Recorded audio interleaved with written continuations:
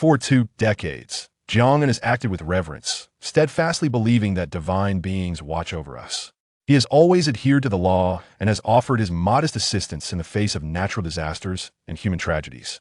Regrettably, after stepping into society and enduring years of hardships, he found himself at a crossroads. Following a blood donation, in a moment of dizziness, he inadvertently opened the door to wealth. To his astonishment, on the very first day of receiving his system reward, he was summoned for questioning by the police. Chapter 1. System Binding. Drink some glucose water and milk. A female doctor clad in a white coat and mask instructed Jiang In as she withdrew a large needle. Jiang In lifted the cup and gulped down the sweetened water before descending from the blood donation vehicle, clutching a carton of milk and a few trinkets. Upon exiting, he felt a bit unsteady, as if his head were filled with lead. He exhaled deeply, glancing at the needle mark on his right hand and securing the Band-Aid. He retrieved his phone from his pocket, opened his unread WeChat messages, and heard a familiar voice.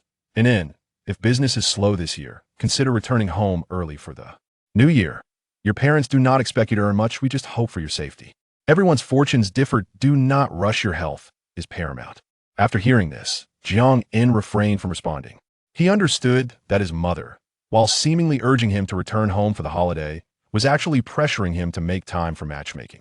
The relentless pressure over the past 2 years had nearly driven him to madness, and he had begun to suspect he might be suffering from depression. The matchmaking discussions had led to numerous quarrels with his mother, instilling in him a reluctance to return home for the new year. Faced with dissatisfaction at work and unresolved personal issues, the mounting pressure left him feeling troubled. After walking a few steps, Jiang In realized he was somewhat unsteady, his body feeling heavy and his head light, as if filled with lead. He murmured to himself, I shouldn't feel this weak, I only donated 400 cubic centimeters. I've never felt this way before. Struggling with his weighty body, he approached his car, tossed the assorted gifts into the back seat, and then reclined in the driver's seat. His old second-hand Buick LaCrosse, once the king among class cars, now showed signs of age, yet its interior still hinted at its former elegance, albeit with a slight odor. After 4 to 5 years of work, Jiang In, a university graduate, found himself with little more than this second-hand vehicle, credit card debt, and bills from his former employer. Reflecting on this, he sighed, Oh heavens! For 20 years, I have worked diligently, grounded in reality, and followed the law, assisting others in times of calamity. Why have I faced such relentless misfortune? As Jiang In approached the threshold of 30, he had earned some money through his business endeavors. However, a partnership with friends on a project last year resulted in complete financial loss, leaving him back at square one. His entrepreneurial aspirations collapsed midway, and for the past 6 months, he struggled to find his footing at work. Just as he gathered the resolve to refocus on his career, he encountered the disruption of his company's financial chain. A series of blows had left his mental state frayed. Reclining in the driver's seat, Jiang In's face bore a frown as he unwittingly drifted into a deep slumber. Beep. Host's moral compass assessment in progress. If one day you acquire immense wealth, would you be willing to uphold your current moral principles and boundaries? As Jiang In slipped further into slumber, the mechanical prompt echoed in his mind. He nodded dreamily, responding affirmatively. Beep. Host's moral compass is upright. The wealthy system binding is loading. System binding successful. Would you like to check in today? Awakening as if jolted by an electric shock, Jiang In sat upright, his eyes wide with surprise and suspicion. His lips quivered slightly as he muttered in disbelief. Is this divine favor or the culmination of my virtuous deeds? Is it truly a system that has come to me? Why is the no button gray? Jiang In mused, immersed in a system interface that resembled a computer screen. A seasoned bibliophile and former struggling writer, he was well acquainted with system operations. Silently affirming, the system chimed, Congratulations, you have received 10,000 bitcoins and accompanying documentation. A friendly reminder. The physical documents have been placed in the passenger seat. Please prepare for possible scrutiny during cash out. Rest assured, all that the system provides is secure, verifiable, and legally sourced. Bitcoins? Shouldn't the first reward be a luxury car or real estate? Jiang In murmured, picking up the documents from the passenger seat. He swiftly opened his phone to check information about bitcoins, growing increasingly exhilarated as he exclaimed, 12,000 yuan per bitcoin. 10,000 bitcoins is worth 12 billion. I'm rich. Overcome with excitement, Jiang In kissed the documents in his hand, inhaling the faint scent of ink and exclaiming, This is the fragrance of wealth. He drove back to his rented apartment, opened the notebook that had accompanied him for years, and began trading bitcoins online. Just as he completed a transaction for 300 bitcoins, there was a knock at the door. Anticipating visitors, he closed his laptop and called out, "Hold on, I'm coming." Upon opening the door, he was greeted by 3 uniformed police officers who inquired, "Are you Jiang In?" Jiang In nodded, and the officers explained, "A large sum of money has appeared in your personal China bank account. We are here from the Public Security Bureau to request your assistance in the investigation. Are we talking about a stay for questioning or summons?" Jiang In seemed to have anticipated this, donning his attire while holding the documents provided by the system. "Just a stay for questioning. Please cooperate and come with us," the leading officer, a striking figure, replied. Jiang In nodded and accompanied the officers in their vehicle to the Economic Investigation Department of the police station.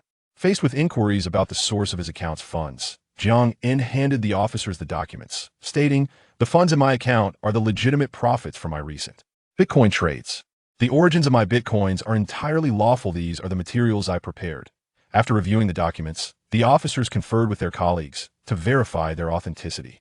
An hour later, they returned the documents to Jiang In, apologizing, "We appreciate your cooperation, Mr. Jiang, that we were merely following routine procedures to ensure you were not implicated in money laundering. No need for thanks. Cooperating with law enforcement is every citizen's duty. By the way, I would like to ask if I need to pay taxes on the profits from my Bitcoin transactions?" Jiang In inquired with a smile. The officer pondered for a moment before responding, "Currently, the trend of Bitcoin has not yet spread to our country, and we do not have a comprehensive tax system for Bitcoin transactions, so no taxes are required." Upon hearing this, Jiang In felt compelled to express his gratitude.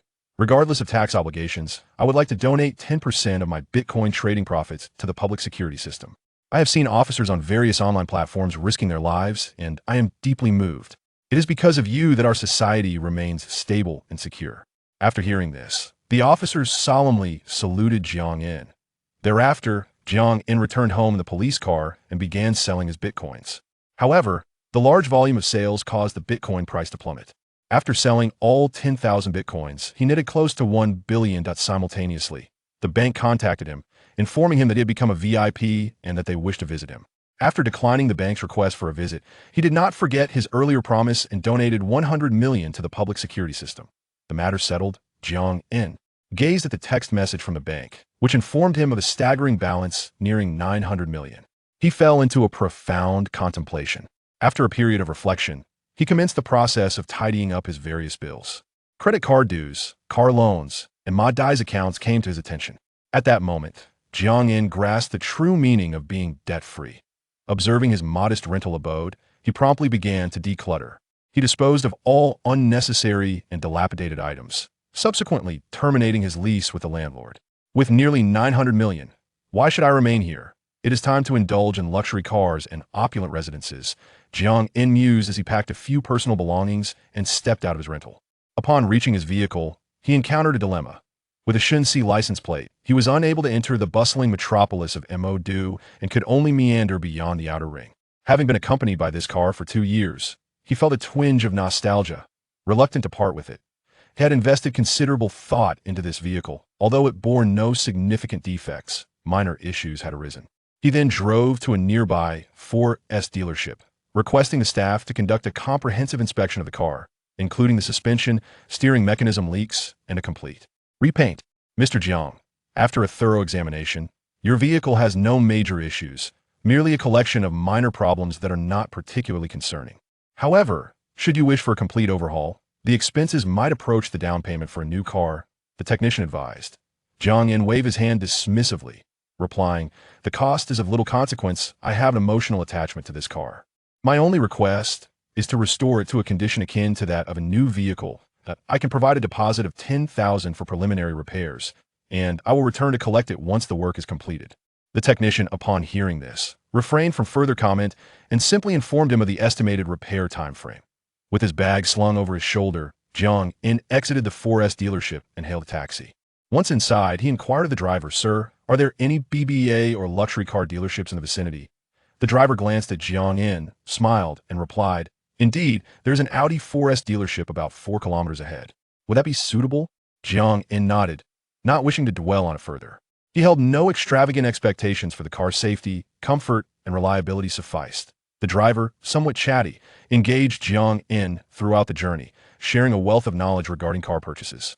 Upon arrival, he did not forget to advise Jiang In to be cautious, as earning money is no easy feat, and to avoid being swindled by sales personnel.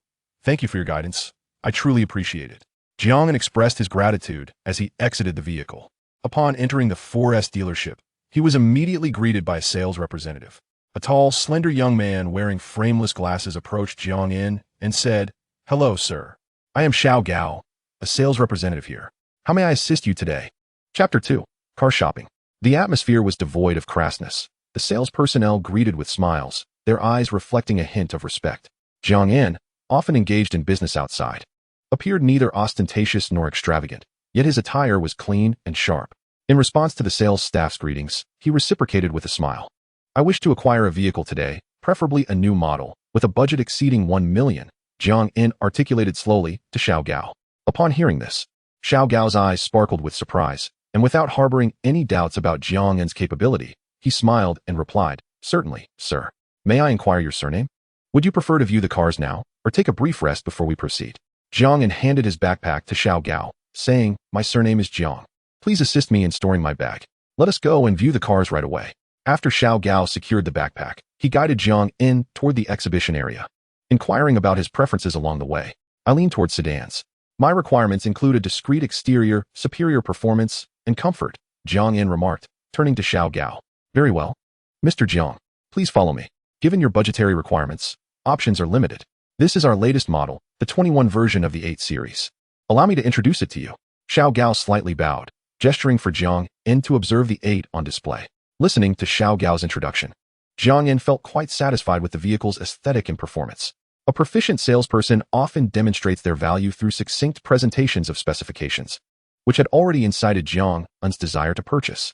After completing the test drive, Jiang In couldn't help but reflect. The price of luxury vehicles is justified. The space, interior, and performance starkly contrasted with his aging Junhua, representing a chasm of difference. "What is the price for the top configuration of this vehicle?" Jiang In inquired. "This model's top configuration is approximately 1.2 million, and we have it in stock," Xiao Gao replied, barely concealing his excitement. Jiang In nodded and declared, "I will take this vehicle. I wish to take it home today, in full payment." Xiao Gao was taken aback by the smoothness of the entire process. Promptly exiting the vehicle to open the driver's door for Jiang In, while carefully ensuring he stepped out safely. As Jiang In prepared to follow Xiao Gao to the guest area to fill out the order, his gaze was suddenly captivated by another car not far from the 8. "Wait a moment," he exclaimed. This utterance caused Xiao Gao's heart to skip a beat. "What is that vehicle?" Jiang In inquired, pointing to a car that bore a striking resemblance to the 8, yet exuded a sporty aura. Without overthinking, Xiao Gao, relying on his expertise, responded, "That is the latest version of the 8. Apart from the wheels and exhaust, its exterior design is quite similar to the 8.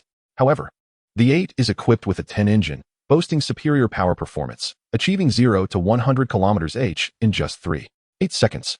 They are akin to twins. The 8 is the sporty variant, youthful and fashionable, with a restrained appearance, balancing both executive performance and comfort.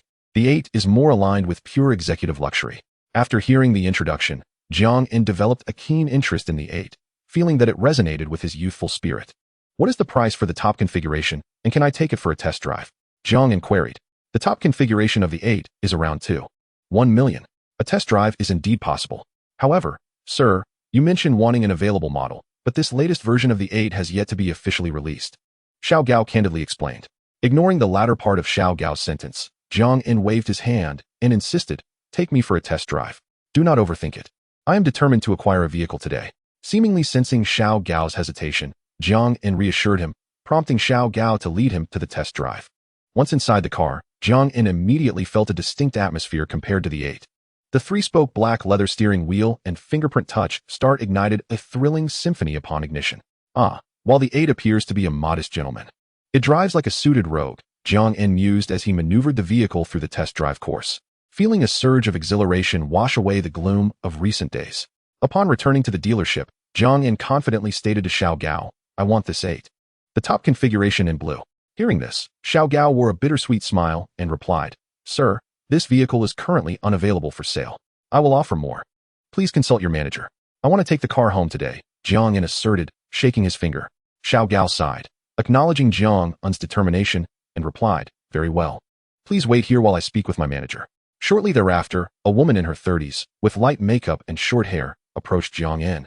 Adorned with a diamond ring on her ring finger and possessing a tall stature, followed closely by Xiao Gao. "Hello, Mr. Jiang. My surname is Yao, and I am the manager of this establishment. May we proceed to the VIP room for a detailed discussion?"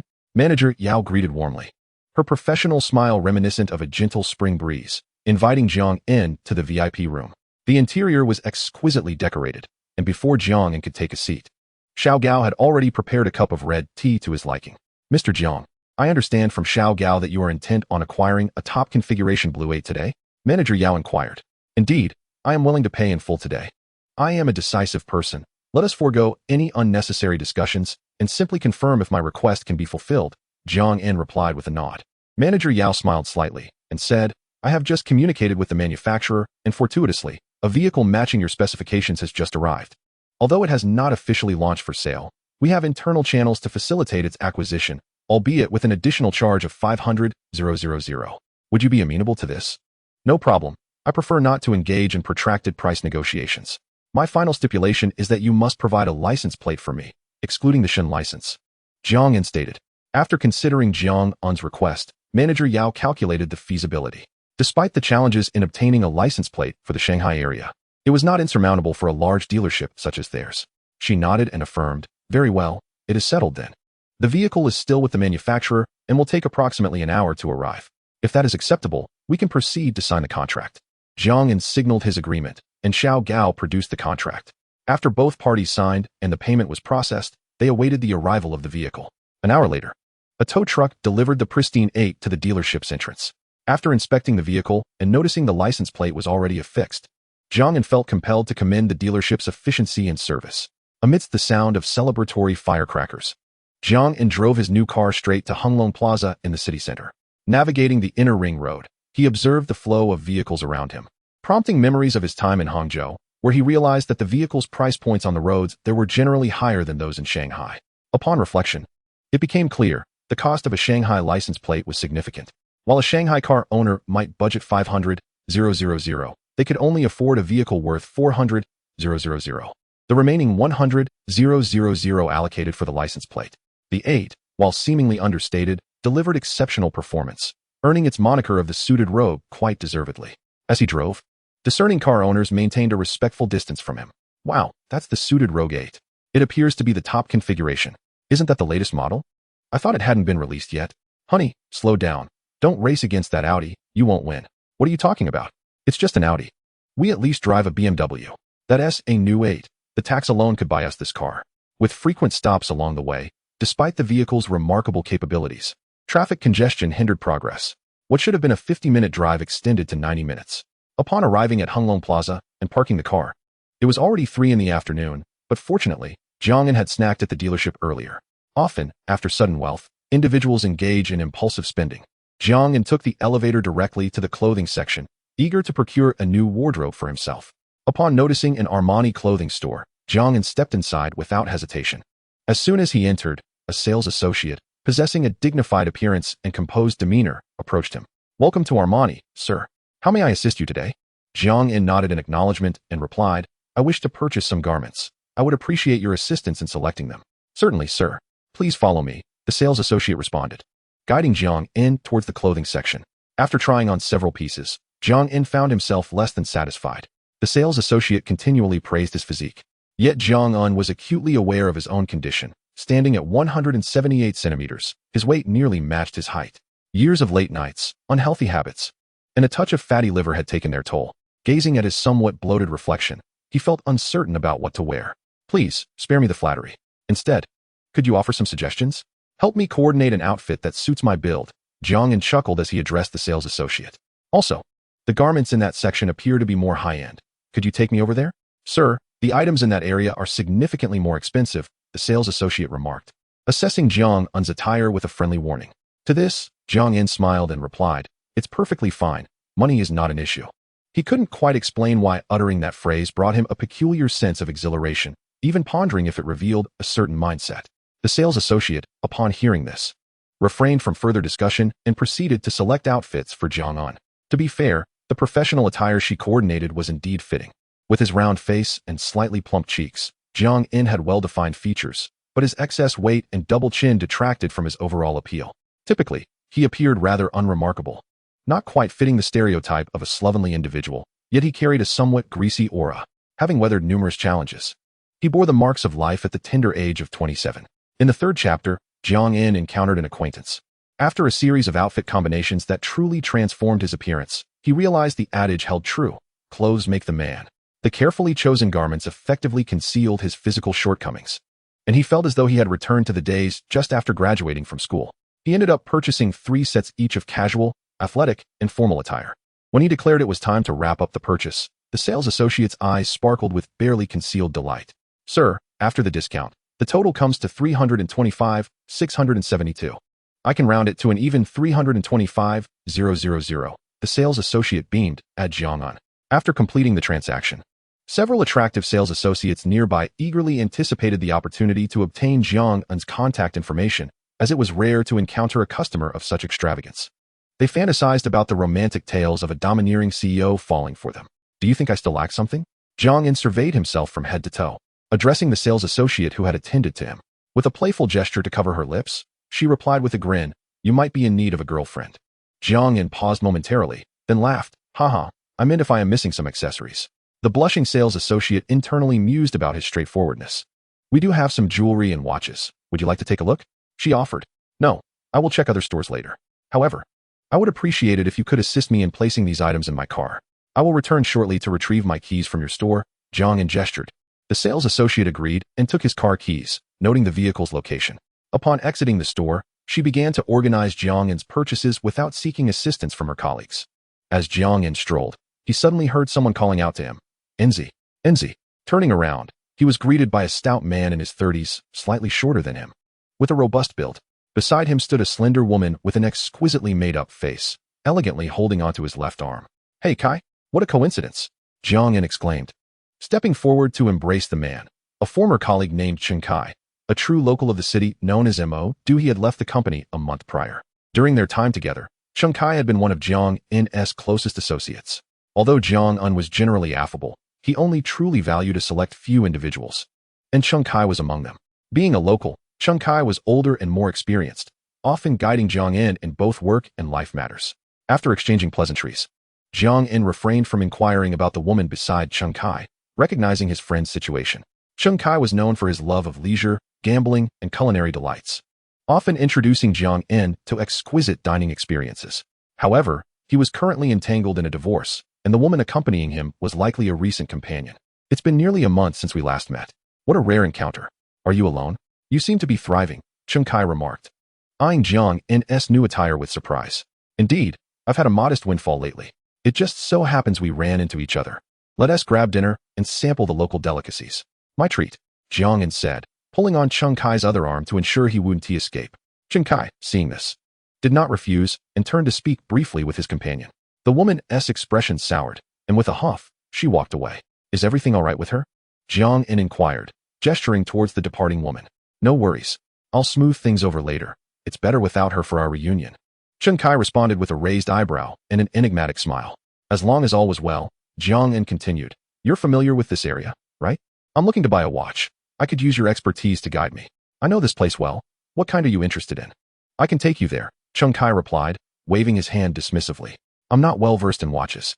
I often hear about brands like Patek Philippe and Vacheron Constantin during business meetings. Could you take me there?" Jiang In suggested. Chen Kai's eyes widened in astonishment. "Are you out of your mind?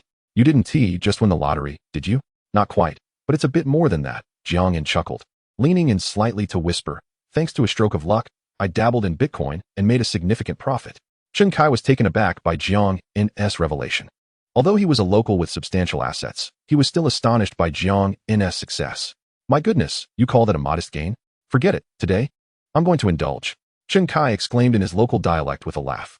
After sharing a few light-hearted exchanges, Chen Kai led Jiang In to the Vacheron Constantin boutique. Upon entering, a dedicated consultant welcomed them. "Welcome to Vacheron Constantin. I wish to purchase a men's wristwatch. Could you please provide us with some recommendations?" Jiang In stated to the sales consultant.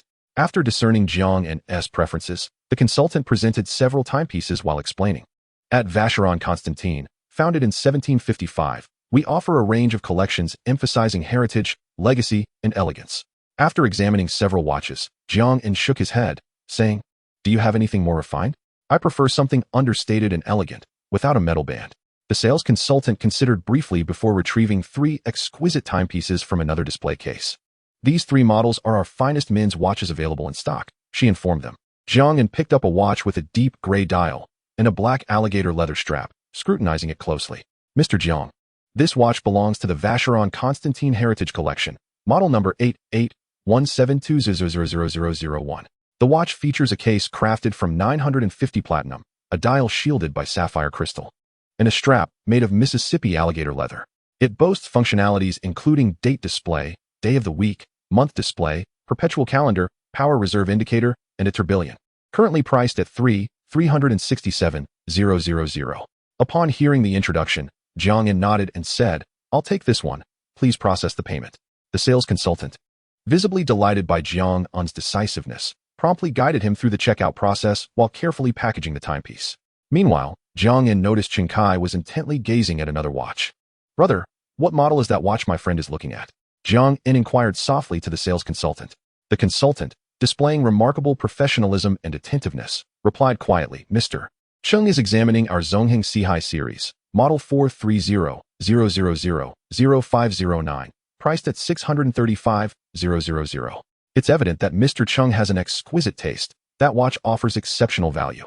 Please wrap that watch for me as well. I will settle the bill for both," Jiang affirmed. After exiting the store, Chen Kai joked, "Wow, you just splurged over 3 million on a Vacheron Constantine. You are indeed quite extravagant now." Jiang responded, "One must treat oneself well when the means allow." Handing over a gift, he said, "Here, Kai, this is for you." As Chen Kai opened the box, his expression shifted in surprise. "I can't accept this. I just saw that this watch costs over 600,000. It's far too extravagant," he protested. Seeing Chen Kai's reluctance, Jiang shook his head and insisted, "Kai, back at the company, among over 100 people, it was just the 2 of us who truly clicked. You've guided me often. To me, this is not a lavish gift. Please accept it." After some back and forth, Chen Kai, unable to resist, accepted the watch, as he genuinely admired it. After a leisurely stroll, Jiang glanced at his phone, noting the time. "Kai, it's nearly 6 o'clock. Let's find somewhere to dine." At the mention of food, Chen Kai's enthusiasm surged. "A couple of months ago, I visited a restaurant with friends that is quite renowned in the city. The cuisine was excellent. I'll send you the location. We can head there directly." Jiang nodded and examined the location Chen Kai sent. The restaurant's name was intriguingly unique, Huang Gongzi, but it had received rave reviews online. It seemed they only accommodated 2 tables each day, and Jiang was curious how Chen Kai had managed to secure a reservation. During the peak rush hour, the short 5-kilometer journey took nearly half an hour. The restaurant was nestled in a serene part of the city center, hidden within a charming 2-story old villa, transformed over time into a dining establishment. Upon entering, Chen Kai began to enthusiastically share details. Despite the name Huang Gongzi, it refers to a legendary beauty. "This place is touted as one of the most expensive restaurants in the city. I've dined here a few times before, and the flavors are truly delightful. Especially the drunken crab," he reminisced, smacking his lips in appreciation. The restaurant, modest in size with only 2 floors, featured a table on each level, adorned with vintage European chandeliers, age-old ceramic vases, Renaissance-style tableware, and intricately designed crystal glasses, all reflecting the owner's exquisite taste and meticulous attention to detail. They ascended to a private room on the 2nd floor, where the spacious table felt somewhat empty for just the 2 of them. "The menu is predetermined," Chen Kai explained. "The owner is a stunning lady. My friend knows the manager here, and tonight, a client canceled their reservation. Otherwise, we would have had to wait until 3 months later." The dishes arrived swiftly, commencing with appetizers, followed by salads, soups, main courses, staples, and desserts, all presented in impeccable succession. The first appetizer comprised crispy shrimp chips paired with a light beef puree, a delightful prelude to the meal. The portion was small yet exquisitely crafted, tantalizing the palate. The onsen egg accompanied by truffle sauce exuded an alluring aroma, perfectly complementing the silky texture of the egg, with the flavors intertwining sensually. However, Jiang, being from Jiangxi province, was less accustomed to seafood and preferred spicy dishes. When the drunken crab was served, Chen Kai eagerly urged, "Enzi, this drunken crab is a must-try. I know you're not fond of seafood, but you simply must taste this."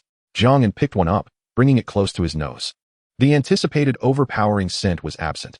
Instead, It was infused with the rich aroma of aged Huadiao wine mingled with the fragrance of crab.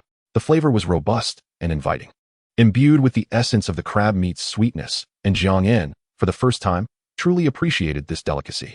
I've never had this before. I used to be somewhat averse, but today, I have genuinely savored its true essence. Jiang En marveled, indulging in 2 crabs, but refraining from too much. Mindful of the drive ahead. Try this black truffle abalone braised pork. I know you adore braised meat. Savor it well, Chun Kai said, relishing the drunken crab. The abalone was tender and succulent, while the pork belly was perfectly cooked, its rich flavor filling the mouth with satisfaction, complemented by the aromatic truffle. Setting down his chopsticks, Jiang En felt a twinge of concern for his health. After a few more bites, he switched to sipping soup. Influenced by the culinary traditions of Guangdong province, he, too, had a fondness for soup. The rich broth of golden shark fin was naturally flavorful, slightly sticky, while the dendrobium and pigeon soup was clear and robust, offering a refreshing taste devoid of any artificiality. Finally, they enjoyed a bowl of golden sea cucumber and millet porridge. Both were connoisseurs of fine dining, committed to relishing every bite without waste. Having indulged thoroughly, Jiang En felt quite full and resolved to eat less in the future for the sake of his health. They ordered a pot of tea, sipping it to ease their fullness while engaging in conversation. Enzi, do you have any plans for the second half of the evening? Chun Kai asked with a mischievous grin. Isn't it still early? Bars and nightclubs aren't even open yet. Jiang En replied with a chuckle. Then let me take you for a foot massage, Chun Kai suggested. Jiang En rolled his eyes. Right after a full meal, you want to go for a massage? One tea that caused stomach cramps? Oh, it's fine. We'll be idle otherwise. It's on me. Come on. It's nearby, just a short walk. No need to drive, Chun Kai insisted, pulling Jiang En's arm as they headed out. Reluctantly, Jiang En complied, and after settling the bill, they had spent a little over 10,000. Within 15 minutes, they arrived at an opulently decorated wellness center. After an hour and a half of massage, they nearly felt as if they had digested their meal. In the wellness center, they lay back, half awake, engaging in light conversation, eventually drifting off. When they awoke, it was nearly 11:30. After settling the bill, they felt surprisingly invigorated. Let us go experience the vibrant nightlife of the city. With you here as a wealthy friend. We must visit a bar tonight. I heard international superstar Xie Tingfeng is a shareholder there, Chun Kai said, despite being in his 30s. He still relished the excitement of nightlife. Chun Kai drove his BMW 5 Series, leading the way. The streets were relatively clear at this hour, and after 20 minutes, they arrived at the bar. The entrance was bustling with luxury cars, and glamorous ladies and stylish gentlemen filled the area, creating a lively atmosphere. In comparison, Jiang En and Chun Kai's vehicles were rather unremarkable, their appearance merely passable. Upon entering, they reserved a private booth. Although Jiang En frequently engaged in socializing, his tolerance for alcohol was not commendable, nor did he particularly enjoy drinking. Bars and nightclubs were seldom his haunts, reserved primarily for obligatory social events. Yet, as he stepped inside, he couldn't help but be swept away by the pulsating music that filled the air. Kai go, shall we just drink on our own? Jiang En leaned closer to Chun Kai's ear and inquired. Chun Kai chuckled and replied, don't be anxious. Soon enough, others will join us. If necessary, we can invite a couple of ladies later. Jiang En understood the implication and gazed at the array of unfamiliar drinks on the table, sipping intermittently. Before long, a group of young women approached, their exquisite makeup and alluring figures making them seem instantly familiar as they struck up a conversation with the two men. Among these young ladies, a few were likely to be paid companions, so be wary not to be ensnared by their charms. Money does not come easily. Exercise caution when ordering drinks, Chun Kai whispered to Jiang En. With that, the group began to engage in games, reveling in the bar's lively atmosphere. Chun Kai, clearly an experienced hand, took advantage of the alcohol and ambience to flirt with the nearby beauties, laughing and touching as he enjoyed the moment. Jiang En, less accustomed to such settings, felt somewhat restrained. However, when Chun Kai proclaimed him to be a wealthy patron, all the young women began to flirt with him incessantly. Fortunately, Jiang En was sipping on champagne and herbal liqueur, and aside from a few trips to the restroom, he did not feel intoxicated. Chun Kai noticed Jiang En's hesitance and continuously signaled to the ladies to encourage him to loosen up. Surrounded by a throng of beautiful women, Jiang En, emboldened by the alcohol, began to engage more freely, discussing thrilling topics while his hands busied themselves. He swayed to the rhythm of the music, the dazzling lights illuminating the euphoric scene. After a night of revelry, the clock struck 2 or 3 in the morning. Jiang En felt somewhat dazed, yet his mind remained clear. After settling the bill, he booked a luxurious Bulgari presidential suite, arranging for the hotel to send someone to escort him. Meanwhile, Chun Kai appeared somewhat disoriented, embracing a statuesque beauty, but he winked at Jiang En as they parted ways. Arriving at the hotel in a bit of a haze, Jiang En was assisted by a beautiful concierge who tidied up before he collapsed onto the bed, sleeping soundly until 11 the next morning. Upon waking, a mechanical voice echoed in his mind. Automatic check-in successful. Reward: a residential unit at Tangchini Pin. Would you like to retrieve the property certificate? Startled, Jiang En shuddered. As a real estate developer, he had some knowledge of renowned residential complexes. The Tangchini Pin block was the most prestigious building in the neighborhood. A mere 50 meters from the riverbank, truly a stone's throw away. The top 4 units were duplex luxury apartments, totaling 48 units, with an average price of 270,000 per square meter, and the duplex is priced at 300,000 per square meter. The entire building was worth nearly 10 billion. After retrieving the 48 property certificates, Jiang En gazed at the bright red documents, momentarily stunned. He couldn't help but exclaim, "I was just fretting over the social security restrictions on purchases. This system truly understands me, delivering a solution in one fell swoop." Once he regained his composure, Jiang En picked up his phone and opened an unread message from Chung Kai. "Bro, you need to loosen up. You're wasting a stay in such a fine hotel all by yourself." A voice message from Chung Kai echoed in his ears, accompanied by a photo of a stunning beauty sprawled across the bed. Seeing this, Jiang En instinctively raised his right hand and muttered, "It's time to let you go." Rising from the luxurious bed, Jiang En surveyed the expansive 600 square meter presidential suite, adorned with all-imported Italian furnishings. The vast space was divided into various sections, momentarily leaving Jiang En disoriented. He called for the concierge. A striking young woman dressed in a uniform entered, and Jiang En requested her assistance in preparing water and toiletries. Clad in his pajamas, Jiang En stood by the enormous transparent wall, gazing solemnly at the 3 incense sticks across the river, feeling a sense of tranquility wash over him. At a 90-degree angle, he looked down upon the Huangpu River, where the waves rolled and the sound of water was soothing. Ferries sounded their horns, and traffic flowed like a dragon. After indulging in a relaxing bath and spa treatment to alleviate the fatigue of the previous night, he dressed elegantly and drove to his new residence at Tangchini Pin. "Good day, sir. This is a private residential area, and entry requires identification verification," a tall security guard stated as he halted Jiang En's vehicle. Prepared, Jiang En retrieved the property certificate from the passenger seat and handed it to the guard, stating, "I am the owner. Here is my certificate. Please inform the property management that I am waiting in the lobby for them to assist me with the access card and other documentation." The guard skillfully verified the certificate information and then saluted. Noticing the multiple certificates in the passenger seat, he surmised Jiang En's status and said earnestly, "Welcome home, esteemed owner. I appreciate your understanding. I will notify the property management right away. Wishing you a pleasant day."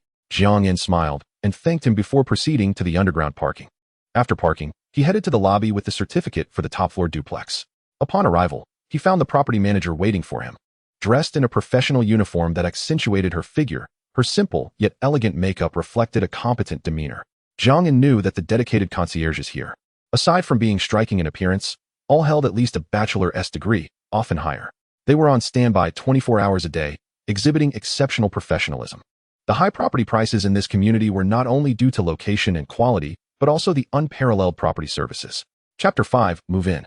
"May I ask if you are Mr. Jiang?" The beautiful concierge approached, slightly bowing and speaking in impeccable Mandarin. Jiang En nodded and smiled. "Hello. I will need your assistance with some procedures shortly. No need for formality, Mr. Jiang. My name is Lu Meng, your dedicated personal concierge. Feel free to contact me anytime for assistance." "Allow me to escort you upstairs," she replied. With that, the concierge adeptly took the box containing Jiang En's property certificates, her eyes sparkling as she caught sight of the numerous documents inside. They ascended the elevator directly to the top floor. The entrance to the duplex was adorned with intricately crafted German bronze doors, exuding elegance and weight. After recording Jiang En's fingerprint and iris, they stepped inside to find Baroque-styled furnishings made of teak and oak, their patterns simple yet pleasing to the eye. The entire residence spanned nearly 1,000 square meters. Upon entering, Jiang En felt a profound sense of stability. After years of uncertainty, he finally owned his own home. A sense of security enveloped him, one that no lavish hotel could replicate. The furnishings were tastefully selected, with the decor both grand and meticulous. Every detail exuded an artistic essence. The concierge guided Jiang En through the space, and upon reaching the panoramic view, he beheld the Huangpu River stretching beneath him. "Mr. Jiang, in the evenings, the lights across the river illuminate, the ferries glide by, and the traffic flows like a dragon. The scenery is utterly unforgettable." After exploring the premises, completing all necessary procedures, Jiang In added the concierge on WeChat, knowing he would require her assistance for various matters in the future. Once everything was settled, as the concierge prepared to take her leave, Jiang In hastily produced additional property certificates. There are still 47 houses here. I will retain one on the ground floor, and the rest I would appreciate your assistance in renting out. You may collect the agency fee as you see fit. I will provide you with my account number later, and you can transfer the rent to me. Jiang In took out a property deed and handed over the remaining documents. Although the beautiful housekeeper had already formed a rough idea in her mind, receiving the official confirmation from the principal inevitably stirred a tempest within her heart. Upon receiving the box, she felt its weight, a tangible representation of the immense wealth amounting to billions. The vast house soon left Jiang In alone. After calming his thoughts, he felt a sense of emptiness and solitude. Just as he was contemplating his future days, his phone rang. Upon checking, he saw it was Chun Bo, the marketing director of their company, calling. At that moment, Jiang In suddenly recalled that he still had work obligations and had not officially resigned. Jiang In, why haven't I seen you at work today? There has been no attendance or clock-in record. Is something the matter? Chun Bo, being a good-natured person of average capability, excelled primarily at smoothing over situations. His tone was not overly urgent regarding Jiang In's absence. Brother Chun, I have had urgent matters these past 2 days and forgot. My apologies. Additionally, I intend to formally resign today. Jiang In replied with a calm voice, tinged with a hint of regret. Chun Bo pondered for a moment and asked, is it due to the company's financial issues? There are many within the company who share your sentiments, but with the year-end approaching, changing jobs at this time may not be wise. Please reconsider. Brother Chun, I have thought it over thoroughly and am preparing to process my resignation online. Jiang In responded. How about this? Are you busy now? Come by the office for a chat. Even if your mind is made up, as a supervisor, you should bid farewell to everyone, especially since you have 7 or 8 salespeople under you. Chun Bo, recognizing Jiang In's abilities and aware of the difficulty in recruiting new talent, hoped to persuade him to reconsider in person. Jiang In reflected for a moment and felt it necessary to say goodbye to the 8 salespeople he had worked with for so long. One must have a proper beginning and end in both life and work. All right, I will arrive at the office in about an hour. After exchanging farewells, they hung up. Jiang In drove to the office. Upon entering, Chun Bo ushered Jiang In into the conference room. Offering him a cigarette, they both lit up. And Chun Bo employed all his persuasive skills to convince Jiang In to stay and not act impulsively. Jiang In felt somewhat embarrassed by such earnest entreaties, but maintained his resolve and offered an excuse about starting a business to extricate himself from the situation. After completing the work handover and resignation procedures, Jiang In went to his team's office. Noticing everyone was present, he shared the news of his departure. The salespeople eagerly inquired about the reasons, prompting Jiang In to reiterate his justification. Throughout his time at work, Jiang In had cultivated excellent relationships, balancing authority and kindness. He even regularly treated his team to meals at a small restaurant out of his own pocket, as their successes contributed to his earnings. A few expressed their desire to join him in his entrepreneurial venture. With the year-end approaching, it would be best for everyone to focus on their work here for now. Should anything arise, feel free to call me. Jiang In refrained from saying much more. Subsequently, he sent a generous red envelope in their team group chat as a farewell gesture. As he prepared to leave, he felt a sense of emptiness. Despite the company's troubles, departing from a place he had called work for over a year stirred emotions within him. Upon returning to his residence, Jiang In called his mother. Mom, I will transfer some money to your account shortly. Don't be frugal. Take care of your health. Additionally, please stop pressuring me about blind dates. I have my own plans. Oh, we have enough money at home. It's not easy for you in the city, so keep it for yourself. Don't always eat fast food. Buy some decent clothes, and remember to have breakfast regularly, or your stomach will suffer. Even though Jiang In's mother had often quarreled with him over the issue of matchmaking, maternal love knows no overnight grudges. Listening to his mother's concerned ramblings through the speakerphone, Jiang In responded affirmatively while transferring 1 million to her account via his phone app. As a bank client, the transfer was instantaneous. On the other end, his mother was momentarily stunned by the sudden bank notification. After a few seconds of silence, her voice rose in urgency. In, what are you doing out there? Please don't stray onto the wrong path. Our family has been upright for 3 generations, and you. Jiang In quickly interjected amidst her frantic words, smiling. Mom, you know my character. I recently partnered with friends on a significant project and earned this. You can use it with peace of mind. Listening to his explanations, his mother's tone gradually softened. If you've made money, save it well. Spend what you need. But hold on to the rest. Yes, I understand. I bought a house in the city. When you and Dad have time, come stay in Shanghai for a while. We can all return home together for the new year. And please stop arranging blind dates for me. I want to find someone suitable on my own at my own pace. Ignoring his earlier statement, His mother's tone turned serious. What do you mean not in a hurry? How old are you now? You should be concerned. Look at others. Hearing this, Jiang En felt a wave of frustration wash over him, forcing a wry smile as he resignedly listened to her admonitions. He regretted making the call and thought it would have been better to simply transfer the funds and send a message. After some more small talk, they ended the call. Jiang En then transferred another $1 million to his father and called him. Dad, I've sent some money to your account. Don't worry about spending it. Use it freely. Jiang En spoke earnestly, feeling a sense of reverence for his father, having faced his discipline throughout childhood. Why are you sending me money? I have enough here. You should keep it for yourself. His father's tone was stern, but mid-sentence, it shifted. Where did you get so much money? What have you been up to? Jiang En quickly recounted the same explanation he gave his mother. After sensing his father's tone lightening, Jiang En exhaled deeply as if he had overcome a significant obstacle. Hearing the sounds of various vehicles in the background, he brought up the idea of his parents visiting the city. I need to handle some project inspections for a while. We can discuss your visit later. Take care of yourself out there. Avoid getting into trouble with others. Exercise restraint, but don't let yourself be taken advantage of. His father's seemingly casual words were imbued with deep concern. Yes, please take care of your health. I transferred money to Mom as well. You both should not be frugal. Drink less alcohol. It doesn't do your liver any good. Jiang En admonished. All right, take care of yourself out there. I'm busy now, so I'll hang up. The conversation between father and son was brief. Genuine feelings were hard to express fully, as though separated by a transparent barrier, visible yet difficult to touch. Nevertheless, they both understood each other's sentiments to some extent. Just as Jiang En was about to dial another number, he noticed a message from his father. Now that you've bought such a large house, remember to bring Jiang Shu to live with you. She's in her 3rd year now, and her classes are light. She will soon be interning. I worry she might be led astray out there. As her brother, you should pay more attention to your sister. Reading the message, Jiang En couldn't help but smile wryly. Indeed, daughters are often considered their father's little treasures. After replying, he dialed Jiang Shu's number. As the phone rang, sounds of laughter and chatter emerged from the other end, reminiscent of a chorus of birds in an ancient forest. The joyous melodies were lively, yet not overwhelming. Hello, Shu, can you hear me? I can hear you. I can hear you. Brother, what is up? Is Mom pressuring you about blind dates again? Jiang Shu's melodious voice rang out. Oh, don't disturb me. I'm on the phone with my brother. Chapter 6. The Winds of the Canyon. After inquiring about Jiang Shu's recent circumstances, Jiang En relayed their father's instructions. Brother, have you found yourself a wealthy woman?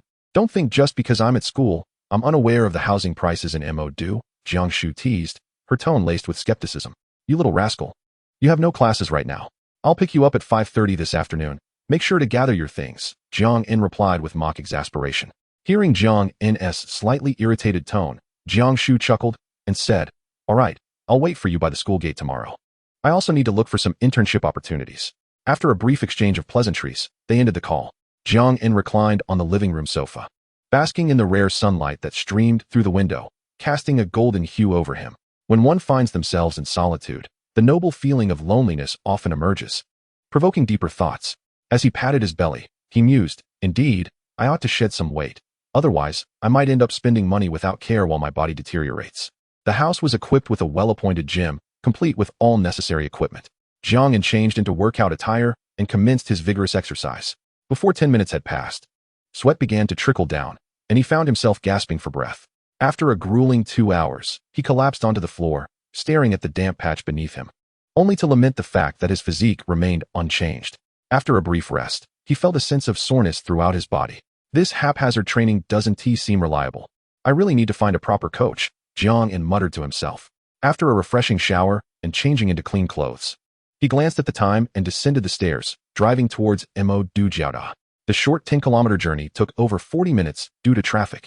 Upon arriving at the entrance of the School of Economics and Finance, Jiang En spotted a tall girl clad in a white down jacket, accompanied by a stylish young man. The latter was talking incessantly, eliciting an expression of disdain from the girl. Seeing this, Jiang En parked by the roadside and approached briskly. He confronted the young man, grasping his shoulder and pulling him back. Who do you think you are? What are you trying to do with my Shu? Jiang En said with a frosty glare. Though slightly plump and wearing a long coat, he appeared somewhat imposing. Having practiced martial arts in his youth, he was no stranger to physical confrontations. The young man struggled but could not free himself. Who are you? I'm Shu's classmate. Let go of me, or I want to be polite, he retorted, his bravado faltering in the face of Jiang En's demeanor. Jiang En scoffed, about to retort when Jiang Shu hurried over and interjected, Brother, he really is my classmate. Please don't act impulsively. Listening to her, Jiang In released his grip but shot a fierce glare at the young man, who adjusted his rumpled clothing and glanced between Jiang In's round face and Jiang Shu's delicate features, muttering, "This doesn't seem right. Are they really siblings? What are you babbling about? I warn you, stay away from my sister in the future, or next time it won't be so easy," Jiang In warned sternly. Understanding her brother's temperament, Jiang Shu, who usually smiled, knew that once he was truly angry, it was hard to restrain him. She quickly pulled Jiang In away. Jiang In surmised that the young man was likely a suitor of his sister, and judging by his demeanor, he had been pursuing her for quite some time. As they walked away, he cast a menacing glance back at him. "If he dares to bother you again, just give him a taste of our family's skills," Jiang In advised as he grabbed the suitcase. "He my classmate. We see each other often, and I don't want to make things too awkward. If he persists, I'll follow your lead and give him a shoulder throw," Jiang Shu replied, linking her arm with Jiang In's, her expression gleeful. Once inside the car, Jiang Shu marveled at the luxurious interior. "Brother, your new car looks so extravagant. How much did it cost?" "Not much, just over 2 million," Jiang In said nonchalantly as he started the engine. "So expensive? What about your old car?" Jiang Shu inquired with surprise. "It's at the dealership. It had a few minor issues, so I sent it for a full inspection. You can drive that one. It's sturdy and suitable for a novice like you." Jiang In rolled his eyes at her. "It wouldn't be right for a girl to drive that car. I'll buy you a new one of your choosing later." "Never mind. I'd be too heartbroken if the new car gets scratched. I prefer that one." After a moment of contemplation, Jiang In conceded, "All right, but it will take some time. The car is still being serviced. Let's grab a bite first before heading home." They found a pleasant Chinese restaurant, had a meal, and then returned to Tangchun. From the moment they entered the community, Jiang Shu was like a curious child, glancing around in awe. Upon entering their residence, she exclaimed, "Wow, brother, I just checked, and your apartment is worth nearly 300 million. You haven't really hooked up with a wealthy woman, have you?" Jiang In playfully flicked her forehead. "Could a rich woman really afford to support me with 300 million? This is all earned through my brother's good deeds." "Well, that makes sense. With your looks, no wealthy woman would be interested in you." Jiang In raised his hand as if to strike. "You'll be living upstairs, and I'll be downstairs. If you need anything, just let me know. I'll send you the property manager's business card so you can get a key card." Jiang In added, "Also, I'll transfer some money to you. Don't hesitate to spend it as you need." "No need. I have enough money on me." Jiang Shu quickly interrupted. "What money could you possibly have? Even if you tutor part-time, it won't be much. Besides, girls like to dress up. Clothes, cosmetics, jewelry. And bags can be quite pricey," Jiang In remarked as he fiddled with his phone. "Really, I still have over 100,000 in my account." Jiang In paused, turning to Jiang Shu and asking, "Where did you get so much money?" "I earn a little from making videos and live streaming on Douyin," Jiang Shu replied. Her tone slightly diminished as she shrank back. "Is that true? Show me, I want to see." Jiang In opened Douyin and browsed through Jiang Shu's videos, realizing most were humorous skits with her roommates, and she had over 1 million followers. "I'll transfer some money now. You'll soon be looking for an internship, so keep an eye out for suitable companies during your time at home." After transferring the money, Jiang In retreated to his study, feeling bored, and opened his computer. As a seasoned gamer with 7 years of experience in League of Legends, he held a profound affection for the game. With the peak of Season 8, the rebirth of Season 9, and the downfall in Season 10, he had experienced both glory and despair.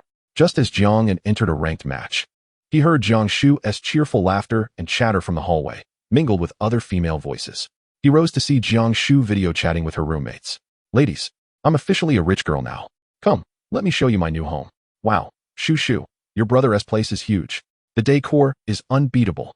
Look at the Huangpu River outside. The view across the river is breathtaking. Oh my, I can't take it.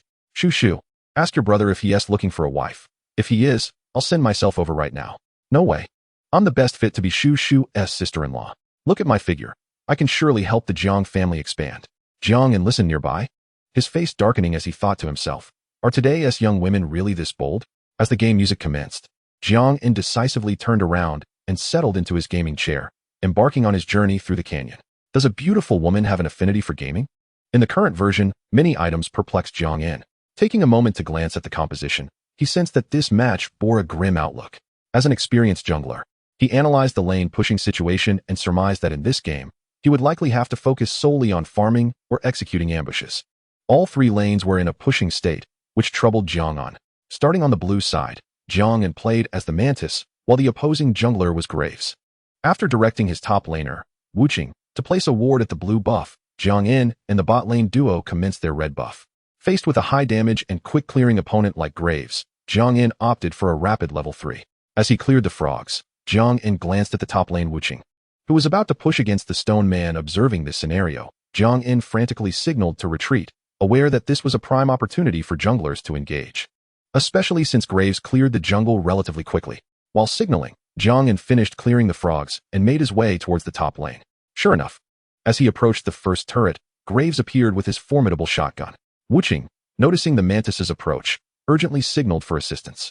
Jiang Yin couldn't help but mutter a curse under his breath, thinking, "Fool, just back off a little as you push the lane."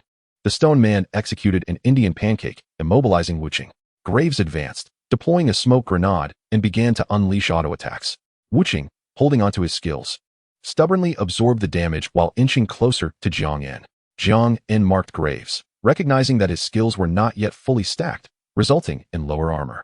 In contrast, the stone man was adept at tanking damage, possessing ample health and passive abilities. As Wuqing retreated, he managed to land a hit on Graves, reducing his health. Jiang Yin hastily closed the distance, unleashing a skill to engage. The four champions clashed, but unfortunately, the mantis's damage paled in comparison to Graves'. Fortunately, Wuqing's skill played a crucial role as he activated his fan, dodging left and right, stunning two opponents. Seizing the opportunity, they unleashed a flurry of attacks. And seeing the peril, Graves used a flash to retreat under the tower, with Wuqing claiming the kill. Jiang Yin inexplicably followed suit with a flash, earning a series of question marks from Wuqing. With skills expended, the stone man, noticing Wuqing's dwindling health, chased fervently. Just as Wuqing seemed on the brink of death, he fortuitously consumed a biscuit, slightly replenishing his health. Observing this, the stone man wisely abandoned the pursuit and dashed towards the tower. After the skirmish, Jiang Yin promptly commended Wuqing, typing, "Brother Wuqing, you truly played it well." Seizing the moment, he farmed the river crab and discreetly snatched a group of birds. Graves' rhythm had been disrupted, forcing him to focus on farming. However, all three lanes were under pressure, and aside from incessantly signaling for support, Jiang Yin fervently questioned Graves' decisions. "You gave away a kill at top lane and didn't return? No flash in mid." Every jungler possesses their own rhythm. Yet Graves seemed disinclined to align with his teammates, leading to rising tensions. At this juncture, the enemy's bottom lane duo, comprised of Titan and Kasha, ambushed their counterparts, resulting in the demise of the crippled and the radiant, with Kasha securing a double kill. Witnessing this, Jiang Yin sighed, realizing that securing the dragon was now out of reach. Indeed, the mournful cry of the dragon signified a significant reduction in Jiang Yin's value in the bottom lane. In the middle, the duel between the male assassin and the orphan unfolded, with both sides exchanging blows. The male assassin pushed and pressured aggressively, while Graves made several visits to mid lane. Due to Yasuo's lack of control, they could only watch as the male assassin escaped over the wall. As time passed, Jiang Yin grew increasingly anxious, recognizing the enemy's defensive play. The mid and top lanes were holding their ground, steadily farming, while Graves remained engrossed in his jungle. The enemy's bottom lane, having gained an advantage, became ruthless. Jiang Yin hesitated to intervene, knowing that a misstep could spell disaster. Once the male assassin acquired his item, his wave-clearing capacity surged, prompting Jiang Yin to type for him to roam alongside him. As they approached the dragon pit, the enemy's bottom lane exhibited heightened vigilance, retreating without granting any opportunity. With the minions positioned beneath their turret, Jiang Yin was left with no choice but to withdraw empty-handed, subsequently farming in the canyon, while Graves, aware that mid and top lacked lane control, hesitated to contest, conceding the area. In such circumstances, the only avenue left was to press the attack on the top lane. Jiang Yin charged forth into the canyon, envisioning a share of the spoils. The enemy's first turret was precariously positioned, but Graves arrived just in time to assist in its defense. Estimating Graves' position, Jiang Yin led the male assassin to the top lane, where the stone man activated his ultimate to flee, conceding the first blood turret. The landing phase was nearing its conclusion, yet team fights remained exceedingly challenging. As time dragged on, they could only rely on Wuqing to split push. Their own bottom turret fell, while the enemy swiftly transitioned to the mid lane turret. The rhythm was entirely in the enemy's hands. Fortunately, the male assassin cleared waves rapidly, with Jiang Yin providing support, barely managing to maintain the mid turret. The crippled and the radiant were likely suffering from a deteriorating mindset, having given away 5 kills while incessantly blaming Jiang Yin for their lack of engagement, relentlessly tilting. With their bottom turret gone, they remained stubbornly pushing against the enemy's bottom lane. A sudden wild charge saw the stone man erupting onto the scene, launching the duo skyward, while Yasuo followed up with his ultimate, resulting in the swift demise of the crippled and the radiant. This was swiftly followed by a barrage of question marks. Where are Stone Man and Yasuo? No warnings were issued. 3 players sat in silence while defending the turret in mid lane, as Wuching was focused on pushing the top lane. Why didn't they come down to help defend? Or swap lanes? Who could they blame for getting caught down there? Fortunately, Wuching seized the opportunity of the bottom lane's demise and promptly returned to the bottom lane. The male assassin moved to the top lane, while the bottom lane defended mid, freeing Jiang In to stabilize the situation. However, the enemy's mid and top lanes had evidently reached their peak, with their bottom lane proving to be formidable. As Jiang In arrived in the jungle to clear the 3 wolves, bad news struck. The Radiant, attempting to secure vision, fell prey to Tycoon's wall and was swiftly eliminated. Left alone in mid lane, the crippled faced a precarious turret. As expected, just as Jiang In prepared to abandon the 3 wolves and return, a signal rang from the bottom lane, indicating that the Stone Man had forsaken the turret. To err on the side of caution, Jiang In commanded the crippled to retreat, letting go of the mid turret, which was soon followed by the loss of the second dragon. As time wore on, the situation became increasingly dire. Vision was non-existent, and the jungle was shrouded in darkness, fraught with peril. The Stone Man, as the top-tier champion of the patch, became nearly indomitable once he built up his defenses, leaving Wuching with few options.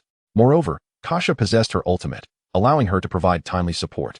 Jiang In trailed behind Wuching, cautious not to engage recklessly. When the Baron respawned, Jiang In only realized it too late, indicating the need for vision, yet the Baron had already vanished. The enemy, now united, swiftly demolished the mid-lane inhibitor, leaving the jungle barren. The situation was evidently insurmountable, but fortunately, Jiang In managed to snatch one of the enemy dragons, or they would have been able to secure it effortlessly. With pressure from the minion wave in mid-lane, the enemy began to group and push the top lane, while the male assassin cleared the super minions in mid. The Stone Man forcefully initiated on Jiang In's turret, while the crippled and the Radiant were caught by Yasuo's ultimate, resulting in their immediate deaths. Jiang In and Wuching valiantly attempted to retaliate using the defensive tower, but alas. With Tycoon's protection, Kasha escaped with low health. The 2 fell victim to Graves' ultimate, their efforts reduced to mere remnants beneath the second turret. Let us just concede. We can't fight anymore. The Stone Man proved too resilient. As the crystal shattered, Jiang In's rank teetered on the edge of collapse. Following this, he engaged in 2 more matches, where teammates either faltered in lane or failed to provide vision, resulting in a streak of 3 consecutive losses. The ashtray beside him overflowed with ash and cigarette butts, and Jiang In's mentality began to fray. Fortunately, the rank protection mechanism prevented his rank from plummeting. As the 4th match began, Jiang In lit another cigarette and inhaled deeply before exhaling, as if to expel all his misfortunes. Entering the champion selection phase, a teammate typed in the chat box, "Second pick, toxic male?" Jiang In, upon seeing this, promptly opened the Huya platform and located the live stream of the former #1 dagger girl in the national server, Dunan. As he encountered an interface that was strikingly familiar, Jiang In decisively sent 2 large rockets. He expressed gratitude for the 2 rockets from Jiokai and thanked the boss, exclaiming 666 in admiration for the esteemed figure. It was rare to witness someone sending rockets in Dunan's stream. Play well this match and lead me to victory. If I lose again, I might drop a rank. If we win, I shall send 2 more, Jiang In sent in a golden bullet chat. Dunan, donning black glasses, immediately beamed upon seeing this and, with a slight lisp, replied, "No problem, just relax, boss, and watch me crush the opposition." Dunan selected his signature weapon and swiftly targeted the opposing players, executing a flawless first blood before the minion wave even arrived. What followed was a display of skillful maneuvers, dodging with precision and outsmarting the enemy's relentless attacks. The lane was decisively dominated, and the jungler, Male Gon, executed a surprise counterattack around the minion line. With 1 player leading 4, the other 4 watched in awe as the weapon single-handedly triumphed over 3 and even 4 opponents. The match concluded splendidly, with the weapon going on a rampage, finishing the game with a score of 2,132. Jiang In successfully preserved his platinum demigod status, and, true to his word, sent Dunan 3 large rockets as a gesture of appreciation, taking advantage of a buy 2 get 1 free offer. "Thank you, Jiokai. Your generosity is commendable. Would you like me to accompany you in games? I can help you soar." After playing 4 matches, with ups and downs, Jiang In felt fatigued and decided to log off to take a shower and sleep. Upon waking early the next morning, a system notification promptly informed him, "Automatic sign-in successful. Reward of 127 shares in Ali Group." Jiang In, still somewhat groggy, heard this and instantly shook off his drowsiness. Extracting the stock certificate and glancing at it, he couldn't help but swallow hard. Currently, The market value of Ali Group was nearly 11 trillion, and 127 shares amounted to almost 140 billion. Faced with such a sudden windfall, Jiang Un's composure faltered. From this moment on, he could be considered a notable figure on the rich list. Sitting on his bed, he took a few deep breaths to cope with the shock of his unexpected wealth. Just as he was about to rise, his phone rang. Upon checking, he saw an unfamiliar number from Hangzhou. Not overly cautious, as many knew his number from his previous business dealings, he answered, "Hello, is this Mr. Jiang In?" The voice was magnetic, exuding an irresistible charm that captivated him. Hearing this strangely familiar voice, Jiang In's mind suddenly recalled the famous quote, "I have no interest in money. I have never received a single penny in salary." Ma Yi? Jiang In's expression turned blank as he blurted out in confusion. The voice on the other end pondered for a moment before responding, "Mr. Jiang, you truly have a sense of humor." "Haha, my apologies, Mr. Ma. I am your fan. I'm quite excited to speak with you for the first time." Jiang In suddenly realized there was nothing inappropriate about his earlier address. "It's my honor to have a fan as remarkable as Mr. Jiang," Ma Yun replied, his tone laced with a hint of probing. Jiang In recognized the implication of remarkable and smiled, saying, "Mr. Ma, my acquisition of shares in Ali is purely an investment. I have no ulterior motives." "I see. However, discussing such matters over the phone may not be entirely convenient. Would you be open to meeting in person?" Upon hearing this, Jiang In felt elated at the prospect of a private conversation with such a prominent figure. He quickly confirmed the time and place with Ma Yun, understanding the importance of privacy for such a meeting. As fate would have it, Ma Yun was currently in the metropolis, and Jiang In cheerfully invited him to his home. After all, what could be more discreet than one's private residence? Once the arrangements were made, Jiang In called his private property manager, Lu Ming, instructing him to prepare for an important guest's arrival. After tidying up, Jiang In set the tea set in the reception room and reminded Jiang Shu upstairs to keep things low-key during the meeting. Chapter 8, Daddy Ma arrives. 40 minutes later, the doorbell rang. Jiang In swiftly rose to answer, greeted by the familiar visage often seen in major news videos. Overwhelmed with excitement, Jiang In felt somewhat flustered. "Welcome, Mr. Ma, to my humble abode." Jiang In unexpectedly quoted a classical phrase. He quickly shook Ma Yun's hand and ushered him into the reception room. After they settled, Ma Yun introduced Jiang In to Zhang Yong, who had accompanied him. Jiang In was not unfamiliar with the new captain of Ali and promptly extended his hand in greeting. "I truly did not expect Mr. Jiang to be so young. You are indeed a prodigy." "Oh, it's merely fortuitous timing and a stroke of luck," Jiang In replied modestly. "Mr. Jiang is truly remarkable. Managing to acquire such a substantial amount of shares from our previous shareholders in such a short time, it truly astonishes me." After a round of mutual flattery among the three, Ma Yun broached the main topic. "Now that Mr. Jiang has become our group's largest private shareholder, do you have any thoughts?" "Mr. Ma, there is no need for concern. I harbor no ulterior motives. My involvement is purely an investment. With you two giants at the helm, I have no intentions. You need not call me to shareholder meetings. Just remember my dividends each year," Jiang In explained, lightening the mood with a jest. Observing Jiang Un's demeanor, Ma Yun felt reassured he was not scheming, though his caution remained. Their conversation, while seemingly devoid of substantial information regarding the group, contained subtle inquiries regarding Jiang Un. As the discussion progressed, Jiang In began to shamelessly forge connections, addressing them as Uncle Ma and Uncle Zhang, creating a warm and harmonious atmosphere. Initially, Jiang In intended to invite them for lunch, but unexpectedly, Ma Yun had a prior engagement with the government, leaving no room in his schedule. As they exited the reception room, Jiang In called out to Jiang Shu upstairs, "Shu Shu, come down for a moment." Jiang Shu, holding her phone and live streaming, paid little heed to the call. Upon reaching the staircase and seeing the guests, she momentarily froze. "Daddy Ma?" she exclaimed, one hand holding her phone and the other covering her mouth in astonishment. Jiang In, noticing the phone in Jiang Shu's hand, immediately frowned and urged, "Please turn off your phone." In that instant, Jiang Shu's live stream exploded with activity. "Is that really Daddy Ma?" There was no doubt, it was indeed their father. The viewers were left in shock, speculating about Jiang Shu's brother and how he was acquainted with Daddy Ma, noting their apparent familiarity. "For the tribe," Jiang In explained. Subsequently, the screen went black, and many curious and astonished netizens flooded Jiang Shu's dynamic video and private messages with frenzied comments. "This is the sister of the kid. She is currently a student at Jiaodong University. I would like her to intern at our group to gain some practical experience." Jiang In introduced Jiang Shu to Ma Yun and Zhang Yong. Understanding that his sudden rise to the largest private shareholder of Ali Group might raise suspicions in Ma Yun's mind, Jiang In had thought of this arrangement earlier that morning. Now, openly expressing it was a clear declaration of his intentions. "These are minor matters. A talented graduate from Jiaodong University like your niece would be more than welcome to intern at our group, especially given her striking beauty. It would elevate our group's overall attractiveness, Ma Yun remarked with a smile. Niece, whenever you have the time, come directly to the group and report in. I'll make a call to the HR department, Zhang Yong, handsome and smiling, said to Jiang Shu. The amiable demeanor of the two prominent figures left Jiang Shu feeling somewhat flustered. After bidding farewell to the two, Jiang Shu quickly asked, Brother, was that really Daddy Ma? He looks even more handsome in person than in the videos. Jiang rolled her eyes at her, exclaiming, It's true, quite alive. I am merely acting in your best interest to help you arrange the internship. I don't believe you. Do you think I didn't comprehend what Papa Ma just said? He mentioned our group. Are you perhaps a shareholder in it?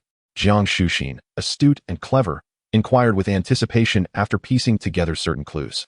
Jiang En smiled and nodded, replying, This matter is to remain confidential. You need not inquire further. Additionally, when you commence your internship over there, focus and absorb as much knowledge as you can. Then can I clear my shopping cart at any moment without any payment? Jiang Shuxin exclaimed with delight. Jiang En shot her a sidelong glance, urging her to interpret the implication herself. Having skipped breakfast, it was now past 11, and Jiang En felt a pang of hunger. Shu, are you hungry? Shall we go out for a meal?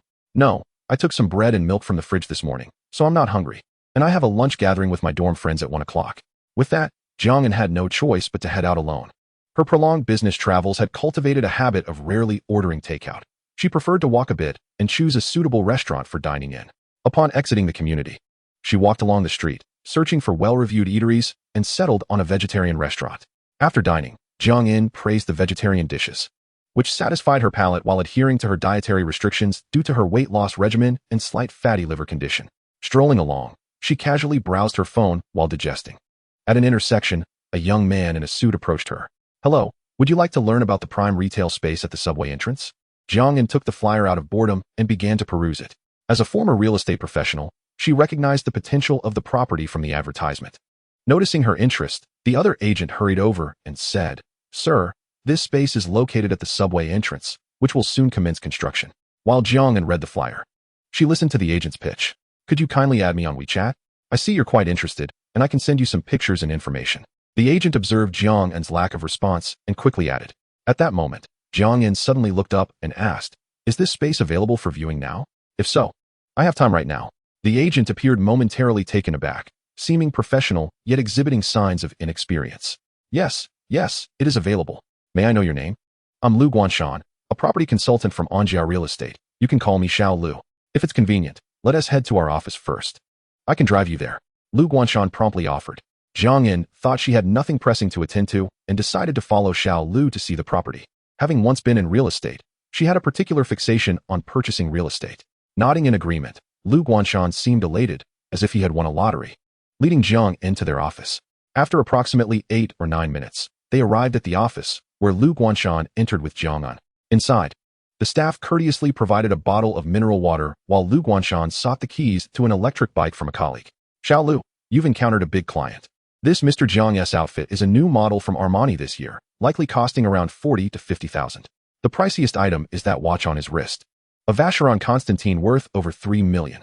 You must take good care of him and not drop the ball, remarked Wang Zijian, Lu Guanshan's colleague, with an envious expression. Hearing this, Lu Guanshan's excitement soared. With the keys in hand, he approached Jiang En and said, Mr. Jiang, let us set off. Upon reaching the entrance, Jiang En glanced at the somewhat worn electric bike, then at the keys in Lu Guanshan's hand, and remarked casually, You intend to take me to view properties on this? Lu Guanshan felt a pang of anxiety and quickly smiled. No, I'm just checking if my colleague's bike has enough charge. Please wait a moment. After a brief absence, Lu Guanshan returned with a slightly dejected expression, apologizing. Mr. Jiang, I'm sorry. Both our viewing bikes have broken down. One is under maintenance, and the other is getting a tire change. Upon hearing this, Jiang En looked at Lu Guanshan's forlorn demeanor and sighed. Alas, what a mess. You stay here. With that, Jiang En headed home, intending to drive himself and have Lu Guanshan accompany him. Lu Guanshan assumed Jiang En was upset and had left, his expression turning gloomy, tears welling in his eyes. Xiao Lu, why are you still here? Didn't you take a client to view properties? Where's the client? Asked Su Wenchang, the store manager of Anjia, as he approached with his hands in his pockets. Manager, Mr. Jiang left because he was upset over the lack of transportation, Lu Guanshan replied, struggling to hold back tears. Su Wenchang, hearing this, was momentarily dumbfounded, then scolded, You How could you be so foolish? I had both Xiao Wang's and my cars in the repair shop, and you couldn't get a taxi for the client? I merely mentioned it once. And you dropped the ball. A client of such quality has slipped away, and I truly don't know how to address this with you. The other staff members, overhearing Lu Guanshan and Su Wenchan's conversation, sighed, lamenting, how could this client have come to Lu Guanshan? This opportunity has been squandered. Just as Lu Guanshan was accepting his mentor Fang Xijin's reproach, Jiang In arrived at their store, rolled down his car window, and called out, Xiao Lu, hurry up. Were you waiting for me here? Hearing the call from the roadside, Lu Guanshan paused, his expression shifting dramatically from remorse to joy, as if performing a face-changing act in Sichuan opera. Chapter 9, Fitness. Lu Guanshan hurried to the roadside, followed by Fang Xijin. Mr. Jiang, I thought you were angry. I didn't expect you to drive over personally, Lu Guanshan remarked with a hint of embarrassment. He then introduced Jiang In. This is our manager, my mentor, Fang Xijin. Jiang In nodded and replied, then let's get in the car. Xiao Lu, you navigate. No, I should sit in the passenger seat and navigate. Xiao Lu is a bit clumsy, Fang Xijin interjected. Seeing Jiang In nod in agreement, they all got into the car. Throughout the journey, Fang Xijin engaged in subtle conversation, while Jiang In responded intermittently. After half an hour, they arrived at their destination. Mr. Jiang, consider the location of this property. It will soon be the exit of the subway station, and its appreciation potential is undeniable. This corner spot is the best. Are you satisfied?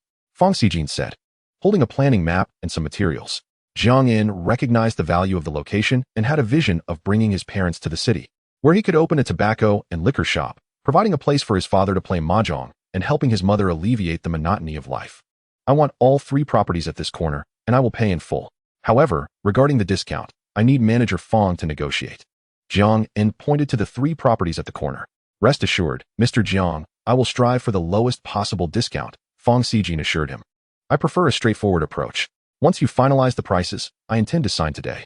This way, you can receive your commission sooner.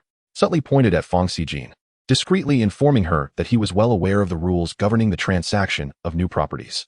Upon hearing this, Fang Xijin maintained her composure, offering a smile and a nod. Meanwhile, Xiao Lu appeared somewhat anxious, seated in a corner of the sales office. Waited less than 10 minutes before he saw her emerge with several price quotes in hand. Mr. Jiang, this is the final bottom price, Fang Xijin said with a smile as she extended the documents toward him. After reviewing the figures, calculated in his mind, and found the prices to be quite reasonable, he then stated, all right, I am satisfied with this price. The manager is efficient. Let's proceed with the signing. Immediately, Fang Xijin led to the signing room, where the sales team was arranged to finalize the agreement. After nearly half an hour of busy work, exited the office with a folder in hand alongside the 2 of them. Xiao Lu, still in a daze, asked, Master, did I really just close a deal? Fang Xijin nodded at him, amused by his bewilderment. After receiving feedback from the manager, Xiao Lu eagerly embraced Fang Xijin and shouted a few joyous exclamations. Once he regained his composure, Xiao Lu bowed to both and Fang Xijin, expressing, thank you, Master. Thank you, Mr. Jiang. Surprised by Xiao Lu's sudden bow, quickly assisted him. Smiling, this is what you deserve. You've worked hard distributing flyers in this cold weather. Efforts will yield rewards, so keep up the good work, and blessings will follow. Subsequently, added them both on WeChat and escorted them back to the office. Oh my, Auntie, I closed a deal, and not just 1, but 3 at once. Your judgment is impeccable. That Mr. Jiang is truly wealthy. I never anticipated that someone so young could buy 3 properties outright without batting an eye. The entire process was remarkably smooth. Xiao Lu, still riding the wave of excitement, became even more animated upon returning to the office. Well done. However, you must express more gratitude to your master. Although the process seemed easy, the groundwork your master laid before the transaction was anything but. The moment she saw Mr. Jiang, she recognized his status, Su Wenchang remarked, patting Xiao Lu on the shoulder. Master, do you know that Mr. Jiang? Xiao Lu asked, astonished as he looked at Fang Xijin. Fang Xijin pointed to her head and then retrieved a printed photo from her bag, which depicted a screenshot from his previous livestream. The image clearly showed his face, along with the familiar figures of Ma Yun and Zhang Yong, the former and current chairman of the Ali Group. This Mr. Jiang is an exceptionally enigmatic figure who has appeared in my sister's livestream. There were speculations that he might be a shareholder of Ali. More importantly, he is also an owner at Tangchun, having reportedly purchased an entire building there. He is indeed a bona fide millionaire, Fang Xijin elaborated with confidence. Upon hearing this, the group in the office instinctively applauded. Master, you are truly remarkable. Manager Fang, you are impressive. There is a reason behind your exceptional performance in sales. You have meticulously memorized every potential client within your realm of business, Su Wenchang remarked to the staff. All right, everyone, let's get back to work. Tonight, I will treat Xiao Lu to celebrate our store's outstanding performance and his successful deal, Fang Xijin said, pressing her hands down to calm the excitement. Master, I don't have any money on me, Xiao Lu awkwardly muttered. Fang Xijin rolled her eyes and replied, I'll cover it for now. Just remember to reimburse me with your commission later, or treat me to a lavish meal. Meanwhile, arrived home and immediately sought out the property manager, requesting assistance in finding a personal trainer. Mr. Jiang, our community is equipped with a fitness club specifically for residents, and the trainers there have quite the esteemed reputation. Would you like me to take you there? Lu Meng, dressed in a tailored trench coat that accentuated her figure, inquired. Considering the prospect of learning health and weight loss exercises to practice at home, nodded in agreement. Following Lu Meng, they took a brief tour of the community before arriving at the property's fitness club. Upon entering, recognized a few familiar faces, some of whom he had encountered around the neighborhood. More notably, there were numerous stunning women with enviable physiques, leaving him momentarily speechless. Lu Meng, well acquainted with the environment, guided to a reception area, informing the staff, this is a resident from our community. He is looking for a personal trainer specializing in weight loss. The staff promptly returned with a group of female trainers clad in form-fitting athletic wear. This sight nearly made his eyes bulge, and he felt an urge to suggest perhaps a different selection? Despite feeling slightly awkward, he managed to suppress his embarrassment and scanned the room until his gaze fell upon a trainer with an oval face, light makeup, sun-kissed skin, and an alluring, wild aura. Hello, please assist me in obtaining a gym membership and purchasing a few personal training sessions for weight loss, he requested. As made his selection, the expressions of the other trainers dimmed, and they discreetly exited. The chosen trainer smiled at and introduced herself. Hello, Mr. Jiang. My name is Xiong. Thank you for your trust. Upon hearing her name, thought to himself, that name suits her perfectly. Indeed, she embodies a wild spirit. After completing the paperwork, returned home to change into workout attire and embarked on his weight loss journey. As he skillfully navigated the equipment, Xiong provided guidance, and the physical proximity between them ignited a flurry of thoughts within. When bending and straightening, her shapely figure exuded strength beneath a seemingly delicate exterior, while her voluptuous curves sparked untamed fantasies. Fortunately, form-fitting attire concealed much of his embarrassment. Your physique is impressive, but why does your face appear a bit chubby? Is it true that exercise doesn't T-slim the face? He asked, steadied by the conversation. Xiong chuckled shyly, responding, exercise alone won't T-slim the face unless one loses weight overall, or perhaps through cosmetic treatments. My facial structure is natural and cannot be altered through fitness. However, if you remain consistent, your face should slim down as well. Seeing the faint bulge around his abdomen, exhaled deeply, speeding up his workout. As they continued their banter, he gradually recognized Xiong Ying's assertive side. Whenever his movements faltered, she would correct him with a fiery intensity. Her cheeks puffed up as if holding back frustration, yet too, she resembled a pufferfish reacting to provocation. After completing a session, found fitness to be quite enjoyable, though he couldn't discern whether it was due to the engaging curriculum or the captivating trainer. Thank you for your guidance, Coach Xiong. Do you have any dietary advice for me? He asked, wiping the sweat from his brow and offering her a bottle of water. Thank you. I'll send you some dietary tips later. Consistency is key, Xiong replied, accepting the water. After the session concluded, took a quick shower and in the bathroom, found himself lamenting his lower half, muttering to himself, this is quite embarrassing. I must come more often and challenge my weaknesses. Chapter 10. What you think, you attract. Upon returning home, Jiang purchased some vegetables, intending to prepare dinner himself. As someone who appreciates good food, his culinary skills were not lacking. After exchanging greetings with the property manager, he ensured that the delivery person would have no trouble entering the premises. For dinner, he prepared a few simple dishes and cooked a light congee, meticulously controlling his caloric intake. The meal was refreshing and palatable, though not particularly exquisite, featuring sweet and glutinous rice porridge. After a prolonged period of indulging in lavish dishes and restaurant fare, the satisfaction of savoring a home-cooked meal was unparalleled. Jiang finished his meal completely, with no intention of leaving any for Jiangshu. The refrigerator was well stocked, so he was untroubled by the notion of Jiangshu returning home hungry.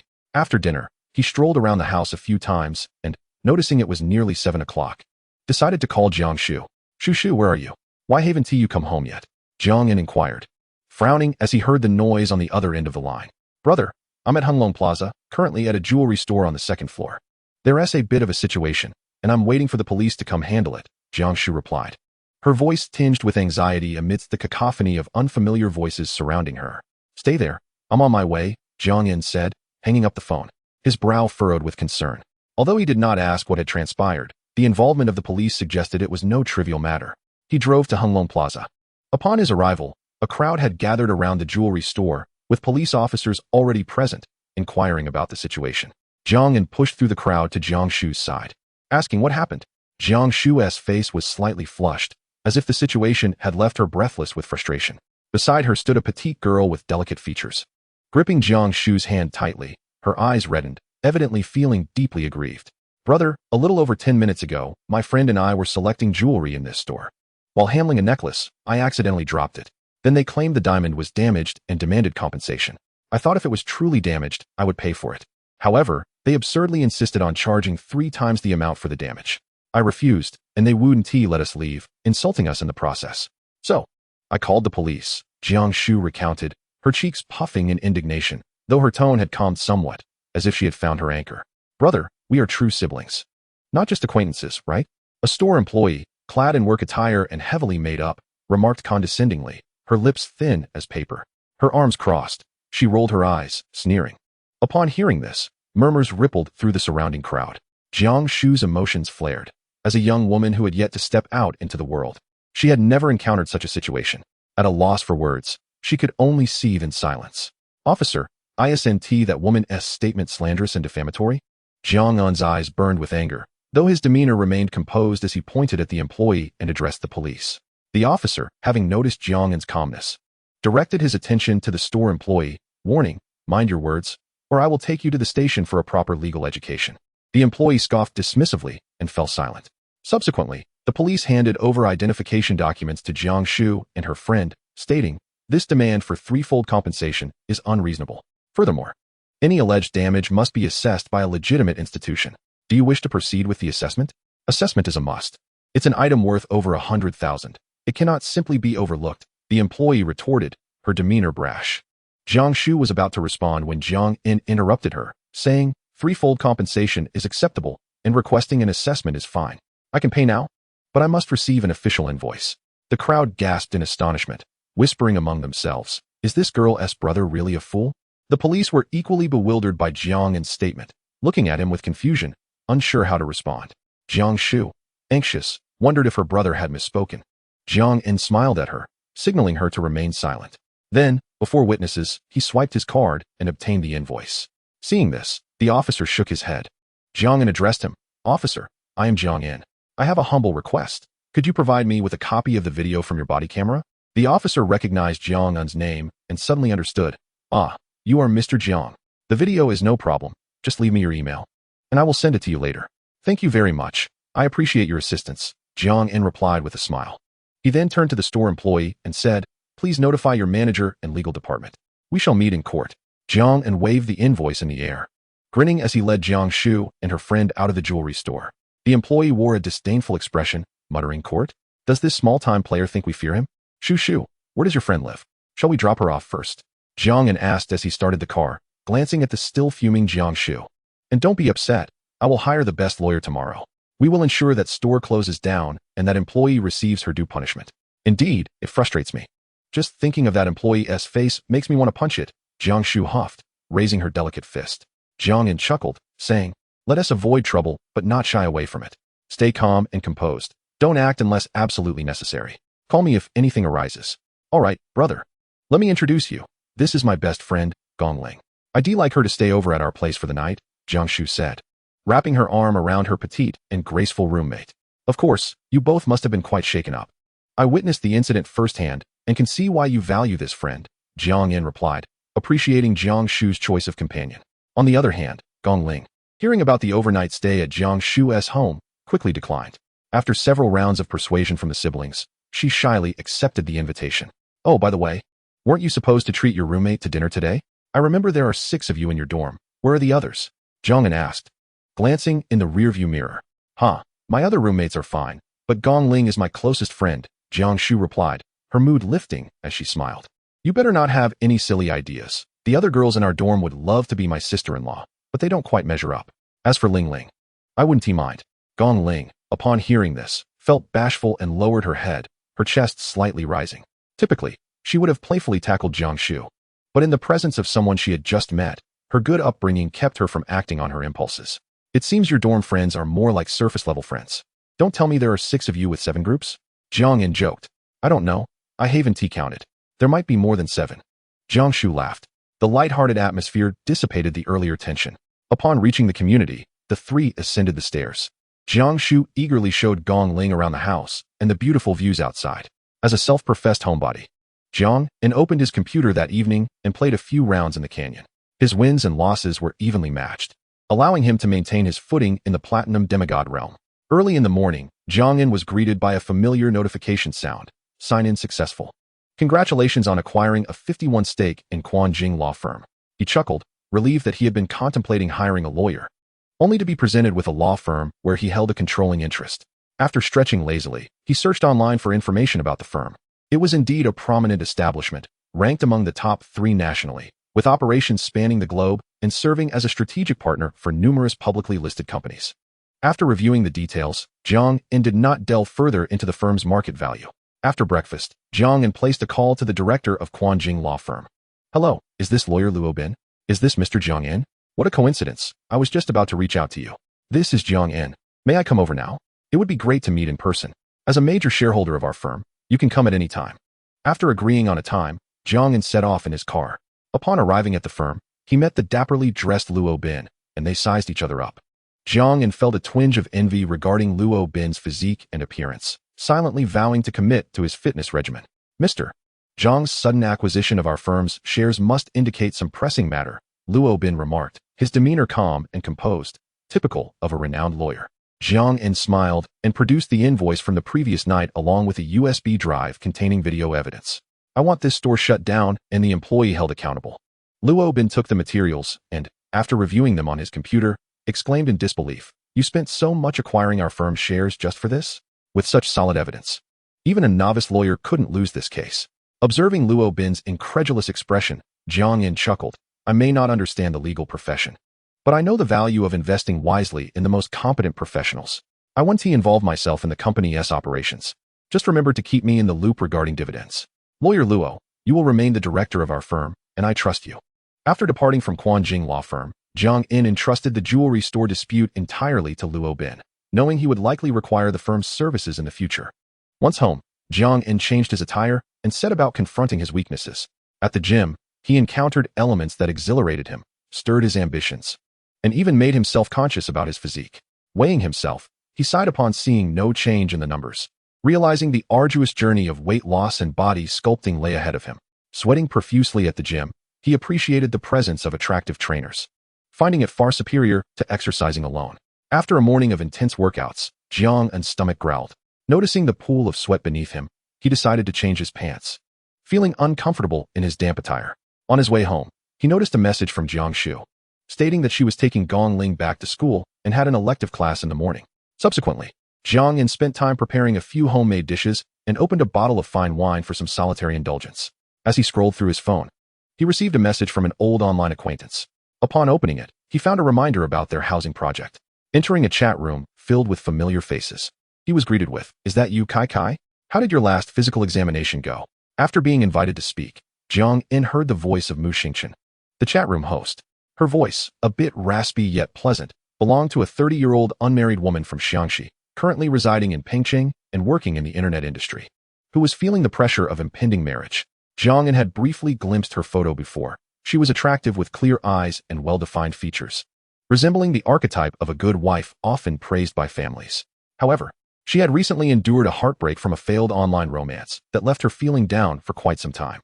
Fortunately, she had not met the person in real life, thus avoiding further loss beyond her emotions and time. The doctor diagnosed me with fatty liver and advised me to avoid late nights, smoking, drinking, and to exercise more. She chuckled. Jiang-in responded with laughter. Ah, I can relate. The chat room erupted with laughter as Mu Xingchen noted, It's Saturday, and it's been a while since we all chatted. Jiang-in inquired about her recent mood. Upon hearing his question, Mu Xingchen fell silent, prompting others to speak up. Kai, why bring that up now? We just managed to cheer Xingchen up, and you had to bring up the past, said Qing Tian, the eldest in the group, her tone slightly impatient. As a mature woman working in a state-owned enterprise, she had passed the age of marriage pressure, yet remained caring and attentive. Apologizing, Jiang-in said, My apologies. I just joined and wanted to make amends with Xingqian. He then sent a significant virtual gift to Mu Xingqian, triggering a dazzling display in the chat room. Kai, you crazy? You've just burned through hundreds of dollars, and I won't see a dime. It's all for the platform. She exclaimed. By the way, we're planning a meet-up with 7 of us from the group. What do you think? Qing Tian suggested. Jiang felt a rush of excitement. After 3 months of acquaintance, a meeting felt like a natural progression. With ample free time, he welcomed the opportunity to make new friends. Absolutely. When? Would everyone be able to come to Magic City?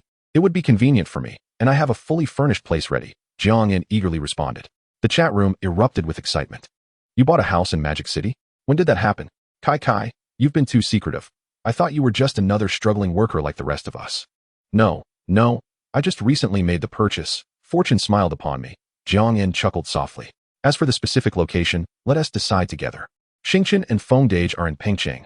I'm in Zhengcheng. Shiguashuang and Kai are in Magic City, and Tian is in Wushi. Let us settle on a location. And how about New Year's for the timing? Qing Tian proposed methodically.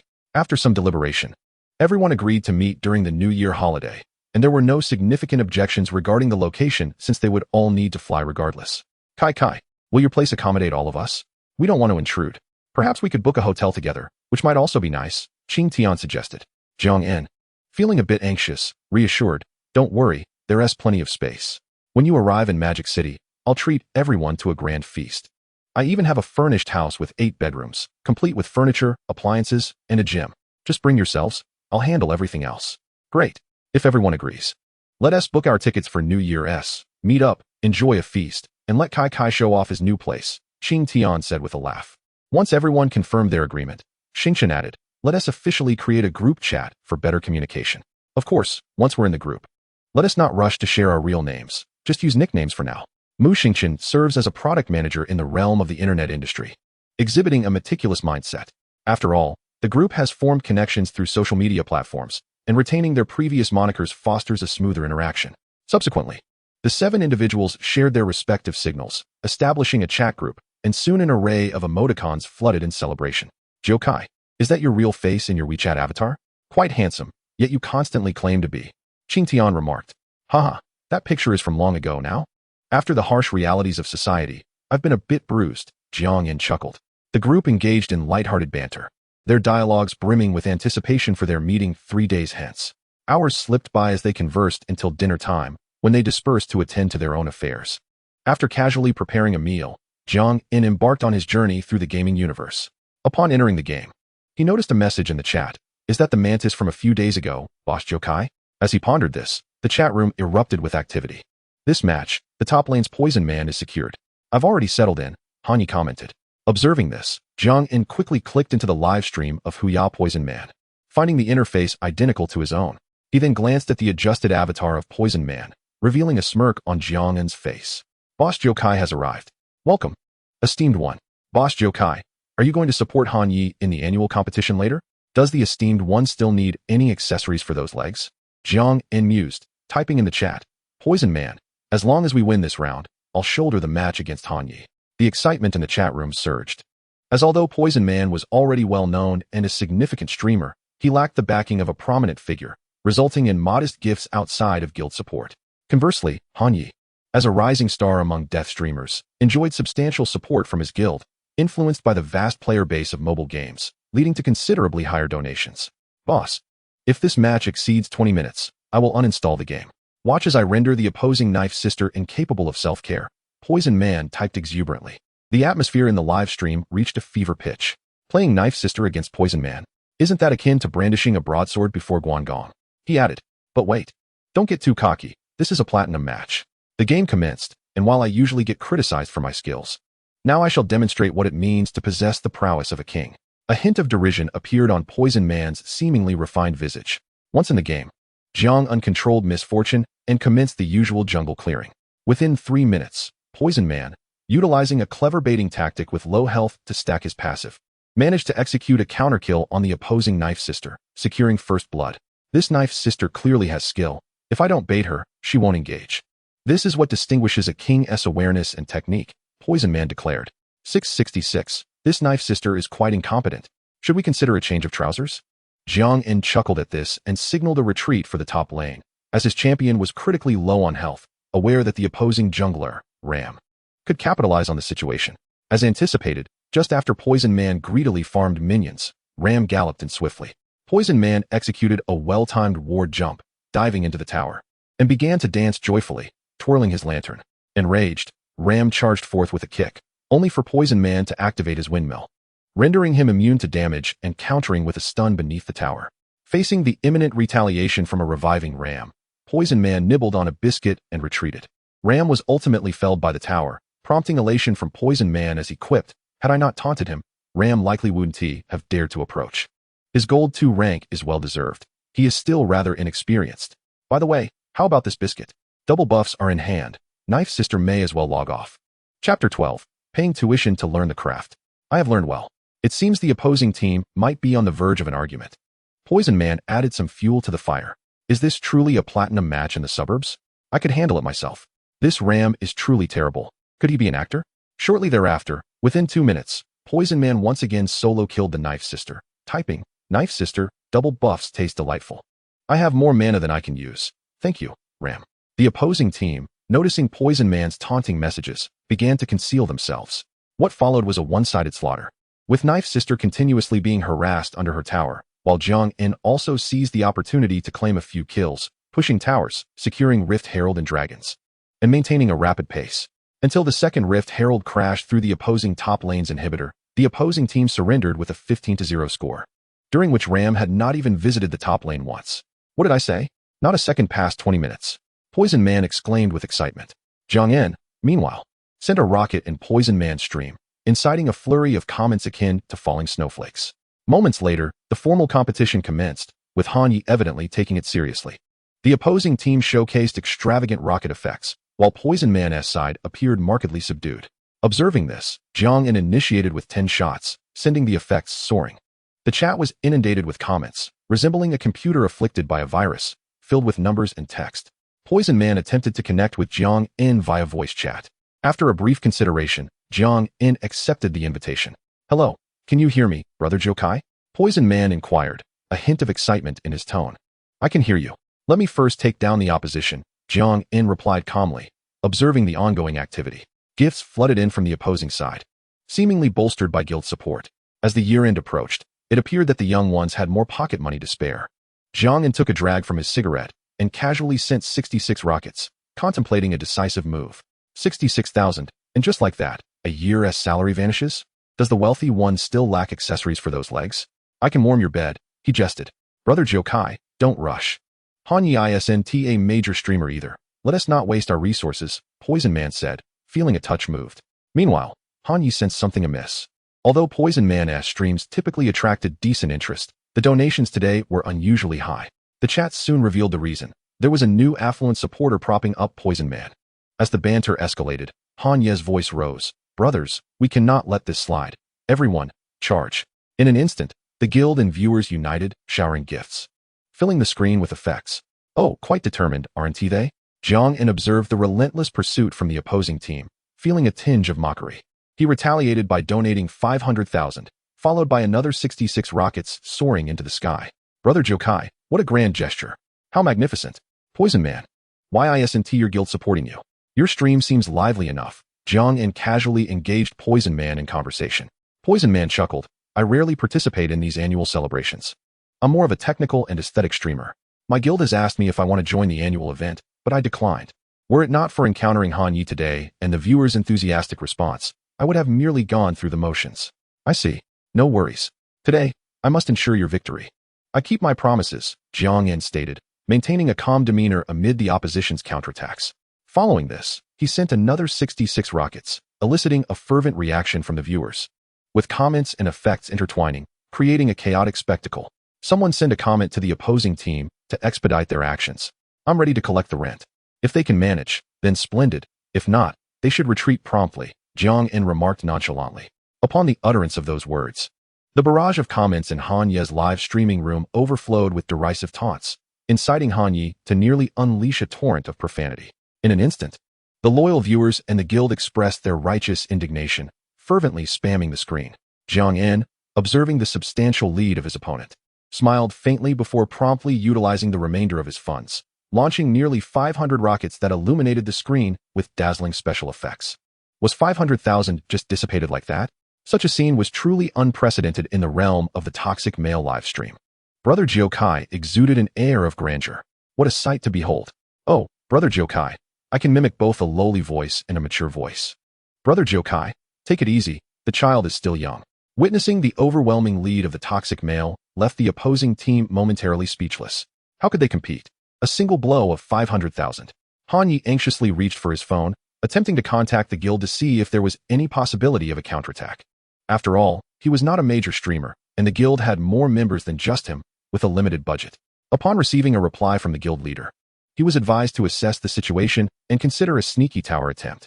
Jiang In, noticing the lack of significant response from the opposing side, momentarily assumed they had surrendered. Until, that is, a viewer cautioned, be wary of their tower sneak. Han Yi just contacted the guild. Want to sneak a tower? I shall await your attempt. Jiang In calmly invested another 500,000, anticipating the moment of victory. Indeed, as the end drew near, the opposing team began to rally, their scores surging with a hint of surpassing. Witnessing this, Jiang In unleashed 200 rockets in a swift motion, instantly dominating the screen and widening the gap. The opposition, seeing this, begrudgingly halted their advance. Such aspirations were delightful, but alas, their strength was insufficient. Is this it? I haven't even spent a fraction of my rental fee. It seems Han Ye's standing in their guild is rather low, barely reaching 1 million. Jiang In scoffed. Thanks, Brother Jokai. You are quite generous. Gentlemen, let us emblazon the screen with the might of Brother Jokai. Although the toxic male had reconciled with Han Yi, the viewers had yet to do so. Furthermore, this round of donations propelled his income beyond 400,000, filling him with immense excitement. The most expensive companionship in history. Brother Jokai is magnificent. Toxic male, you once claimed to be the #1 knife sister in the national server. Why have you ceased to play after the rework? If you could reclaim the title as the #1 knife sister, I would support you in all endeavors. I could stand by your guild. Jiang In lit a cigarette, savoring the victorious satisfaction that enveloped him, his pride swelling. In the past, he had often watched the toxic male and other skilled streamers hone their craft, and he felt a twinge of nostalgia for the toxic male's previous exploits with the old version of Knife Sister in the Rift. The new version of Knife Sister may not suit me, but with Brother Jokai's encouragement, I must endeavor to excel, the toxic male declared with determination. Brother Jokai, would you like me to assist you in climbing ranks? No need for that. Encountering such an opportunity to hitch a ride is sufficient. Climbing ranks should come naturally when skill suffices. Jiang In declined. After exchanging a few casual remarks with the toxic male, Jiang In embarked on his journey to ascend the ranks. However, in the following 3 matches, his teammates were fraught with inconsistency. Some flourished while others faltered. Fortunately, in the final match, leveraging the advantage of composition, they secured a win without major incident. Indeed, the ranking system is fair, yet it is truly exhausting, Jiang In remarked, flicking away ash from his cigarette. He then opened teamfight tactics, played a couple of rounds, but struggled with unfamiliarity, earning some lackluster points. After contemplating, he opened Xin Chao's live stream, intending to glean some technical skills. Upon entering, he noticed Xin Chao berating the viewers. For those suggesting a 3-star chase, could you please check the cards of others? Honestly, do you play games without using your brain? For those claiming I'm lacking skill, show me your rank in the Kings League first. If you don't want to watch, feel free to unfollow, no gifts required. Subsequently, a plethora of cards that Xin Chao needed appeared, leading him to awkwardly remark, I'm not cheating, it's the dealer causing chaos. Thus, the barrage began to flood the screen. I came to learn skills, yet you present me with tricks? You've made me laugh to the point of choking. One must always have dreams. Jiang In nearly choked on his smoke at this sight, laughing heartily. Listening to Xin Chao's somewhat muddled explanations, Jiang In promptly sent 5 large rockets, accompanied by a golden comment. Brother Chao, please elaborate further. Upon seeing Jiang In's unfamiliar account, Xin Chao gifted him a grand package, somewhat astonished, then said, Thank you for the 5 rockets, esteemed patron. Since you wish to learn techniques, I shall explain in detail. Fellow viewers, pay close attention and learn well. Observe how Brother Jokai understands the necessity of paying tuition, while you all merely expect free rides and continue to complain. Wealthy patrons, we cannot compete, we simply cannot. He just spent 70 to 80,000 in the toxic male stream. We are not rivals. Are you teaching techniques? The rent collector, Brother Jokai, has arrived. Noting the barrage discussing Jiang In's background, Xin Chao chuckled and said, Brother Jokai, don't listen to their nonsense. I'm a technical and visually appealing streamer. Thereafter, Xin Chao began to expound meticulously, when to draw cards, when to save money, how to manage resources, and so forth. This composition, the 9-5 Supreme, exhibits evident advantages. Upon reaching 9 population, it becomes invincible, with no counter. The challenge lies in resource management. As long as one isn't a misfortunate player, once reaching 9, victory is assured. This match was somewhat unfortunate. I lost too much health early on, failed to save enough money, and the quality of my cards was lacking, barely salvaging some poor points, Xin Chao explained. Jiang silently took notes. Then sent a comment. Please cover all the powerful compositions of this version. I will pay my tuition. Upon completion, 66 rockets soared into the sky. I cannot afford this tuition. Brother Jokai, sob sob sob. Bring me the Emperor Knight. To the one above, are you a vegetable person just waking up? Xin Chao, gazing at the screen filled with special effects, expressed gratitude. Thank you for your support, Brother Jokai. I was joking about the tuition. Please don't take it to heart. I will comply with the esteemed patron's request and explain each powerful composition. Chapter 13, Luxury Car Gift Package. Jiang and then casually played while listening to Xin Chao's explanations. He did earn some poor points several times, yet was unable to secure a victory. The strong compositions of this version are essentially these. Brother Jokai, how do you feel? Xin Chao casually inquired, glancing at his fluctuating performance. There's also the Fortune Star. Jiang commented. Xin Chao appeared momentarily stunned. The Fortune Star is somewhat challenging. Relying solely on skill is insufficient. If the card draws are unfavorable, it's game over. Are you implying that Brother Jokai is unlucky? Haha, it seems even the wealthy are gamblers. 7th and 8th. The home of the Fortune Star. No worries. I used to enjoy playing pirates, but now I want to explore the Fortune Star more. However, it seems there are always many competing for cards, Jiang commented. Xin Chao responded. I see. In that case, I'll switch accounts. In the King's League, not many play the Fortune Star, so you want to experience the thrill of card competition and resource management. Are you afraid of losing points? Xin Chao, the old rank slave. Fortune Star, forever home, either 1st or 8th. After switching to a Gold 2 account, Xin Chao commenced his Fortune Star tutorial. Upon entering, after setting up the equipment, Xin Chao drew a Fortune Star selection, momentarily taken aback, stating, "What is this? A Fortune Star selection at the start? Let us close it." Tricks? Having a Fortune Star selection early on, regardless of what it is, just take it. This match is a bit lucky, but the equipment isn't ideal. No need to rush, Xin Chao explained. After a few rounds, Xin Chao's expression grew grim, revealing a bittersweet smile as he remarked, "Why are these players so obstinate? I have the Fortune Star selection, and the cards are decent. Why are 3 other players still competing with me? This is infuriating."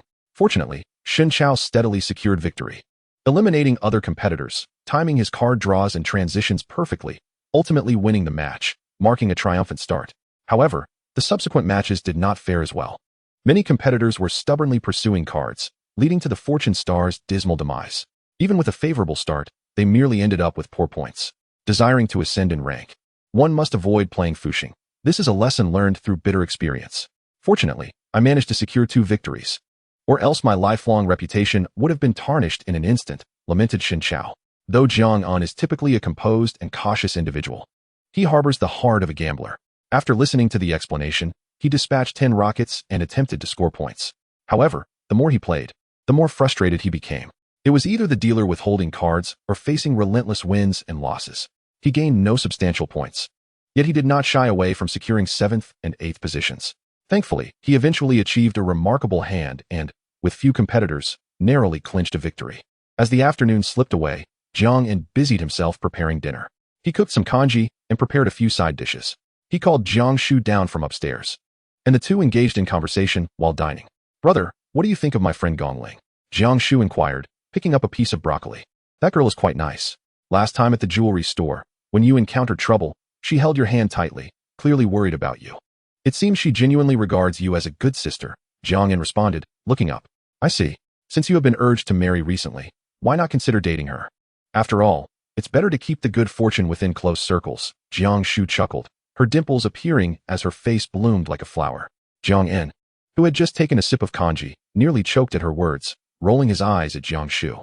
"Marriage is a matter of fate. Gong Ling seems quite admirable, but I don't have strong feelings for her. Moreover, while your relationship with her appears solid now, should I truly end up with her, it's uncertain whether your bond would remain as strong." Hearing Jiang's perspective, Jiang Shu pouted her rosy lips and huffed, "Humph. I'm just trying to help you. Don't come crying to me when mom pressures you later. Besides, my relationship with Gong Ling is excellent. We will be lifelong good sisters." Jiang En shook his head at his sister's naivety, saying, "Your rapport with Gong Ling stems from your college roommate days, where there were few conflicts of interest. As you embark on your career in the coming years, you will realize that many things will change. Why am I even telling you this? You will learn through your experiences, and I genuinely hope your friendship with Gong Ling flourishes." At a loss for words, Jiang Shu merely stuck her tongue out at Jiang En. "Oh, and by the way, there's a notification for you. After the new year, you need to report early to Mo Du Ma E Jin Fu. It's just 5 kilometers from our home. I'll arrange a car for you. Use these 2 days at home to study well. Don't return what you've learned to the teachers right after finishing school," Jiang En instructed, setting down his bowl and chopsticks. "What? So soon? I wanted to rest a few more days," Jiang Shu exclaimed, finishing her kanji and standing up. "You're starting early because I arranged it. With the new year approaching, your school has hardly any classes, so you might as well apply what you've learned." Jiang En replied with a hint of mischief. Ignoring Jiang Shu's protests, he headed straight to his study. After playing games for 2 hours, he began his workout at home, practicing punching and some free fighting, then followed his personal trainer's advice for fitness and weight loss. After an exhaustive workout, Jiang En took a shower and collapsed onto his soft, comfortable bed, idly scrolling through Douyin. While browsing, he stumbled upon a familiar live stream. It turned out Jiang Shu was live streaming and chatting with her followers, the comments filled with peculiar personal inquiries. "The host is so fair. Is she barefaced? Where's the host from? Can the host provide a wallpaper?" Although Jiang En seldom watched female live streams, he, as a man, understood the minds of netizens to some extent. While some comments were bearable, the arrival of crude and inappropriate remarks displeased him. Suddenly, a Douyin rocket appeared in Jiang Shu's live stream, accompanied by the comment, "Host, are you promoting products?" Jiang Shu had left little information on her homepage, making it difficult for businesses to reach out for collaboration, forcing them to offer gifts in her live stream instead. Observing this, Jiang En promptly sent a carnival gift, stating, "No promotions. Our family does not lack money." Instantly, the comments exploded. "Shu Shu's mysterious elder brother has appeared. Captured a big shot. Is this the same Chive's brother from before? Who is actually Shu Shu's brother? Big shot. Can you help us with Ma Baba? Can we avoid repaying Huabei? This is my elder brother. He said we don't need money, so no need for promotions." Jiang Shu replied with a smile, adding, "And don't ask what my brother does. It's confidential, and I don't know much either. You can leave him messages and ask him directly." Listening to Jiang Shu's words, Jiang En felt his private messages were inundated, receiving hundreds of greetings in a short time. He quickly adjusted his private message settings, even turning on other privacy settings. He understood Jiang Shu was retaliating for his insistence on her starting her internship early, so he did not dwell on it. After sending a carnival gift, he issued a large red envelope with the message, "Please speak civilly." Subsequently, Jiang En exited the live stream and, feeling utterly fatigued, fell into a deep slumber. Upon waking the next morning, a system notification chimed. "Sign-in successful. Congratulations on receiving a luxury car gift package. The car is parked in the underground garage. Please remember to check it." Stretching lazily, Jiang En pondered what a luxury car gift package entailed. After washing up, he made his way to the underground garage. Upon arrival, he was taken aback to find his reserved parking space filled with an array of vehicles. Regaining his composure, he counted approximately 30 cars, most of which were luxury sports cars, many of which he did not recognize, likely limited editions. There were Rolls-Royce models such as the Ghost, Cullinan, Phantom, Wraith, and even a Hueying. Among the Bentleys, he spotted a nearly 13 million yuan Mulsanne and a Maybach 62. To his astonishment, there was even a Hongqi model. These were all top-tier models, with prices generally exceeding 5 million, most surpassing 10 million. Noting some sports cars, he realized he had never even seen some models. He took out his phone to look them up, discovering that the cheapest was an Aston Martin, priced at 12 million. Among the 10 most expensive cars, Jiang En not only had not seen some, but had never even heard of others. After gathering a plethora of information online, he finally understood that the Bugatti 300, priced at 27 million and limited to 30 units globally, was one of the rarest. The Lamborghini, with only 3 convertible models available, had a price tag of 31 million. The Koenigsegg, famously owned by a boxing champion, was priced at 33 million and limited to just 2 units. The Pagani, limited to 5 units, was priced at 37 million, while the Bugatti track version, limited to 40 units, was priced at 48 million. There was even a concept car from Maybach, discontinued 10 years ago, which was originally priced at 55 million but is now estimated to be worth 80 million. It was rumored there was only one, purchased by an American singer. Jiang En could not fathom how the system acquired these vehicles. Additionally, there was a Bugatti limited to 10 units, priced at 62 million, and a bespoke Rolls-Royce coupe, with a staggering price of 90 million. The most expensive of all was a single Bugatti, with a post-tax price exceeding 130 million. Chapter 14. Preparing to advance. Jiang En extracted a plethora of various keys from the system. Were it not for the meticulous labeling by the system, he would have been utterly perplexed as to which key corresponded to which vehicle, and he might have had to test each one individually. Approaching the 10 most expensive cars before him, Jiang En entered each one in turn, experimenting with their interiors. For his physique, the confines of these supercars felt somewhat stifling, a sentiment he did not particularly favor. Yet, the exquisite craftsmanship of the interiors and the ingenious design of the exteriors stirred a sense of exhilaration within him. As he settled into the most expensive Bugatti La Voiture Noire, the vehicle radiated an industrial artistry that fused the old with the new. Despite being powered by an outdated 80-liter, quad-turbocharged V16 engine, it still unleashed an astonishing 500 horsepower. Upon ignition, a monumental wave of sound erupted, akin to thunder crashing through the endless night. The resonance was tantalizing, and Jiang En felt a stirring restlessness within him, his foot pressing down on the accelerator, with the sound waves crashing like tumultuous seas. In this moment, he felt the very blood coursing through his veins synchronize with the rhythm of the auditory waves surging within him. After a spell of sitting in the car, Jiang En entertained the notion of taking it for a spin. However, the reality of the morning rush hour in the bustling metropolis dampened his enthusiasm, prompting a sigh. No matter how powerful the engine or how swift the car, it could not withstand the congestion of the roads. Regardless of its cost, it would still have to trudge along behind a modest Wuling. Having examined the various vehicles, Jiang En felt a rumble of hunger and decided to head upstairs. After preparing breakfast, he called Jiang Shu down to join him. Shu, once we've finished our meal, I shall take you to see the cars. Jiang En mused, considering that his Buick was still about 10 days away from repairs, and Jiang Shu would soon commence her internship, making transportation rather inconvenient without a vehicle. Jiang Shu looked up, her expression a mix of curiosity and surprise. Is your Buick fixed? Not yet, but I have acquired some new cars that just arrived. They are parked in the garage. I will take you to choose one shortly. Jiang En replied. After finishing breakfast in haste, the duo descended to the garage. Upon entering, they were met with a plethora of luxury vehicles. Jiang Shu, unfamiliar with automobiles, inquired, Brother, which one is your new purchase? With a smile, Jiang En gestured broadly, aside from the dozen or so cars parked over there belonging to tenants. The rest are all mine.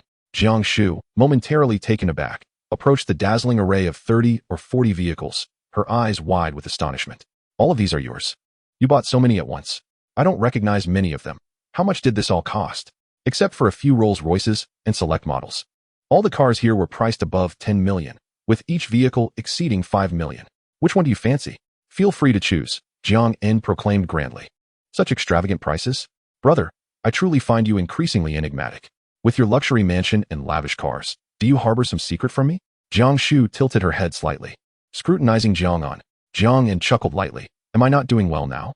Hurry and choose. I grant you 1 minute. Time waits for no one. Upon hearing this, Jiang Shu exclaimed, No. Dear brother, I will choose right now.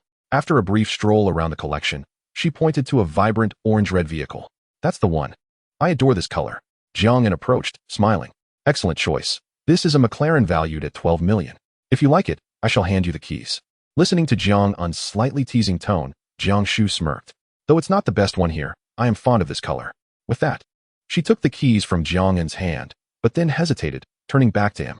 Brother, I start my job in a couple of days. Wouldn't it be inappropriate to drive such a flashy car? Considering her words, Jiang En nodded in agreement. Then you may drive my Audi instead. He tossed her the keys to the Audi. Jiang Shu, having fiddled around in the car for a while, initially intended to take it for a test drive. However, upon remembering Jiang En's mention of the Sunday morning rush hour, she relinquished that idea, reluctantly heading back upstairs. Today is Sunday, but with New Year's approaching, many are working extra hours. I will take you out to celebrate once the holiday arrives, Jiang En assured her. Back in his room, Jiang En was about to commence his workout when his phone rang. Upon checking, he saw it was a call from Luo Bin. After connecting, Luo Bin's deep, charismatic voice filled the line. President Jiang, as the largest shareholder, you have been quite remiss. The matter you entrusted to me has received a response. Just yesterday, I sent the lawyer's letter, and it seems to have struck fear into the other party, as they promptly contacted me, inquiring if a settlement could be reached. Upon hearing this, Jiang En remarked, it appears our company's intimidation is quite formidable. They wish to capitulate upon receiving the lawyer's letter. A settlement is not out of the question. Have them issue an apology on their official website, and close the Hunglong Plaza store for a period of rectification, reopening only after the Spring Festival. Most importantly, They must compensate appropriately and dismiss the offending employee, who should be detained for 10 to 15 days for defamation.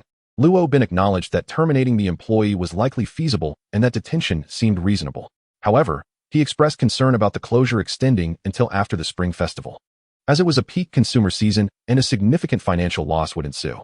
Nevertheless, since my employer has demands, we shall strive to accommodate them. However, President Jiang, I must be frank.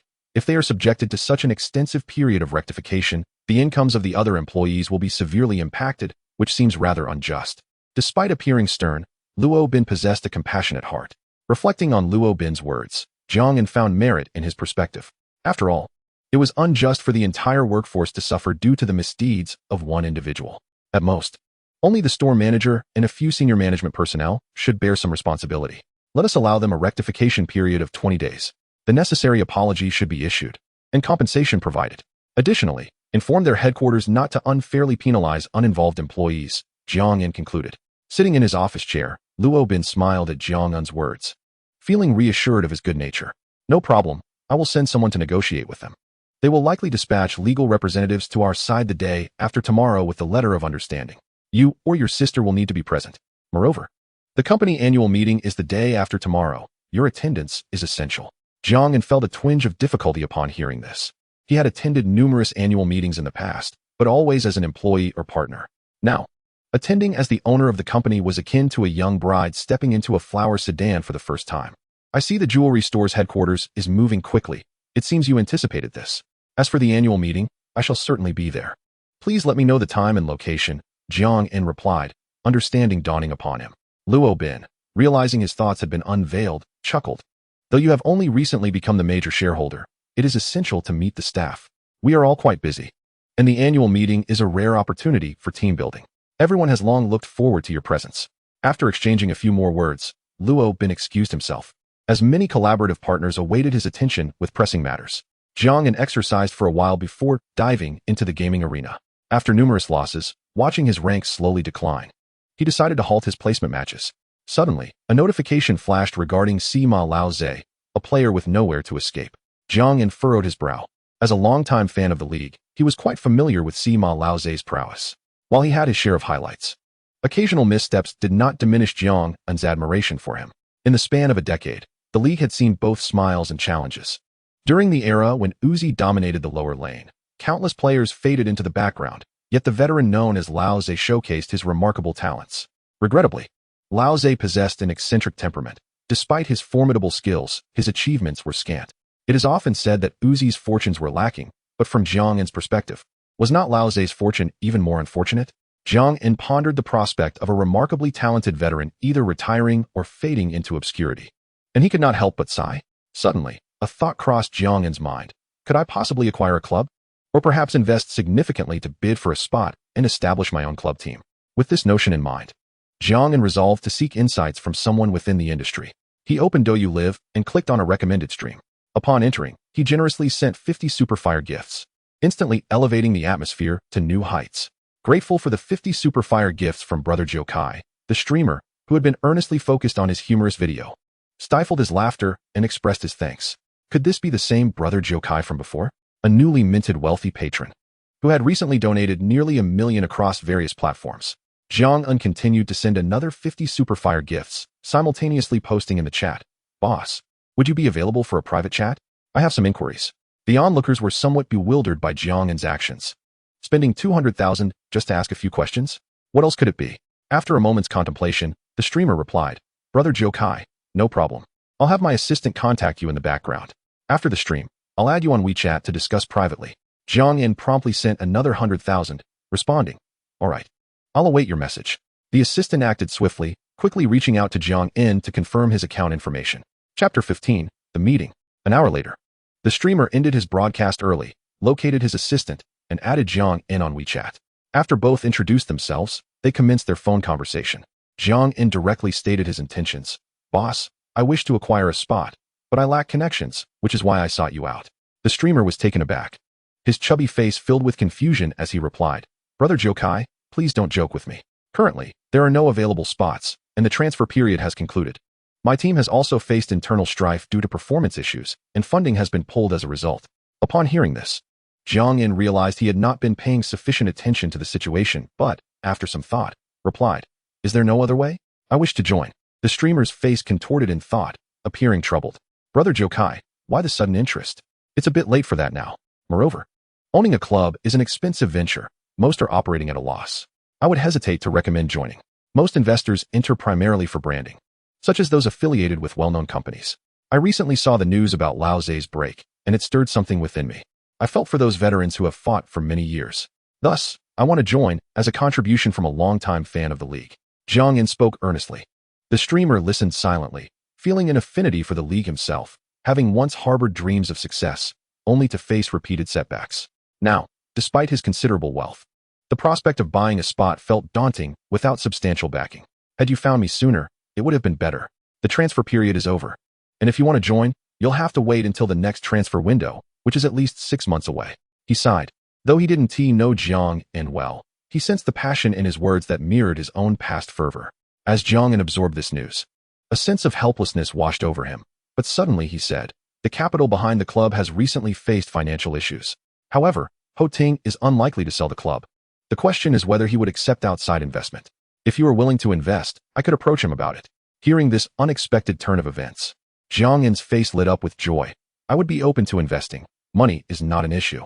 The club had once been a source of pride for countless league fans, and even if it had fallen on hard times, it remained a prestigious establishment.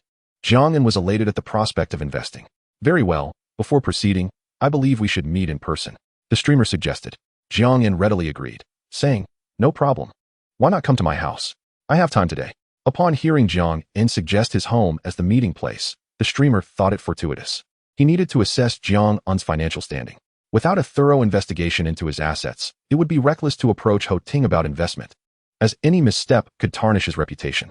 After agreeing upon the details, Jiang Yin prepared some asset documentation, knowing these would be necessary. After waiting for a while, the property manager, Lu Meng, escorted the streamer to Jiang Yin's residence. Jiang Yin stepped forward to greet him with a handshake. "Wow, I truly did not expect this. Brother Jokai, you are remarkably young, and this house must be worth at least 300 million, right? One of your places is worth more than 3 of mine. I must have a thorough look around," he exclaimed upon entering, astonished. Jiang Yin smiled and replied, "Feel free to look around. But the upstairs is off limits for now as my family is up there. Additionally, aside from this unit, I own the entire building with 48 suites, most of which are leased out." As they toured the estate, the streamer marveled at Jiang Yin's wealth. Eventually, Jiang Yin led him to the meeting room, brewed some tea, and handed over the asset documentation. "Here are some proof of my assets. You may find this useful when you speak with Ho Ting." The streamer felt touched by Jiang Yin's thoughtfulness as he opened the documents and began to skim through them. The more he read, the more astonished he became. The building alone was valued at nearly 10 billion, not to mention the shares in Ali and documentation from a top-tier law firm. "My goodness, this is incredible. Brother Jokai, I initially thought you were merely a rich second generation, but your personal assets are astounding." The streamer's round face was filled with disbelief. "To be honest, I checked your information online on the way here, but details were scarce. The most valuable piece of information was that you appeared on a stream with my Baba. I had no idea you were the largest private shareholder in Ali. Once this news gets out, you will likely become the latest national darling. This is just a portion of my asset verification. I believe this should qualify me for entry. However, please keep this information confidential. I do not wish to create unnecessary commotion." Jiang Yin reminded him, reflecting on his own hidden system and realizing that his current assets were but a fraction of what he would amass in the future. Listening to Jiang Yin's caution, the streamer assured him, "As a competent intermediary, you need not worry about this." Taking the documents, he stated, "I will approach Ho Shao. I believe he will be amenable. He is currently facing difficulties, with the club's performance declining year after year and funding issues arising from his backers. If it were not for his emotional ties to the club, he might have sold it long ago." He lamented, feeling a twinge of regret. Running a club has become increasingly challenging without a complete profit model, but thankfully, more capital is beginning to enter the scene. Jiang Yin had a vague understanding of the club's situation. Profit models revolved around merchandise sales, player transactions, and sponsorships, with sponsors primarily focused on performance. Success yields sufficient exposure, and player transactions are also tied to results or a well-structured youth training system. As for merchandise, it constitutes only a minor portion of profit. First, discuss with him and see how much of the club's shares he is willing to relinquish. If it were possible to simply invest in the team, that would be even better, Jiang Yin remarked. He nodded and continued, essentially, The team and the club are in a parent-child relationship. Directly investing in the team should not pose much of a problem, as the majority of the expenses are incurred by the team. However, I would recommend investing directly in the club, as it offers greater convenience and provides more leverage and authority. After considering the advice from this professional, Jiang Yin pondered for a moment and then discussed the intermediary fees. I'll leave this matter in your capable hands. Come on, you were quite curious about my vehicle. So let me take you to see the newly arrived batch of cars, Jiang Yin said as he stood up and led the way to the garage. Upon arriving at the basement, the two were dazzled by the array of vehicles, caressing the sleek bodies with expressions of sheer delight. Oh, I absolutely adore this. It is nothing short of art. I never imagined that Brother Jokai had a penchant for collecting luxury cars, he exclaimed as he squeezed into the Pagani, sitting in the driver's seat with a look of pure enjoyment.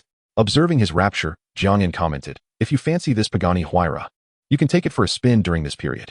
In disbelief, he gasped, really? This car seems brand new. It appears it has never been driven. No worries.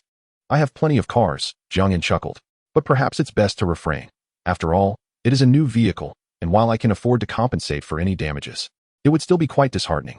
Shaking his head, he replied, it's fine. There are only 40 of this model globally.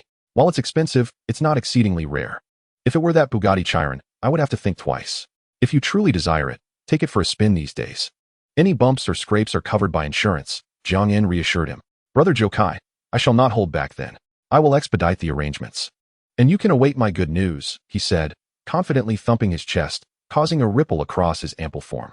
The two exchanged pleasantries and set off in the Pagani Huayra, while he arranged for a chauffeur to take his own vehicle home. Subsequently, Jiang Yin ascended to his apartment, exercised for a while, and prepared lunch. However, upon seeing the healthy fitness meal Jiang Yin had prepared, Jiang Shu's expression fell slightly as he said, Brother, I crave meat. The fridge is stocked, you can fry some steak. But you must wait until I finish my meal first, as I fear I might snatch your food otherwise. Jiang Yin swiftly replied as he devoured his meal. All right, no problem. I will head upstairs first and wash the dishes later. Jiang Shu cheerfully ran upstairs, intending to prepare a sumptuous feast for himself. Meanwhile, upon arriving home, his wife, Shen Lingmin, looked at the new car with astonishment and asked, where did this car come from? Have you been secretly saving up money? Responding to Shen Lingmin's inquiry, Jiang Yin approached her with a smile and wrapped his arms around her, saying, how could that be? How many years of saving would it take to afford such a vehicle? My dear, I just landed a significant business deal, and this car is lent to me by the client. If this deal goes through, it could yield substantial profits. Gazing at his hand gestures, Shen Lingmin widened her eyes, exclaiming, is that true? Who is the other party? I cannot disclose their identity at this moment. I promise to keep it confidential. I fear you might inadvertently spill the beans while chatting with your friends. However, this deal is the largest I have encountered to date. Shouldn't you consider allocating some funds for my activities? He said, extending his hand in a gesture of requesting money. Chapter 16, Essential Skills for the Wealthy. Upon returning home, Jiang Yin immediately reached out to Ho Ting. However, the response was that he was out of town and would require a few days to return. Over the phone, he briefly mentioned Jiang Yin's intention to invest in the club. After pondering for a moment, Ho Ting felt intrigued. Given the club's current mismanagement, especially the poor performance of its subsidiary, retaining talent had become a challenge. Throughout the transfer window, they had acquired nothing, and next season would rely solely on the Youth Academy's newcomers. Selling the club was not an option he favored, and the prospect of external investment was his most acceptable alternative. What truly captivated him was Jiang Yin's identity. Having such a capital magnate invest would not only bring financial support, but also potential sponsorships. After discussing for a while, Ho Ting agreed to return to Shanghai for a face-to-face meeting regarding the matter. Meanwhile, Jiang Yin was swimming for fitness. Over the past 2 decades, he had few hobbies, with gaming and swimming being his greatest passions. Growing up in Jiangzhou City, surrounded by rivers and lakes, he began swimming at the tender age of 10, mastering various styles effortlessly. However, since entering university, he had scarcely engaged in his favorite sport, particularly after starting his career. Although the weather had turned chilly, he was fortunate to reside in a top-floor duplex with a 260-square-meter indoor heated swimming pool, which had just completed cleaning that afternoon, now filled with pristine warm water. Changing into loose swimwear, Jiang Yin dove into the water and leisurely swam for nearly 2 hours, his skin slightly wrinkled from prolonged exposure. Due to habit, he preferred not to wear goggles while swimming, causing everything to appear foggy upon surfacing. After a period of fitness training, Jiang Yin felt significantly lighter. Although he had not lost much weight, his overall state seemed to have returned to when he first entered the workforce. His skin had lightened a bit, and his demeanor appeared more vibrant and spirited. After dinner, he and Jiang Shu enjoyed a light meal together, and washing the dishes had seemingly become a customary arrangement. Following their meal, Jiang Shu quickly tidied up, humming a tune. Opening his computer, Jiang Yin embarked on a journey through the gaming realm. Luck was on his side, as he encountered commendable teammates. Except for one match where a teammate disconnected, he won the other 3, maintaining his status as a platinum demigod. Upon awakening the next morning, he was greeted by the melodious notification, "Sign-in successful. Congratulations, host, you have acquired the essential skill for the wealthy. Personal consumption cashback critical hit. Maximum critical hit 100. This skill was unparalleled. Jiang Yin beamed with joy, while a certain object also acknowledged in agreement. He understood that despite holding 127 shares in Ali, the company had never distributed dividends to its shareholders since its inception.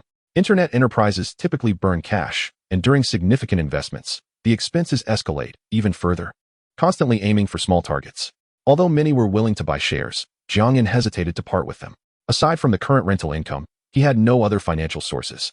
Without the cashback skill, how could one be considered truly wealthy? Jiang Yin felt elated, attempting to rise and sing a few notes, but upon noticing his lack of attire, he reluctantly abandoned the thought. Dressed, Jiang Yin ambled about with an air of nonchalance, as if something were gently tugging at him.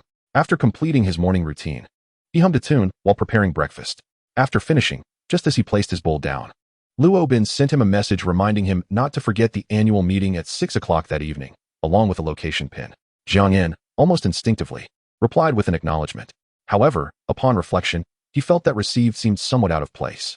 By 5 o'clock that afternoon, Jiang Yin changed into formal attire, standing before the mirror to assess his appearance, and he could not help but internally praise himself. I am still that youthful lad, unchanged in the slightest.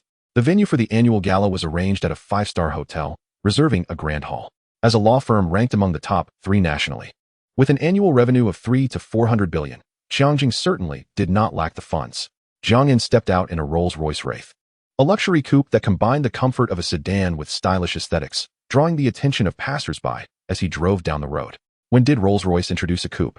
You uncultured fool, this model is called Hueying. My dear, let's keep our distance from that Rolls-Royce. Our child is still young. This car must cost several million, right? That thing is worth 90 million. The headlights are adorned with diamonds. If something were to happen to it, you would have to surrender both yourself and the car without even needing to file for divorce. ISNT, it said that there is only one of these cars. I heard it was purchased by a wealthy individual from Hong Kong, yet here it is seen in MO2 on the road. Many discerning car owners maintain a safe distance from Jiang Yin. Of course, there are a few audacious souls who dare to approach and drive alongside Jiang Yin, occasionally glancing over as if attempting to see through the tinted glass. After driving for 40 minutes, Jiang Yin arrived at his destination, the Jinjiang Grand Hotel. Upon exiting, hotel staff promptly assisted with parking, and upon entering, a receptionist guided Jiang Yin to the conference hall. The entire venue was decorated with a warm ambience, yet retained the logical characteristics befitting a law firm. Just as Jiang Yin stepped inside, Luo Bin approached, clasping Jiang Yin's hand and introducing him to some shareholders and elite lawyers from the firm. In the past, Jiang Yin might have felt somewhat intimidated and ill at ease in such significant circumstances. However, as the saying goes, money is a man's backbone. As a financial mogul and the company's owner, his demeanor had transformed. He greeted everyone with ease, exuding a refreshing charm and elegance. After exchanging pleasantries with the firm's personnel, Luo Bin introduced Jiang Yin to other invited guests who were partners in collaboration. This is General Manager Zhang Yong from Ali. Although Ali has its own legal department, our firm serves as their legal advisor. We have been involved in several acquisition cases for their company this year. Ali is a true financial benefactor for our firm, and it took several invitations to get Zhang here. Today's annual meeting is not only the largest team-building event for the company, but also a banquet to express gratitude towards our partners, Luo Bin explained.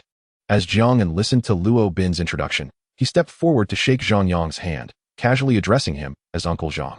Zhang Yong responded warmly, leaving Luo Bin perplexed. Do you two know each other? Luo Bin inquired tentatively. Hey, of course we know each other. We just met recently, Zhang Yong began, but then turned to Jiang Yin and said, Jiang kid, I'll be straightforward. It should be fine, right? Luo Bin, hearing their familiarity, was momentarily at a loss, as if entangled in a web of confusion. Jiang Yin understood Zhang Yong's intent and replied, It's all right, Uncle Zhang. My identity is no secret among industry insiders. There's no need to conceal it from lawyer Luo. Upon hearing this, Zhang Yong chuckled. Young Zhang is indeed a shareholder in Ali, though I can't disclose specific shares. Had I known you were also a shareholder in Quanjing, I would have come uninvited long ago. Luo Bin's eyes widened in astonishment, his handsome face displaying disbelief. Before he gritted his teeth and remarked, well, truly worthy of being our big boss, hiding it so deep. And here I was, completely in the dark, running around in circles. Haha, Lawyer Luo, my bad. I'll also bring in some business for the company from now on. I want to be a hands-off manager. Jiang In quickly assured. After some small talk among the three, Luo Bin led Jiang In to meet other partners. This is General Manager Zheng Xiaodong and General Manager Lin Bai from Daiju Rinhe, a headhunting firm that has carved out its own niche in just 3 years amidst fierce competition from industry giants and is nearing an IPO. Our firm has been favored to undertake the legal audit work for their listing, Luo Bin recounted to Jiang In. Listening to Luo Bin's introduction, Jiang In felt admiration for the two Darin leaders and expressed his gratitude, saying, starting a business is challenging. I have endured the hardships myself. If Darin ever needs assistance, feel free to reach out to me. Upon hearing Jiang In's promise, Luo Bin leaned in to whisper something to Lin Bai, which elicited a look of surprise on Lin Bai's face. Jiang In could tell that their relationship extended beyond mere business collaboration. Luo Bin, are you scheming against me again? Jiang In joked, observing Luo Bin's actions. Lin and I were college classmates. Their company is about to go public. You must lend a hand, Luo Bin replied, unfazed by Jiang In's remarks, patting his hand. As one of the elite in the legal profession, Luo Bin, despite not knowing Jiang In for long, had grasped his character. The bond of friendship is often assessed over time, which can be misleading, especially since they are both single. Subsequently, Jiang In and Luo Bin expressed their thanks to the partners, meeting numerous industry titans along the way. The annual gala commenced punctually, with Luo Bin, as the firm's chief executive officer, taking the stage to speak. This year marks the first year of our firm's transformation, transitioning from a partnership system to a corporate structure. We are all navigating whether this path is correct, but fortunately, this year's revenue indicates that our transformation is indeed the right choice. However, shortly after this transition, our firm faced a capital attack. Now, let us have the culprit reveal themselves. Luo Bin elaborated on the firm's prospects before inviting Jiang In to the stage. Chapter 17, The 22 Patek Philippe.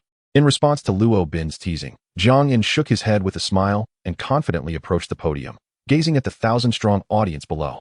Filled with a surge of ambition, Quanjing boasts branches globally, with over 6,000 employees. Those present at the annual meeting are merely a portion, as some from overseas could not attend. First and foremost, I must state that I am not the villain Lawyer Luo has portrayed. I am entirely an outsider to the legal profession. My investment in Quanjing was merely a fortuitous occurrence. This is also my first time speaking in front of such a large crowd. I have little taste for extravagant motivational speeches, nor am I adept at them. With the increasing number of young individuals in the company, I too am among the younger crowd. I understand what everyone desires. I shall not elaborate further. Concepts like wolf culture and toxic positivity are less tangible than bonuses. Therefore, I have decided to personally give each employee a red envelope of 10,000 yuan as a token of my gratitude for their hard work this year. May Quanjing thrive in the future. Jiang In concluded with his hands clasped. In response, the audience erupted into thunderous applause, mixed with chants of President Jiang is generous. Luo Bin then took the stage, signaling and announcing details and benefits for the evening banquet. The annual gala was devoid of extravagant embellishments. After reflecting on the company's past and looking towards the future, Luo Bin promptly declared the banquet open. Jiang In, Luo Bin, and numerous partner attorneys, along with collaborators, occupied the main table, engaging in conversation that revolved more around personal anecdotes and local customs than work-related matters. Quanjing Law Firm possesses a unique culture. The entire banquet was free from cumbersome formalities, exuding a warm and joyful atmosphere devoid of a drinking culture. During the festivities, Jiang In even announced a draw for 100 lucky employees, promising to clear their shopping carts for the new year. In the relaxed and cheerful atmosphere of the banquet, time slipped away swiftly amidst the clinking of glasses. As the meal concluded, those with families began to depart for home, while those in relationships contemplated returning to transform into wolves. Only Jiang In and Luo Bin, remaining single, exchanged glances, seemingly recognizing the envy reflected in each other's eyes. Pondering, while others were paired off, they were left to fumble through their own solitary motions. As the first half of the event concluded, Jiang In, having sipped some soup, playfully inquired, "Is there a second half? Wow, how audacious of you to say such a thing in front of a lawyer. Are you trying to make me break the law? Do you believe I won't charge you with incitement right now?" Luo Bin chuckled. A group of individuals jested and bantered, concluding their annual banquet amidst laughter. Jiang In, seeking a designated driver downstairs, encountered several who declined his request, primarily due to the apprehension of seasoned drivers fearing potential mishaps. After waiting for a while, he finally found a retired veteran willing to take his fare. "Master Wang, you need not worry. The car is insured. Just drive normally." "It is not far," Jiang reassured, concerned that the driver might be overly tense.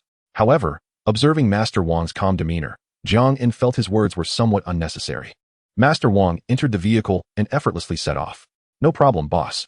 I am not nervous. I hold a Class 1 license and used to drive tanks during my service. I just retired last year," he confidently stated, revealing his robust physique and slightly tanned skin, flashing a bright smile. "A tank driver, impressive." Jiang expressed genuine respect for military personnel, giving a thumbs up in admiration. During the journey, Jiang and Master Wang engaged in conversation about their hometowns and amusing anecdotes from the military. Through their lively exchange, Jiang learned that Master Wang had retired to care for his aging parents. In his early 30s, he had just married last year. His wife was a middle school classmate who had patiently awaited his return, and they now had a 1-year-old child. While Jiang applauded his happy marriage, he couldn't help but feel a pang of envy. As their jovial conversation continued, they soon reached their destination. After disembarking, Jiang made sure to save Master Wang's contact information and expressed his gratitude before heading upstairs.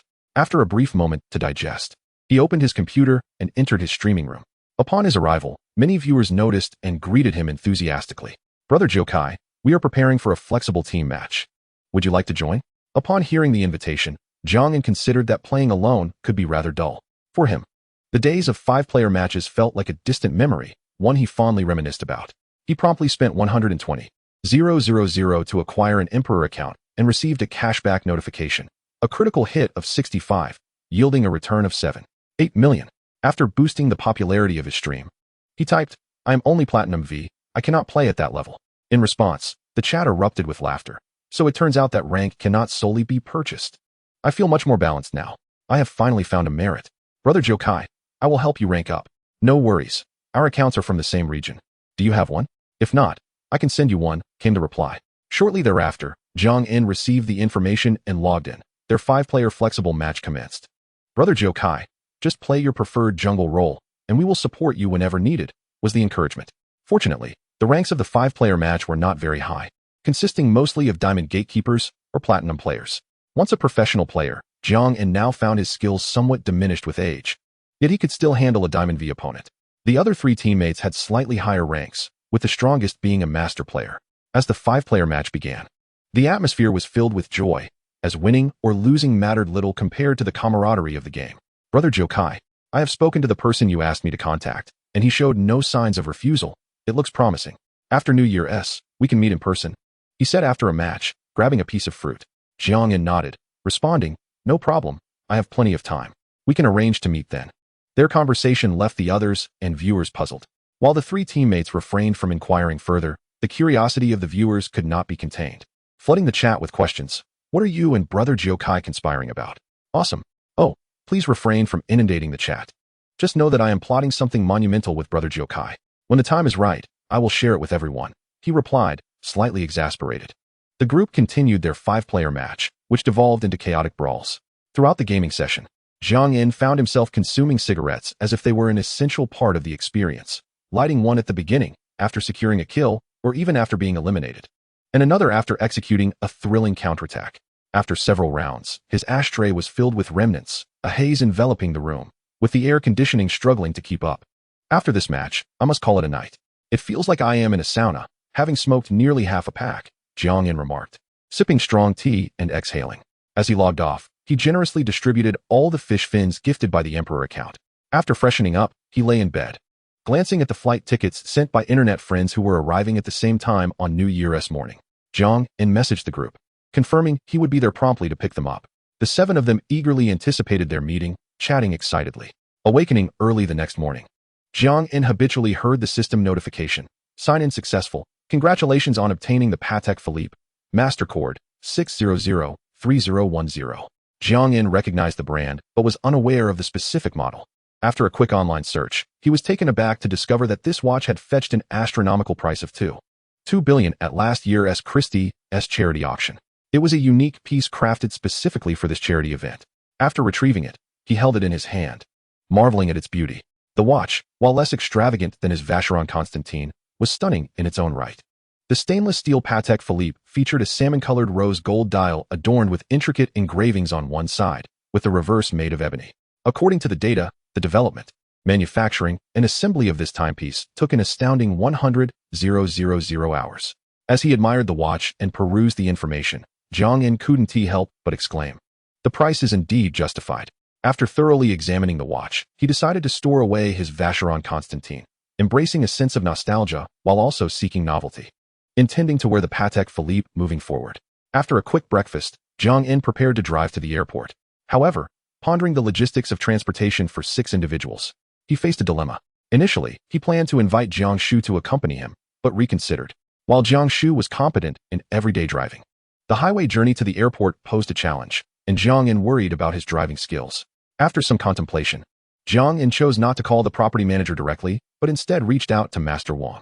"Master Wang, it's New Year's Day. Are you busy? I have a favor to ask," Jiang In inquired. "Hello, Mr. Jiang. I am not busy. It's rare to have a day off on New Year's." Master Wang replied with a robust and cheerful voice. "I need to go to the airport to pick someone up and require 2 vehicles. I cannot manage alone. I would like to request your assistance in transporting a few people. I can offer you 8 times the usual fare for your trouble, if that's convenient," Jiang In proposed, offering a generous sum, recognizing the intrusion into Master Wang's holiday. Upon hearing the proposed amount, Master Wang was intrigued. After consulting with his wife, he responded, "All right, I will head over now. I can arrive in 20 minutes. However, you really don't need to pay that much. It's all right. I feel quite guilty for disturbing your holiday," Jiang In insisted. "Not at all, Mr. Jiang. I appreciate you considering me for this job. I will set off immediately," he assured. As Chapter 18 unfolds, Jiang In drove his Phantom, with Master Wang behind the wheel of a yellow-tagged Maybach 62. Before departing, Jiang In sent a location to his friend Shigua Shuang in Shanghai, coordinating a meeting time for everyone. After nearly an hour on the road, Jiang In and Master Wang arrived at Pudong Airport, where they waited for half an hour, and surprisingly, the first person Jiang In encountered was Tian Tian, who had traveled the farthest from Urumqi. Tian Tian, a young lady from a minority ethnic group, is tall and slender, dressed in form-fitting denim jeans and a white, snug-down jacket that beautifully accentuates her graceful figure. Her face appears as if sculpted by divine hands, with a flawless, delicate oval visage reminiscent of pure mutton fat jade. Her prominent nose stands tall, while her enchanting lips are adorned with a hint of crimson. Her almond-shaped eyes, brimming with vivacity, seem to house a pair of shimmering sapphires, evoking a sense of inferiority in those who gaze upon her. "Haha, Jiucai, I spotted you from afar. After comparing your profile picture several times, I could finally be certain. The difference is striking. What have you experienced over the years?"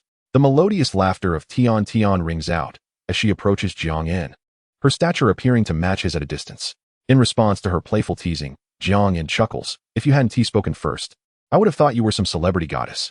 Tian Tian makes a playful face, her rosy lips pouting slightly. "Hurry and get in the car, it's cold outside. Others will be arriving soon." Jiang In opens the car door, gesturing for Tian Tian to enter and wait.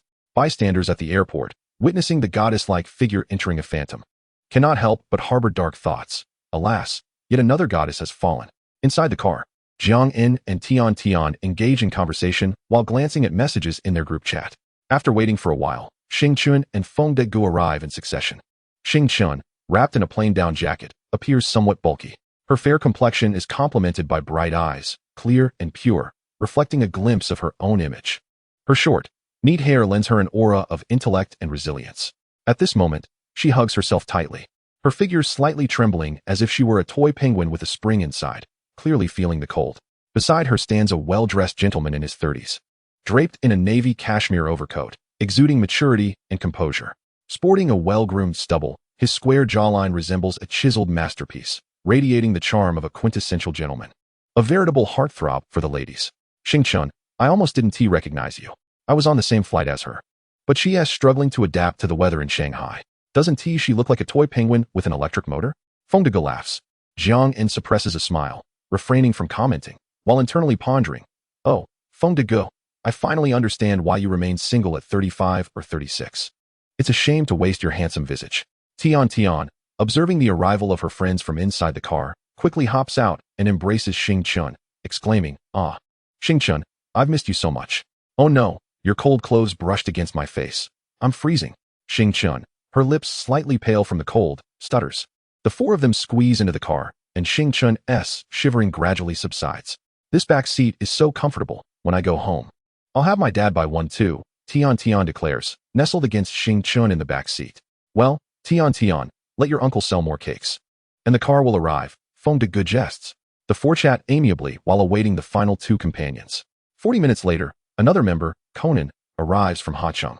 With naturally curly hair and a slender build, he contrasts starkly with the image of a typical burly northeastern man, wearing frameless glasses and standing taller than Jiang An.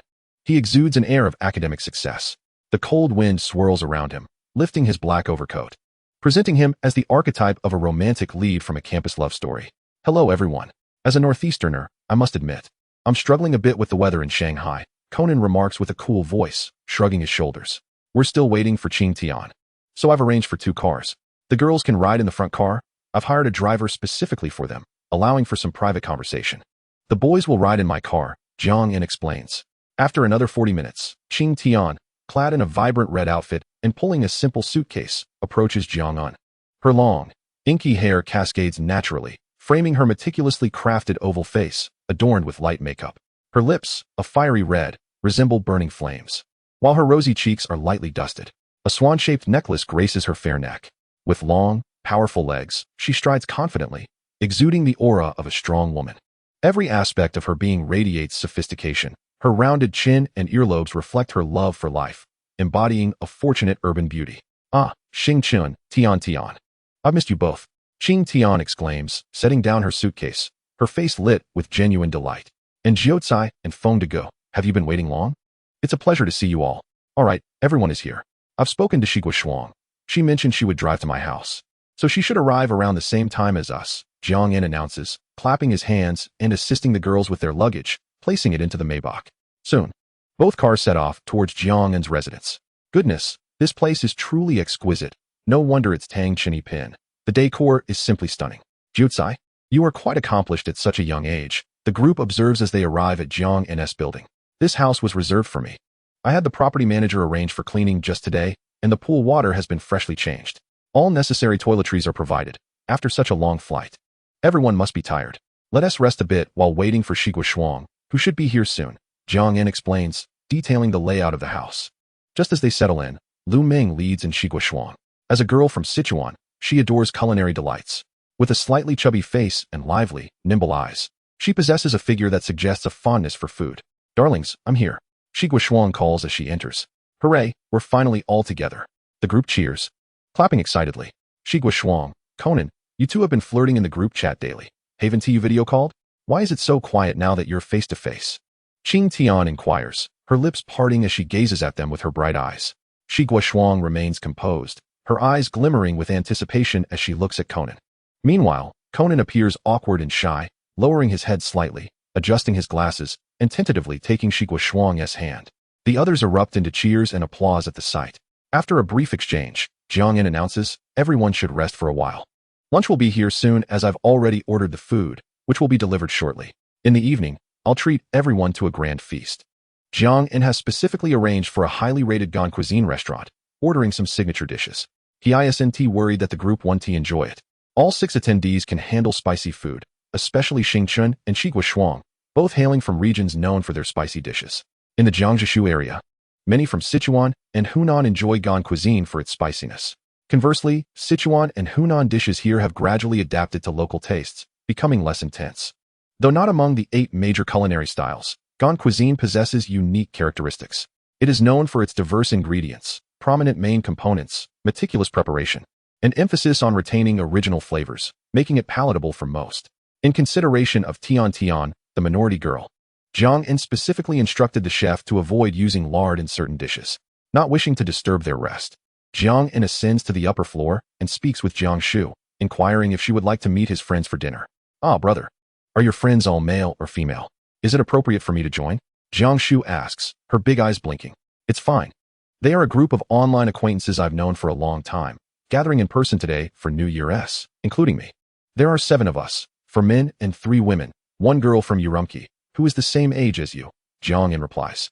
Listening to this, Jiang Shu pondered for a moment and replied, all right, no problem, I will accompany you. Jiang An nodded, noticing that it was nearly time, and led Jiang Shu downstairs. Come, let us eat, Jiang An exclaimed in the hall.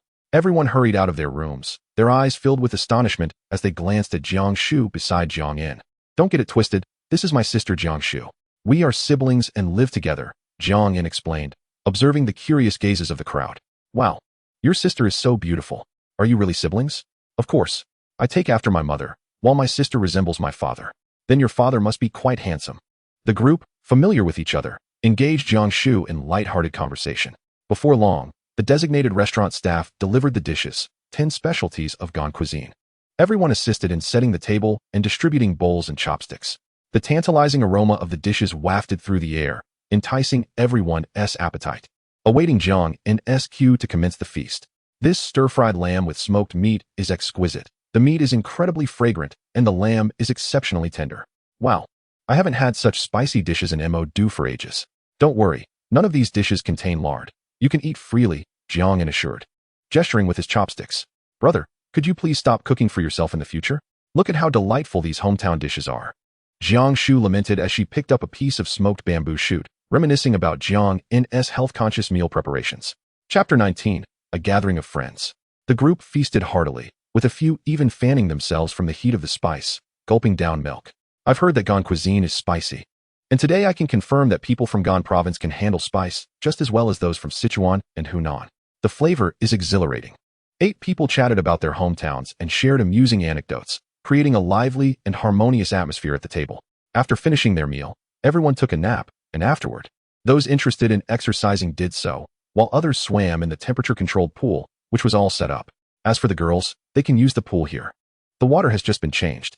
I live on the top floor, where there's also a pool, so the guys can join me there. Tonight, I'll take everyone out for a grand dinner. The restaurant is already booked, and afterward, I'll show you all the nightlife in Mo, Jiang In thoughtfully arranged. All right, let us raise a toast to Jiang Shu, in appreciation of her warm hospitality. Jiang In felt genuinely delighted by the arrival of this group of online friends. Though he appeared quite sociable, he had very few true friends and rarely ventured out, maintaining a small social circle. Now, with friends visiting from afar, he was filled with joy. After the meal, Jiang In sent a message to Lu Ming, asking her to arrange for the restaurant staff to tidy up. He then prepared tea for everyone, and they settled in the reception room, sipping tea and engaging in lively conversation. Eventually, they all dozed for a while, and in the afternoon, they swam. Jiang In, accompanied by Brother Feng and Conan, enjoyed tea in the study. Brother Feng, what do you do in Pengcheng? In casual banter among men, the conversation flowed more freely. I am the operations director of my own e-commerce company. The e-commerce industry has great prospects and development these past few years. Our company may not be large, but it does well. Brother Feng replied after taking a sip of tea. So you're a diamond bachelor? Why are you still single? I can't quite figure it out. Every time I strike up a conversation with a girl, she just ignores me, Brother Feng said, his expression turning sour. Haha, I noticed that when I picked you and Xing Chen up this morning. You're such a straight shooter. Xing Chen was shivering from the cold after exiting the airport. And instead of offering her a jacket, you laughed at her. Jiang In chuckled heartily. I did offer her my jacket, but I was cold too. Still, her reaction was rather amusing, Brother Feng replied, momentarily taken aback, before laughing. Conan, overhearing, nearly spat out his tea, unable to contain his laughter. Sorry, I couldn't hold it back. Brother Feng, there's a reason you're still single, Conan sighed. Well, you and Xing Chen are both in Pengcheng. If you're interested in her, seize the opportunity, Jiang In advised, patting Brother Feng on the shoulder earnestly. Brother Feng raised an eyebrow and replied, Indeed. Xing Chen is quite wonderful. As it approached 7 o'clock, Jiang In guided everyone to the basement, saying, All these cars belong to me. You're welcome to choose any. I have already sent the location in the group chat. Let us go for dinner. Everyone gazed in astonishment at Jiang Un's collection of luxury cars. There are so many cars here that I don't recognize. Jiang Un, do you specialize in collecting luxury cars? Most of these are worth millions. Jiang Shu had longed to drive her McLaren, and, as soon as Jiang In finished speaking, she eagerly hopped into the car. Tian, come. I'll take you for a ride. No, I'd rather drive that white one. I believe my skills are a bit better than yours. Tian pointed to a bright red Ferrari LaFerrari. Jiang Shu pouted and huffed. I've been so nice to you, and you don't appreciate it. No one has ever sat in the passenger seat next to me. Jiang In watched the two girls, astonished, pondering how they had grown so close in just one afternoon. Don't just stand there. All the cars are fully insured, and these have collected dust here. It's perfect to take them out for a spin today. Jiang In encouraged. Come, Qing Tian, you should try this Pagani. You're in Zhengcheng, situated in the Central Plains, but this car has a maritime flair. Give it a go. As a manager in a state-owned enterprise with a decent background, Qing Tian accepted the invitation without hesitation, taking the keys and skillfully starting the vehicle. The sound of the engine roared, reminiscent of waves crashing on the shore. Xingchun, you should try that white Porsche 918. It matches the color of your outfit today. Jiang Yin continued. Brother Feng and Conan, being men, did not need much persuasion, and each chose a Koenigsegg Regera and a Lamborghini Huracan respectively. Conan, tall and slender, surprised Jiang Yin by opting for the Lamborghini. As everyone started their engines, Jiang Yin settled into his own Bugatti Chiron. The convoy exited the community, drawing the attention of passers-by. Is this some kind of supercar club event? The least expensive is a McLaren, and the one at the front is a multi-million-dollar Chiron. I thought there was only one of those. Speculation about the wealthy young heir's extravagance filled the air. During the peak season around New Year's, the convoy moved in fits and starts, the sound of roaring engines reverberating down the street, creating an impressive spectacle. The restaurant, known as Huanggongzi, was where Cheng Kai had previously taken Jiang Yin, and it was thanks to Cheng Kai's connection that the reservation was made in advance. Upon arrival, Jiang Yin heard Qing Tian's complaint. Wow, this Pagani truly embodies oceanic flair, but being a convertible, the wind is too cold.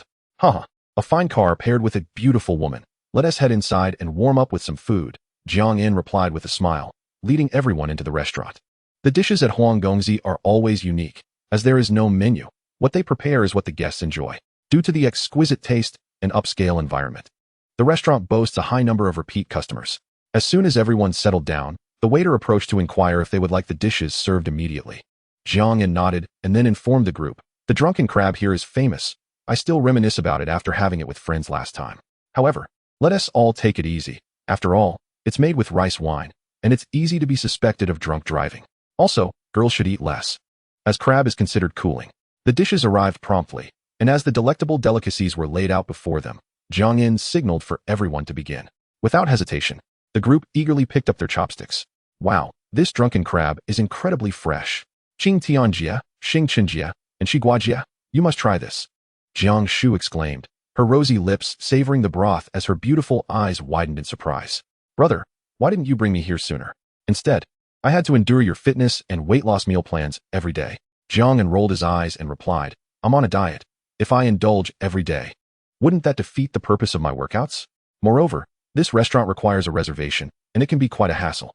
If I hadn't pulled some strings, we would have had to wait at least 3 months for a table.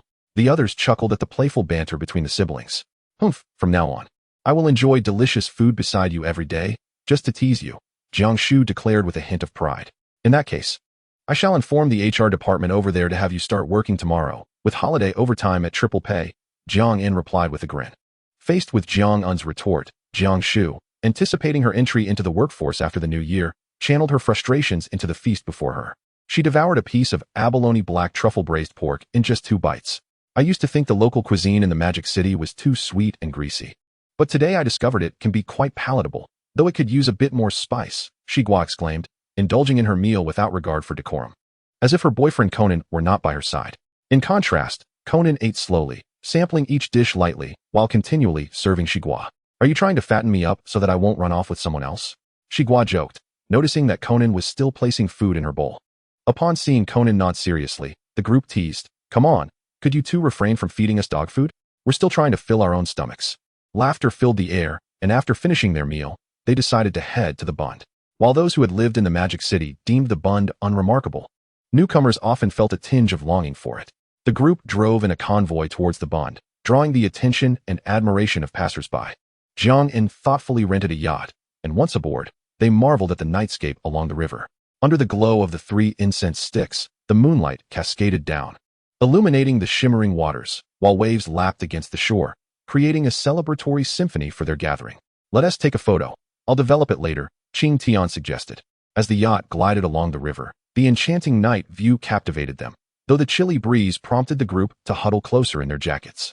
The night view of the Bund is quite nice for a first visit, though it's too cold. Let's plan to meet again in the spring when the flowers bloom.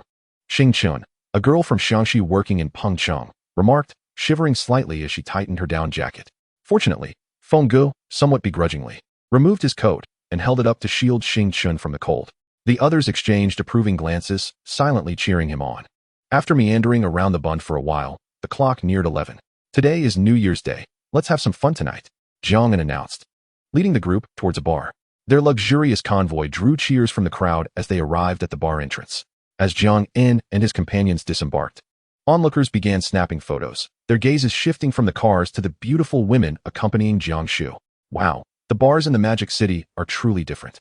There are so many people tonight. Tian exclaimed as she joined arms with Jiang Shu and the others. To be honest, I have no idea what to do. So I thought we could come to a place that young people enjoy, Jiang In admitted with a chuckle. No worries. Even though it's been a while since we've been to a nightclub, it's a rare gathering for us. So let's just enjoy ourselves, Xing Chun, who usually appeared poised and elegant, chimed in. Jiang In had prearranged a booth on the second floor and a private room on the third floor. The marketing staff, taken aback by the spectacle before them, approached Jiang In with a genuine smile. Everything has been arranged as per your request, the staff member said. Jiang In nodded in acknowledgement, and they entered the bar together. Just past 11, the Magic City's nightlife was in full swing, with a dazzling array of attractive men and women vying for attention. The women, adorned with exquisite makeup and graceful figures, wore revealing outfits, while the men sported trendy styles. Although Qing Tian and the others were no less appealing, Jiang In still felt compelled to acknowledge the other beauties present. Upon reaching the private room on the third floor, equipped with pool tables, Jiang In ordered only low-alcohol beverages, opting for sparkling wine and cocktails. After months of online interaction, the group felt a newfound warmth in their camaraderie. Qing Tian stepped forward and sang Qing Tian by Jay Chou, her melodious voice resonating with the memories of countless urban single women in their 30s who adored him. The song flowed effortlessly from her lips, setting a lively tone for the evening.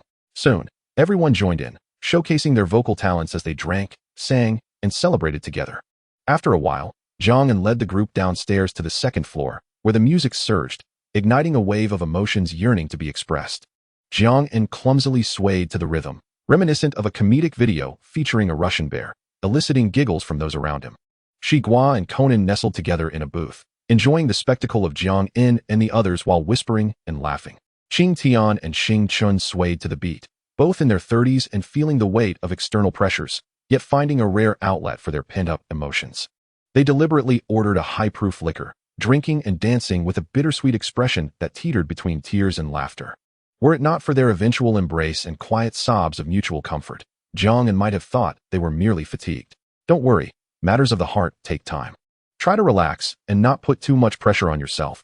The more anxious you are, the more mistakes you might make, Jiang In said, passing them warm towels and lemon water. The two took the towels, dabbing their faces before adjusting their makeup, their red-rimmed eyes evoking sympathy. Jiang Shu and Tian, just out of school, remained carefree, holding hands as they danced in the center of the dance floor, moving naturally to the rhythm. Any unsavory characters trying to approach them were deterred by their fierce gazes. Jiang In called the marketing staff, requesting friendship forever. The staff member, confused by the song choice, relayed it to the DJ.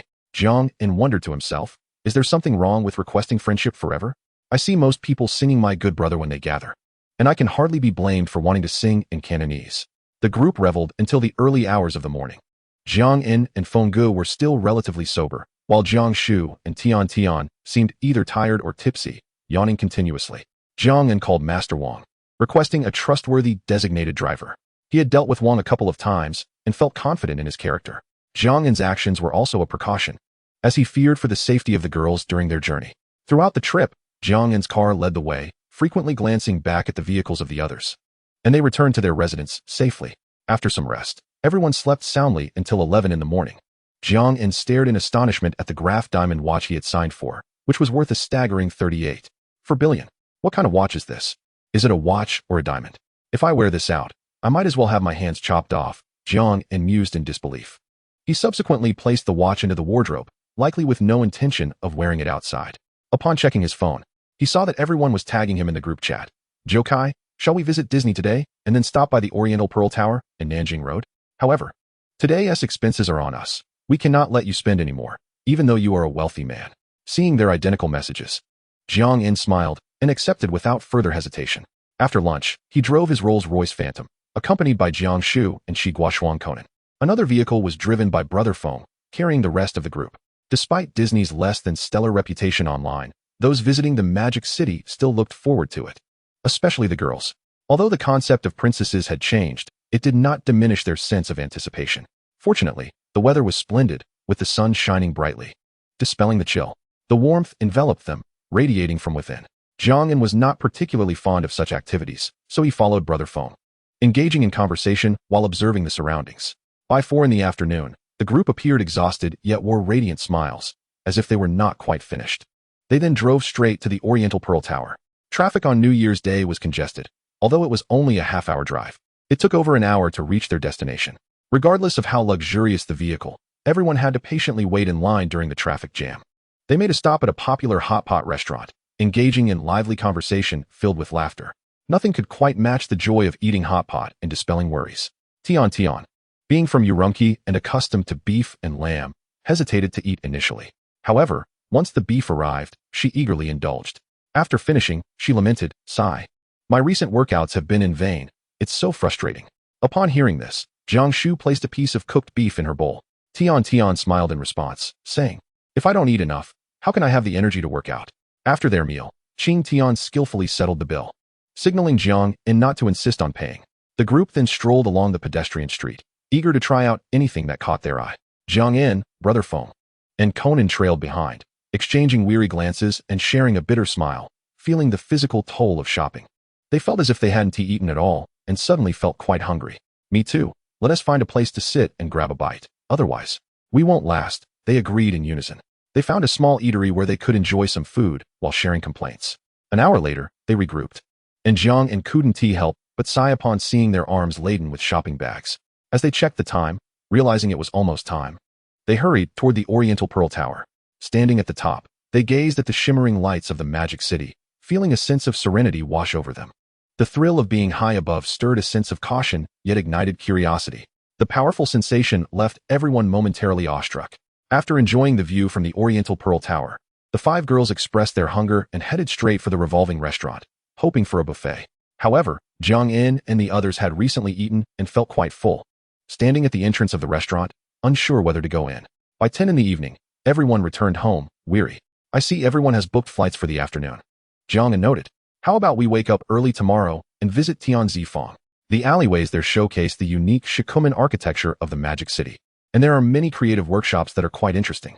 Sensing the melancholy of their impending separation, Jiang proposed this to lighten the mood. After everyone agreed, they retired early to prepare for the next day's early start. Upon waking, Jiang sighed, for he had received yet another exquisite watch upon signing in. This time, it was the Graf Diamond Charm, a watch composed of 152 carats of white diamonds and 38 carats of pear-shaped diamonds. The pear-shaped diamond in the center could be detached and worn as a ring, valued at 2.8 billion. Have I stumbled upon a treasure trove of diamonds or watches? How can I possibly wear this out? Jiang placed this watch alongside the Graf Diamond watch, gazing at the 2 opulent timepieces, his facial muscles twitching in disbelief. He felt as if the system was targeting him. After freshening up, Jiang met with everyone for breakfast, carrying the complex emotions of impending farewells as they set off for Tianzifang. Chapter 21, Discussing Investment. Tianzifang, a fashionable landmark and creative industry hub transformed from the unique Shikumen architecture of the Magic City, serves as a creative workspace for many artists. It is often referred to as the second Xinyiandi. In reality, aside from being equally fashionable, it possesses many distinct differences from Xinyiandi. Tianzifang showcases the warm and inviting side of the Magic City. Walking through the most charming alley in the Magic City, one can easily appreciate the unique character of Tianzifang. As they meandered through the labyrinthine alleys, unique shops and art studios caught their eyes. From tea houses, outdoor restaurants, and cafes to galleries, home decor, and handicrafts, as well as numerous renowned creative studios from the Magic City, it was a veritable treasure trove. Each shop, whether through its signage or its wares, sought to display its unique style, highlighting its singularity. Here, the group slowed their pace, taking the time to listen to the shop owners share the origins and stories behind their proud creations. Amidst laughter and cheerful conversations, they exchanged parting gifts, burying their feelings of sadness deep within. After a morning of exploration, they were far from tired. At the airport, they waved goodbye, and the girls, after a brief embrace, found their eyes shimmering with unshed tears. After bidding farewell to everyone, Jiang lay down on the living room sofa. As an optimistic person, he felt a twinge of melancholy gazing at the empty house. At that moment, his phone rang, and upon answering, he found it was a call. "Hello, Jokai-gu. Xiaoho over there has arranged for us to meet tomorrow at 10 in the morning. Is that convenient for you?" "No problem. I'm free. I'll head over directly tomorrow, and we can meet at their club in Songnan Town." After finalizing their plans, Jiang In relaxed for a while before resuming his fitness and weight loss regimen. Having been busy entertaining guests from afar, he had fallen behind on his workouts. Lifting his shirt, he looked at the two faint abdominal muscles on his stomach and sighed in frustration. This isn't a beer belly, it's real flesh. The next day, Jiang In woke up early and, looking at the Brigitte Marie Antoinette watch he had received, fell into deep contemplation. This watch, renowned for being the longest in production history, took 44 years to create and is hailed as a poetic timepiece. Priced at $1 billion. Its bronze body is filled with various intricate and complex components that leave one in awe. Jiang In delved into the legends surrounding the pocket watch, and after perusing the tale, he promptly secured it within his safe. This exquisite timepiece was crafted over 2 centuries ago by Mr. Brigitte for the Queen of France. A horological marvel made from the most precious materials, incorporating all intricate functionalities. Unfortunately, neither Queen Marie Antoinette nor Mr. Brigitte himself ever laid eyes on the finished product. The Queen met her tragic fate during the French Revolution, yet Mr. Brigitte continued his endeavors amidst the tumultuous political climate, which inevitably affected his business, causing it to waver. He invested immense effort into this pocket watch, and it was not until his passing in October 1823 that his son, Antoine Louis Brigitte, fulfilled his father's aspirations for years later. In contemporary times, it is estimated that a skilled craftsman could replicate this watch in mere moments. However, the historical and cultural significance embedded within it remains irreplaceable. Given that this watch has been a harbinger of demise for both its creator and its original owner, Jiang In deemed it prudent to conceal it away. Should he summon a revered monk to chant sutras, lest the Queen haunt him in dreams? The Queen was one matter, but the prospect of Mr. Brigitte's specter was far more unsettling. With his hands clasped in prayer before the safe, Jiang In wore an expression of solemnity, while his mind wandered to inconsequential musings.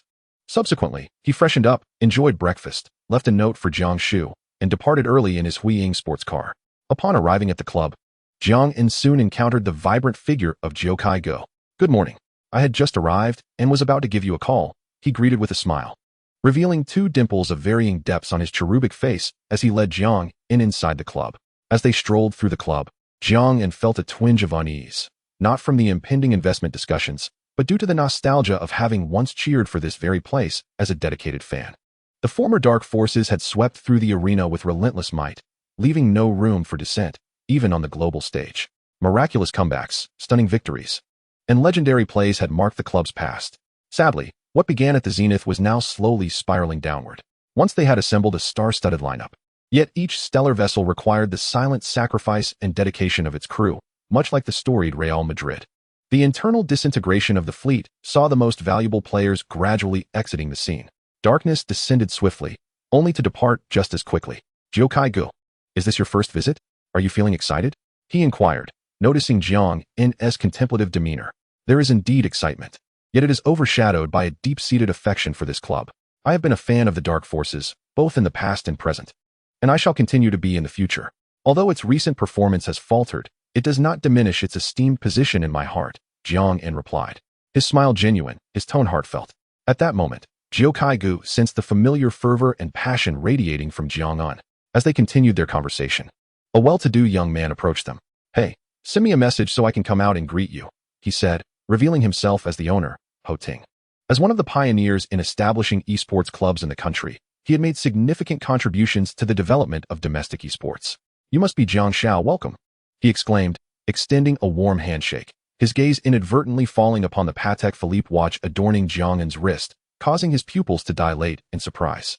"Jiang Xiao is truly remarkable," Ho Ting remarked with a smile, to which Jiang In responded with polite pleasantries before following him to his office.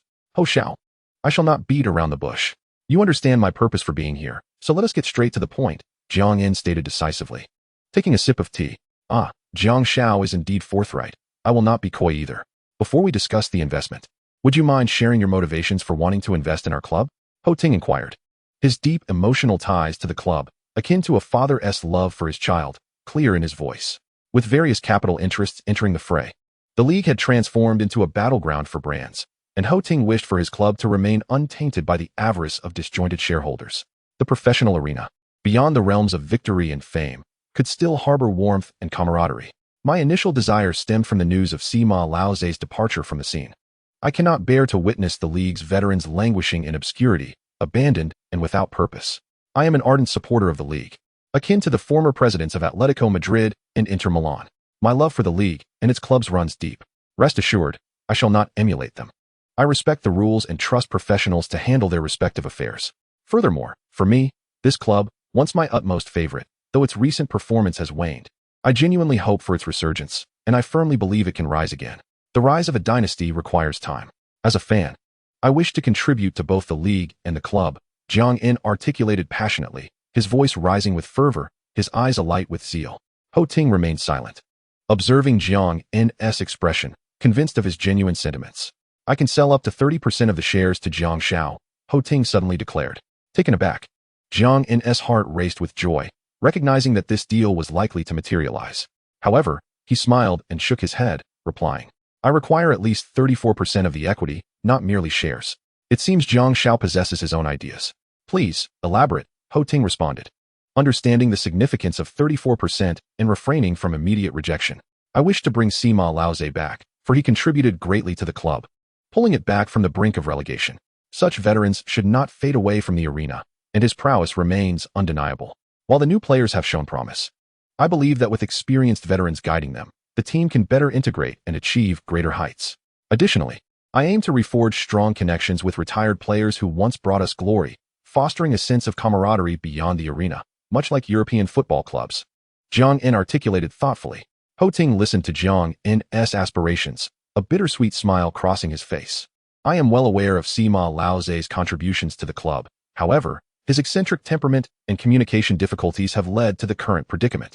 The club wishes to renew his contract, yet his value is high, and the negotiations have been stymied by his personality, Ho Ting lamented.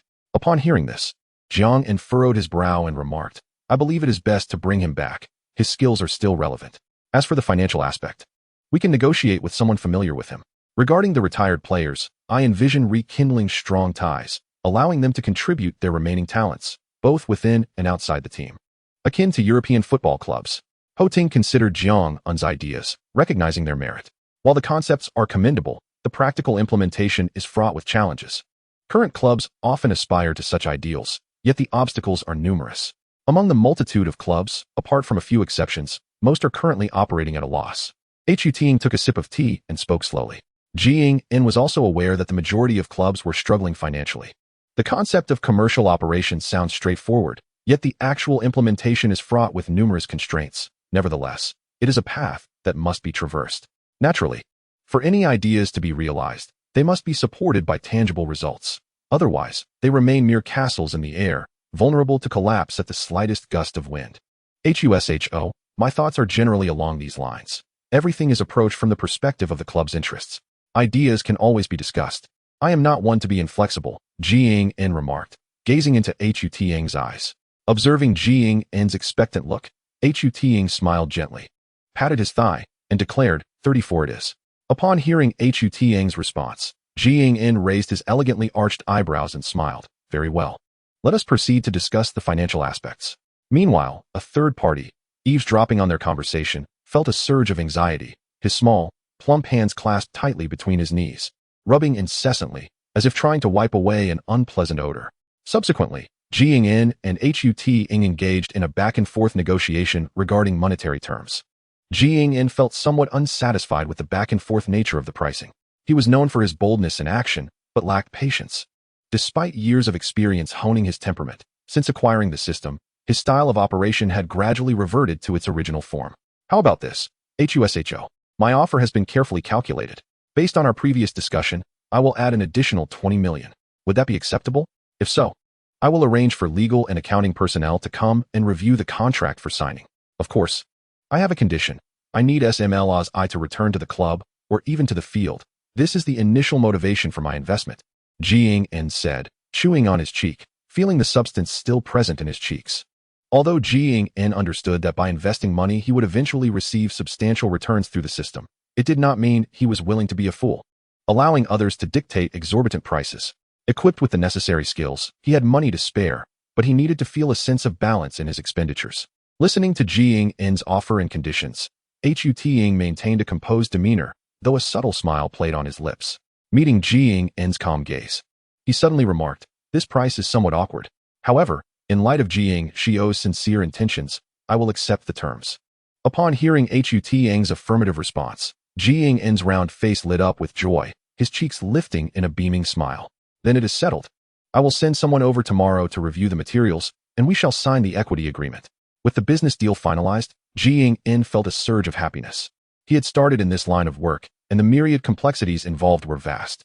The swift progress of today's transaction was beyond his expectations. Ji Yingxiao, your decisiveness is truly impressive. I will not be ambiguous either. I will instruct my team to prepare the signing materials right away.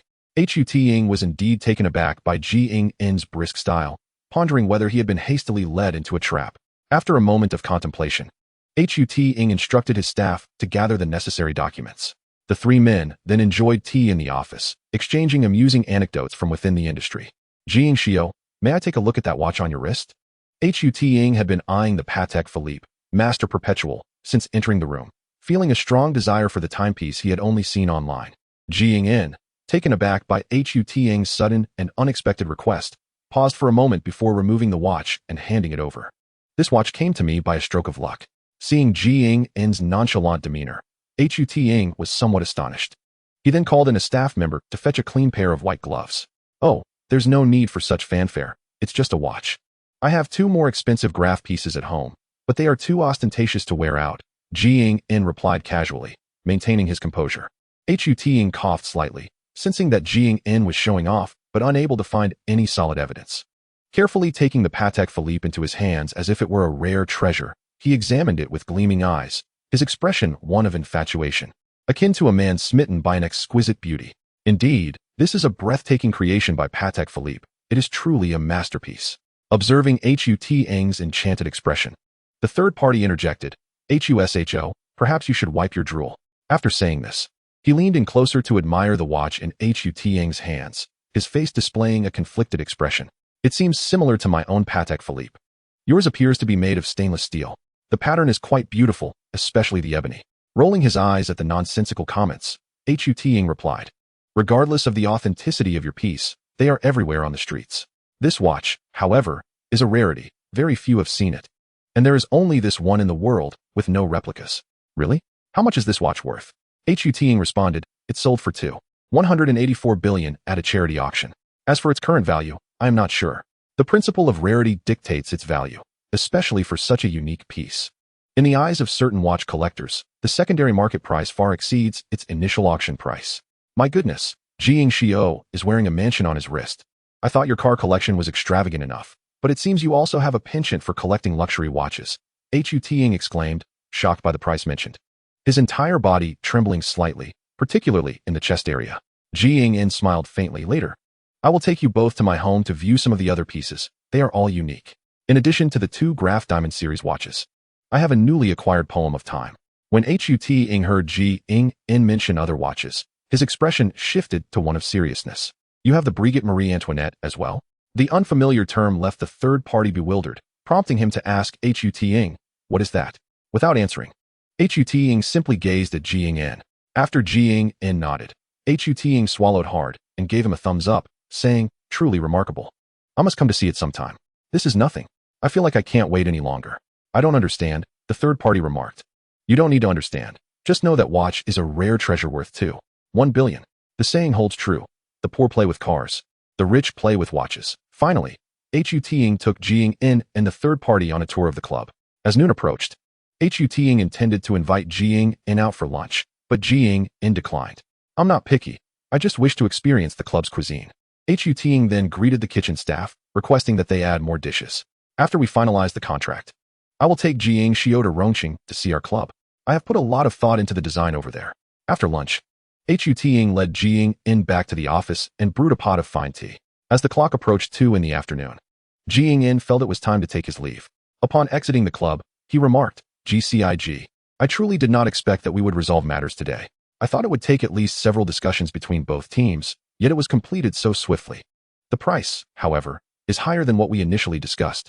Ji Ying observed that had not been swayed by the intermediary fee and was still considering his employer's interests, which warmed his heart.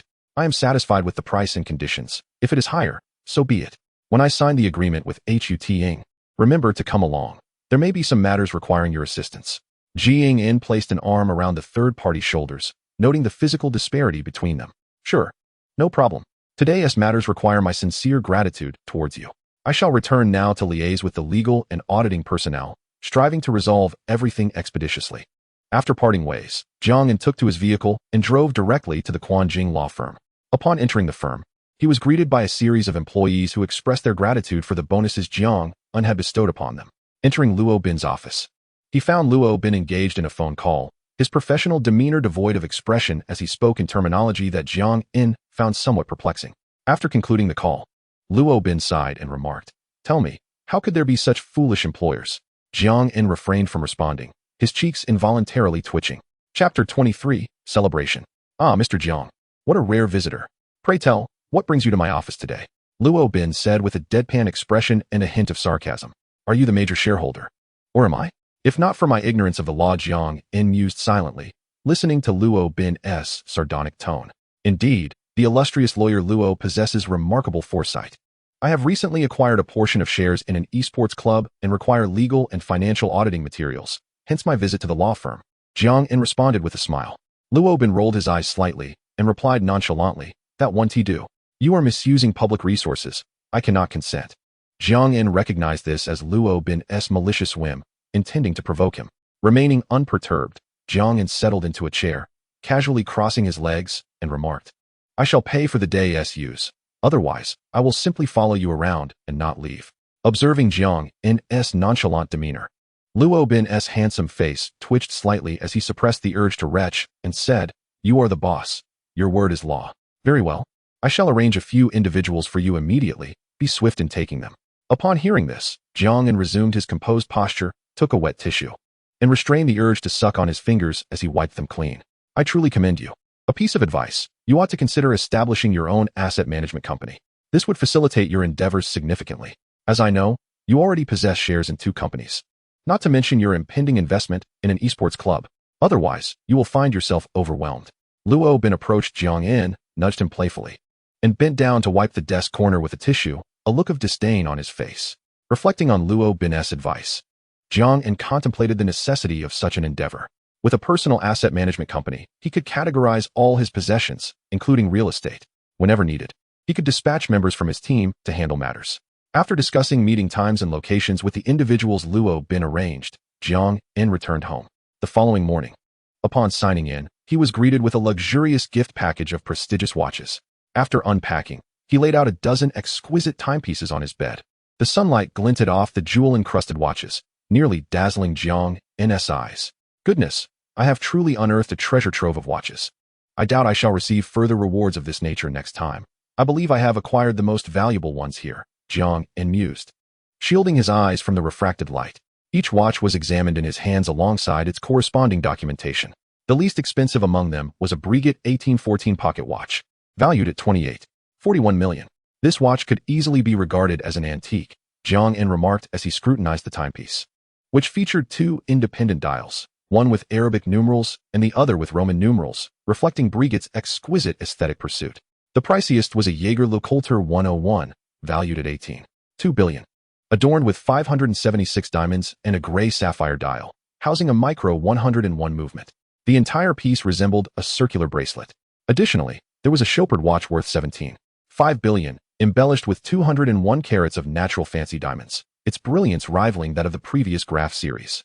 However, Jiang En found the understated yet elegant pieces most appealing, such as the Patek Philippe 1518 and the Rolex Paul Newman Daytona, which, although lacking in ostentatious jewels, encompassed intricate craftsmanship and remarkable historical significance. Yet, both were not inexpensive, priced at 78.15 million and 1.2 billion respectively, the latter being a favored model of the renowned Hong Kong actor Yuan Le. I have come to understand that the high-value watches either derive their worth from the adornment of jewels or their complex precision engineering, or perhaps possess legendary narratives to enhance their appeal. Jiang En meticulously organized the numerous timepieces, categorizing them accordingly. The opulent, gem-studded watches were set aside, while the more modest selections, which he intended to rotate through, were placed on another side. He even procured a box specifically for the valuable pocket watches, carefully storing each one. "It seems I have acquired quite a few pocket watches. Might I request a few wristwatches next time to ensure daily variety?" Jiang En quipped while donning a stainless steel Patek Philippe 1518. However, he promptly silenced himself, wary of the system rewarding him exclusively with various wristwatch models in the future. The nature of man, ever contradictory. After completing his morning routine and breakfast, Jiang-in reached out to the personnel he had previously discussed, confirming the time and location before setting off in his vehicle. Upon gathering at the entrance of the club, Jiang-in and his companions were ushered in by the reception staff. Inside, Ho Ting personally approached to greet them. The relevant parties convened in a meeting room to verify the materials and agreements, while Jiang-in accompanied Ho Ting to his office. The three engaged in casual conversation as they awaited information from the auditing personnel.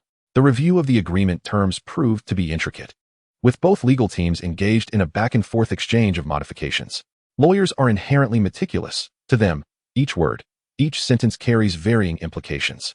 After a morning of revisions, Jiang-in and Ho Ting finally received word around 1 p.m. that the materials and agreements had been approved by both parties. Since everything is now in order, let us proceed directly to the signing, Ho Ting proposed. Shall we hold a signing ceremony? I can invite some media representatives to create a stir. Jiang-in shook his head. He was a proponent of moderation. He preferred not to attract attention or disclose his personal information, though he was indifferent to his online personas. Media exposure is unnecessary. I prefer to keep my personal details private. However, some online promotion is essential for boosting the club's visibility, Jiang-in replied thoughtfully. Afterward, Ho Ting led Jiang into a more private room, where they signed the share agreement. Although the payment had yet to be processed, from this moment forward, they were partners, and Jiang-in hoped they would work in unison to elevate the club to new heights. Here's to a fruitful partnership, Jiang Xiao. Ho Ting extended his hand for a firm handshake, his countenance reflecting both solemnity and anticipation. They paused for a photograph to commemorate the occasion. Jiang-in nodded, a smile brightening his face. Though he already held shares in Ali and Quan Jing, he had not actively participated in the management of those companies, nor did he possess the inclination or capacity to do so.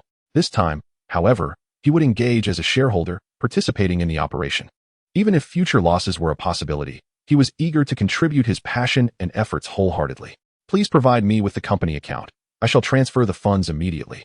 Jiang-in's decisiveness was unmistakable at that moment. Splendid. I sense our future collaboration will be immensely gratifying. Ho Ting sent over the account details, showering Jiang-in with praise for his efficiency and decisiveness. After Jiang-in completed the transfer on his mobile phone, he immediately received a system notification. This transaction yielded a cashback of 87, resulting in a total income of 13,050,000,000. How astonishing. The acquisition cost 1.5 billion, and just like that, a staggering 13.5 billion returned to him. Jiang-in felt an unexpected shock. It was indeed his first time receiving such a substantial sum. Although he had little interest in money at present, his heart still fluttered uncontrollably. Not long after, Ho Ting received a notification from the finance department confirming that the funds had arrived. Simultaneously, all procedures and share transfers were nearly completed. Today, the three of us must celebrate with a grand meal and open a bottle of champagne. It's on me, exclaimed Ho Ting, his face brimming with excitement. Absolutely. It is indeed time for a proper celebration. However, it cannot just be the three of us. We should invite everyone who worked hard this morning to join us for a well-deserved relaxation, Jiang-in suggested. Oh dear. I've become so giddy with joy that I almost forgot. Jiang Xiao is right. They all participated and should not be overlooked. Later, we should have another celebration within our club, allowing everyone to meet the new boss and understand that our club's future will be increasingly prosperous, Ho Ting said, smacking his forehead in realization, followed by a smile. With that, the group set off in high spirits towards a nearby upscale restaurant. Today, everyone has worked hard. Please, do not hold back. Eat freely. After the meal, I will arrange for everyone to unwind. Ho Ting stood up, joy radiating from his face as he addressed the gathering. Come, let us raise our glasses together. Everyone lifted their drinks and downed them in one go, expressing their delight. Oh, today a successful collaboration between Jiang Xiao and me is all thanks to you. Let us toast to that. The three exchanged cups, while delectable dishes were served, causing everyone to eat heartily, having been quite famished. As the banquet came to a close, Ho Ting remarked, tomorrow, I will join Lao to thoroughly appreciate Jiang Xiao's collection. Jiang Xiao, please do not hide anything. Ho Ting's thoughts lingered on Jiang-in's exquisite timepieces. Now that the investment was settled, he could hardly contain his eagerness. Certainly. Tomorrow afternoon, I shall await your arrival at my residence. May I conduct an outdoor live stream? I wish to give the viewers a glimpse into the collection, Jiang-in said with excitement. Such matters are trivial, as long as my personal information remains confidential. Our club could also benefit from your popularity. Jiang-in replied with a smile. Chapter 24, Live stream of the collection early in the morning. Jiang'an had just finished his morning routine and breakfast when he heard a knock at the door, just as he was about to rise to open it. His phone rang. It was Ho Ting calling. As he walked toward the door, he answered the call. Jiang Xiao, open the door. Lao and I are right outside. Why are you both here so early? Give me a moment. I will open the door now. Jiang'an hung up and opened the door to find Ho Ting standing there. You have no idea, Jiang Xiao. I couldn't sleep last night. Just thinking about seeing your collection today, Ho Ting exclaimed with a face full of excitement, almost bouncing with anticipation. I just finished breakfast, and you have already arrived. Have you eaten? Jiang'an asked. I have some bread and milk. We've eaten. Jiang Xiao, please let me see your treasures. Ho Ting replied eagerly. Hearing Ho Ting's enthusiastic words, Jiang'an felt a slight twitch in his face, but led the two into the reception room, saying, Wait here for a moment. I will fetch them.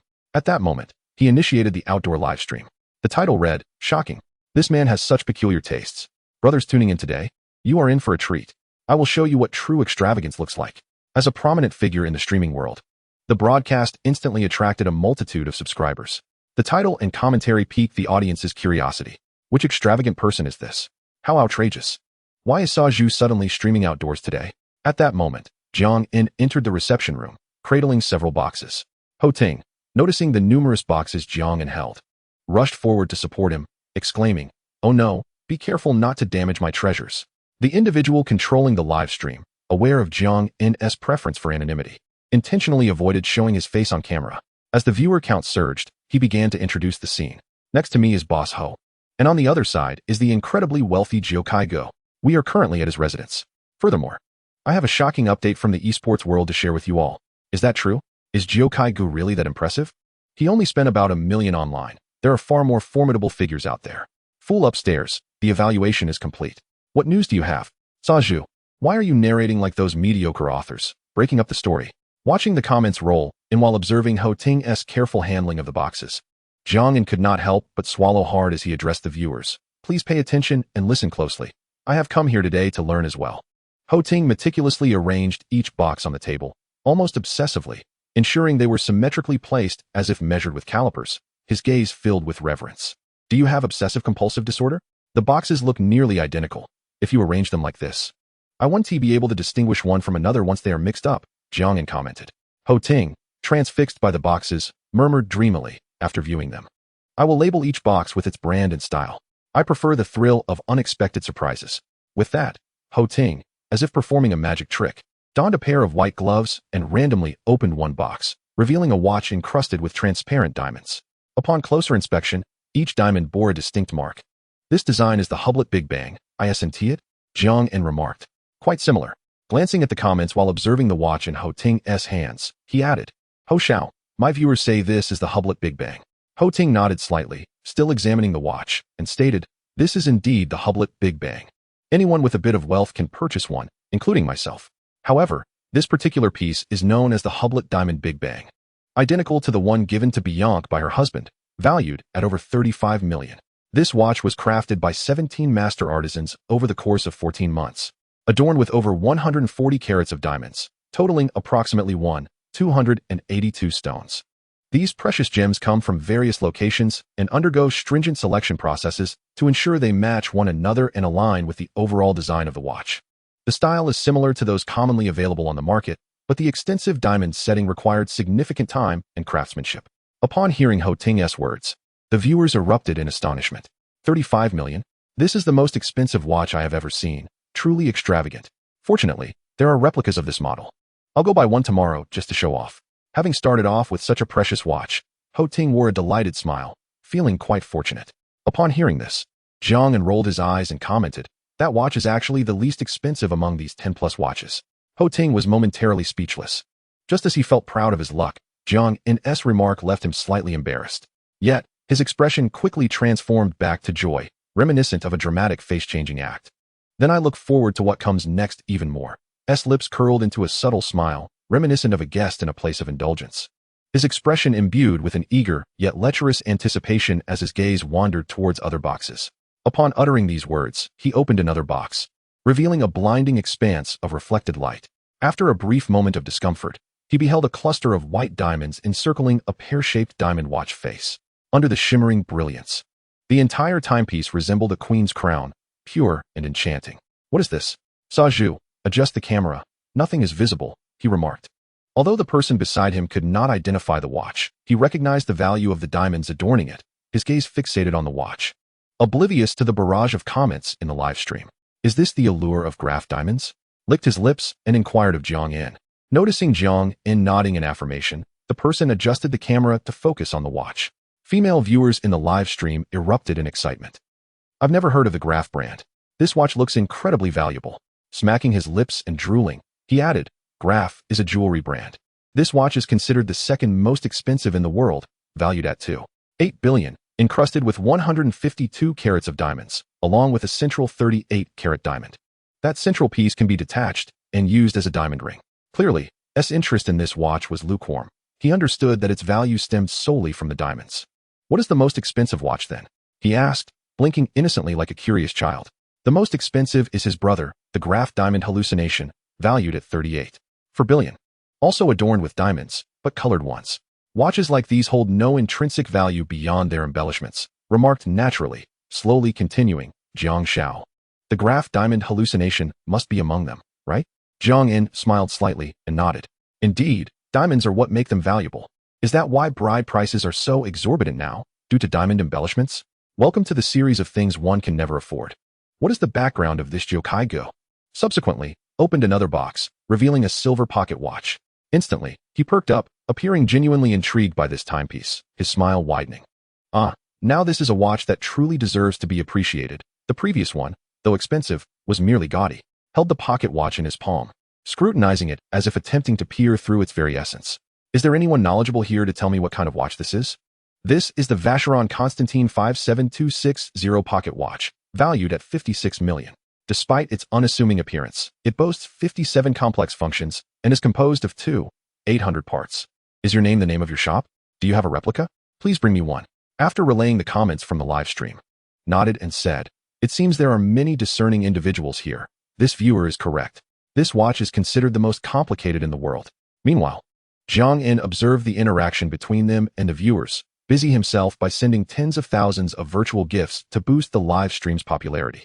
After all, today was not only about allowing to appreciate the collection, but also about leveraging the heat to promote the club. Proceeded to open several more boxes, unveiling not only the Rolex Paul Newman Daytona, but also several other ostentatious pieces. Jacob Co. Billionaire, Chopard 201 carat, and Jaeger LeCoultre 101. After a brief introduction, the viewers erupted in cheers, exclaiming their inability to afford such luxury, while some called for patronage. I finally unveiled the Breguet Marie Antoinette. The poetry of timepieces. S. expression became somewhat frenzied, as if possessing it was within reach. Observing this, Jiang In quickly interjected, calm down, wipe that drool away. The person beside them instinctively shifted back, wary of transforming into a wild beast and committing an embarrassing act before the audience. Do not get too excited. This watch, while appearing somewhat aged, holds no particular distinction, he cautioned. Chapter 25, Eccentricities. Regained his composure and said, I came for this watch today. Although it lacks the ostentation of the previous pieces, its value remains significant. Some collectors have offered $1 billion for it. However, to certain horology enthusiasts, it is priceless. A culmination of the efforts of 2 generations of the Breguet brand. Listening to's account, the viewers' eyes nearly bulged from their sockets, their faces a canvas of shock and confusion. The previous watches, all valued in the hundreds of millions, were encrusted with diamonds, while this one, seemingly ordinary, left them baffled as to why it commanded such worth. Quickly tell us the story behind this pocket watch. It doesn't even have diamonds. This is unacceptable. Enlighten us. Glancing at the flood of inquiries in the live stream, he promptly communicated them to, not withholding any details, began recounting the hidden story of this watch, his deep and resonant voice captivating the audience, making them feel as though they were present in the tale. Jiang In, listening intently, could not help but applaud, saying, you truly are a seasoned watch enthusiast. I am not as knowledgeable about these stories as you are. S. demeanor grew solemn, his gaze clear. Only his slightly trembling hands betrayed the indescribable excitement within him. He scrutinized the timepiece for what felt like an eternity, seemingly unable to absorb enough of its details, treating it as if it were a long-lost beloved, yearning to memorize every nuance and engrave it upon his heart. Several times he attempted to return it to its box, yet he hesitated, reluctant to part with it, fearing that once the box was closed, it would be a final farewell. Truly a rare treasure, the poetry of timepieces. Alas, it does not belong to me. heart brimmed with an impulse to acquire it. Yet he understood that Jiang was not lacking in wealth. Such a unique gem would not be for sale. Moreover, a gentleman does not covet another's cherished possession. That which is unattainable is deemed the most desirable. Most importantly, he simply could not summon the funds necessary for such a purchase. After viewing the pocket watch he had longed for, decided to open all the remaining boxes at once. However, the joy he felt was noticeably diminished. It was as if he had entered a state of philosophical reflection, unmoved by the allure around him. After a thorough examination and introduction of the contents, he slumped back in his chair, exhausted, and said to Jiang, "Today, I am truly grateful to you." The live stream audience reacted with astonishment and awe. "Brothers, did this not broaden your horizons? Behold, this is the collection of a top-tier magnate." His plump face radiated satisfaction as he addressed the camera. "Jokai Gu is impressive. Jokai Gu, I seek patronage." "Trash, no Richard Mille?" Seemingly caught sight of this comment, a disdainful smile gracing his face as he remarked, "The most expensive watches in the world are mostly here. What else besides Richard Mille do you know? You've watched a few video ads, and now you're spouting nonsense." Of course, I am not implying that Richard Mille is inferior. I am also a fan of Richard Mille, but that viewer clearly lacks common sense, speaking without thought, an archetype. After clarifying, let out a cold snort. Upon hearing the mention of Richard Mille, Jiang's expression soured. He turned and walked towards the bedroom, returning with 10 boxes and placing them on the table, declaring, "Freshly arrived, brand new Richard Millis." Observing Jiang's expression, assumed he was upset by the viewer's comment, and quickly reassured him, "There is no need to be angry over such an indiscreet fool. It is not worth it." In truth, these 10 Richard Millis were rewards Jiang received for signing in that morning. Upon learning he had obtained yet another batch of watches, Jiang felt as if he could slap himself twice for his earlier frustration. Subsequently, I inquired about the prices of those 10 watches, and upon completion of my research, I felt a sudden sense of despair. Among the 10 timepieces, the most expensive one, the 5602, identical to the one owned by Wang Xikong, was valued at a mere 20 million, a price that had only escalated in recent years. The total worth of the 10 watches did not exceed 100 million, which paled in comparison to his Patek Philippe grand complications. At that moment, I felt a pang of regret, cursing my own ill-fated tongue. However, overall, I found Richard Mille to be rather appealing, particularly for the youth. Its innovative and fashionable designs, coupled with cutting-edge materials and impeccable market positioning, have propelled Richard Mille to prominence in recent years, becoming synonymous with billionaires and young affluent individuals, primarily focusing on luxury sports watches. Behold, this piece that resembles plastic is the 5602, which Wang Xikong also possesses, though it is not as valuable, priced around 17 million, I remarked. Do not be deceived by its appearance. This is a novel material. Ho Ting then presented a watch with a casing that mimicked plastic, stating, "This is the 2601 Panda model, adorned with natural diamonds, showcasing distinctive huaxia characteristics, and valued at approximately 10 million. Ho Ting did not elaborate further. Although Richard Mille may seem unattainable for the average person, for someone like him, a wealthy second generation, limited editions are a frequent addition to his collection. Moreover, Richard Mille's marketing strategies are thriving, and the public is well informed. After examining the watches, I suggested, "Ho Xiao, let us explore the collection of luxury cars owned by Jokai Gu. I assure you it will be an eye-opening experience." Clearly more intrigued by luxury automobiles, he had driven over in a Fengshan, intending to return it to Jiang, yet he remained captivated by those extravagant vehicles. While Ho Ting's interest in cars was somewhat lesser than that in watches, his curiosity compelled him to accompany me in exploring Jiang's luxurious car collection. Once granted permission by Jiang, he led us directly to the underground garage. "Saju, could you show us the front of Jokai Gu? Why is it always just his back view?" I jested, facing away from the world. At the end of the celestial road, who stands as the peak? In an instant, the path to enlightenment becomes void. "Great Emperor, is that you?" I exclaimed. "Oh, it's not that I refuse to show you his front. It is merely that our Jokai Gu does not wish to reveal his true identity online," Jiang clarified while observing the barrage of comments. "Additionally, I have significant news. Jokai Gu is a staunch fan of the league and has officially become a shareholder, with considerable stakes. Please remember to support the club." This momentous revelation caused the live stream to erupt in excitement, as viewers struggled to process this bombshell. "What? So sudden? Our dark forces shall surely rise." Jiang was also busy, enthusiastically engaging the audience and expressing gratitude for their support. Later, I will host a guessing game and a lottery in the live stream, with prizes including 10,000 cash, the latest Huawei phone, and tablet. The selection will be based on screenshots. Best of luck to everyone. He stretched his short neck and called out to the camera. Upon the announcement of the event, the audience immediately spread the word, causing viewer count and engagement to soar, nearly matching the fervor during the original broadcast. At that moment, an exceptionally familiar figure entered the live stream. The audience erupted, calling out, "Principal, there's a godly rich individual here even more extravagant than you." Wang Xikong gifted a super fire and typed, "How did Ho Ting suddenly appear on a public platform? Aren't you averse to being in the limelight?" Haha, for the sake of promoting our club's work, I had no choice. Let me introduce you to our club's new shareholder, the great Tycoon, Jiang Xiao. He is far wealthier than both of us. Today, I have come to shamelessly admire his collection, Ho Ting remarked, noticing Wang Xizong's presence and placing an arm around Jiang's shoulder while addressing the camera. "Well then, since you have said that, I am eager to see how extravagant this Jiukai Gu Jiang Xiao truly is." Wang Xikong, known for his audacious demeanor online, responded with a hint of challenge in his tone as he listened to Ho Ting's introduction. Jiang Yin, catching the undertone of Wang Xizong's provocation, merely smiled in response. Upon reaching the garage, Jiang Yin pointed to the area where his vehicles were parked, saying, "All the cars over there are mine. Feel free to explore. The keys are in my bag." As the two approached, a look of astonishment appeared on Ho Ting's face.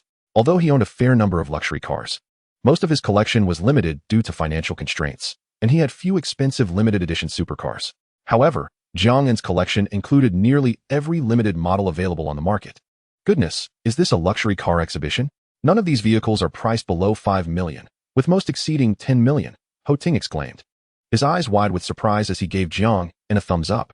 The guessing game commenced, prompting a flurry of comments from viewers.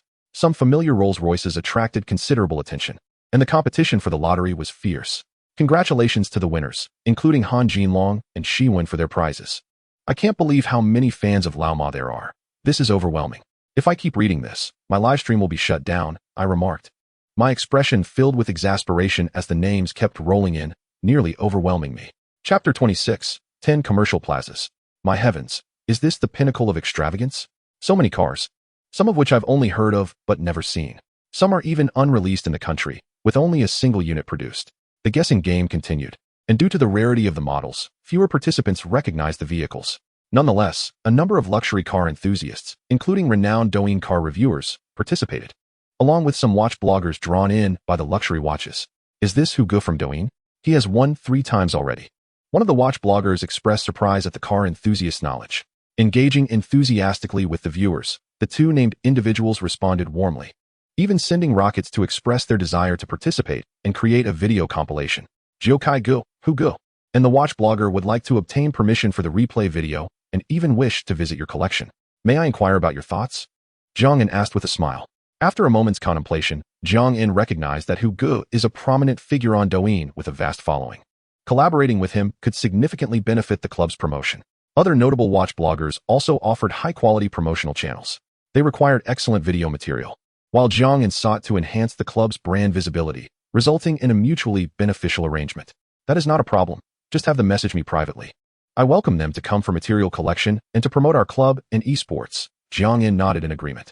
After the event concluded, Jiang Yin coordinated with the main organizer for follow-up arrangements and began editing videos for marketing the club's brand across various media platforms.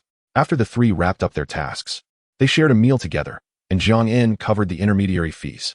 Meanwhile, on Weibo and Douyin, numerous netizens left messages congratulating the new shareholder and expressing hopes for future success. Once the trivial matters were settled, Jiang Yin resumed his daily routine. Diligently exercising and eating nutritious meals, he prepared himself, controlling his diet and staying active. A few days prior, Jiang Shu had commenced her work at Mai Jinfu, which was on the brink of going public, leading to a bustling atmosphere within the company. Fortunately, as an intern, her workload was manageable, though she still found herself working overtime. Jiang Shuren is remarkably beautiful, her voice pleasant, and she is diligent and intelligent in both her personal and professional endeavors. Many colleagues within the company harbor feelings of admiration for her. However, the sight of her driving a car worth over 2 million and carrying limited edition luxury handbags causes many to hesitate in their affections. Having numerous admirers does not necessarily denote true excellence. Genuine distinction lies in the ability to evoke a sense of guilt and self-deprecation in others upon a mere glance. Brother, I feel utterly exhausted from work every day, yet my colleagues are delightful. Their words are charming, and they often treat me to milk tea and delicious snacks. After work, Jiang Shuren enjoys a bowl of millet porridge prepared by Jiang Un while engaging in lighthearted conversation. Jiang inattentively listens to his sister recount amusing anecdotes from the office, all the while savoring his porridge. When colleagues show kindness, it is only fitting to reciprocate, perhaps by bringing them some afternoon tea. Jiang En, a seasoned professional, understands that what is given for free is often the most valuable. One cannot refuse the generosity of others without finding an opportunity to return the favor, as the culture of reciprocity is significant in Huaxia. Listening to Jiang En's response, Jiang Shuren nods earnestly like an eager student. Have you heard any rumors about yourself at work? Jiang En suddenly inquired. He was aware that as a striking young woman who drove a luxury car and adorned herself with designer goods, Jiang Shuren was bound to attract speculation, even unflattering remarks. Jiang Shuren tilted her head, blinking her large, cartoonish eyes, and pondered. I have heard whispers, but a colleague mentioned that someone has been speaking ill of me. I do not know who exactly, nor have I pursued the matter. However, today the HR department announced some changes. Someone was dismissed, and others were reassigned. Upon hearing this, Jiang En smiled, realizing that there might have been internal maneuvering at play. That is well, just focus on your own responsibilities. In the workplace, it is crucial to protect oneself and remain vigilant, Jiang En advised. After finishing his meal, he returned to his study, ignoring Jiang Shuren's playful banter. Lately, Jiang En's spirits had been low, as the rewards for signing in were primarily luxury cars and prestigious watches. Several exemplary individuals had joined the garage, and the safe had gained an array of opulent timepieces. Jiang En harbored little passion for such items, yet due to a moment of jest, the system had lavished him with rewards, leaving him both frustrated and reluctant to abandon the opportunity, as it felt wasteful to forsake something that lacked flavor yet was still of value. The following morning, Jiang En awoke early, and upon hearing the familiar notification chime in his mind, he felt a shiver of excitement. Sign-in successful. Reward: 10 commercial plazas in the magical city. What on earth? His mind momentarily malfunctioned from this unexpected reward. Once he regained his composure and checked the details, his face lit up with sheer joy. Wow. After several days of receiving trivial rewards, it seems my fortune has finally turned. Indeed, the system is fond of me. He delightedly mused to himself. The 10 premier commercial plazas in the magical city included Jinmao Tower, Global Center, and Hunglong Plaza, encompassing the finest landmarks of the city. The rental prices for the office spaces within these plazas ranged from a few dozen to several hundred, their total value surpassing any shares he had previously acquired. This was the most substantial reward Jiang En had received to date. But how will I manage the rental income from 10 plazas? I cannot entrust this to others without concern. Realizing this, he remembered Luo Bin's advice and decided to hasten the establishment of his own asset management company to oversee everything. After a brief moment of exhilaration, he promptly called General Zheng from Duran, seeking to enlist their company to help find top-tier talent for asset management. After scheduling a meeting with Zheng Qiudong, Zheng sent over the company's location. Upon seeing that Duran's branch was situated in the central tower of the magical city, Jiang En chuckled, finished his morning routine, and enjoyed breakfast before heading over. The two locations were quite close, less than a kilometer apart, but the cold weather prompted him to drive instead. Additionally, he had a favorable impression of the two bosses at Duran and wished to foster a closer relationship over a meal. A few minutes later, Jiang En parked in the garage, feeling a sense of satisfaction as he surveyed the numerous vehicles within. After all, this was his enterprise. Thriving and flourishing, what boss wouldn't he feel pleased? Greetings, Mr. Jiang, this way please. Zheng Qiudong welcomed him warmly, exuding a pleasant demeanor that left a good impression. Lin Bai, on the other hand, wore a subtle smile imbued with a hint of mystery, making him somewhat inscrutable. Mr. Zhang, Mr. Lin, I am here to formally request your assistance in recruiting personnel. I wish to establish a personal asset management company to oversee my assets. Jiang En wasted no time with pleasantries, getting straight to the point. Upon hearing this, both Zheng Qiudong and Lin Bai exhibited surprise, then inquired, Mr. Jiang, what type of talent do you require, and what positions are you looking to fill? Jiang En sighed with a wry smile, replying, I have yet to register the company, but I have decided on a name, Eng Assets or Eng Capital. Zheng and Lin exchanged awkward glances, attempting to suppress their amusement. Mr. Jiang, you didn't just come up with that name, did you? Eng Go. Seeing Jiang En nod, laughter filled the room, wiping the tears of mirth from his eyes. Jiang En assured them, indeed, that is the name I have chosen. As for the office location, I have reserved the 88th floor of this building for myself. Zheng Qiudong momentarily struggled to comprehend, while Lin Bai suddenly exclaimed, this central tower of the magical city. This cannot be your asset, can it? Jiang En feigned mystery, nodding slightly and adding, besides this one, the nearby Jinmao and Global are also mine. I just completed the transfer of ownership today. The two men found it hard to digest this unexpected revelation and quickly pulled out their phones to inquire with the property management. They learned that a mysterious individual had recently acquired the building, but specific details could not be disclosed. Upon receiving confirmation, Zheng Qiudong and Lin Bai gasped in astonishment. Mr. Jiang, you truly are remarkable. My asset company is still in its infancy. I would like to delegate all aspects of personnel structure and company registration to you, handling everything in one comprehensive package. Jiang En relished the subtle thrill of displaying his newfound status without overtly flaunting it, enjoying the effortless charm that came with it. The trio then discussed the personnel structure and salary for Eng assets. Mr. Zhang, for the position of Chief Executive Officer, my foremost requirement is integrity. I hope to find someone principled. Competence is secondary. I understand that this may pose a challenge for you in the short term, so I have relaxed some standards. Even if candidates have made mistakes in the past, as long as they have successfully redeemed themselves, I am open to considering them. Everyone errs. Principled individuals are often those who have learned from significant failures. Therefore, I hope you can conduct thorough background checks on potential candidates. Integrity and principle are my primary concerns. Chapter 27. The car is blocked. Jiang En's words resonated with Zheng Qiudong, who bore his own past mistakes. Each reflection served as a constant reminder, propelling him to remain vigilant and humble, fostering a sense of respect in his heart. In both life and work, one must act diligently, not seeking to accumulate virtue for reputation, but rather to live without regret, finding peace within oneself. Mr. Jiang is the most extraordinary company owner I have ever encountered. Your words have truly resonated with me, evoking a profound psychological resonance. Indeed, individuals with principles often bear the scars of significant losses. Zheng Qiudong felt a kinship with Jiang En, a sense of inexplicable emotion swelling within him, his smile tinged with respect for Jiang En. I have seen Mr. Zheng's acceptance speech at the Mediterranean Bank, and I trust in Mr. Zheng's character and Mr. Lin's professionalism. Thus, I have come directly to Durun. Jiang En smiled slightly. Recalling Zheng Qiudong's speech at the Mediterranean Bank, Jiang En harbored a deep respect for him as well. Moreover, he had conversed with Luo Bin, who, despite his pride, held Zheng Qiudong in high regard, offering the keywords, quality, capability, professionalism, with quality being paramount. For a seasoned lawyer to commend someone's character so profoundly is indeed a rare occurrence. I am grateful for Mr. Zhang's trust. I hope to establish the simplest personnel framework in the shortest time possible. Regarding the company registration, I am ready to cooperate with any required materials. Now that the new year has begun, it is time to start collecting rent. One person cannot manage alone.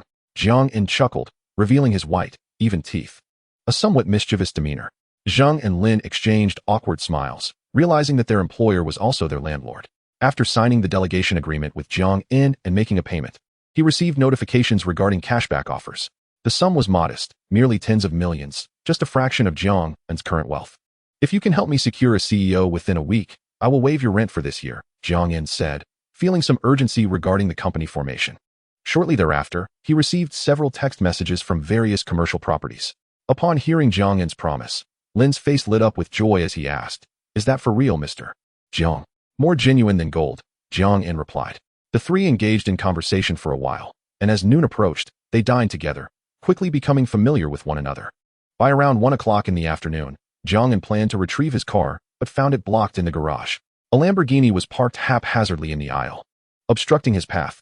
Frowning, Jiang encircled the car, but failed to locate a contact number. Frustration bubbled within him at the thought of such careless parking without leaving a phone number. He promptly called the police, who informed him that they could not assist with vehicles in the basement and could only notify the owner. After a few minutes, the police called back to say that the owner was on their way. This news slightly improved Jiang En's mood. However, after waiting 20 minutes without sight of the owner, impatience set in. He managed to obtain the owner's phone number through other means and dialed it. The voice on the other end sounded like a young man, loud and somewhat brash. "Hey, can you move your car? It's blocking mine, and I can't get out." "Just a minute, I'm busy upstairs," came the response before the call was abruptly ended, leaving Jiang En bewildered, staring at his phone as if in a daze. Regaining his composure, Jiang En's frustration grew as he inhaled deeply, like a bellows. He called again, and the same young voice answered. "Listen, can you move your car? I need to get out. Didn't I tell you to wait?" The young man retorted before hanging up again. Suppressing his anger, Jiang En called once more, but this time, the call was immediately cut off. Fury ignited within him, leading him to contemplate whether to ask Lu Meng to gather people to block the Lamborghini with 3 of their cars. However, he reconsidered, realizing it would only complicate matters further.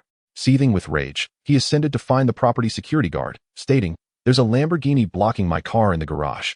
I need you to get it moved." "I need to check first," the guard replied. Jiang En led the guard to the garage, where the guard's face turned awkward upon seeing the Lamborghini. He only recognized Jiang En's vehicle as a Rolls-Royce, but given the presence of luxury cars, he felt reluctant to offend anyone. Mr. Jiang, we don't have rolling jacks, but we do have a forklift. However, this sports car is worth millions, and if it gets scratched or damaged, the owner will likely come after us. No worries, just help me lift it. If the owner complains, I'll handle it. Jiang En assured him. The guard scratched his head, feeling uneasy, thinking, your assurance is not enough. I can't make that decision right now. Let me take you to our property manager, he suggested. Jiang En frowned, his dark brows knitting together in displeasure. Is it really necessary to involve the property manager for something so simple? The guard nodded.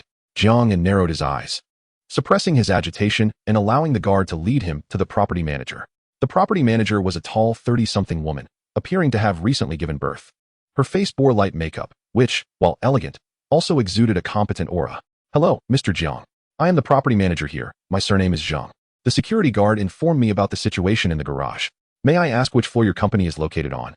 Are you a tenant here? Ms. Zhang's clear voice, paired with a professional smile, seemed to possess a calming effect, though her words also carried an undertone of probing. Jiang En, discerning the insinuation in her words, furrowed his brow as a hint of displeasure crossed his face. My company is not here. I am not a tenant here. The pressing issue is to help me move that car. I have matters to attend to. Ms. Zhang, unfazed by Jiang En's irate tone, maintained her composure, seemingly anticipating his reaction. Very well, Mr. Jiang. I will check and promptly contact the owner to have the car moved. Hearing this response, Jiang En spread his fingers, pushing back a few strands of dark hair interspersed with silver. He restrained his irritation, sighed, and said, I don't have time to waste on this. Wait for me here. I will grab my documents. He then headed to the garage and retrieved the property deed for Mo Du Zhong Exine de Sha. Ascending again, he placed it before Ms. Zhang, stating, I am the new owner of Mo Du Zhong Exine de Sha. Your service attitude is unsatisfactory, and I am considering changing the property management company. Ms. Zhang, recognizing the significance of his assertion, quickly opened the deed and verified Jiang En's information, her expression shifting dramatically as she bowed slightly. I apologize, Mr. Jiang. I truly did not expect your personal visit. I will arrange for the forklift to move the car immediately. As a new mother returning to work, she cherished her job. Losing it due to a change in property management would be a devastating blow for a woman of her age and circumstances. Setting aside the blemishes on her record, at nearly 35, she would find it challenging to secure another position elsewhere. My immediate request is to have that car moved to a corner, ensuring it does not obstruct others. Lock its wheels, and I won't charge the owner. I simply hope he can make a few trips back and forth to get some exercise. Do you understand? Also, please investigate the owner's information thoroughly. I will handle it later. S. eyes were ablaze with fury as he took a deep breath, his voice laced with irritation as he spoke slowly. After finishing his words, he disregarded Manager Zhang's incessant apologies and exited the building alone. Having given his instructions, the flames of anger within slightly diminished. Yet he had no inclination to wait for the security to move his car. Initially intending to drive, his temper had begun to boil over. Fearing the absurdity of encountering incompetent drivers on the road, which could lead to further complications. With his emotions in disarray, he walked to the roadside and hailed a taxi to the 4S dealership in the suburbs. This way, he could vent his frustrations during the ride, and he wouldn't need assistance in driving the car back home. During the journey, engaged in light-hearted banter with the taxi driver, lamenting the rudeness of certain car owners. It seemed that all drivers harbored a deep disdain for those who parked irresponsibly. The driver, a witty character with a wealth of experience, joined in complaints, occasionally throwing in a coarse expletive. S. spirits lifted considerably, and after a lively exchange, he arrived at the 4S dealership, gazing at his rejuvenated old friend. The car's body had been meticulously repaired and resprayed, gleaming as if brand new. The interior was pristine, with every corner attended to with scrupulous care, making the entire appearance akin to that of a newly manufactured vehicle. Mr. Jiang, there are minor damages to your engine's bearings, and the wear on the transmission gears is quite severe. We have already replaced and repaired these components. Other minor issues, such as the aging battery, the non-responsive reversing radar, and the unpleasant odor from the air conditioning, have also been rectified. This vehicle is now in a condition that is hardly distinguishable from a factory release. Chapter 28, The Collision. After listening to the staff's brief introduction, nodded and settled the hefty repair bill, opting to ignore any potential cashback offers. The dealership personnel had already assisted in changing the license plate. Although a premium plate could not be obtained immediately, a temporary one was sufficient for entering the city. Expressing his gratitude to the repair staff, climbed into his car, once more behind the wheel of the companion that had weathered countless storms with him. He felt an overwhelming wave of nostalgia. Starting the engine, the sound was soothing and far more pleasant than before, with the gears shifting smoothly. Pressing the accelerator, the transmission responded with newfound agility, eliminating any jerky movements that had once plagued his driving experience. As he drove with his old companion, his spirits soared, and he sang joyfully, "Riding my beloved little motorcycle, it will never be caught in traffic." His off-key notes reverberated within the cabin as he liberated himself, expressing a myriad of whimsical gestures, feeling as if he had returned to the days of his diligent struggle in the competitive world. The journey was lengthy, spanning over an hour before he exited the highway. Engrossed in the rhythm of the music, he swayed along, when suddenly, a pink Audi barreled towards him from behind at alarming speed. Instinctively, his heart raced, sensing that the other vehicle was clearly unable to stop.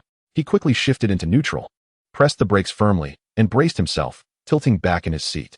With a resounding crash, his car jolted violently, skidding forward over a meter, the tires screeching against the asphalt, a sound that sent shivers down his spine. Once the car came to a halt, scanned his surroundings. The airbags had not deployed, and after assessing the impact, he confirmed he was unscathed. Exhaling deeply, the tension in his chest began to dissipate, although his heart continued to race as if inflated by a pump. Exiting the vehicle, he inspected the rear, discovering that the trunk lid had popped up and the bumper was bent and cracked. He then turned his attention to the Audi's front, noting the shattered headlight and the crumpled hood, with the bumper precariously hanging beneath, a clear testament to the force of the collision. Fortunately, had braked firmly, leaving barely 10 centimeters between his car and the one in front, narrowly avoiding a multi-vehicle pileup. Approaching the Audi's door, he rapped on the window but received no response. Peering inside, he found the driver, a young woman, motionless in the driver's seat, her eyes tightly shut. Had she fainted or been rendered unconscious from the impact? This bewildering situation left perplexed. How could he emerge unscathed while the one who collided with him was incapacitated? Sighing, he shook his head and retrieved a tripod from his trunk, placing it behind both vehicles to alert oncoming traffic. Then, moving to the roadside, he dialed for emergency services. Not one to remain idle, grabbed a window breaking tool from his car and forcefully shattered the Audi's window, reaching in to open the door. As expected, the driver was a young woman, swathed in a white down jacket, her figure obscured yet tall and slender. Her delicate oval face was adorned with subtle makeup, featuring a prominent nose and soft, rosy lips that glimmered faintly. Her eyes were closed, framed by long lashes, and her perfectly arched brows accentuated the gentle double eyelids adorned with a hint of shimmering eyeshadow. Her features were exquisitely sculpted, as if crafted by divine hands, presenting a visage of ethereal beauty akin to that of a sleeping beauty. Her slender hands hung limply, fingers long and elegant, as pristine as flawless jade. With little time to admire her beauty, swiftly checked for a pulse on her neck, feeling a strong heartbeat. He examined her smooth forehead for any injuries, pondering, goodness, she must have been scared into unconsciousness. After gently tapping her delicate cheek, leaving a few faint impressions, he found no response. Assessing the situation around him, decided it would be safer to carry her from the vehicle. However, the question remained, where would he place her? Contemplating removing his trench coat to lay on the roadside for her comfort, he hesitated, fearing it would get dirty. Ultimately, he opted to take the floor mat from his car, laying it on the ground. Cautiously lifting the beautiful driver, he gauged her weight, around 100 pounds, and estimated her height to be about 5'7", albeit slightly emaciated. With her limbs dangling limply, he placed her gently on the mat. Watching her exposed to the biting cold wind, sighed and shook his head, draping his coat over her shoulders. After completing these tasks, he sat on the roadside, shivering in the chilly breeze, mentally lamenting, what a predicament. I'm the victim here, yet I find myself playing both father and mother. The police and ambulance arrived promptly, and briefly recounted the situation. The medical personnel swiftly transported the young driver onto their stretcher. He exchanged details with the officers and handed over the young woman's phone. As they awaited, the insurance personnel shared the photographs he had taken. The officers prepared the necessary paperwork, and tow trucks removed both vehicles from the scene.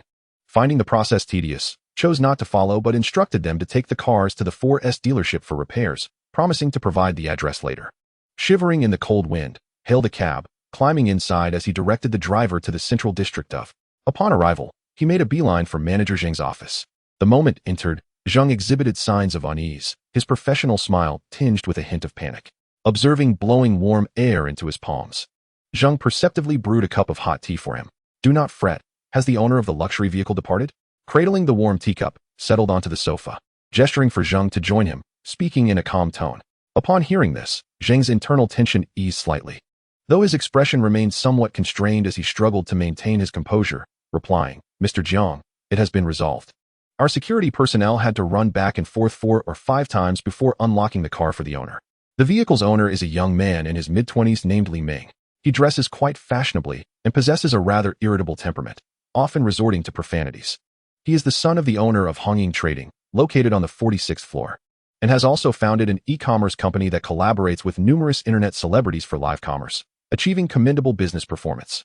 However, they frequently receive court summonses, primarily related to product rights protection lawsuits. Upon hearing this, Jiang Yin scoffed, recalling an incident in the basement that ignited his anger. He made several calls demanding the other party to move their vehicle, exhibiting a hostile demeanor.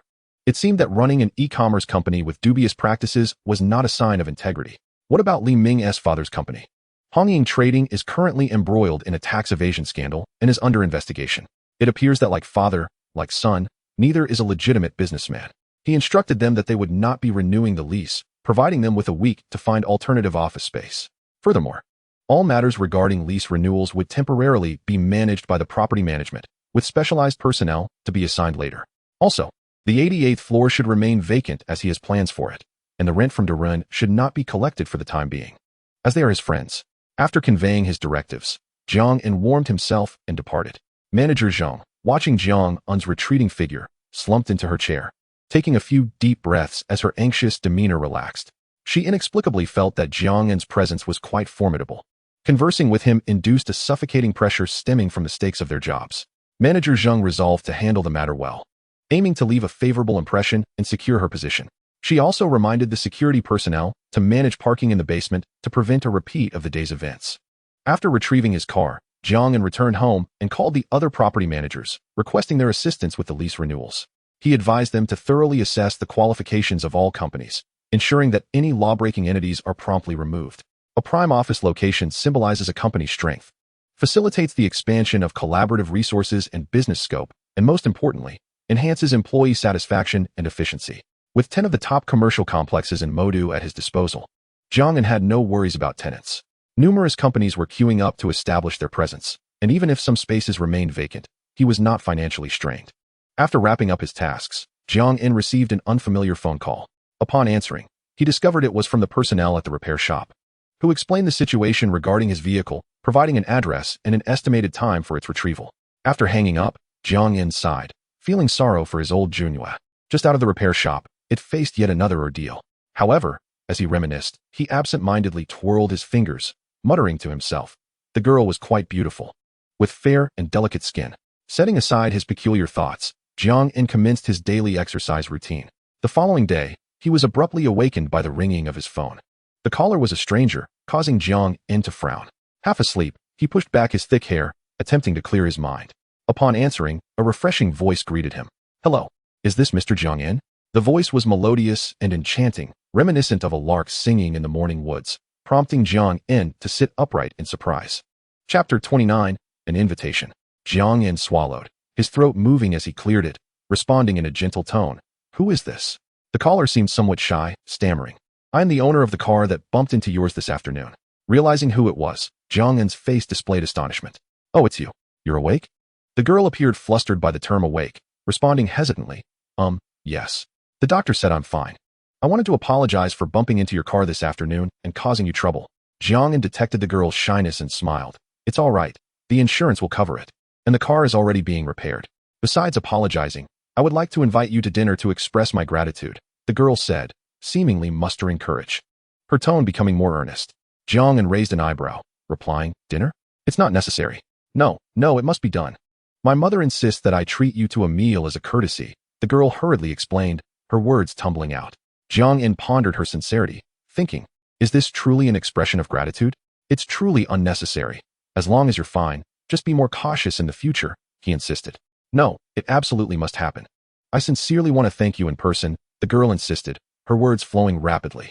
Realizing he could not refuse, Jiang Yin contemplated the girl's beauty and pleasant voice, deciding that accepting the invitation might not be a bad idea. "All right then, but please ensure you're fully recovered first. How about dinner the day after tomorrow?" "Saturday works perfectly." Jiang Yin's tone conveyed a sense of reluctance. Upon hearing Jiang Yin's agreement, the girl's voice brightened. "Good, no problem. I'll book a restaurant for the night after tomorrow and send you the details. Oh, may I add you on WeChat?" After hanging up, Jiang received a system notification. Automatic check-in successful. Congratulations on acquiring 30 equity in Byte Network Technology Company. Wow, what a remarkable achievement. Jiang exclaimed, surprised. Although Byte had yet to go public, its valuation had already surpassed $100 billion. Reflecting on this, Jiang felt immense admiration for Mr. Zhang Ming, the founder of Byte, who carved a path through the competitive landscape of internet giants. After finishing his morning routine and preparing to have breakfast, Jiang received another unfamiliar call from Beijing. His brow furrowed as he guessed the caller's identity. Hello, is this Mr. Jiang? Yes, it is. Is this Brother Ming? Upon hearing Jiang's casual address, Zhang Ming smiled, his intelligent eyes gleaming with surprise. Mr. Jiang, you are too kind, he replied, his voice robust and cheerful, instantly creating a sense of closeness. Brother Ming, I understand the purpose of your call. I am interested in acquiring shares of Byte, purely as an investment. I believe you know I also hold shares in Alibaba, and Mr. Ma has previously approached me. I do not intend to participate in the company's operations. Just remember me for dividends. When you are in Beijing, I would love to visit you. Jiang responded earnestly, placing his right hand over his heart. I believe under your visionary leadership, Byte will flourish. Should the company need my assistance when going public, do not hesitate to call. I will gladly support you. Hearing Jiang's heartfelt words, Zhang Ming was taken aback, his handsome face reflecting astonishment. He had not expected such straightforwardness from the new shareholder. Their conversation left Zhang Ming momentarily speechless. Mr. Jiang, you are quite the orator. When you come to Beijing, do remember to inform me so I can greet you properly. After their exchange of thanks, they hung up. After finishing breakfast, Jiang commenced his workout routine. His recent fitness efforts had gradually sculpted his physique, enhancing his overall vitality and spirit. The flab around his waist had diminished somewhat, yet the muscles of his abdomen remained elusive, well concealed beneath the surface. Approaching noon, Jiang had finished his lunch when the phone rang again. Upon checking, he noted it was yet another unfamiliar number. Answering the call, he detected a sense of urgency in the voice on the other end, accompanied by a hint of age. Is this Mr. Jiang? Yes, who is this? Hello, Mr. Jiang. I am Li Zhenghua from Hongying Trading. We received a notification from the property management yesterday regarding the non-renewal of our lease. As Jiang listened to the explanation, his brow furrowed, and he interrupted, speaking in a low voice. How did you obtain my number? Upon hearing the slight irritation in Jiang's tone, the caller quickly evaded the question, shifting the conversation back to the desire for lease renewal, even suggesting a rent increase. The reasons for my non-renewal should have been somewhat conveyed to you by Manager Zhang. For specifics, you might want to consult your arrogant son. Furthermore, your company's qualifications do not meet our standards at Moda Center. We welcome conscientious entrepreneurs, not profit-driven merchants, so you ought to find another office space soon. Now, I have matters to attend to, so please refrain from calling me again. Jiang scoffed, his face etched with disdain. He harbored a deep-seated aversion towards such unscrupulous companies. On the other end, Li Zhenghua, faced with Jiang's resolute demeanor and the mockery in his tone, felt a chill wash over him. Angrily, he retorted, I refuse to believe that without Zhang the butcher, we won't find a pig worth eating. Glancing at Li Ming standing nearby, he shot him a fierce glare and rebuked. I told you to be more discreet. Just because you've made a bit of money with your e-commerce company doesn't mean you can forget your roots. We already have enough troubles, and now you've brought this unpleasantness upon us. After venting his frustration, Li Zhenghua called the administration, instructing them to find a suitable new office location. 2 hours later, the anxious administrator called back, saying, Mr. Li, I've contacted other top office buildings in Modu, but they've all rejected our company's application. It seems they received some kind of unified directive to refuse us outright. Even those in less desirable locations won't lease to us. Upon hearing this, Li Zhenghua surmised that Mr. Jiang was behind the obstruction. Ignoring Jiang's earlier words, he dialed the number again, only to be met with a busy signal. A second attempt resulted in a message. The number you have dialed is out of service. Realizing he had been blocked, Li Zhenghua's anger surged, and he hurled his phone to the ground, shattering it into pieces. The best office buildings in Modu refusing to do business with him meant they would have to settle for lesser locations, jeopardizing the company's brand image and potentially affecting partnerships and business scope. Most concerning was whether employees would leave due to the change in office location. Already embroiled in tax evasion scandals, Hongying Trading faced yet another blow. If mishandled, the company might collapse. Consumed by rage, Li Zhenghua stormed into Li Ming's room and struck him hard across the face. You insolent brat. Your arrogance and lack of restraint have now brought us trouble, and you remain oblivious.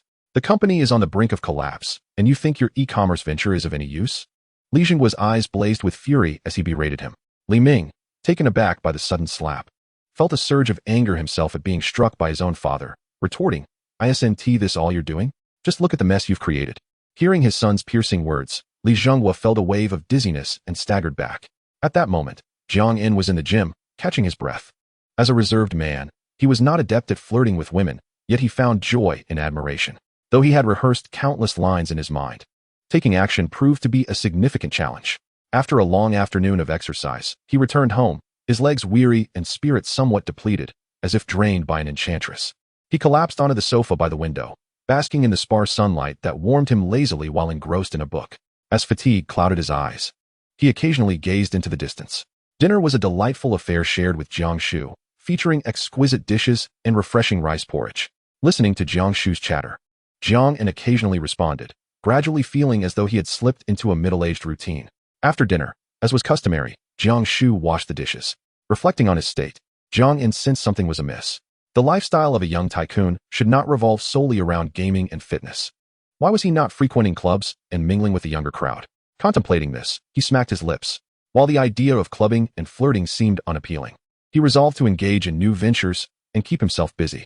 In Chapter 30, upon rising in the morning, Jiang In received a skill reward, language proficiency.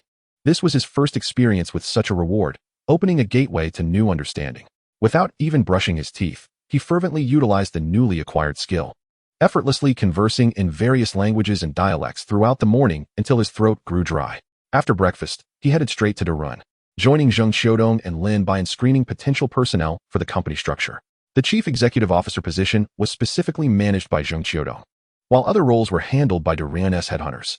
Sitting alongside Lin Bai, they reviewed an array of candidate profiles and shortlisted several. Lin Bai possessed rich resources and extensive connections, while Zheng Xiaodong, with his agile mind, was responsible for formulating the headhunting plan and securing candidates. Around 2:30 p.m., after arranging several interviews, Lin Bai turned to Jiang In and asked, "Would you like to join us?" Jiang In nodded, feeling a slight headache from the plethora of profiles he had reviewed that morning. After rubbing his temples, he followed Lin Bai to the interview office. At the appointed time, the interview process commenced. Most candidates were over 30 and had held significant positions in Fortune 500 companies. The questions posed by Lin Bai and Zheng Xiaodong primarily revolved around asset management, which was entirely outside Jiang In's realm of expertise. Fortunately, with Zheng and Lin overseeing, they ensured that the high-end headhunters, akin to professional real estate agents, possessed ample knowledge to cater to clients' needs. For candidates who performed well in the interviews, Zheng Xiaodong would often inquire if Jiang In had any questions. Jiang In's inquiries tended to be subtle, such as, "What have been your happiest and saddest moments to date?" And he would observe their expressions closely. After an afternoon of interviews, the trio formed preliminary thoughts on potential candidates. "Mr. Jiang, what are your impressions of these 4 individuals?" Jiang In recalled the interviews and resumes of the 4 candidates, pondered for a moment, shook his head, and replied, "While their backgrounds appear satisfactory, I cannot shake the feeling that something is lacking. There is nothing particularly remarkable that compels me to entrust the company to them wholeheartedly." Zheng Xiaodong and Lin Bai exchanged glances, raising their eyebrows in intrigue. Ceoromance appears to be quite impressive. He has studied at Stanford and served as the director of investment research at SoftBank. Judging by his resume, his capabilities seem commendable. Moreover, his return to the country is motivated by the need to care for his aging parents. In terms of competence, there is no doubt, and thus far, his character seems to be relatively acceptable. Indeed, Ceoromance stands out among the interviewees I favor. However, I sense he lacks a certain leadership charisma. And during his tenure at SoftBank, he may have been overly influenced by the Japanese corporate culture. I often observe his demeanor and actions, which appear somewhat rigid, with a hint of awkwardness in his nods. Jiang In furrowed his brow slightly, pondering, and suggested, "Let us broaden our search tomorrow. I will join you to explore the human resources database." The 3 then reconfirmed the candidate tags before Jiang In returned home. The next morning, Jiang In awoke early and checked in on an economic knowledge platform. Before he could fully comprehend, a deluge of data flooded his mind, nearly overwhelming him. For several seconds, he stood there, expressionless and dazed, resembling a marionette. What is happening to me? Why am I suddenly so distracted? Upon regaining his composure, thoughts of the economic knowledge platform triggered a cascade of concepts in his mind, including economics, international trade, finance, risk management and insurance, public finance, and environmental economics. It is often said that knowledge is the wealth of a lifetime. This reward undoubtedly enriches my cultural literacy. After an early workout and breakfast, Jiang In proceeded to Darun. As before, he examined the human resources database, which today included not only personnel and asset management, but also senior executives from capital firms. After browsing for a couple of hours, Jiang En blinked his tired eyes, refreshed himself, and continued his search. "Oh, this individual seems promising," he remarked, pointing to a profile of someone named Xiang Qian. Lin Bai examined it, frowned, and responded, "Mr. Jiang, weren't you seeking talent and resource management? This Xiang Qian specializes in venture capital and previously served as the executive president of venture capital in the Greater China region, which doesn't quite align with your desired candidate profile." Jiang En raised his dark brows slightly and widened his eyes, contemplating. After interviewing so many candidates, I felt something was amiss. Now I understand. Most of the previous interviewees were primarily from asset management backgrounds. Despite many holding senior financial positions in Fortune 500 companies, they lacked the temperament and aura associated with navigating the competitive external environment. I am genuinely interested in this Xiang Qian. After hearing Jiang En's explanation, Lin Bai promptly requested detailed information on Xiang Qian. From the data, it appeared that Xiang Qian's career and personal life had been tumultuous and extraordinary. He had previously served as a venture capital director, managing projects without a single failure. However, after his promotion, he encountered 2 significant project failures and was allegedly sabotaged by higher-ups within the company, leading to his forced departure. Following this, he faced a series of personal setbacks, including a divorce and financial crisis, and currently, his whereabouts remain unknown, as he likely struggles for survival. Lin Bai scrutinized the information, his brow furrowed, his face reflecting confusion and difficulty. At present, this individual has a blemished record. Although it states suspected, it seems there is more to the story, likely interconnected with his personal circumstances. The profile noted that Xiang Qian was a workaholic with a decisive and vigorous working style. Upon hearing this, Jiang En sighed, his expression contorting with concern. Since it mentions suspected, it suggests there may be deeper issues. We must investigate. It is rare to find someone so appealing, and I cannot let this opportunity slip by. Isn't Mr. Zheng known as our Sherlock Holmes? It's time for him to step in. I need a thorough background check on this individual. Lin Bai summoned Zheng Qiudong, presenting the information to him, while Jiang En conveyed his request. Zheng Qiudong wore a troubled expression, lamenting, "Mr. Jiang, aren't you putting me in a difficult position?" He was a venture capital president, and if he was indeed sabotaged by internal parties, it indicates that the perpetrators left no trace beyond the involved parties. It will be exceedingly challenging for us outsiders to find substantial evidence. I do not care. I have a good feeling about this individual. Even if we cannot uncover concrete evidence, some corroborative information will suffice. We are not in a courtroom demanding irrefutable proof. As long as we gather some external testimonies or insights into his character and behavior, that will be sufficient. Mr. Zheng, you must think of the potential. Our time is limited. Jiang En patted Zheng Qiudong on the shoulder, his eyes sparkling with determination. Alas, I must begin my pursuit again, but since you are our client, it is rather invigorating, Zheng Qiudong sighed, spreading his hands and displaying a somewhat bemused smile. Jiang En and Lin Bai then resumed their review of the database. This Chen Xiufeng seems remarkable as well. He possesses a certain leadership charisma and exudes an air of sophistication. His resume is indeed impressive, Jiang En remarked, his eyes wide with astonishment as he perused Chen Xiufeng's profile, feeling a stronger inclination toward this individual compared to Xiang Qian. As for Chen Xiufeng, there is no need for deliberation. He is a prominent figure in the global financial sphere, someone who commands respect and can turn stone into gold. Money is merely a pile of paper to him. His earnings could sustain him for 10 lifetimes. Many renowned capital magnates globally have sought to recruit him, but he has declined all offers. Moreover, a discreet and severe incident in his past has led him to prefer a quiet life, cherishing time with his family. Lin Bai took a sip of tea and explained. A discreet and severe incident? Jiang En inquired, his expression curious. Lin Bai shook his head, clarifying. It is not convenient to elaborate. It pertains to his personal privacy. Mr. Zheng is a close friend of his and has attempted to recruit him before, but ultimately abandoned the effort, assisting him with his troubles instead. I see. How unfortunate. If the opportunity arises, please introduce me. I would like to make his acquaintance, Jiang En sighed, feeling a strong interest in Chen Xiufeng, unable to resist the urge to connect. Sure, no problem. I will have Qiudong make the introduction when the time comes. This Andy also boasts an impressive background. He has just returned from Wall Street. Is it feasible to recruit him? Jiang En seemed captivated by the profiles, eager to unearth talent. Lin Bai rolled his eyes, replying, Oh dear, Mr. Jiang. This Andy is currently at Shangxian, working on mergers and acquisitions under her longtime friend Tan Zoming. What would be the point of recruiting her? In the short term, bringing her over would be of little benefit. Moreover, the difficulty in persuading her is immense. She and Tan Zoming are close friends and unlikely to switch jobs easily. Lin Bai was well versed in the executives within the database, familiar with each one. Chapter 31. A Meeting with a Beautiful Lady. Just as Jiang was eagerly eyeing some talent, his phone rang unexpectedly. Upon checking, he recognized the number. It belonged to the female driver who had invited him to dinner. "Hello, Mr. Jiang. I have sent you the time and place for the restaurant. Do not forget." Her melodious voice resonated, reminiscent of a gentle mountain stream in midsummer, enchanting to the ear. Her slightly playful tone stirred something within Jiang, compelling him to respond. "All right then. It seems Mr. Jiang has a date tonight." Lin Bai, not typically one to indulge in gossip, found himself unable to resist the influence of his wife's curiosity. Under the constant companionship of the couple, Lin Bai inevitably developed a hint of gossiping curiosity.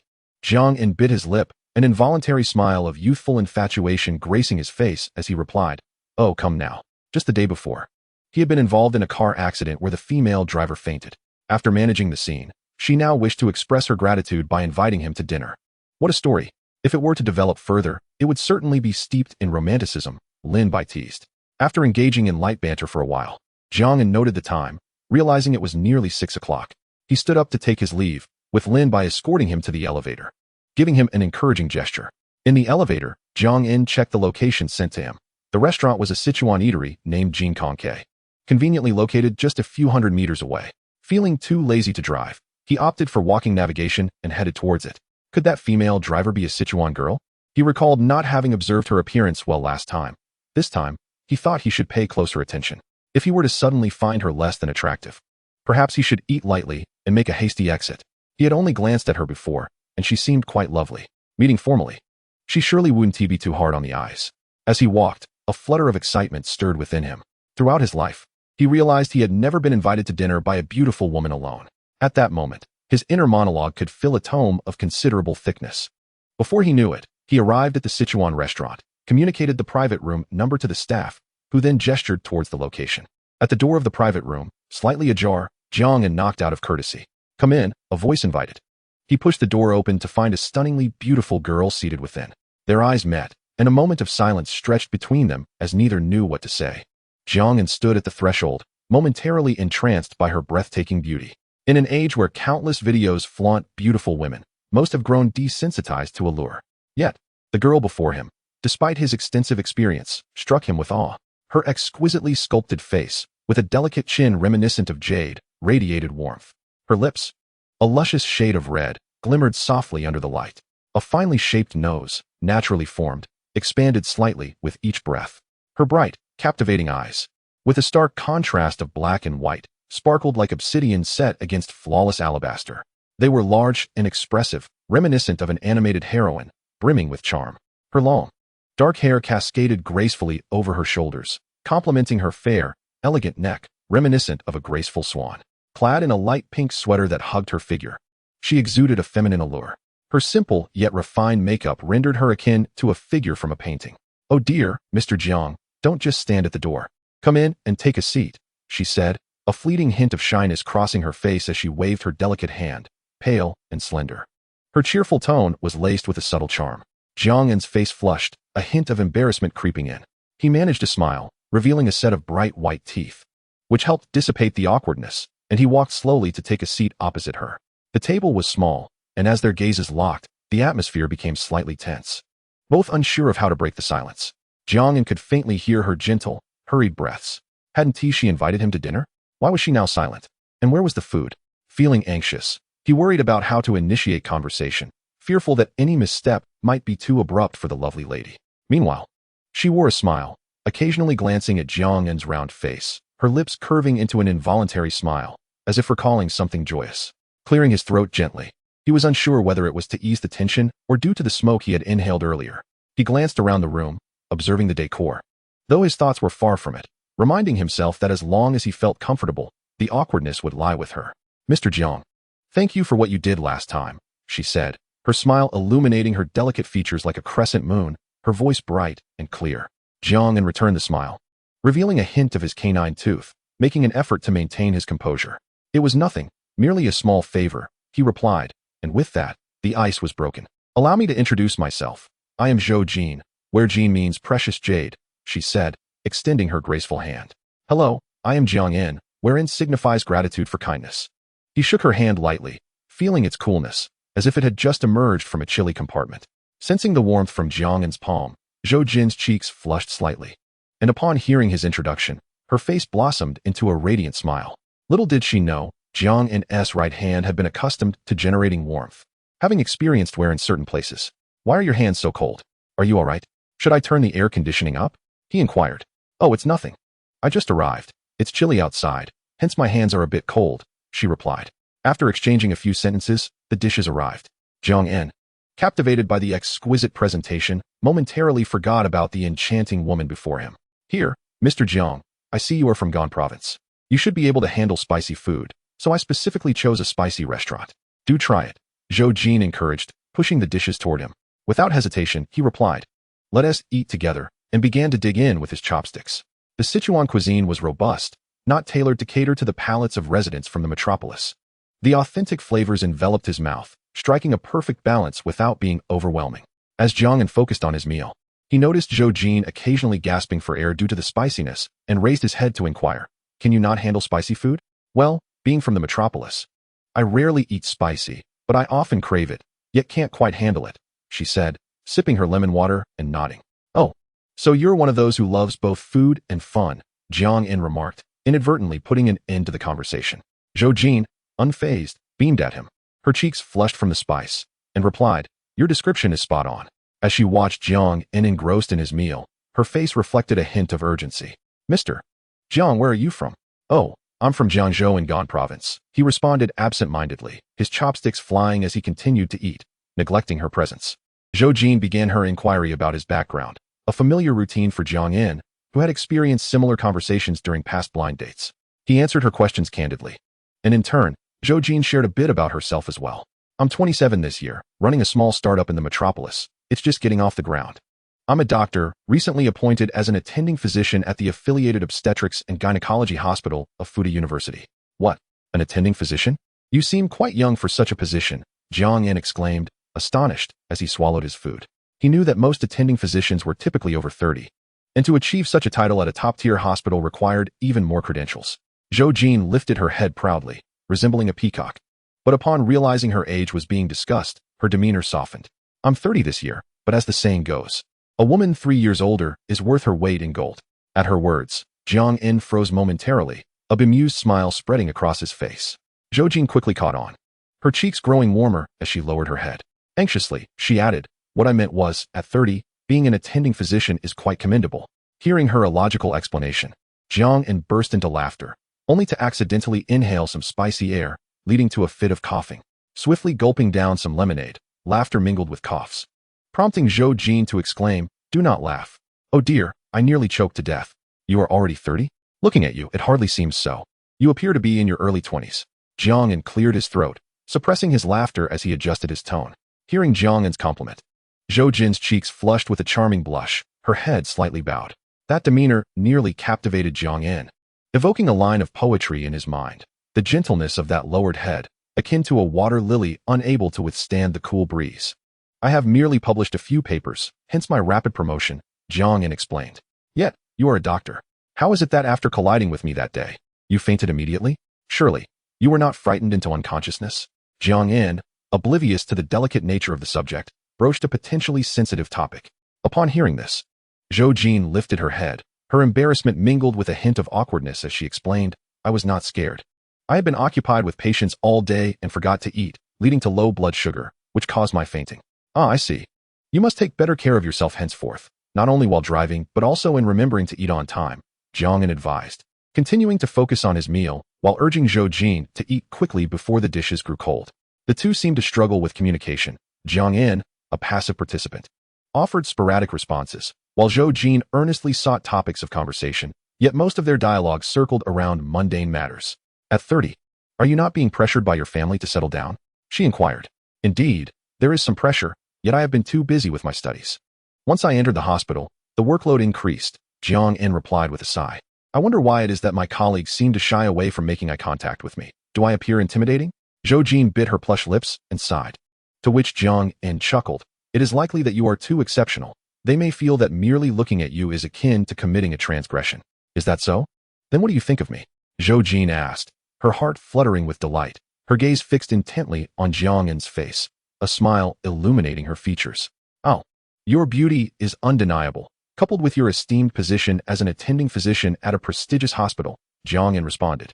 Though the formulaic nature of his words felt somewhat insincere to Zhou Jin, yet she could not help but feel a thrill of joy. Excuse me for a moment. I need to use the restroom, Jiang En announced as he stood. Please do not sneak away to settle the bill. The owner of this establishment is my friend, and I have already made arrangements, Zhou Jin remarked, her eyes sparkling with a knowing smile. Very well, let us continue our meal and strive not to waste anything, Jiang En replied, masking his embarrassment with a grin. After a while, Jiang En stifled an impending burp, and through the course of the meal, they exchanged personal information, drawing closer with each revelation. When it came time to part, Jiang En expressed his gratitude for Zhou Jin's dinner invitation. As Zhou Jin watched him depart, an involuntary sense of melancholy washed over her, and she murmured to herself, Zhou Jin, why are you so lacking in ambition? This is a rare opportunity to meet a gentleman of good character and decent looks. Why not make a move? Frustrated, she stamped her foot, her cheeks puffing up like a freshly steamed bun. Jiang En walked away, reflecting on the meal, his mind filled with memories of Zhou Jin's delicate beauty and alluring figure, her every smile tugging at his heartstrings. Zhou Jin, do not let this meal be the end. Strive to win my heart. I may not know how to pursue women, but you must learn to pursue me. Upon returning home, Zhou's parents quickly surrounded her, their faces etched with concern as they queried, Zhou Jin, how was that young man? Ah, Jiang En, he seems fine, Zhou Jin replied, attempting to temper her excitement. Fine. The doctors and police have remarked that he is quite the catch, handsome and gallant, even helping you out of the car and covering you with a coat. Her parents, exuding an air of scholarly elegance, transformed into typical parents when discussing their daughter's future. Have you not expressed your gratitude? Or perhaps you are too dull for him to notice you? They pressed. No, we conversed quite well, Zhou Jin insisted. Quite well? Pray tell, what did you discuss? You have always been reticent, devoted to your studies. Now, at 30, you have yet to experience romance. Your father and I are anxious. Good men of character are rare. You must seize this opportunity. Zhou Jin then recounted her conversation with Jiang En, a smile unconsciously spreading across her face. Clearly, he has not taken a liking to you, but you must act quickly. Do not forget you have his contact information. Engage him more, invite him out. Work can take a back seat, you are not so busy now. Heeding her parents' advice, Zhou Jin began reaching out to Jiang En. Upon arriving home, Jiang En booted up his computer and found a message from Zhou Jin. Jiang En, have you arrived home yet? Yes, I am currently playing a game, he replied. Oh, then carry on, she responded. Indeed, I am in the midst of a ranked match, he confirmed. Meanwhile, Zhou Jin lay on her bed, her frustration mounting as she read Jiang En's reply, her long legs kicking at the air in irritation. How infuriating. Why is Jiang En so dense? She muttered, clenching her teeth. After several attempts to compose a message, she finally mustered the courage to send. Tomorrow is Sunday. Are you busy? I feel I did not host well today, and I would like to invite you to a movie. Once sent, her message vanished into silence, akin to a stone cast into the sea. At that moment, Jiang En was engrossed in a fierce battle in a game, oblivious to his phone. It was not until bedtime that he noticed her message. Is this a sign of interest? Well done, Zhou Jin. Keep it up, Jiang En thought, grinning as he replied, no worries, the meal was quite to my liking. Next time, I will treat you. How about we catch a movie in the evening? After sending the message, Jiang En waited for a response but eventually fell asleep. Upon waking, he received a sign-in reward of 100 million in cash, a rather mundane prize for him. Opening his phone, he discovered Zhou Jin's response. Sounds good. How about we watch Xingyaji? Several of my friends have recommended it. Xingyaji? Are your friends perhaps being compensated for their endorsement? Jiang En rolled his eyes before typing back. No, I fear that movie may give me a heart attack. Let's opt for a comedy instead. After sending his reply, Jiang En began his morning routine, enjoying breakfast while finalizing the details for their movie outing with Zhou Jin. At around 6 in the evening, Jiang En glanced at the time and decided it was nearly time to prepare. After a brief exchange with Jiang Shu, he set off empty-handed in his Bentley. The cinema was located near Hunglong Plaza, where Jiang En parked in the underground garage. Upon checking his phone, he noticed that Zhou Jin had already arrived and was waiting for him at the entrance of the cinema. It felt rather inconsiderate to keep a young lady waiting. Approaching the cinema, Jiang En spotted Zhou Jin standing there, seemingly lost as she scanned her surroundings. She was clad in a form-fitting, pure white down jacket. Her large hat perched atop her head, with the fluffy brim swaying gently. Her lower half was adorned with tight, light blue jeans that accentuated her long, shapely legs. A pair of black knee-high boots, slightly elevated, made her figure appear even taller. In her delicate hands, she held 2 buckets of popcorn, while her slender fingers were wrapped around 2 cups of milk tea. Her demeanor was lively, reminiscent of a bewildered fawn in the woods. Sneaking up behind her, Jiang En playfully called out, "Hey!" Zhou Jin jumped slightly, quickly turning around with a smile, exclaiming, "I'm a doctor. You can't scare me." Jiang interrupted into laughter. "Huh? It seems your psychological resilience is commendable. I believe you fainted that day due to low blood sugar." Zhou Jin, at a loss for words, pouted slightly, a hint of annoyance in her voice. "Can we please move past that incident?" I've already forgotten about it," she added, after sharing the popcorn and milk tea. The two walked side by side, maintaining a slight distance at first. However, as they strolled, they unconsciously leaned closer together. "Jiang-un, has your car been repaired yet?" "Not yet. Repairs at the dealership usually take a while. I estimate it will be a few more days," he replied. "I apologize for the inconvenience. I received an unexpected call that day and didn't pay attention to your car," Zhou Jin said regretfully. "No worries. I have a spare car. Just be more careful driving in the future." As the movie began, they enjoyed their popcorn and milk tea, occasionally suppressing their laughter. After the film, they animatedly discussed the plot, their laughter echoing in the air. Jiang En's laughter was somewhat exaggerated, his round face displaying a charming dimple on his cheek. His pearly white teeth were perfectly aligned, and a playful canine tooth peeked out. The dimples on his cheeks appeared and disappeared with his mirth. Zhou Jin's smile was radiant, her clear, bright eyes reflecting Jiang En's grin like twinkling stars in a midsummer sky. Her elegantly long eyelashes fluttered with vivacity, and her delicate features were perfectly symmetrical, exuding an enchanting aura that Jiang En found particularly delightful. "Come, let me treat you to something to eat." "No, I insist on treating you." Jiang En raised an eyebrow, tilting his head as he gazed into Zhou Jin's eyes, his expression serious. "No, this time I must pay." Seeing his unwavering demeanor, Zhou Jin chuckled. "All right then."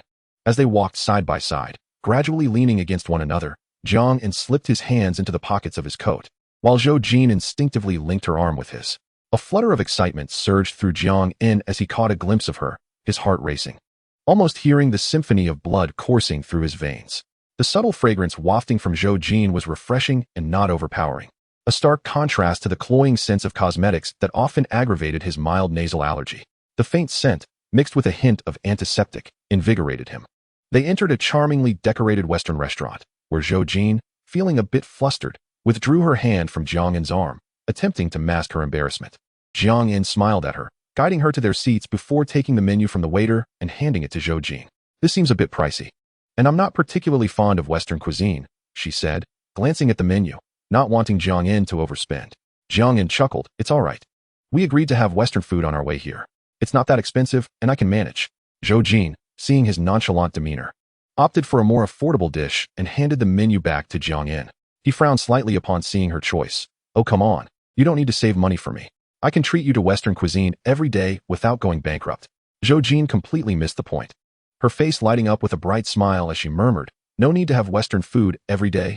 Bread would suffice." "Huh? What did you say?" Jiang En asked, not quite catching her words. "Oh, it's nothing." He then called the waiter to recommend some well-regarded signature dishes. Jiang En, unhurried with his meal, preferred to savor each bite rather than rush through it. They chatted about their interests while agreeing to meet again for more outings. After their meal, Jiang En escorted Zhou Jin to her car. Since her Audi was in the repair shop, she had driven a Porsche Panamera this time. Jiang En raised an eyebrow, thinking to himself, "This girl comes from a well-off family, doesn't she? Perhaps her family has recently undergone renovations, leading to this luxurious vehicle." As they waved goodbye, Jiang En reminded her to drive safely. Later, he searched for his own car in the garage, finally hearing the alarm after 10 minutes. Driving home, Jiang Shu's voice echoed in his mind. "Brother, have you been seeing someone? I haven't seen you cook dinner for me in days." Jiang En smiled at the thought of Zhou Jin, replying, "Not yet. I'm still waiting for someone." Internally, he added, "Zhou Jin, be a little more proactive. No one has ever taken the initiative to pursue me, nor has anyone recognized my inner beauty. You are the first. I am quite easy to win over." "Oh, it seems you have a situation. I must tell Mom," Jiang Shu said with a mischievous grin. Jiang En panicked. He did not want their mother to interfere. He hadn't endured her incessant nagging in a long time and wished to avoid it. "Come down. I have a gift for you." "Oh, really? I want to see what it is." Jiang Shu bounded down the stairs to stand before Jiang En. He swiftly pulled her into a playful headlock, the cold fabric of his jacket brushing against her delicate neck, causing her to exclaim, "Brother, I'm sorry. I want to tell on you." As she squirmed, Jiang En playfully tapped her head a few times, saying, "You little spy." Afterward, Jiang Shu stood there, puffing her cheeks in annoyance, glaring at Jiang En's retreating back, resembling a disgruntled summer toad. "Here, take your gift, and choose 2 items. Jiang An was unfazed by her sulking demeanor. Their sibling bond was strong, and they often teased each other. He laid out several women's watches before her. Zhou Jin's expression shifted as her eyes sparkled with delight, her face breaking into an awe-filled smile. Although she wasn't well-versed in watches, she could appreciate the elegance of a fine timepiece. She picked out a Breguet and a Cartier, trying them on, and said, "Brother, if you don't give me a few more taps, I want to feel comfortable accepting this gift. We are in the same boat. Otherwise, in a few years, you might find yourself facing marriage pressure. And don't blame me for not defending you then." In the following days, Jiang An settled into Durun, sifting through candidates alongside Lin Bai. Meanwhile, the company was officially registered, but Zheng Qiudong was still verifying the personal information of the candidates, conducting thorough background checks. Except for the CEO position, Eng Capital has successfully recruited several staff members. Notably, they have poached a team from Jinqing Capital, led by a manager named Wu Kaji, who brought along 2 or 3 team members. According to Tian Yao, Wu Kaji is exceptionally capable but faced conflicts with his superiors at Jinqing, which created an opportunity for us to recruit him. What pleases Jiang An most is Wu Kaji's character. Besides his abilities, he possesses integrity and principles. Sunny Chiu, one of the team members he brought, started as a novice but has been transformed into a professional investment manager under Wu Kaji's guidance, demonstrating Wu Kaji's talent for nurturing talent. The group is also involved in asset management and exhibits a diligent and eager-to-learn attitude. Jiang An has ample time to allow his employees to grow. After a meeting with Wu Kaji and others, Jiang An shared the company's situation, offering generous compensation and authority. The team felt delighted to have such a wealthy and affable boss. The primary purpose of establishing the company is to manage my assets, and there will not be many actions taken in the initial phase. There are several reasons for this. First, my personal knowledge of asset management and investment is extensive theoretically, but nearly non-existent in practice. Second, the recruitment of a CEO is still underway, but nearing completion. Third, my assets are already generating returns, necessitating swift consolidation of funds before they can be invested. Mr. Jiang, where is our current office located? Jiang An pointed upwards and said, "On the 88th floor, specifically reserved for our company. It is currently under renovation and will be ready soon. In the meantime, you can familiarize yourselves with the asset management materials at home. To be prudent, I can arrange for your onboarding and contract signing now." After this discussion, Jiang An felt quite satisfied. Having navigated the corporate world for several years, he has encountered numerous companies with a predatory culture, but they were all mere slogans. Wolves that eat meat cannot survive on poor treatment and miserly bosses. To Jiang An, money is merely a collection of numbers. He aims to retain talent by offering not only his personal charisma, but also generous compensation. Currently, the company lacks a defined corporate culture, with only a few employees. Such culture seems unnecessary. Around 5 in the afternoon, Zheng Qiudong returned, bringing some documents to Jiang An. Upon reviewing them, Jiang An noted that most contained hidden resumes of Xiang Qian and opinions from those familiar with him, shedding light on Xiang Qian's character. He was particularly noted for his decisive action, sharp insight, and outstanding abilities. Currently, Xiang Qian is facing financial difficulties while caring for his son, and his marital situation is strained. However, it appears he has recently encountered new romantic prospects. I spoke with him. Although his ambition remains intact, he has been significantly affected by recent setbacks. He reflected on his past, acknowledging that during his peak success, he became arrogant and reckless. Furthermore, due to marital issues, he inadvertently fell victim to betrayal, resulting in his downfall. Analyzing from various angles, I believe Xiang Qian's abilities and character are commendable. If Mr. Jiang genuinely wishes to recruit him, I can call him immediately to arrange a meeting with you. Zheng Qiudong possesses considerable charisma and managed to conduct a thorough background check on Xiang Qian within a few days, while also establishing a personal rapport with him, greatly enhancing Jiang An's perception of Zheng Qiudong's capabilities. "Qiudong, you are impressive, truly deserving of being the modern-day Sherlock Holmes. If you don't join my company as the HR director, I might consider investing in yours." After reviewing the materials and listening to Zheng Qiudong's explanations, Jiang An couldn't help but applaud him. "Haha, Mr. Jiang, isn't it rather unkind to poach my partner?" Lin Bai chuckled. "While it may be unlikely for you to recruit me, discussing investment is certainly feasible. Our company is about to undergo financing and go public, and we will undoubtedly seek your involvement. That is agreeable. I am prepared to invest solely based on the two of you." Jiang An waved his hand with a smile. "Since Qiudong believes Xiang Qian is a good fit, please arrange for him to get in touch. Let's meet together." The three discussed the details, and Zheng Qiudong successfully contacted Xiang Qian to confirm their meeting for the following day. Over the past few days, Jiang An had signed some real estate in cash, with his primary interest being 2 villas in Tangong, which he does not intend to rent out, but rather keep for personal use. After some calculations, Jiang En realized that he owns properties in most of the top 10 neighborhoods in Shanghai. Additionally, he acquired a quality school district property. Good gracious. Am I to become Jiang Banqing? Zhou Jin, put in some effort. With so many assets, if you win me over, your career will soar. Do not let anyone else take me. Chapter 34, Sending Zhou Jin Home. Jiang En, I'm a bit troubled today. What happened? Who angered my little fairy? Jiang En seemed to be leaning towards becoming a scoundrel himself. On the other hand, Zhou Jin, upon reading Jiang En's message, wore a smile reminiscent of blooming flowers. Her lively eyes sparkling with delight. I was frustrated by an intern. Despite my efforts to teach them, they just can't grasp it, and my blood pressure has risen. No worries, take your time, there's no rush. Tonight, I will treat you to dessert. That won't work, I have duty tonight. I see, the weather is chilly. Take care to keep warm. I'll bring you some supper. A sour and pungent atmosphere wafted through their conversation. The following morning, Jiang En woke up in a daze. Having delivered supper to Zhou Jin late the previous night, just as he was about to leave, Zhou Jin suddenly embraced him warmly, leaving Jiang En lost in thought throughout the night. He was uncertain whether Zhou Jin was too casual or merely innocent. Reflecting on all the details of their recent interactions, he sought answers. Both harbored hopeful sentiments, and the ambiguous, unfulfilled feelings between them were tantalizing, leaving them in a state of yearning. A thin veil seemed to shroud their relationship, a mist that allowed them to sense each other's thoughts and warmth, yet felt unreal, as if they feared that drawing too close would shatter the delicate illusion they shared.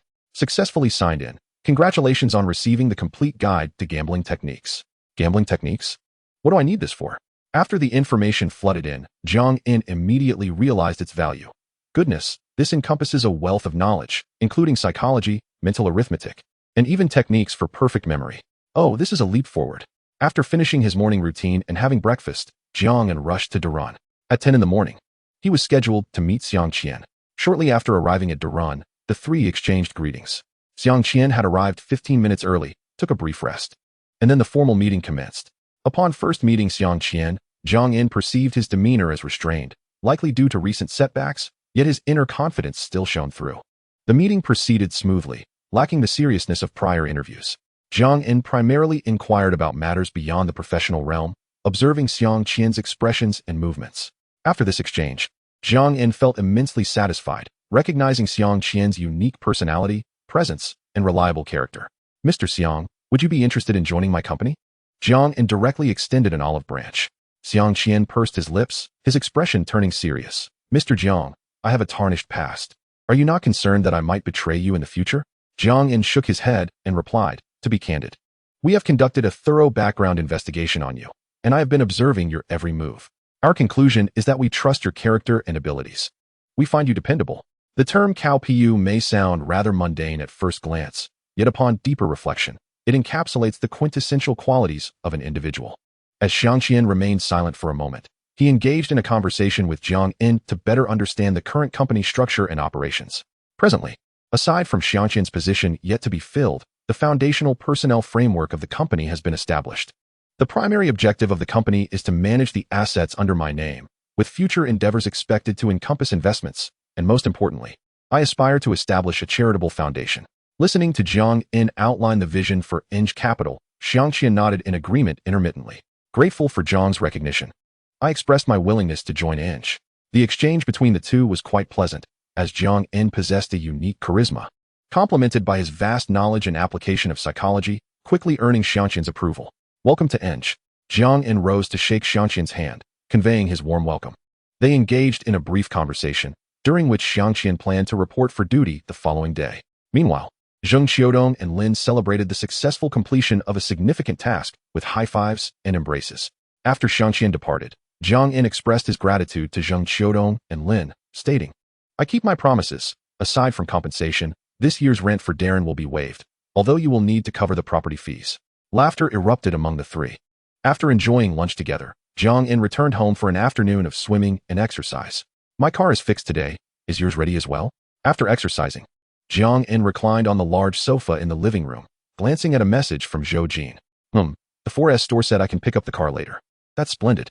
I don't have to work tonight. Let us celebrate together. Jiang En silently criticized the flimsy reason for celebration. All right, it's on me. No, I shall treat you. Their friendly dispute continued until they decided to message Jiang Shu, informing her that dinner would be self-managed. Jiang En then hailed a taxi. heading directly to the 4S store to retrieve his car.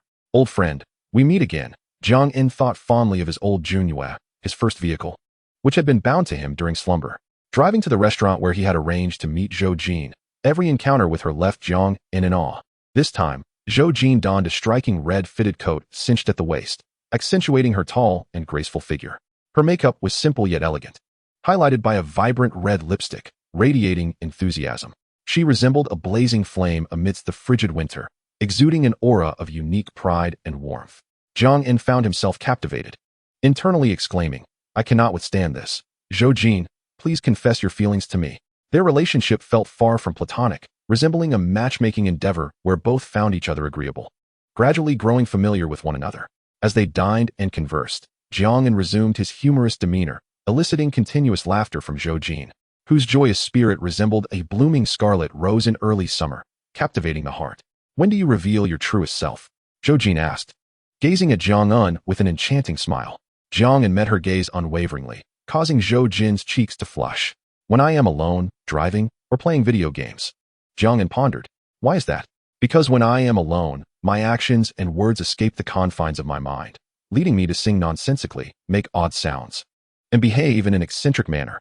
When driving or gaming, if I encounter incompetent drivers or teammates, I disregard my image and unleash a torrent of expletives, liberating myself. Zhou Jin listened, astonished, before bursting into laughter. Is that true? Then I must play games with you and ride in your car. Riding in my car is fine. Later, I could drive you home. But as for gaming, I fear I might lose my temper and curse, and I smoke. While I don't indulge often, I cannot resist when gaming. Despite his playful banter in writing, Jiang En's true nature was exposed in face-to-face conversation. Smoking is detrimental to health and affects fertility, Zhou Jin remarked, her voice dropping slightly as she blushed. After speaking, her cheeks flushed as if ablaze. Jiang En's heart fluttered as he chuckled. Once we are married, I shall quit. After finishing dinner, Zhou Jin urged Jiang En to go shopping. However, upon hearing the word shopping, Jiang En's scalp tingled with dread, yet he reluctantly complied. Recognizing Jiang En's aversion to shopping, Zhou Jin suggested a brief stroll before heading to the cinema. By 9 o'clock, they arrived at the parking lot. Let me drive your car and take you home. If you drive my car, you'll need to take a taxi back, which is quite troublesome. Why not use your car? I have another one at home for tomorrow. Zhou Jin, wishing to spare Jiang En the cost of a taxi, proposed. Jiang En smiled in agreement and took Zhou Jin for a ride in his Junhua. After its refurbishment, the passenger seat welcomed its first female occupant. Your car has ample space. It's quite comfortable. Are you hinting at something? Jiang En, a homebody and seasoned driver, mused. Fortunately, this car leans towards the business side, providing a bit more room. Share your location, and I shall navigate. As Jiang En activated the navigation, a voice prompt from the system chimed. Are you alone today? Are you a single dog? What a coincidence. So am I. Zhou Jin burst into laughter, reclining in the passenger seat, her laughter causing her figure to sway enticingly. After turning on the air conditioning and starting the vehicle, Zhou Jin's residence, located in Huangpu's Danshui Wan Garden, could be considered a luxury dwelling in the metropolis. Valued at around 130,000 to 140,000 yuan per square meter, with properties starting at over 10 million. Jiang En had gleaned Zhou Jin's affluent background from her attire and car, but he was taken aback by the sheer wealth of her family.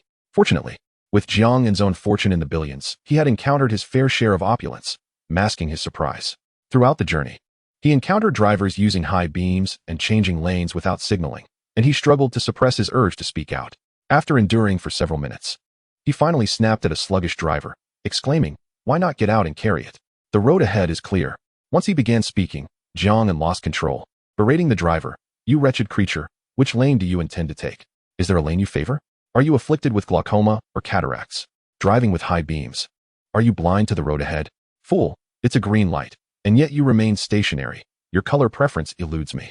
Zhou Jin, seated in the passenger seat, watched in astonishment as Jiang En unleashed a torrent of colorful language, her delicate hands covering her cherry lips, her expressive eyes fixed upon his face. "Haha, Jiang En. We need not rush. Let us take our time." Zhou Jin giggled, her hands covering her cheeks as if too embarrassed to continue watching, her laughter light and airy, her body trembling slightly. "Alas, I am usually quite patient, and my driving skills are commendable. I seldom accumulate points throughout the year, maintaining stability. However, these drivers exhibit such a lack of decorum, resembling individuals with cerebral hemorrhages. That slowpoke, with nothing in front, is simply infuriating. Fortunately, we did not roll down the windows. Otherwise, if they heard you, you might get beaten up. No worries, I can handle 3 or 5 of them. If it comes to blows, I shall just lie down and let them work for free for a year. With me around, I will shield you. I possess pepper spray. I can't help but feel that your pepper spray is intended for me. Jiang cast a glance at Zhou Jin and chuckled. Zhou Jin waved her hands repeatedly, anxiously clarifying, no, it's simply a habit of mine. I was just joking. Zhou Jin's home was not far, and as they engaged in conversation, they arrived within 20 minutes. Upon reaching the entrance of the community, the security guard appeared to be quite familiar with Zhou Jin, promptly greeting her with, "Hello, Dr. Zhou. Seems you are quite close with the security staff. Otherwise, I doubt I'd gain entry," Jiang remarked. "Of course. I was the one who assisted when his wife was giving birth," Zhou Jin replied, pride illuminating her exquisite features as she spoke of her profession. Once inside the community, Zhou Jin pointed the way. Upon arriving at the foot of the building, she produced a small box from behind her and placed it in Jiang's arms, saying, "This is for you. I'll head up first." With that, Zhou Jin darted away like a startled fawn, clutching her bag and swiftly opening the car door. Simultaneously, she sent Jiang a message, "Drive safely on the way, and don't open the windows." Jiang was left in a daze, gazing at the box in his hands. Upon opening it, he discovered a dark blue scarf within. A wave of warmth washed over him, and he returned home, feeling a slight flutter in his heart. That night, lying in bed and tossing about, he searched the meaning behind a girl gifting a scarf to a boy. After researching, excitement surged within him, as if his heart was wildly expanding, and a flush crept onto his cheeks. The following morning, Jiang rose early. After a methodical routine of washing and breakfast, he proceeded to the company. This marked the first official day of business since the company's inception, and employees had arrived promptly. The expansive 88th floor felt somewhat desolate, with only Ngu Capital present. However, several flower baskets were stacked at the entrance, sent by Darun, Quanjing, and the property management. Ali and ByteDance had also dispatched individuals to deliver congratulatory flower arrangements. Choosing an auspicious time, Jiang announced the official opening of the company, welcoming guests and serving tea. After a celebratory lunch, he bid farewell to the guests. At 2 in the afternoon, Jiang gathered all employees for the company's inaugural meeting. Typically averse to lengthy discussions, he conducted the meeting with efficiency. After a brief round of applause for the company's establishment, he swiftly moved on to announce the agenda. The primary task before the Spring Festival is collecting rent, he declared, handing a series of property documents to Xiang Qian. "Xiang, I'm merely a figurehead. You can handle the collection arrangements. If we wrap this up before the holiday, we can take an early break. I'll prepare red envelopes for everyone then." The meeting proceeded smoothly, and afterward, Jiang pulled Xiang Qian aside. "Xiang, from now on, you'll manage all company matters. Also, draft a confidentiality agreement. I don't want my personal assets exposed to the outside world." "That's no problem, but we currently don't have a penny in our accounts." "Which is a bit awkward, boss," Xiang Qian replied. Jiang paused, then slapped his forehead, laughing. "Oh dear, I completely forgot. I'll transfer 100 million to the account right now as the company's operating funds." Xiang Qian was left astounded. 100 million as everyday capital? What an astonishing figure. This man must be some sort of extraordinary mogul. He realized how narrow-minded he had been previously. As he glanced at the property documents Jiang had handed him, Xiang Qian's expression shifted dramatically. He promptly organized the team to commence rent collection. Goodness, these properties are assessed by the building. How wealthy must Jiang be? This is merely real estate. He is also a shareholder in several major companies. If this information leaks, he'll undoubtedly be a prominent figure on the Forbes list. All employees had signed confidentiality agreements, and since the boss valued discretion, they were reminded to be cautious. Once tasks were assigned, everyone hurried to action, eager to complete the work and enjoy their holiday. In the subsequent days, employees of Ngu worked tirelessly, racing across the expanse of the city to collect rent regardless of the weather. Their singular focus was to accomplish this year's tasks swiftly, earn bonuses, and celebrate the new year at home. Jiang, recently rewarded with a plethora of jewelry, gemstones, and antiques, began to suspect whether the system had altered its parameters. Although he knew little about these items, he understood their worth. As his collection grew, he converted a room into a storage space. After nearly a month of relentless rent collection, Ngu had successfully gathered nearly all the payments. One day, Xiang Qian sat in his office when the company's accountant entered, visibly trembling. "Old Qian, have you been feeling unwell lately? Should I turn up the air conditioning?" Xiang Qian asked with concern. The accountant, with a flushed face, handed over the financial report, his hands shaking as if afflicted by Parkinson's disease. "Thank you for your concern. Xiang, I'm fine. This is the financial report for your review." Xiang Qian took the report, initially maintaining a blank expression as he flipped through the pages. But soon his demeanor transformed dramatically, akin to an actor performing a dramatic reveal. Despite his prior preparations, he was still taken aback by the substantial sum presented. We collected 2 to 300 billion in rent, with the majority stemming from commercial real estate over the year.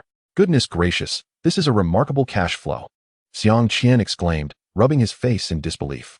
After exchanging a few words with the accountant, he accompanied him to Jiang En's office. Jiang, the rent has all been collected. Here's the report, Xiang Qian said, his face radiant with joy and excitement. Jiang En glanced over it briefly, then smiled. Well done, Xiang. Should we arrange a year-end party? Let us find a venue that offers ample food and entertainment for the entire staff and their families to celebrate together. Absolutely. I'll have the administrative staff compile a list of preferences for a suitable venue. Also, old Qian, please withdraw some cash from the bank, equivalent to 7 months' salary for each employee. I intend to distribute it as bonuses at the year-end party.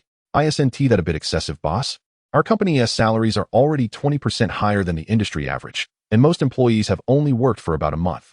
Would it be appropriate to distribute such a large amount in bonuses? Jiang En shot old Qian a glare, exasperated. Do you think I'm concerned about this amount? How is it that someone in finance is so meticulous with every penny? If that's the case, you might as well not take that bonus. No, boss. I must have been out of my mind.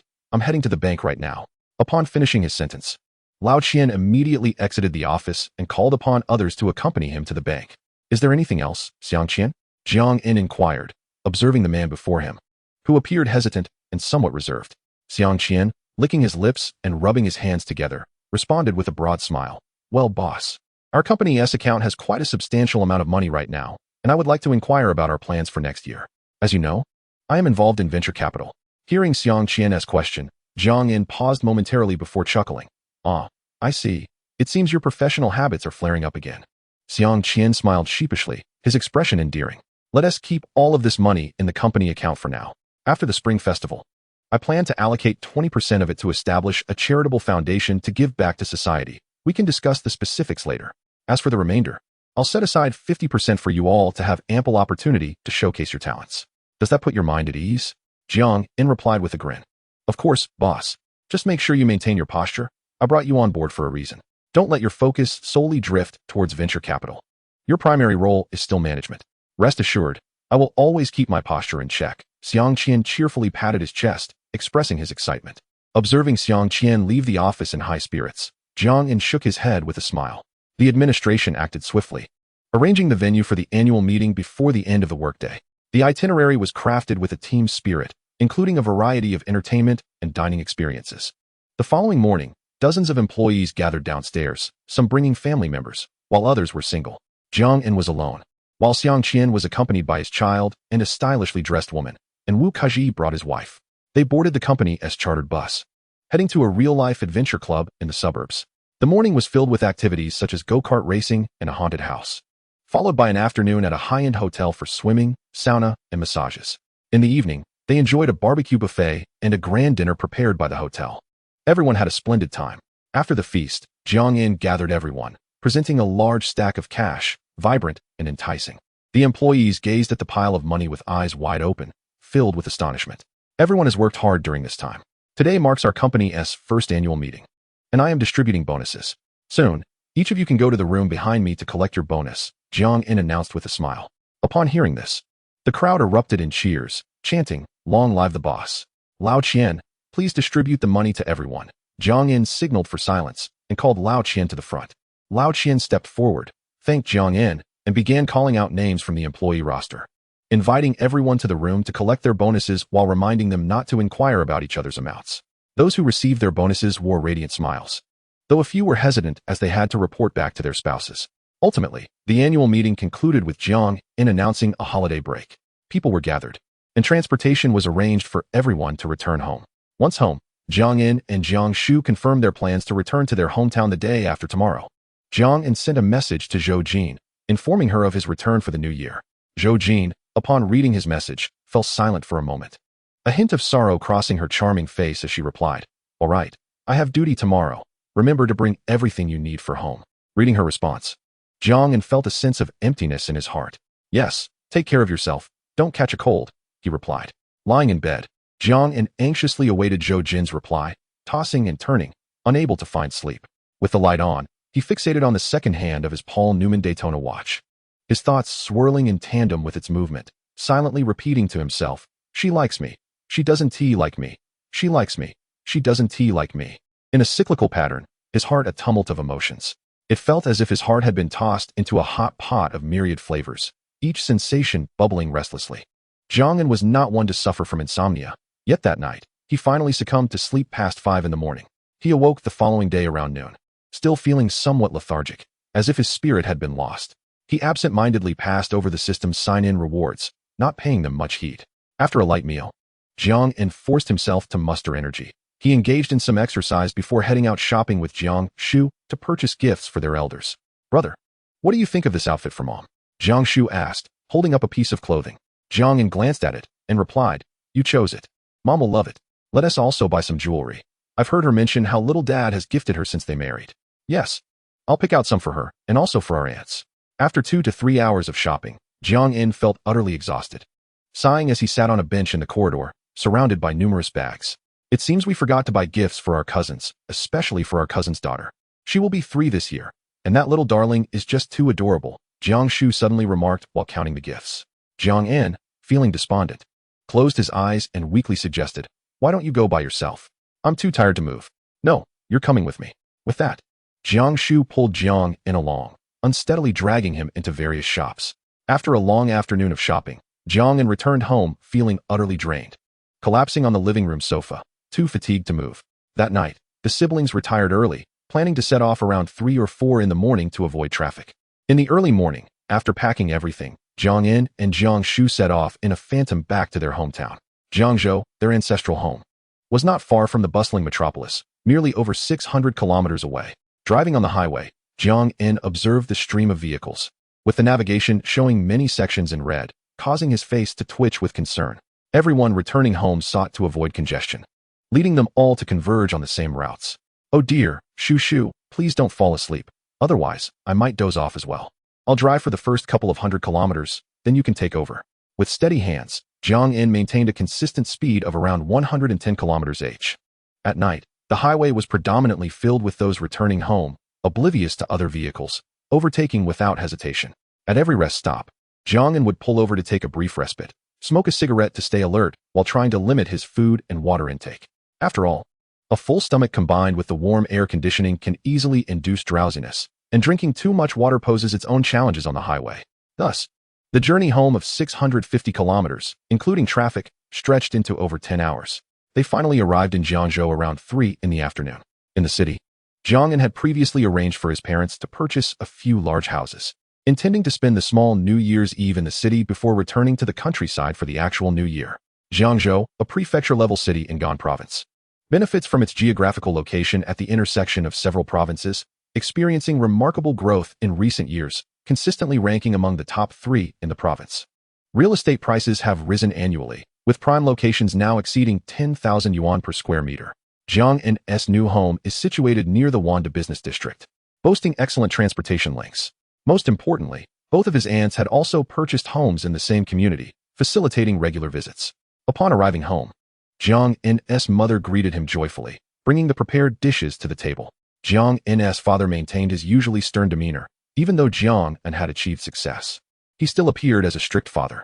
Observing his children return home, he simply remarked, "Was the journey all right?" "Yes, it was fine, just a bit congested." "I missed you so much, Dad," Jiang Shu said with a beaming smile as she playfully nestled into her father's embrace. Jiang, facing his father, felt slightly awkward but smiled and said, "Dad, Shu and I bought gifts for you and Mom." Having spoken, the siblings eagerly began to present the gifts they had purchased. Jiang held several small boxes, well aware of his father's interests, smoking, mahjong, and fine watches. As he opened the boxes, he replaced his father's several thousand yuan Tizot watch with a new one, saying, "Dad, try on these watches and see if they suit you." Jiang Fu examined the exquisite timepieces, trying one on and inquiring, "Is this a Patek Philippe? How much does it cost?" "Not much, just a few thousand." "What? So expensive? Hurry and return it." Jiang Fu's expression darkened, and he spoke anxiously. "Oh, don't worry about money, just wear it. It's time for me to honor you." Jiang quickly grasped his father's wrist, preventing him from removing the watch. "I can attest to it. My brother has prospered outside. I'm not sure how much." but it's certainly a considerable amount, Jiang Shu remarked while adorning their mother with jewelry. After organizing their luggage and the gifts Jiang An had brought back, the family of four joyfully gathered around the table for dinner. Having not tasted their mother's cooking for a long time, Jiang Shu praised her culinary skills while playfully criticizing Jiang An's fitness diet. Your brother should have lost weight a long time ago. It would be better for him to eat lighter, their mother said as she served Jiang An a piece of tender braised pork. At the dinner table, Jiang Fu and Jiang Mu did not inquire specifically about Jiang An's earnings, but repeatedly admonished him. In life and work, remember that there are deities watching over you. Do not engage in illegal or harmful activities. Suddenly, midway through the meal, Jiang Mu said, I had our neighbor pull some strings to introduce you to a nice girl who teaches at a primary school in the county. You should find some time to meet her. Upon hearing this, Jiang An's expression soured, and he sighed. Mom, can you let me enjoy a peaceful new year at home? You're already nearing 30, and you still have no intention of getting married. What do you plan to do? Jiang Mu implored. Seeing this, Jiang An lost his appetite and did not respond. He had discussed marriage with Jiang Mu extensively over the past 2 years, and each year their conversations ended in discord. They even argued last year. Jiang An quickly cleared his plate and took the dishes to the kitchen, sighing as he returned to his bedroom.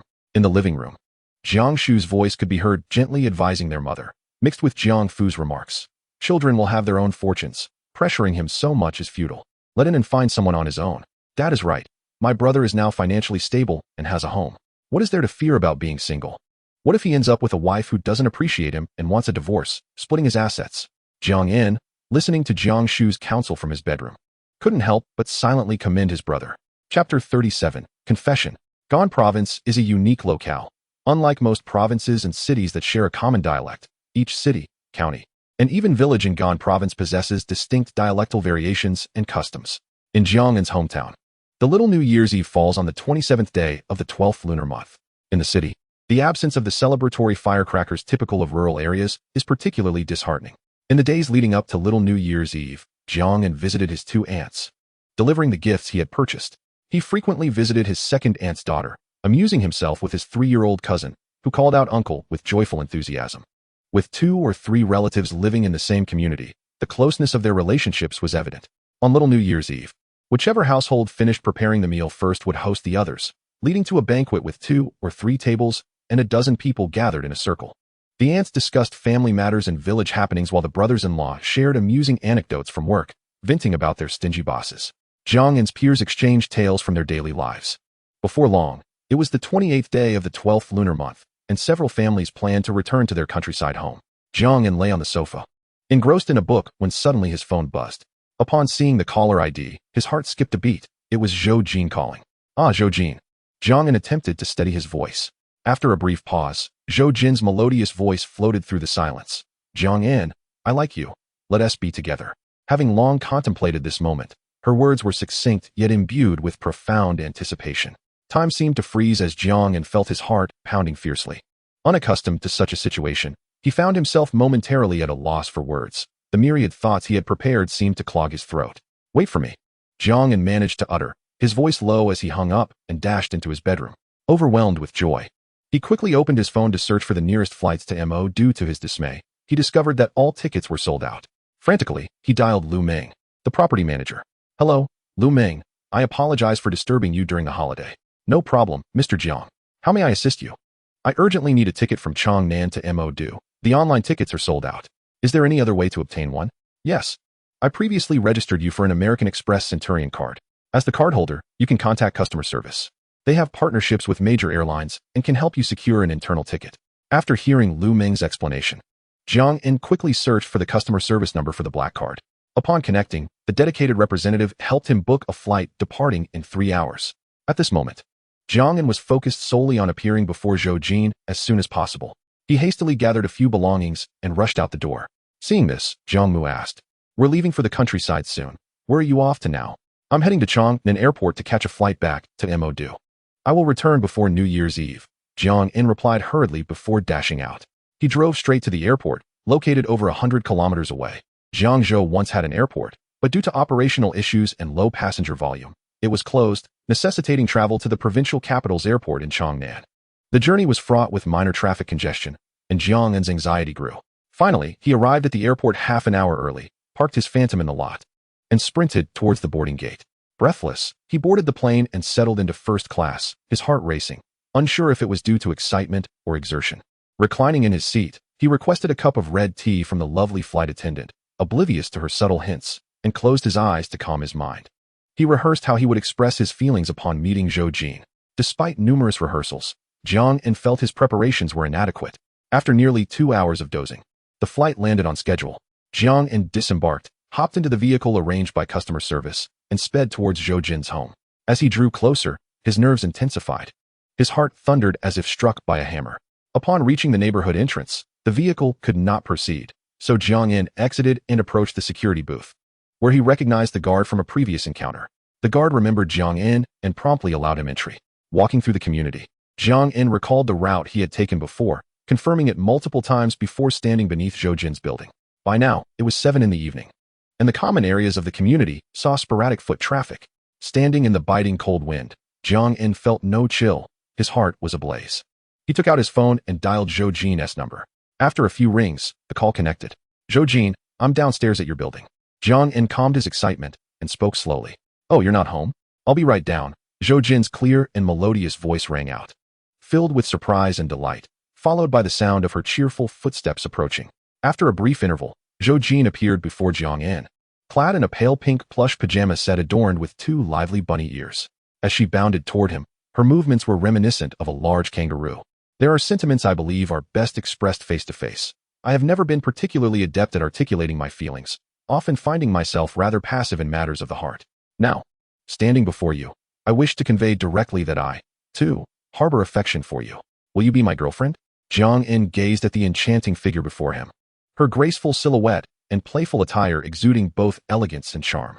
His tone, though measured and solemn, bore a hint of fatigue, yet he smiled gently. Upon hearing Jiang En's heartfelt words, Zhou Jin nearly burst into tears of joy, throwing herself into his embrace. "Do you know, during your absence these past few days, I suddenly realized how much I missed you." Zhou Jin buried her head in Jiang En's coat, her delicate visage pressed against his chest, her voice brimming with surprise and emotion. The warmth and softness enveloped him, and as he inhaled the subtle fragrance emanating from her, his heart stirred. With both hands securely encircling Zhou Jin's slender form, he whispered sweet nothings in a dozen different languages. "I miss you too." Listening to Jiang En's tender murmurs, Zhou Jin unexpectedly lifted her gaze, her eyes sparkling like obsidian, reflecting Jiang En's not overly handsome face as she softly replied, "Mandarin, English, German, and Greek, and also Arabic, Japanese, Korean, as well as Spanish and Portuguese. Your boyfriend is far more extraordinary than you could imagine." Jiang En winked and chuckled lightly. "Here, put this on." Jiang En retrieved a glass-like emerald jade bracelet from his coat pocket, a reward from a previous system check-in that included several variations in size. The exquisite bracelet fit Zhou Jin's jade-like hand perfectly, evidently a result of Jiang En's careful selection. Under the glow of the corridor lights, her hand in the translucent, lustrous bracelet appeared exceptionally regal and radiant. "This seems like jade. It's far too precious, I cannot accept it." Although Zhou Jin was unaware of the bracelet's actual value, she had heard enough to know its worth and quickly attempted to remove it and return it to Jiang En. Jiang En, however, tightened his grip on her delicate hand, halting her movements, and said, "This is a family heirloom. My mother instructed me to pass it on to my future daughter-in-law." "Ah, I see. Then I shall keep it safe for you." A faint blush adorned Zhou Jin's cheeks, and she shyly replied, "Remember to wear it on your wrist. Consider it my stamp upon you. I wish to place a stamp on you as well." Zhou Jin raised her face playfully, standing on her tiptoes to plant a gentle kiss on Jiang En's cheek. Observing this, Jiang En chuckled and said, "Come on, let us go inside. It's rather chilly out here. Tomorrow, I will remain in Mo due for another day. If you are free, remember to call me, and I will keep you company." "Yes, I am on vacation now. Aside from special arrangements, I am entirely available." "All right, I will come to pick you up tomorrow. Now go inside and don't catch a chill." Jiang En pressed a tender kiss to Zhou Jin's smooth forehead, speaking with heartfelt sincerity. As he watched Zhou Jin depart, glancing back every few steps until she disappeared from view, Jiang En left the community, hailed a cab, and returned to Tangchun. That night, he found himself unable to sleep, overwhelmed with joy and excitement as he tossed and turned in bed. The next morning, after placing the sizable raw stone he had obtained from check-ins into the storage room, he completed his morning routine without breakfast, driving his Bentley Mulsanne directly to Zhou Jin's residence. He parked at the entrance of the community and called Zhou Jin. Shortly thereafter, she emerged with her long hair cascading over her shoulders, wearing a knee-length white sweater that gracefully draped over her tall, slender figure. Beneath it, a snug black turtleneck accentuated her subtly elevated silhouette. Her black, form-fitting jeans highlighted her perfectly proportioned legs, and on her feet, she wore a pair of trendy white casual shoes as she approached Jiang In with a cheerful smile, embracing him warmly. Then, Zhou Jin glanced at the car Jiang In had driven, a momentary look of surprise crossing her features as she pouted her soft red lips and said, "Jiang An, do you feel pressured being with me?" "Huh," Jiang In replied, bewildered. "Why did you rent a car just for me? I am not someone who cares for appearances. I simply enjoy being with you," Zhou Jin said softly, her head lowered as she clutched Jiang In's fingers. Jiang In found her words amusing and, upon reflection, realized that Zhou Jin was indeed unaware of his background. Having known each other for over a month, they had never delved into personal matters such as these. Zhou Jin had only seen his old Junhua a couple of times, and now, confronted with the Bentley Mulsanne, she felt a flicker of doubt. Her reaction was entirely normal. "This is my own car. It is not rented. Look, here's the vehicle registration certificate." Jiang In smiled as he produced the certificate from the car and handed it to Zhou Jin. Zhou Jin scrutinized the certificate, her lovely eyes wide with astonishment. "Did you not say your company was just starting out? This car is quite expensive. You must be from a wealthy family." "Huh. While it's true that my company is in its infancy, that has nothing to do with me driving a Mulsanne. I am not a rich second generation. I am his father." Jiang In laughed heartily. "I told you, your boyfriend is far more exceptional than you think. Now, let us get in the car. We shall have breakfast first, and then I will show you the extent of my family's wealth." As they drove, Zhou Jin watched Jiang In intently, a smile gracing her delicate lips as she asked, "Jiang An, do you mind that I am 3 years older than you?" "Not at all. From a medical perspective, women tend to live longer than men. You being 3 years my senior means we can grow old together," Jiang In replied with a playful glance. "Hee, how did you suddenly become so suave?" "That is because I met you." After finishing breakfast, Jiang In took Zhou Jin's soft hand and said, "Come. I will show you the new bathtub I bought." No. I meant my home in Mo. Is this not a bit too fast?" Zhou Jin paused, her cheeks flushing with embarrassment, reminiscent of the rosy glow of a sunset. "What are you thinking? I simply wish to show you my family's foundation. In the future, when it comes to expenses, you must not insist on splitting the bill. I will not allow it." Once in the car, Jiang In drove Zhou Jin to the underground parking of Tangchun. "All these cars belong to me, and this entire building is the empire I have built for you," Jiang In declared passionately, gesturing grandly. Zhou Jin glanced around, giggling. "You're just boasting. Don't think I don't know how much these properties cost. Why don't you believe me? Come, let me take you upstairs to see." Jiang In sighed, shaking his head. They took the elevator straight to the top floor. Upon entering, Zhou Jin observed, "This building seems to be unavailable for rent. Indeed, I purchased this property. The entire building is mine. Come with me. I will show you the certificate," Jiang In said, swiftly moving to the storage room and returning with a large box filled with bright red property certificates. "Why is every single one in your name?" Zhou Jin exclaimed, perusing the documents. Jiang In, feeling a bit exasperated, replied, "Are you foolish? Or do I have an aura that lowers your intelligence?" "So you were not exaggerating?" Zhou Jin raised her face, her large eyes sparkling as she looked at Jiang An. "My goodness, you must hurry home to fetch your household registration book. We need to register for marriage. Seeing your silly demeanor, I fear you might be abducted." Jiang In feigned distress, resting his forehead in his hand. "My household registration book is in my bag." Jiang In, afterward. Jiang In guided Zhou Jin through the upper and lower floors. "There seems to be someone living upstairs. My younger sister resides there, my biological sister. You have so many antiques and collectibles in this storage room. Several pieces are worth a fortune. Do you understand antiques?" "Understanding a little. My father is a professor of history, and he enjoys tinkering with such items in his spare time. I will invite him over later to take a look and appraise them." "Haha, you are quite thick-skinned." Zhou Jin covered her cherry lips, giggling, her laughter causing her to sway like a blooming flower. "Come, choose what you like. I will gift it to you." Jiang In pointed at the neatly arranged jewelry and exquisite watches before him. "I don't want them. They appear too extravagant." Zhou Jin replied calmly, shaking her head. Observing this, Jiang In picked up the Graph diamond charm, valued at 2.8 billion, its white diamonds shimmering brilliantly, exuding opulence. "This is a watch. Yet I feel it resembles a queen's crown more." Jiang In placed the watch into Zhou Jin's hands. "I cannot accept this. It is adorned with diamonds. Clearly a valuable piece. If I must choose a gift, I would prefer this one." Zhou Jin set aside the Graph diamond charm and pointed to a seemingly plain pocket watch. Following her slender, delicate finger, Jiang In chuckled softly, saying, "This watch. It is not that I do not wish to present it to you, but it bears a rather ominous history. Its first owner, Queen Marie Antoinette of France, was executed for treason before the watch was completed due to the French Revolution.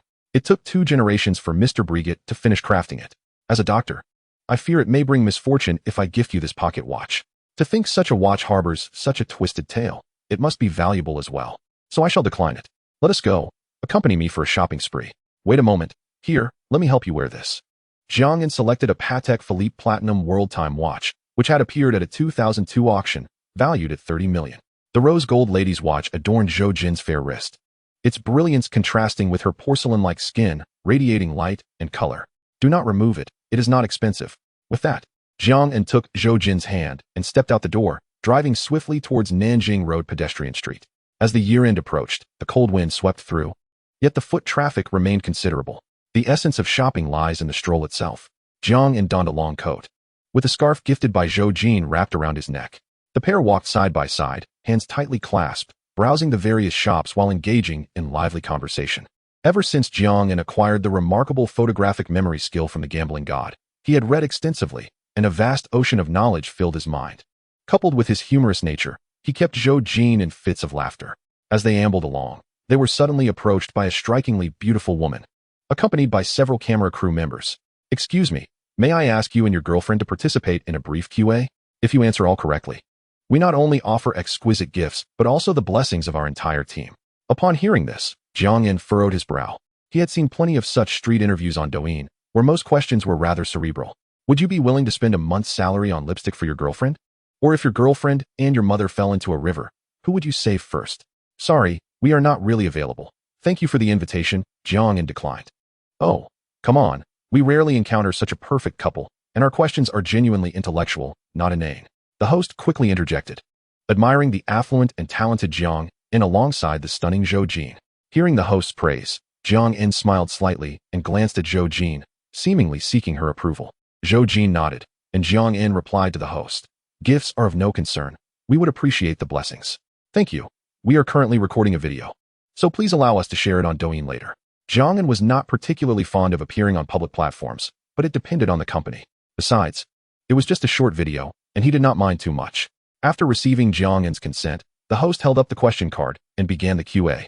May I ask the name of our country's first Nobel Prize winner in medicine? From which ancient text is it derived? I know the name, but not the text. Zhou Jin, as a doctor, was quite familiar with the laureate's life, yet when it came to obscure literature, she was somewhat at a loss. Allow me. The name is derived from the Shijing, Yu Lu Ming, Shi Yi Ji Ping. Jiang An answered confidently. Impressive. Please explain the origin of the phrase Qi Mei Zheng Guang. This term refers to Ji Kong of the Wei Jing period. He was playing the lute under the light when a person entered the room. Initially appearing small but soon growing large, standing over a zhang tall, with dark features and wearing a leather belt. Ji observed for a long time, then blew out the light, declaring, "It is a shame to compete for brilliance with demons. It implies a sense of rivalry." The host, impressed, gave Jiang An a thumbs up and proceeded with the next question. What are the 28 constellations? Well, this question is rather esoteric, but it does not stump me. Jiang An swiftly recited the names of the 28 constellations, along with their corresponding animals. The host was left nearly speechless by Jiang An's responses. What do the terms Inghua Shou Xin and Sui Xing refer to? Inghua refers to Mars, and Inghua Shou Xin means Mars halting when passing through the heart degree. Sui Xing refers to Jupiter. What are the 6 passes and 9 borders? The 6 passes refer to the 3 passes in Jili and the 3 in Shaanxi, namely Juyong, Zijing, Dioma, Yanmen, Ningwu, and Piantu. The 9 borders refer to the boundaries set by the Ming dynasty. 6 were established in the early Hongwu period: Zuanfus, Datong, Gansu, Liaodong, Yansui, and Ningxia. In the early Yongle period, Jizhou was added, and during the Zhengtong period, Yulin and Gyuan were added, thus making 9 borders. Who were the 3 masters of the Renaissance? The host, unable to contain her astonishment, continued to inquire. Leonardo da Vinci, Michelangelo, and Raphael.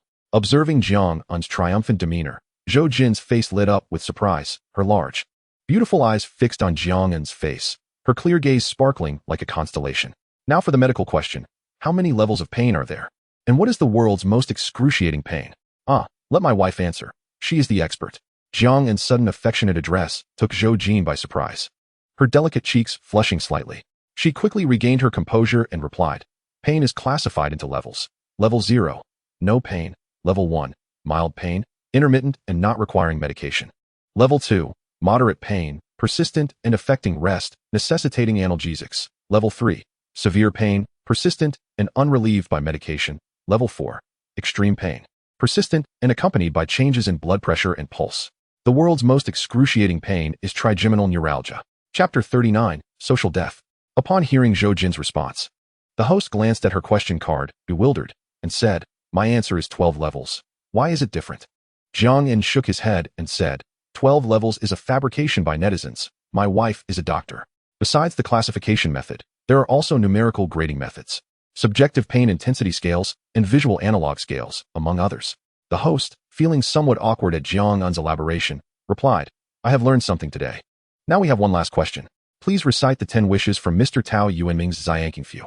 Your questions are indeed quite challenging. Most people may have heard of it, but few could recite this tongue-twisting poem. How about this? Reciting in Mandarin does not showcase my abilities. I will recite it in Greek." Jiang En said confidently, smiling. After a moment of thought, Jiang En organized his words, drawing inspiration from the Iliad. Mandarin is the most unique and beautiful language globally. Other languages pale in comparison. Reciting classical Chinese in Greek is even more challenging and a significant test. The formidable skills of the gambling god endowed Jiang En with remarkable agility of thought and logic. Minutes later, Jiang En began reciting the 10 wishes from Ziyangqingfu in Greek. The audience listened, somewhat perplexed, yet it did not detract from their appreciation of Jiang En's captivating recitation. After he finished, the host and the crew members were still in a state of shock. "Finished already?" Jiang En nodded. Upon witnessing this, the host and staff, filled with admiration, spontaneously erupted into applause, exclaiming, "We are truly impressed. The questions we pose today are seldom answered, let alone completed. Please accept our utmost respect." With a light-hearted laugh, one remarked, "If only one read more books. This would come naturally. I tend to play games extensively," Jiang En quipped, indulging in a moment of playful self-deprecation. Subsequently, the host presented a gift, and each staff member expressed their well wishes. "Young man, we will be posting the video on Douyin. Could you please share your Douyin handle with me? I have a feeling you will gain quite the following, and I would like to tag you when we release the video." "No need for that. Thank you," Jiang En replied with a smile, gently shaking his head in refusal. He then took Zhou Jin's hand, continuing their leisurely stroll. "Your hands are so cold. Here, let me warm them in my pocket," Jiang En suggested, feeling the chill emanating from Zhou Jin's touch, promptly placing her hand into the warmth of his coat pocket. Zhou Jin, unfazed, gazed at Jiang En with admiration and inquired, "What is Xianqingfu?" "Ah, Xianqingfu is a piece written by the esteemed Wu Lu Xiansheng. It depicts a poet's yearning for an enchanting beauty, imagining their existence intertwined, wishing to become various objects just to be close to her," Jiang En explained with a smile. "Alas, I suddenly feel unworthy of you," Zhou Jin said, blushing and sighing. "What should I do? Perhaps I should abandon my skills," Jiang En jested unexpectedly, eliciting a laugh from Zhou Jin. The pair then wandered through various shops and later found a restaurant for lunch. In the afternoon, they visited the Oriental Pearl Tower. Although both had been there numerous times before, the beauty of the scenery is always perceived differently by each individual. Nestled against the railing of the towering structure, Jiang En gazed at the flowing river below, feeling a surge of ambition and exhilaration. He pointed towards several iconic buildings in the distance, saying to Zhou Jin, "From now on, please call me Jiang Bansheng." His grandiose demeanor struck Zhou Jin as somewhat silly, akin to a youthful dreamer. Noticing the amused glances from passers-by, Zhou Jin quickly buried her face against Jiang En's chest, murmuring in embarrassment, "How mortifying." Enduring the weight of social scrutiny, even Jiang En, known for his thick skin, felt a twinge of discomfort. He had initially intended to create a romantic atmosphere to deepen their connection, but the situation made him feel flustered and blushing. He hurriedly led Zhou Jin away. "How awkward," Jiang En remarked, his muscles twitching as they reached the ground floor. "Haha, thankfully no one knows us, otherwise we would be too embarrassed to show our faces," Zhou Jin chuckled, bending over with laughter, her light-hearted giggles echoing. "Alas, what has society come to? Must one face social death for speaking the truth?" Jiang En attempted to rationalize his actions. The two continued to explore, taking photos and videos. As dusk fell, Jiang En took Zhou Jin to Wangjianggo, a renowned restaurant in the city known for being a popular spot for couples and proposals. "I've heard of this restaurant, but I've never been here," Zhou Jin remarked, admiring the exquisite decor and the couples snuggled together, their faces adorned with sweet smiles. "In the future, we can come here openly." The dishes were delicately prepared, perfectly catering to the tastes of the city's residents. However, Jiang En remained his usual self, speaking little and focusing intently on his meal. Observing Jiang En's eating habits made Zhou Jin's appetite grow. "When is your flight?" she suddenly asked after a few bites. "I have a flight at around 7 in the morning. You needn't see me off. A car will come to pick me up," Jiang En replied, setting down his utensils to wipe his mouth. At that moment, the atmosphere shifted to a heavier tone. Jiang En smiled gently, holding Zhou Jin's delicate hand and reassuring her. "It's all right. After the new year, I will return, and we will have plenty of time together." After their meal, they watched a movie, and as the time approached, Jiang En decided to take Zhou Jin home. In the car, their conversation dwindled, and a sense of stillness enveloped them. Upon reaching her building, Zhou Jin entered the lobby but quickly returned, tightly embracing Jiang En's neck and murmuring with a hint of tears, "I can't bear to part with you." Jiang En inhaled the fragrant scent of jasmine emanating from her silky hair and softly replied, "Do not cry. I cannot bear to see you sad. I will return around the 8th day of the new year. I will call you every day. Now go inside." Hearing Jiang En's gentle reassurances, Zhou Jin sniffled slightly, her beautiful eyes glistening with unshed tears. Outside the building, passers-by occasionally glanced over, seemingly familiar with Zhou Jin. Most were considerate enough not to intrude, merely casting a cursory look. After their parting, Jiang En drove home, reflecting on the day as first date with Zhou Jin, noting it was somewhat lacking. Rising at 5 in the morning, he washed up and made his way to the community entrance. The designated vehicle had arrived, and after boarding, he awaited his flight at the airport.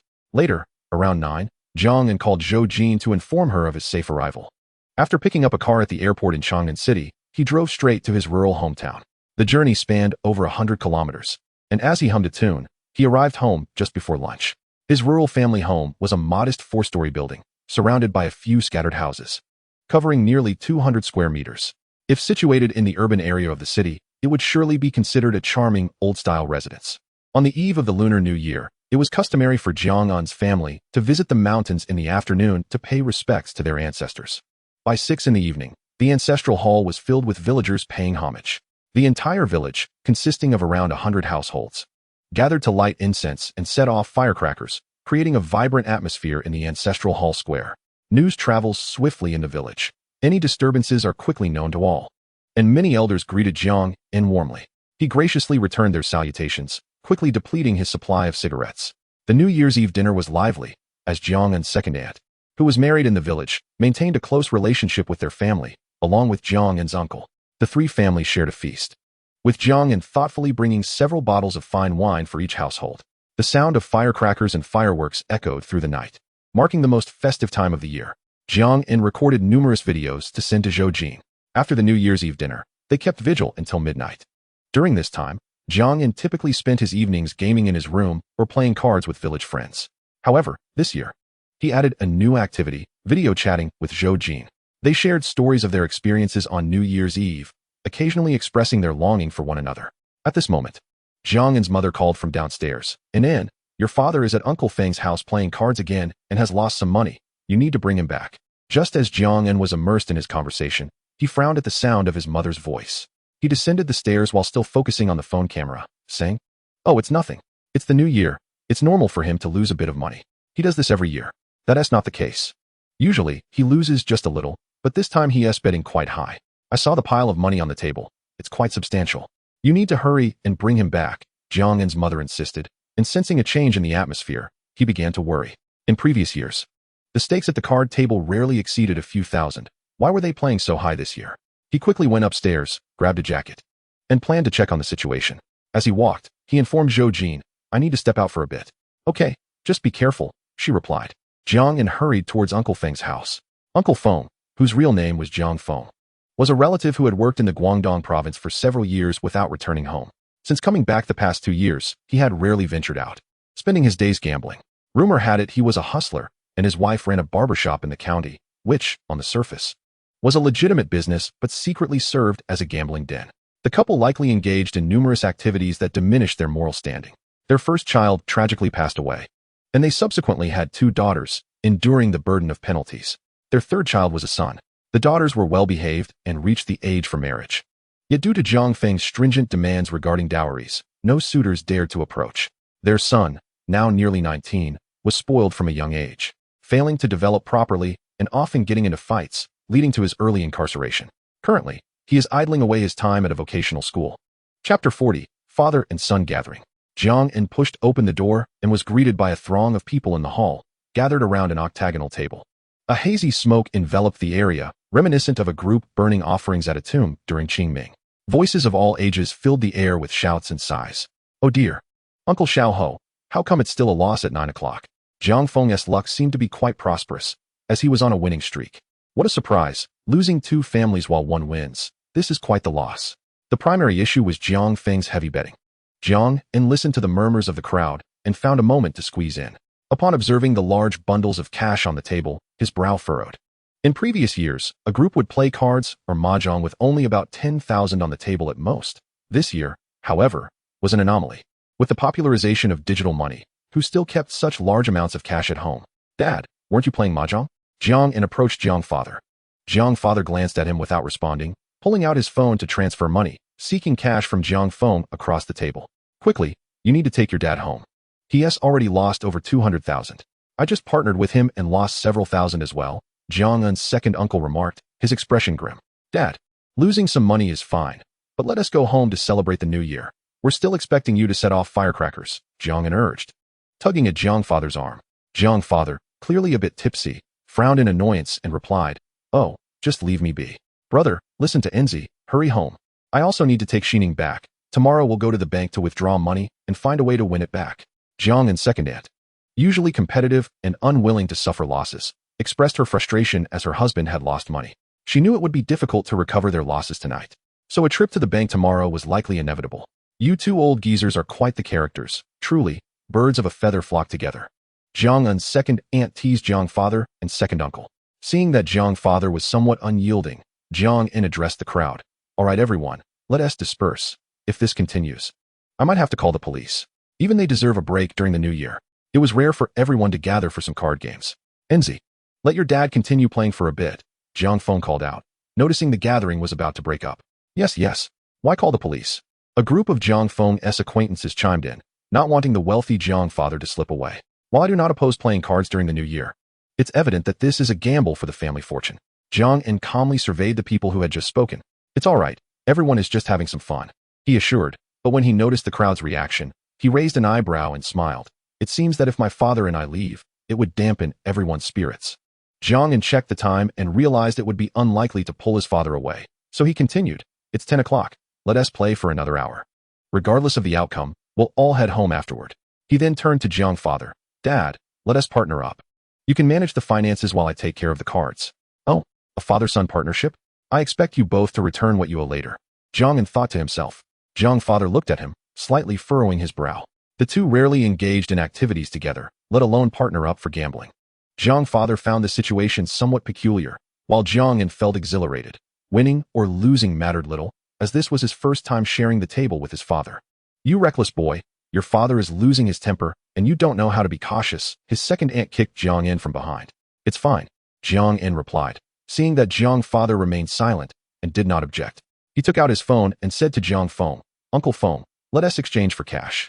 After transferring 150,000, Jiang Feng counted out the cash and handed it over, leaving only a third of the money in front of him. Jiang's hometown favored the game of Nyo, a common practice, yet each region had its own rules. Here, aside from the standard point system, the game compared the second card's value if the first card matched, disregarding suit. Jiang shuffled the cards and allowed others to cut them. Soon, everyone began placing bets. The players on both sides bet modest amounts, typically just a few hundred, with few joining in. Jiang Feng, on the opposite side, did not bet much either. Just 1,000 to start, with a few following suit. As the first round progressed, Jiang played casually, already calculating the potential outcomes in his mind. The dealer revealed the points last, and Jiang, without haste, wore a smile as he observed the other 3 players, focusing primarily on Jiang Feng. After several rounds, Jiang noticed Jiang Feng's subtle movements, the loose sleeves of his puffy coat, holding a lit cigarette in his left hand while making discreet gestures with his right. With such minor skills, I'll give you a taste of victory first, Jiang thought with a smirk. As the rounds continued, Jiang lost a bit more, and the stakes began to rise with everyone joining in. When he noticed Jiang Feng betting increasingly aggressively, often by thousands, Jiang feigned a troubled expression. Yet inwardly he was delighted. 9 o'clock. 3 points. No. Jiang father sat up, eyes wide, watching Jiang push the cards, muttering, 3 points, 3 points. Dad, stop with the chants. Let them complete their bets. No. Jiang revealed his cards with a grin. Come on, let us complete the bets. finally won a round. Jiang Father laughed. In the subsequent rounds, Jiang Yin skillfully controlled the game, frequently achieving 7, 8, or 9 points, occasionally receiving no points or small ones, enabling him to win big against lesser bets. Uncle Feng, out of cash? Need a transfer? Jiang Yin prompted, eliciting a cheerful response from Jiang Father as he pulled out his phone to display the QR code. Jiang Feng exchanged 5 or 6,000, then remarked, "This deck isn't working. It's a bit worn out. Let us switch to a new one." "No problem. A new deck is fine," Jiang Yin said, stopping Jiang Father from speaking, his face adorned with a sincere smile. Jiang Feng retrieved a new, unopened deck from the table and handed it to Jiang Yin, instructing those behind him, "Hey kid, stop reading over my shoulder. And you, don't lean on me, and your foot shouldn't be on my chair." The crowd burst into laughter at this. Jiang Yin opened the new deck, his keen eye catching slight differences, and he smirked inwardly, thinking, "Trying to cheat me, are you? Let us see how this goes." During the shuffling, Jiang Yin pretended to fumble, scattering the cards across the table and floor. "What a mess. How did you shuffle the cards like this?" Jiang Feng frowned. It's fine. Just take another new one," others reassured. After a brief inspection of the new deck, Jiang Yin found no issues and continued. With a photographic memory and strong analytical skills, he occasionally showcased his gambling prowess, confident that no high-definition cameras were present to catch him. As the crowd gradually began to realize, Jiang Yin was mercilessly defeating his opponents, regardless of whether their cards were strong or weak.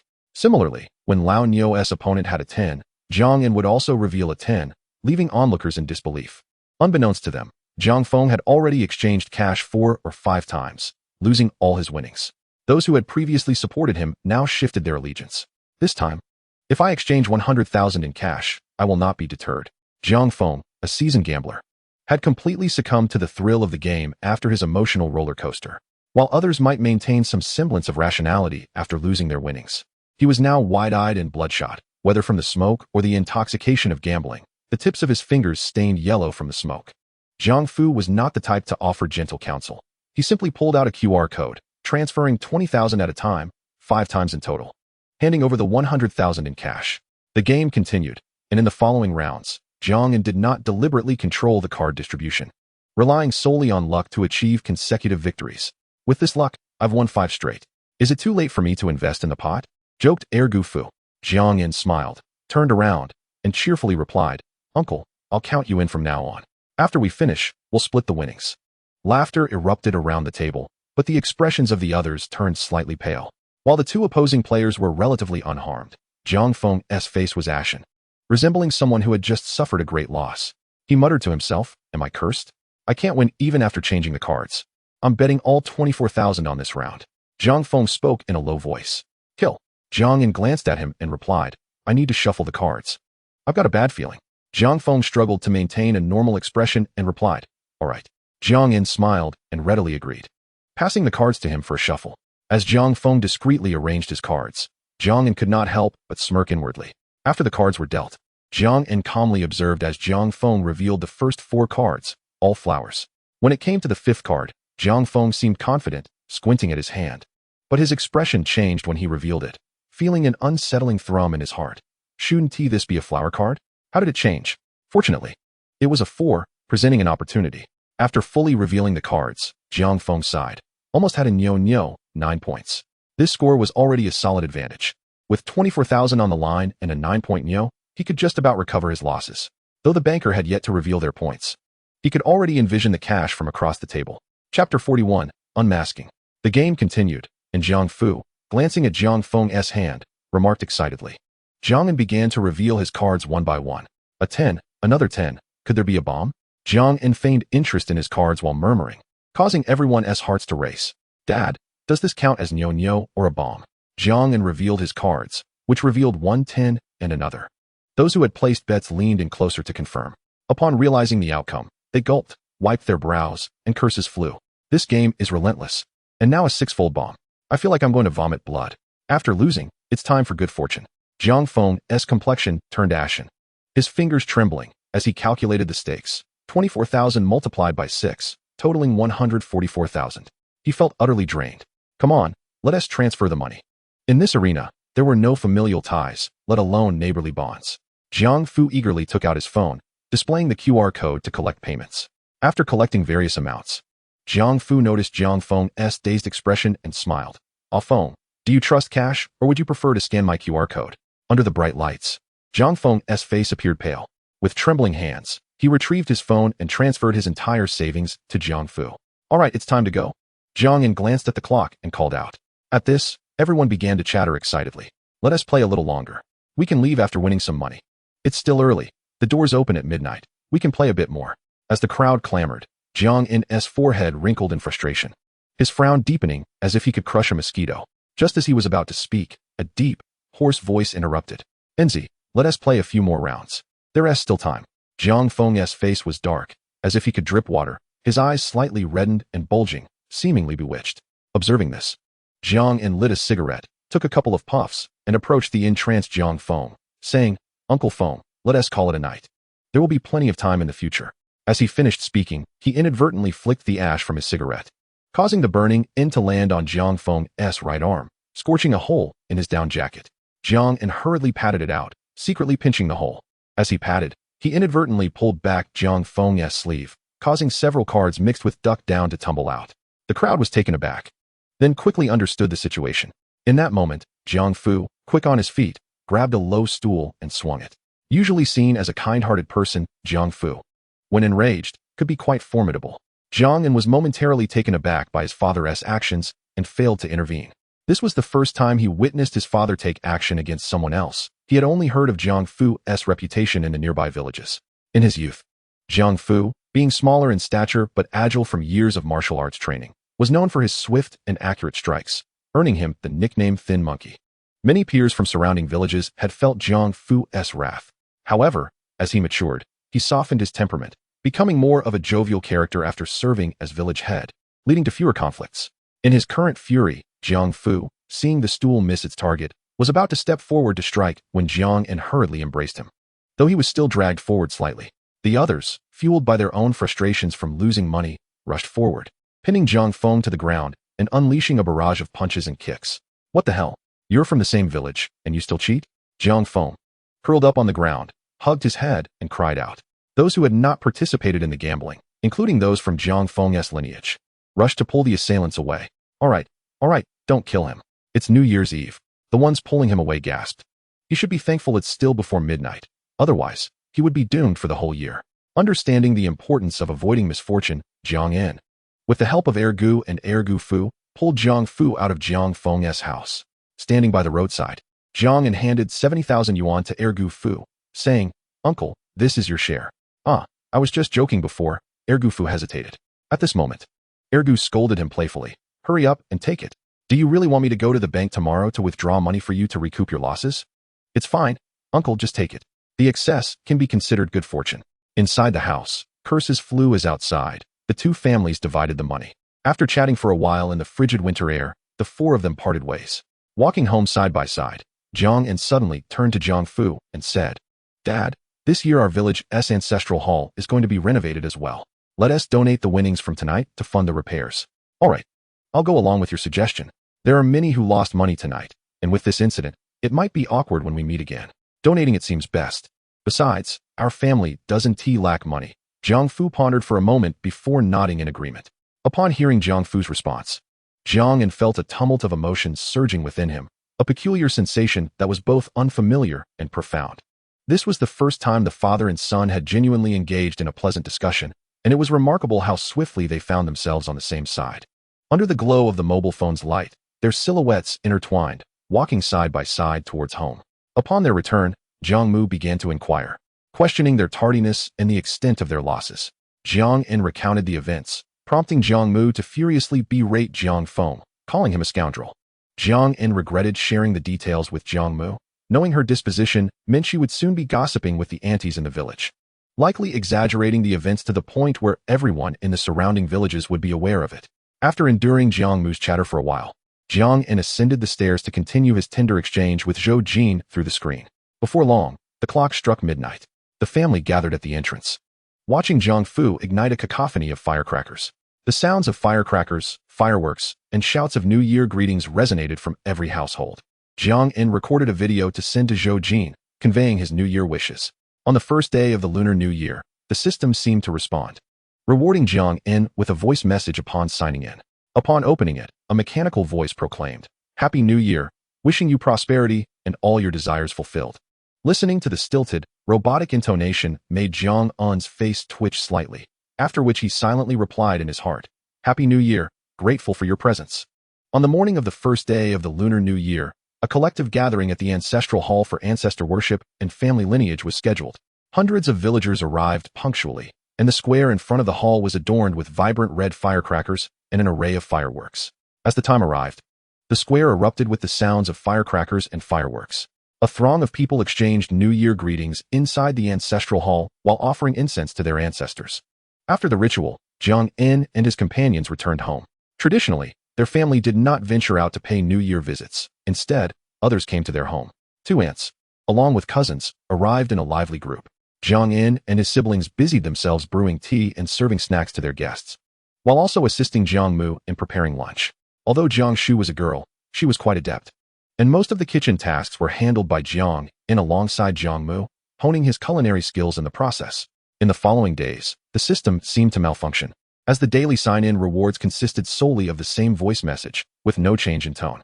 Jiang In couldn't help but grumble internally, wondering why others received lavish gifts during holidays, while he was left with mere voice blessings, even the tone lacking variation, feeling rather neglected. Yet, he would always conclude with a silent affirmation, "Happy New Year, grateful for your presence." Jiang In drove the Phantom, taking his family around to pay New Year visits. The second day of the Lunar New Year was dedicated to his two uncles' homes, the third to his uncle and aunt, the fourth and fifth to his aunts, and the sixth to his eldest aunt. During this festive season, many weddings took place in the village, and for each newlywed couple, the ingredients for the feast were self-purchased, and chefs were hired.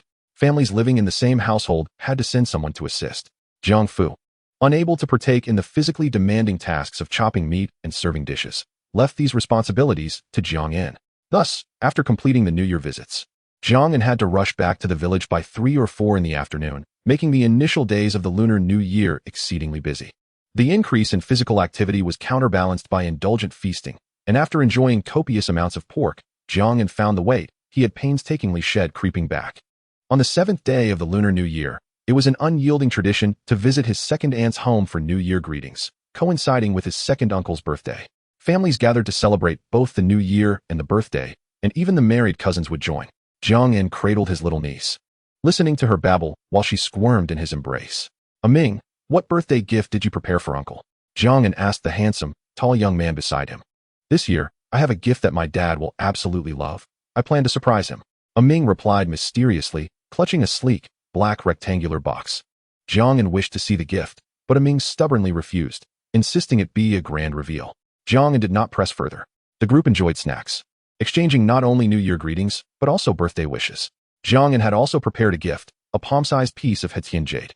He knew his second uncle had a penchant for peculiar items and had previously been duped in this regard.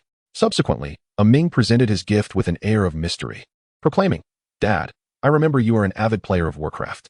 Today, I have selected a gift that you will surely appreciate." He then handed over the black rectangular box. Upon opening it, Ming's second uncle revealed a silver-black sword, intricately adorned with various unusual motifs. "Is this Frostmourne from Warcraft?" he asked, uncertainty in his voice. Ming beamed with excitement, affirmatively nodding, "Yes. I recall you mentioning your love for playing Warcraft. However, due to work and age, you gradually gave it up.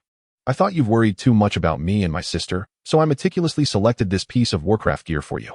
I believe it represents your youth." Meanwhile, Jiang In, standing behind Ming, was unable to contain his laughter. Although the moment was slightly sentimental, Jiang In found it utterly amusing. As he clutched his stomach, tears of laughter nearly spilled. Jiang In's second uncle gazed at the gift from his son, a tender smile gracing his face. Yet his eyes sparkled with a hint of menace. "Ah, Ming, that was thoughtful of you. Come here," he beckoned, his smile slightly stiffening as he endeavored to appear more affectionate. Ming, blissfully unaware, assumed his father was genuinely pleased and eagerly stepped forward. Jiang In watched this unfold, feeling as though he were witnessing his cousin march towards an abyss. The affectionate smile from his second uncle appeared to Jiang In akin to that of a wicked witch enticing Snow White with a poisoned apple. "Ming, your forehead seems a bit dark. Hold on," Jiang In interjected, suppressing his laughter. However, it was too late. The rigid plastic sword in his second uncle's hand swung towards Ming with a swift whoosh, accompanied by a faint whistle of air. The tender smile vanished from his second uncle's face, replaced by a fierce rage. Frostmourne for the father, he bellowed. I shall make you pay for this. Ming crumpled to the ground, howling in pain. Before anyone could comprehend the situation, the conflict between father and son had already reached a decisive conclusion. Several rushed forward to wrest the sword from his second uncle's grasp, and Jiang Yin seized the opportunity to pull Ming away, escorting him to the bedroom. What is wrong with you? Your son gives you a birthday gift, and you strike him? Jiang Mu questioned her furious husband with displeasure. Sinny, Ming is already grown. Why do you still hit him? Besides, it is the first day of the lunar year. Jiang Yin's second uncle, panting heavily, sat in a chair shaking his head. After taking a sip of tea, he replied, Do you know what this sword is for? What does that have to do with the sword? It looks rather splendid. Jiang Mu retorted. This sword is called Frostmourne. In the storyline of Warcraft, a character named Arthas used this sword to personally slay his father. As soon as he mentioned the sword, his second uncle's rage flared anew, as if he were about to rise and strike Ming again. Tell me, am I unjust in punishing him? Amidst a profound silence, the crowd stifled their laughter, emitting a series of chuckles that seemed to betray their struggle to contain their amusement. This child, how thoughtless to bring gifts without a semblance of foresight. Having just endured a scolding, one would think that further punishment would be unwarranted. In another room, Jiang Yin recounted the tale of Frostmourne to Ming, laughing uncontrollably as he lay sprawled on the bed, rolling with mirth. Brother, why didn't you tell me sooner? Ming lamented, cradling his bruised arm, tears welling in his eyes. Jiang Yin, still chuckling, rubbed his aching stomach and managed between breaths. You insisted on keeping it a secret, claiming it was to be a grand surprise for Uncle. I wanted to see it, but you wouldn't let me. However, this spectacle was indeed quite a show. Jiang Yin's laughter erupted once more, tears of joy brimming in his eyes. Curse those netizens! Ming exclaimed dramatically, clutching his slightly discolored arm to the heavens, tears cascading down his cheeks. Thankfully, it was winter, and the layers of clothing provided some protection. Otherwise, he might have suffered greater injury. Jiang Yin composed himself, occasionally breaking into laughter as he tried to calm his exuberant spirit. Beside him, Ming had descended into deep thought, contemplating how to face the impending social embarrassment upon exiting the bedroom. After a brief interval, the call for dinner echoed from the hall. Jiang Yin led Ming out, where curious glances from the gathered relatives ignited more suppressed laughter. Ming had ceased his sobbing, yet the teasing gazes from the elders left him visibly flustered. He quietly approached the table, picking at his bowl of plain rice, afraid that any sudden movement might rekindle the memory of his earlier blunder. Ming, don't just eat rice. You should have more vegetables, someone chided. At that moment, the plastic sword had vanished, but fortunately, a lively little girl, no more than 3 or 4 years old, was bustling about. She emerged from behind the kitchen cabinet, dragging Frostmourne with excitement, and approached her uncle, tugging at his pant leg while calling out, Daddy, look what I have. The sight nearly caused the adults to choke on their food, as they stifled their laughter, emitting soft chuckles. Ming's uncle shot him a resentful glance, pondering how he would have liked to showcase the prowess he had honed over the years had it not been for the crowd. While the uncle could suppress his irritation, the second uncle could not. Watching his son's every action and expression incited a growing frustration within him. You're supposed to eat vegetables, yet you only consume rice. There's hardly enough rice left. The second uncle snapped, using his chopsticks to lightly poke Ming, venting the remnants of his annoyance. The birthday banquet on the 7th day of the Lunar New Year, coupled with the customary greetings, proved to be particularly entertaining. After the 8th day, most had completed their New Year's visits. Some returned to work, while others remained home, awaiting the Lantern Festival. Jiang Yun was discussing plans with his parents to take them to the metropolis. Let us wait until the construction site is finished this year. Then I'll take your mother with me. Yes, I'll go with you, along with my father and 2 aunts. Remember to come home for the Lantern Festival. All right, I'll head back to the metropolis with Shu Shu tomorrow, and we'll return home for the festival. On the morning of the 9th day, Jiang Yun rose early, packed his belongings, enjoyed a breakfast prepared by his mother, and exchanged heartfelt words before setting off with Jiang Shu. The system's prompts remained awkward, and Jiang Yun feared that this situation might linger throughout the lunar month or even extend to the Lantern Festival. After more than 9 hours on the road, the siblings arrived home, weary from their journey. Jiang Yun immediately informed Zhou Jin of his safe arrival, while Jiang Shu sighed about having to return to work the next day. Are you at home now? Jiang Yun asked tenderly. Yes, I just arrived. Wait for me. I'll come to find you, Zhou Jin replied. Jiang Yun felt all his fatigue dissipate at the thought of seeing her, as if fireworks were igniting in his heart. No, it's nearly 8. You've been driving for so long. You should rest early. I'm fine. I'm not tired. I'm coming over now. Just wait for me. Jiang Yun cleared his throat, shaking off the weariness from his voice, feigning vigor. After hanging up, he hurried downstairs. The mere thought of Zhou Jin's enchanting visage ignited a fervent warmth within him. Jiang switched to his Bugatti Chiron, which, despite its initial price of 27 million, was the most powerful and fastest car in his collection. Its sleek black body and aerodynamic design captivated him. Upon ignition, the engine roared alluringly, and as he pressed the accelerator, blue flames flickered from the exhaust. By 8 o'clock, Jiang arrived at the entrance of Zhou Jin's community. After calling her, he waited a few minutes until he spotted a tall, curvaceous beauty approaching. Her delicate features were captivating. Even without makeup, she outshone countless others. Her exquisite features were naturally arranged on her charming face, a radiant smile illuminating her countenance, as the chilly wind seemed to yield to her warmth. Clad in a fitted wool coat that accentuated her graceful figure and long legs adorned with knee-high black boots, she embodied the essence of a goddess. With warmth and tenderness, Jiang wrapped one arm around Zhou Jin's slender waist, savoring her softness. With the other hand, he gently played with her flowing black hair, whispering sweet nothings in her ear. They exchanged heartfelt sentiments, enveloped in warmth. "I've brought the household registration book from home. As long as you're willing, we can register anytime," Jiang said, his gaze filled with affection. "However, before that, you must meet my parents," Zhou Jin stated candidly, unafraid of discussing marriage, as young lovers often are. "All right, I will follow your wishes." Their eyes locked, conveying unspoken emotions. Zhou Jin's bright eyes sparkled like blooming peach blossoms. Her lips, soft and luscious, resembled dew-kissed rose petals. At that moment, there was no reason to delay their kiss any longer. Jiang leaned in, ready to embrace her. Chapter 43. The Unforgettable Swimsuit Photo. Zhou Jin was in the prime of her youthful beauty, akin to a flourishing peony, fragrant yet elegant, delicate yet grand. Her allure enveloped Jiang's heart like a field of blooming flowers. With limited romantic experiences, she retained the modesty and grace of her teenage years.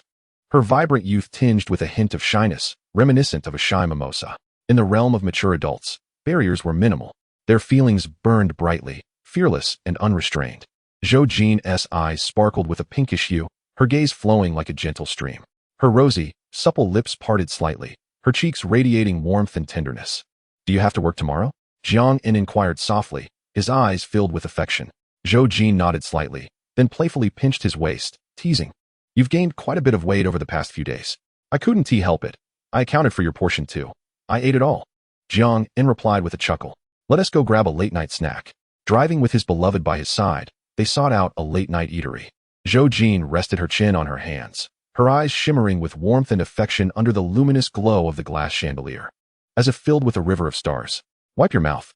Upon hearing this, Zhou Jin was about to raise her hand to wipe the corner of her mouth, but then realized that Jiang was teasing her, and couldn't help but let out a charming laugh. "Watching you devour your food, I find myself feeling hungry as well." The video of us on the pedestrian street has gone viral on Douyin, with many people commenting that the cabbage has been pushed by a pig. Zhou Jin clicked on the video and placed her phone in front of Jiang. Jiang raised an eyebrow upon seeing over 1 million likes and tens of thousands of comments, surprised that such a sudden spark of popularity had occurred. "These netizens have poor judgment. How could they call you a pig? I truly do not understand what they are thinking. Haha, your skin is truly thick." Zhou Jin playfully chided with a smile. Opening the comments, most netizens praised Zhou Jin for her beauty, declaring her a goddess in their hearts. Others lauded Jiang for his vast knowledge and exceptional talent. Naturally, there were also some envious and critical comments, and several keen-eyed netizens even noticed the watches on Jiang and Zhou Jin's wrists, complimenting Jiang for his wealth. Some even took to Weibo to share your recitation of the 10 wishes in Greek, with several professionals commenting that your grammar and word choice were remarkably appropriate, filled with literary flair, collectively giving you their approval. Of course, there were also some girls calling you hubby, to which Zhou Jin pouted with a hint of jealousy. Jiang picked up a disinfectant wipe, dabbed at his mouth, and smiled, saying, "It's fine, you can call me that, and I will kindly respond to you." "I would never." After finishing their late-night snack, Jiang escorted Zhou Jin back home. At the entrance, they embraced briefly, and Jiang watched as Zhou Jin entered the elevator. To his surprise, Zhou Jin suddenly dashed back out, whispering in his ear, "Hubby." The warm, fresh breath brushed against Jiang's ear, stirring his heartstrings and causing a slight tremor. Just as he intended to reach out and wrap his arms around Zhou Jin's delicate waist, planning to carry her away, she nimbly evaded him. Zhou Jin slipped back into the elevator and turned to Jiang, making a playful face and flashing a sweet smile. Once home, Jiang lay on his bed, staring at a message from Zhou Jin. "Do you enjoy watching beautiful women on Douyin?" "Not at all. Did you not see my expressionless face? I don't even like or comment." Is that so? Yet you managed to watch every single one without missing a beat. Before Jiang could respond, a flurry of images came rushing in. Jiang opened them, and his eyes nearly bulged out, swallowing hard repeatedly. The images were Zhou Jin's photo shoots, featuring her in a pleated short skirt that showcased her long, fair legs, in a transparent camisole that highlighted her exquisite collarbone and flawless neck, and even in a black embroidered qipao that accentuated her curvy, graceful figure. Her enchanting, delicate features, captivating peach blossom eyes, mesmerizing long legs, and a slender waist, all evoked a stirring within Jiang's heart. I want to see swimsuit photos. You're thinking of them. Ah, the enchantress has bewitched me. Hee hee. I'm off to bed now. Good night, hubby. Jiang rolled on his bed alone, waking up the next morning with slightly darkened circles under his eyes. Listening to the system's sign-in prompt, the familiar yet awkward mechanical voice wished him a happy new year. I'm grateful for you. Today, Jiang was set to return to work, so he rose early, completed his morning routine, had breakfast, and headed straight to the company. As the boss, he needed to distribute red envelopes to his employees to celebrate the start of the new year. Over the next few days, Jiang remained in the office, discussing the company's development with Xiang Qian. To achieve success is to benefit the world. We must establish a charitable foundation as soon as possible. Every year, I will allocate over 20% of the company's profits to it. Jiang remained steadfast in his original intentions. As a man, he was more inclined towards emotion and could not bear to witness sorrowful matters. All right, I will notify the HR department to begin recruitment. Which area should we focus on for future charitable donations? Let us start with Hope Primary School. You can be bold on your side, Xiangzhou. From now on, you can handle personnel changes and administrative matters without informing me. I wish to take a proper break. Jiang had spent considerable time in the company, and upon noticing that operations were now officially on track, he contemplated becoming a hands-off manager. After finalizing company matters, Jiang returned home. During the new year, he had accumulated too much weight, and the journey of fitness and weight loss lay ahead. In the evening, Jiang did not go out as Zhou Jin had a night shift. He prepared dinner at home, enjoying a rare meal with Jiang Shu. He contemplated introducing Zhou Jin to Jiang Shu, hoping to cultivate a good relationship between them beforehand. Put your phone down during dinner. You're about to spill your bowl. Jiang reminded Jiang Shu, who was engrossed in her phone. Jiang Shu looked up, steadied her bowl, and puffed her cheeks, saying, "Brother, my video has suddenly received a lot of negative comments these past few days." Oh, Jiang frowned, looking at Jiang Shu. Here, take a look. These people all have the Luo family army prefix, and they're inexplicably cursing you. It's quite unpleasant. I can't even retort. Jiang Shu handed her phone over. Fuming, Jiang glanced at the comments, clearly identifying them as provocations from a certain streamer's fan base. He then took out his phone and checked the situation on Douyin. It turned out that a conflict had arisen between two rival streamers, and when one of them lost and faced punishment, tensions flared. The defeated streamer, known as Chive's bro, claimed to have a brother who would support him, declaring he would put Luo Duchue down with $1 million. As the topic escalated, coupled with Jiang's previous collection showcase video, the heat increased, and the drama inadvertently affected Jiang Shu. Jiang clicked on the videos of the two streamers, filled with vulgar antics. Most of their content consisted of provocative videos filled with loud shouting and references to their respective fan bases, causing Jiang to frown deeply. Oh, so you want to ride the wave, do you? You want to provoke me? I'll make you and your Luo family army homeless. A cold smile crept onto Jiang's face as he directly opened his phone's contacts. Since he had become a shareholder in Byte, he naturally had the contact information of some executives there. After searching, he found the phone number for the Douyin operations director and called it. Once the call connected, Jiang introduced himself and explained the situation. These vulgar individuals are completely tarnishing the live streaming atmosphere of our Douyin platform. Director Han, do you understand my meaning? Jiang said calmly. I understand. Rest assured, Director Jiang, I will ensure their accounts disappear tonight. Our platform cannot condone such misconduct. After hanging up, Director Han immediately issued orders to remove both provocateurs, along with their accounts. The two streamers, who had been eagerly harvesting followers, suddenly found their live streams darkened and everything gone. Initially thinking there was a technical issue, they reopened Douyin only to discover their accounts had vanished. When they called customer service, they were informed that their accounts had been banned for violations. They were left bewildered. Violations? Panicking, they began contacting their agency, only to find that the agency was eager to distance itself from them. After incurring some costs, they learned that the authorities had specifically ordered their ban. With 100,000 followers rendered homeless, they were clueless as to what had transpired. During the Lantern Festival, Jiang and Jiang Shu returned home to celebrate with their parents. After the 15th day, the year does not count as complete, and at this time, the system began to return to normal. The sign-in granted Jiang In 10 billion in cash, accompanied by 3 words, New Year's money. Upon returning to Mo, Jiang In couldn't wait to find Zhou Jin, who happened to be on a break. The two wandered around Mo, visiting various places, taking pictures, and enjoying themselves endlessly. In truth, Jiang In was longing to take Zhou Jin swimming, for that would allow him to see her in a swimsuit. The mere thought ignited a fervor in his heart, causing him to daydream. As adults, they should engage in more activities that adults relish. Chapter 44, to Hangcheng. Jiang In, the hospital has arranged for me to go to Jingcheng's Xiehe Hospital for a 3-month exchange next week, Zhou Jin said suddenly, her expression serious.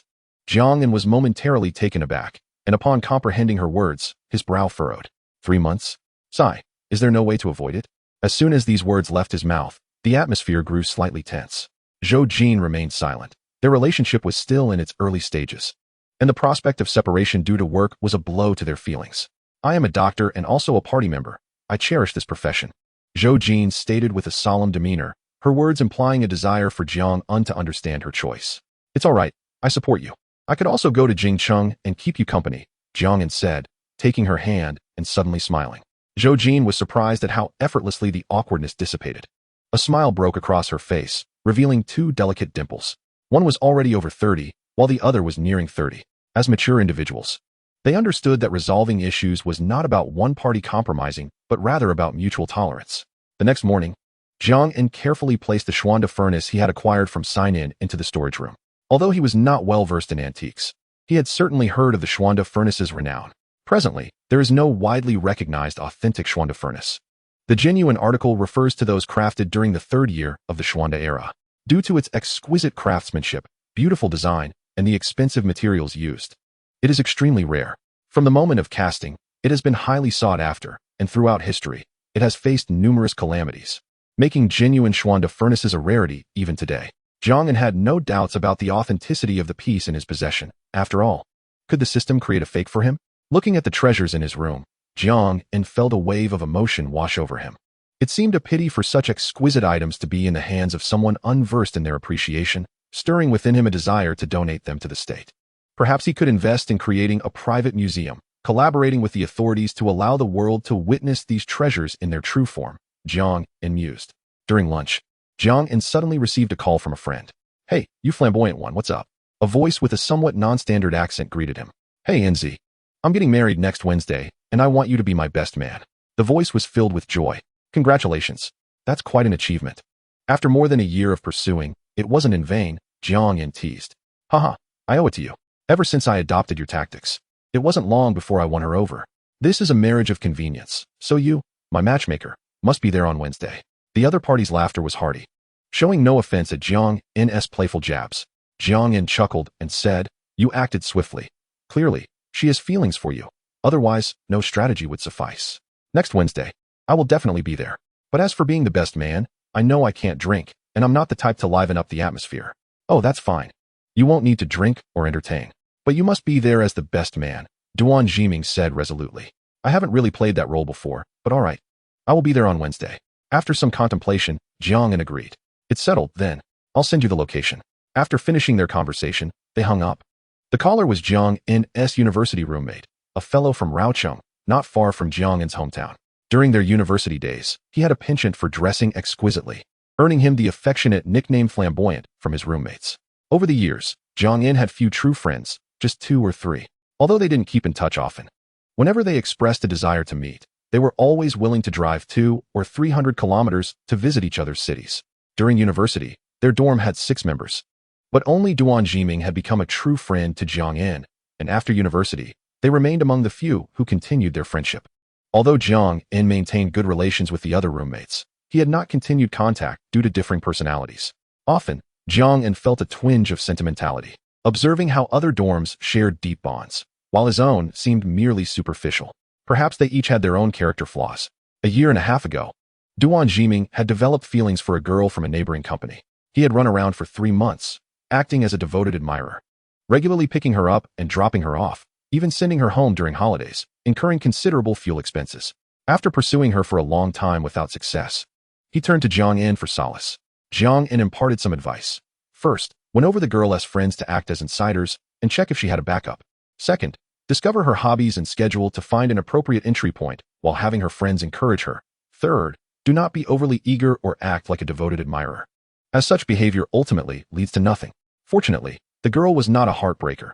She reciprocated Duan Jiming's attentiveness without taking undue advantage, occasionally offering something in return. Witnessing their relationship blossom into marriage, Jiang In felt genuinely happy for them. Upon receiving the location from Duan Jiming, Jiang In pondered for a moment and then made another call. Hey, flamboyant one, don't rent your wedding cars just yet.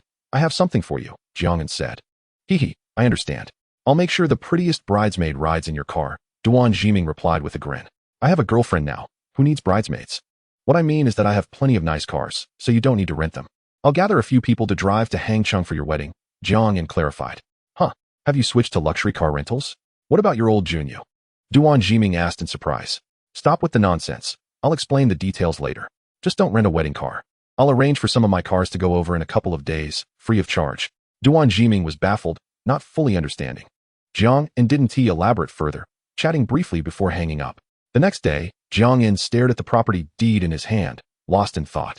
It was a deed for a villa in Hangcheng's Green City Peach Blossom Source, where Ma Baba also resided. Jiang In smacked his lips, thinking it would be a perfect opportunity to visit and chat with Ma Yun. He then called the property management to inform them of his identity and requested they prepare the place for his arrival. In the following days, Jiang In kept up with his fitness routine, spent time with Zhou Jin, and occasionally visited Luo Bin to hear his sharp words, even stopping by Durin to observe their preparations for going public. The rewards from sign-ins were diverse, ranging from luxury goods to a motorcycle. Before long, it was time for Zhou Jin to head to Jingcheng. Jiang In went directly to the hospital entrance, intending to send her off. You go ahead. I have a wedding to attend in the next couple of days, and I'll visit Jingcheng afterwards since I have nothing else on my agenda. Perhaps due to the presence of many of Zhou Jin's colleagues, Jiang In felt somewhat shy to express deep feelings. Embracing Zhou Jin's soft, delicate form, Jiang In inhaled the faint, sweet fragrance emanating from her, caressing the elegant curvature of her back as he gently spoke. We won't be apart for long. Go on. Your other colleagues are waiting for you. The surrounding doctors, having seen Jiang In on several occasions, were somewhat familiar with him, as he often brought late-night snacks for Zhou Jin, which they also enjoyed. Through their interactions, most had grown acquainted with one another. As the two embraced in full view, the female doctors offered their blessings, while a few single male doctors felt a pang of jealousy, lamenting their hesitance to make a move sooner. Zhou Jin's eyes glistened with unshed tears, her enchanting gaze adorned with a blush, as her long, graceful eyelashes fluttered, seemingly speaking a language of their own. Remember to come see me. Once the exchange concludes, I'll take you to meet my parents, she said, her voice soft as she nodded, her nose slightly scrunching. I've longed to meet your parents, Jiang In replied with a smile. Hearing his bold words lightened Zhou Jin's previously heavy heart, causing her lovely face to blossom with joy. The chilly winter breeze caressed them, while the sun cast its warm rays, illuminating Zhou Jin's face as if showering it with fragments of gold. As they watched the hospital bus slowly depart, Jiang In returned home. Shu, I'm heading to Hangzhou in a few days for a friend's wedding. If you feel lonely at home, have Gong Ling come over to keep you company, he instructed Jiang Shu before gathering his belongings. He also called Master Wang, hoping to invite him and some reliable friends to assist as drivers for the wedding. After hearing Jiang Un's enticing offer, which included meals and accommodation, Master Wang hesitated momentarily, but soon accepted after discussing it with his companions. For the wedding procession, Jiang In selected a fleet of 12 luxury cars, including Rolls-Royces, Bentleys, and Maybachs, along with a few sports cars. Once Master Wang arrived, the convoy set off for Hangzhou, attracting gasps and exclamations from passers-by. Which magnate is traveling? One wondered. The cheapest must cost 5 million. It seems like a wedding car procession. They must be rentals. It's quite normal to rent cars for weddings. Take a good look. Can you even rent some of these cars? Chapter 45, Playing Chess with Ma Yun. The lush Green City Peach Blossom Source is located at the southern foothills of Phoenix Mountain in Yuhang District, Hangzhou, just 18 kilometers from the city center. Boasting genuine mountains and waters, the entire community is designed based on the literary classic Peach Blossom Spring by Lu Zongyuan. Nature's landscapes blend harmoniously with pastoral living, featuring numerous hills, rivers, ponds, and streams, creating a picturesque environment that is a rare gem among domestic garden villa areas. The 12 cars entered the community in sequence, guided warmly by the security personnel. Even though the residents were predominantly affluent, such a grand procession of luxury vehicles was a rare sight. Jiang Un's villa stood out as one of the most luxurious in the community, showcasing a classic Chinese courtyard design in a harmonious palette of black, white, and gray. reflecting the unique aesthetic of Chinese culture, simple yet grand, classic yet understated. After parking, the group stepped out to breathe the fresh air, their faces lighting up with sheer delight. The tranquil mountains and serene atmosphere soothed their spirits, evoking a sense of calm that washed away the urban stress they carried within. Master Wang, please bring everyone inside for some tea to warm up, Jiang called as he entered the courtyard, instructing the property manager to prepare hot water for tea. No, Mr. Jiang, this is your private residence. It would be inappropriate for us. Master Wang repeatedly waved his hand. Jiang furrowed his brow slightly, but maintained a smile, saying, "Oh, it's all right. We've known each other for quite some time. After driving for so long, you must be tired. Come in and sit. I have the water ready." He stepped forward, pulling Master Wang through the gate. The 11 individuals sat stiffly, their postures straight and their expressions serious, avoiding eye contact. Only Jiang appeared relaxed.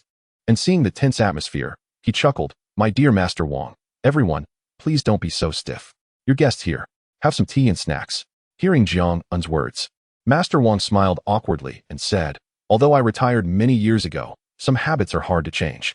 No worries. I hold great respect for soldiers. They are the most admirable people. Come on, everyone, feel free."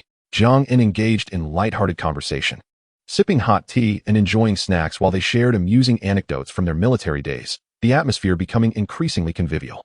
After a while, sensing the time was right, Master Wang and the others prepared to leave. Jiang noticed it was nearly noon and that his home lacked sufficient supplies for a meal. So he refrained from insisting they stay. "I've booked a hotel for everyone. You can stay there, and any meals will be charged to my account. I'll settle it later. I will inform you about the upcoming days. Thank you all for your hard work," Jiang announced as he rose. After bidding farewell to the group, Jiang casually prepared a light meal at home.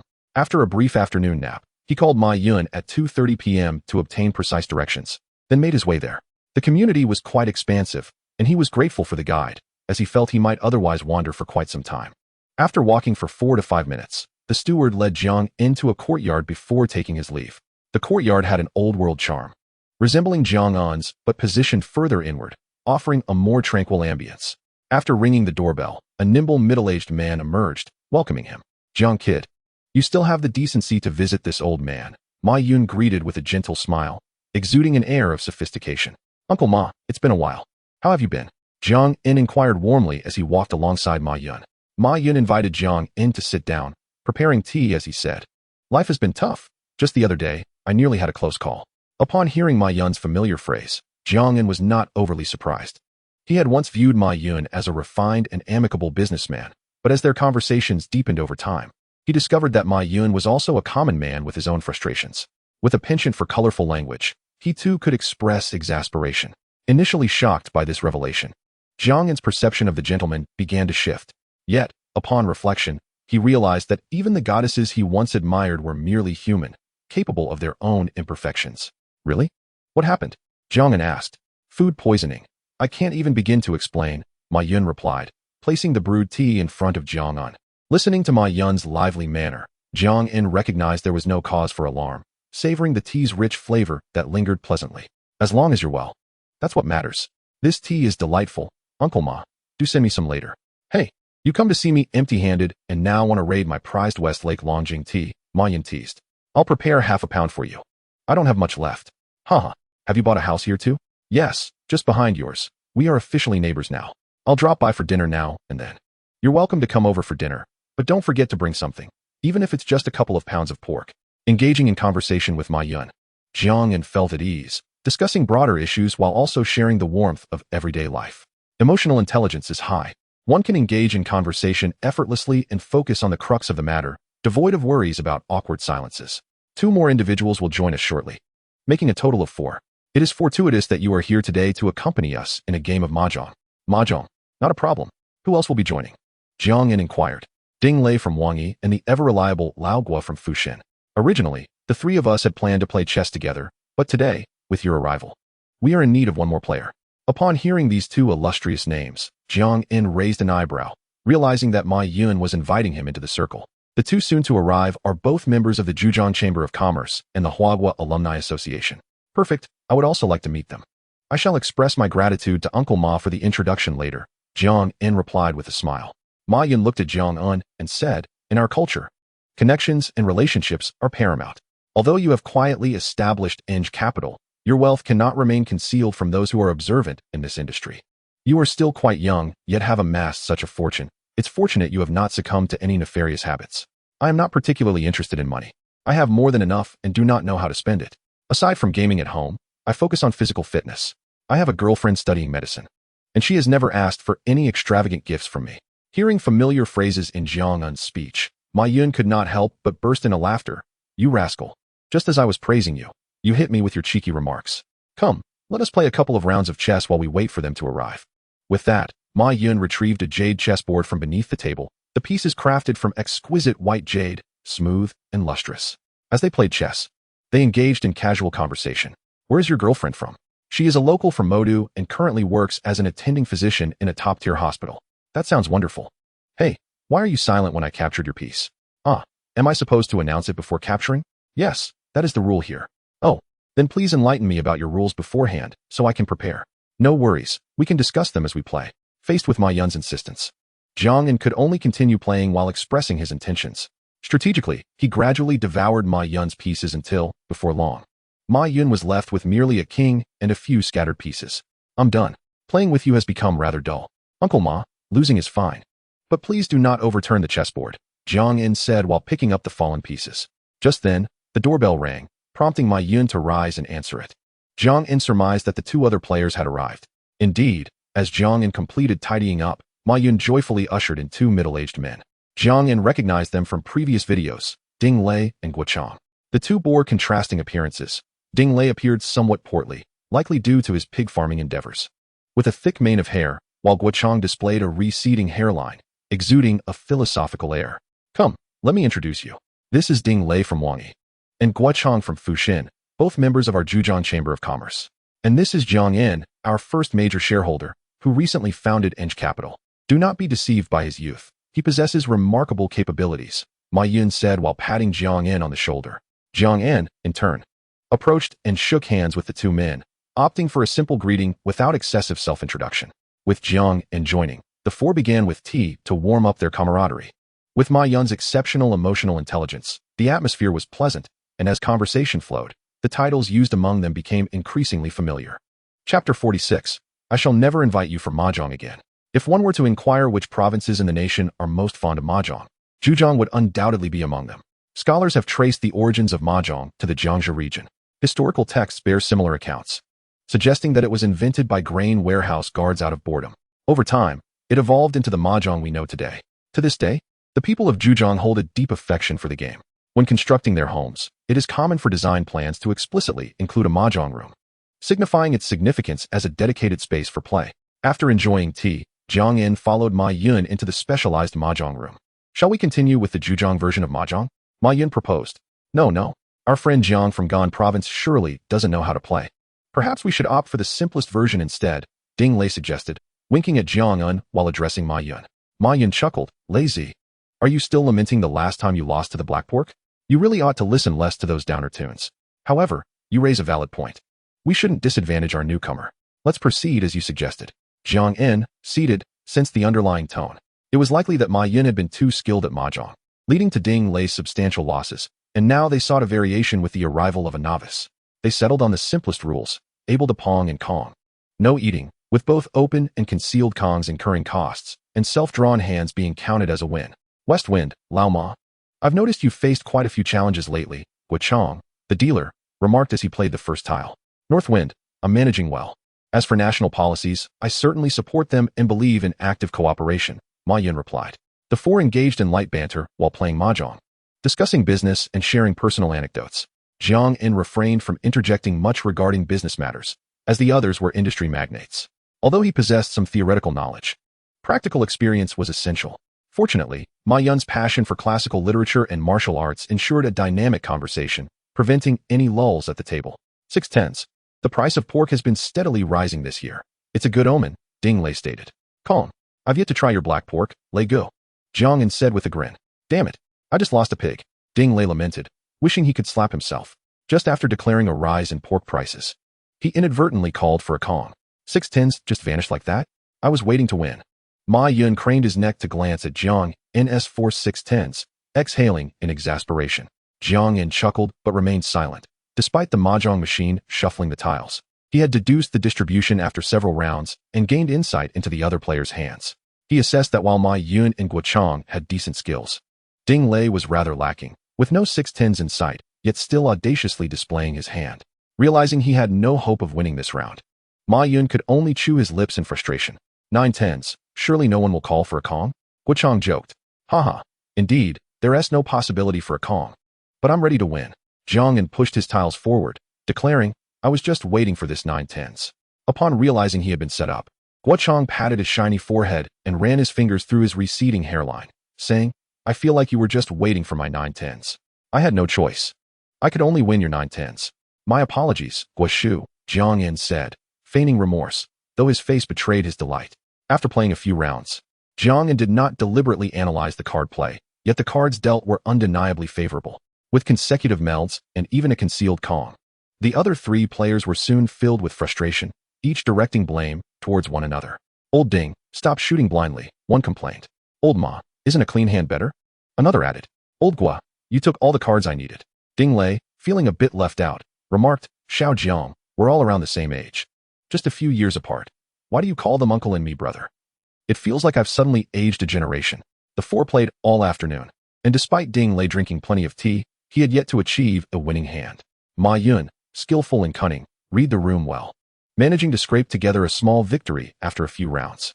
Old Gua displayed a steady demeanor, having only made one reckless move in the first round, playing conservatively thereafter, ensuring a steady return. If I don't win soon, my prized black pig will be in jeopardy. Ding Lei wiped the fine sweat off his chubby face, uncertain whether it was the high temperature of the air conditioning or the thought of his beloved pig that made him uneasy. The others laughed heartily at his plight. Old Ding, quit fiddling with that Wang Wally bracelet while playing with us experts. It'll only distract you, one teased. Jiang, intrigued by the bracelet in Ding Lei's hand, which glistened with years of polishing, couldn't help but express curiosity. Ding Lei rolled his eyes, saying, even if I had to slaughter all my pigs for a bowl of noodles, I would never part with this bracelet. I've cherished it for years, it's quite valuable. All right then, let us continue. Jiang chuckled, stroking his chin. The four resumed their intense game of mahjong. Just as Ding Lei organized his hand and prepared to draw a tile, he heard a pong and then another pong. Observing Jiang and the others exchanging tiles, Ding Lei found himself unable to draw any. As he reached out, a tile was snatched away. Self-draw, Jiang declared, pushing his tiles forward, while Ma Yun and Guo Chang shook their heads in resignation. Ding Lei, however, was bewildered, his chubby cheeks twitching in disbelief. What the heck? You three seem to have conspired to deceive me out of my black pig. I only drew twice this round. Ah, such a good hand, Ding Lei exclaimed, his large black glasses wobbling on his nose. Hey, Lei Gu, in the next round, I'll let you have a Kong. Think about it, Jiang hinted, gesturing towards the Wang Wally bracelet. Ding Lei looked as if he had just listened to a melancholy song, his eyes filled with sorrow. As the next round commenced, after a few draws, Jiang suddenly smiled and asked, Lei Gu, do you want the south wind? If so, just give a little shake of your bracelet. Ding Lei glanced at the three south winds before him, chewing his lip. At this point, he had not even opened a Kong, let alone win. The anxiety was palpable, his heart racing. After hesitating, he slightly shook his bracelet. Jiang smiled and promptly discarded the south wind, saying, sorry to put you on the spot, but let us open a Kong. Kong, Ding Lei exclaimed, his expression shifting from confusion to delight as he declared 4 dots unexpectedly. Jiang covered his face in exasperation, saying, oh no, I just gifted you a Kong, and now you're passing it to someone else. Before Ding Lei could grasp the situation, Ma Yun chimed in cheerfully. Kong, 9 dots. Guo Chang, elated, revealed his winning hand, leaving both Ma Yun and Ding Lei dumbfounded. What is going on here? Everything is coming in a sequence. Jiang could only shake his head, casting a resentful glance at Ding Lei. Lei Gu, you truly are a master. It seems you intend to monopolize this year's pork. Lei Gu, what is your plan for the next round? I must say, I quite fancy your bracelet. Ding Lei's face showed signs of conflict. But after a moment's resolve, he slapped the bracelet onto the table, declaring, Xiao Jiang, I'm counting on you for my black pigs this year. Rest assured, your pigs won't be in vain this year. Jiang responded confidently, taking the bracelet and breathing on it to reveal its luster. As the game continued, Jiang's pace of drawing and discarding tiles quickened. North wind, I'll just meld this. My hand is too poor, Ma Yun sighed, discarding 9 dots. After a few more rounds, Jiang played a 3-man tile, saying to Guo Chang, Uncle Gua, meld this. Your chances for a clean hand seem slim. Guo Chang, astonished, replied, How did you know my hand after just a few rounds? Is my forehead reflecting too much light? Since you've said so, I'll meld, Guochang conceded. Lei Gu, draw another tile. You're about to have a concealed Kong. Jiang In appeared self-assured, nodding towards the tiles. Ding Lei drew a tile, but instead of melding, he exclaimed, how do you know? Concealed Kong. Hold your horses. Don't rush. Just discard your north wind, and you won't get a chance to Kong. Jiang In said with a mysterious smile, hinting at an impending win. No way, this Xiao Jiang is too formidable. Ma Yun and Guochang feigned anger, even pretending to flip the table. Please, I'm finally about to win a hand. How can you do this to me? Is my black pig not delectable? Or do I not deserve to win? Ding Lei cried out. Haha, Lei Gu, 6 dots. It's time to win. Don't think about self-drawing. The other 2 tiles are in Uncle Ma and Uncle Gua's hands, Jiang In calmly declared after a few draws. Ding Lei inspected the table, sighed, and said, I suppose I'll reluctantly win then. Life is too hard. Xiao Jiang, it's time for you to reveal your secrets, Ding Lei urged. Jiang In pointed at the mahjong on the table, stating, after one round, I've memorized the patterns of each tile. While they may seem similar, there are subtle differences. And I can read your expressions and gestures like a book. You've got some kind of X-ray vision to play mahjong with us. I can't play with you again. Give me back my bracelet. Observing the 3 players, whose ages collectively exceeded 150, resorting to trickery, Jiang In rolled his eyes, saying, Uncle Ma, Uncle Gua, you 2 haven't lost. You 1 even need to buy pork for the new year. You're taking advantage and acting innocent. Jiang In frowned, looking disdainfully at Ma Yun and Guochang before turning to Ding Lei, Lei Gu. Since I've called you brother, consider these dozens of black pigs as a fee for changing my address. I can forego the pigs. But can I have my bracelet back?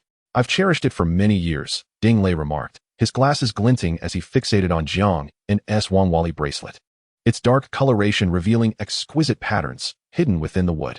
The graceful lines and gentle hues, coupled with its lustrous surface, made it appear as though it had been polished with a layer of varnish, exuding an irresistible charm.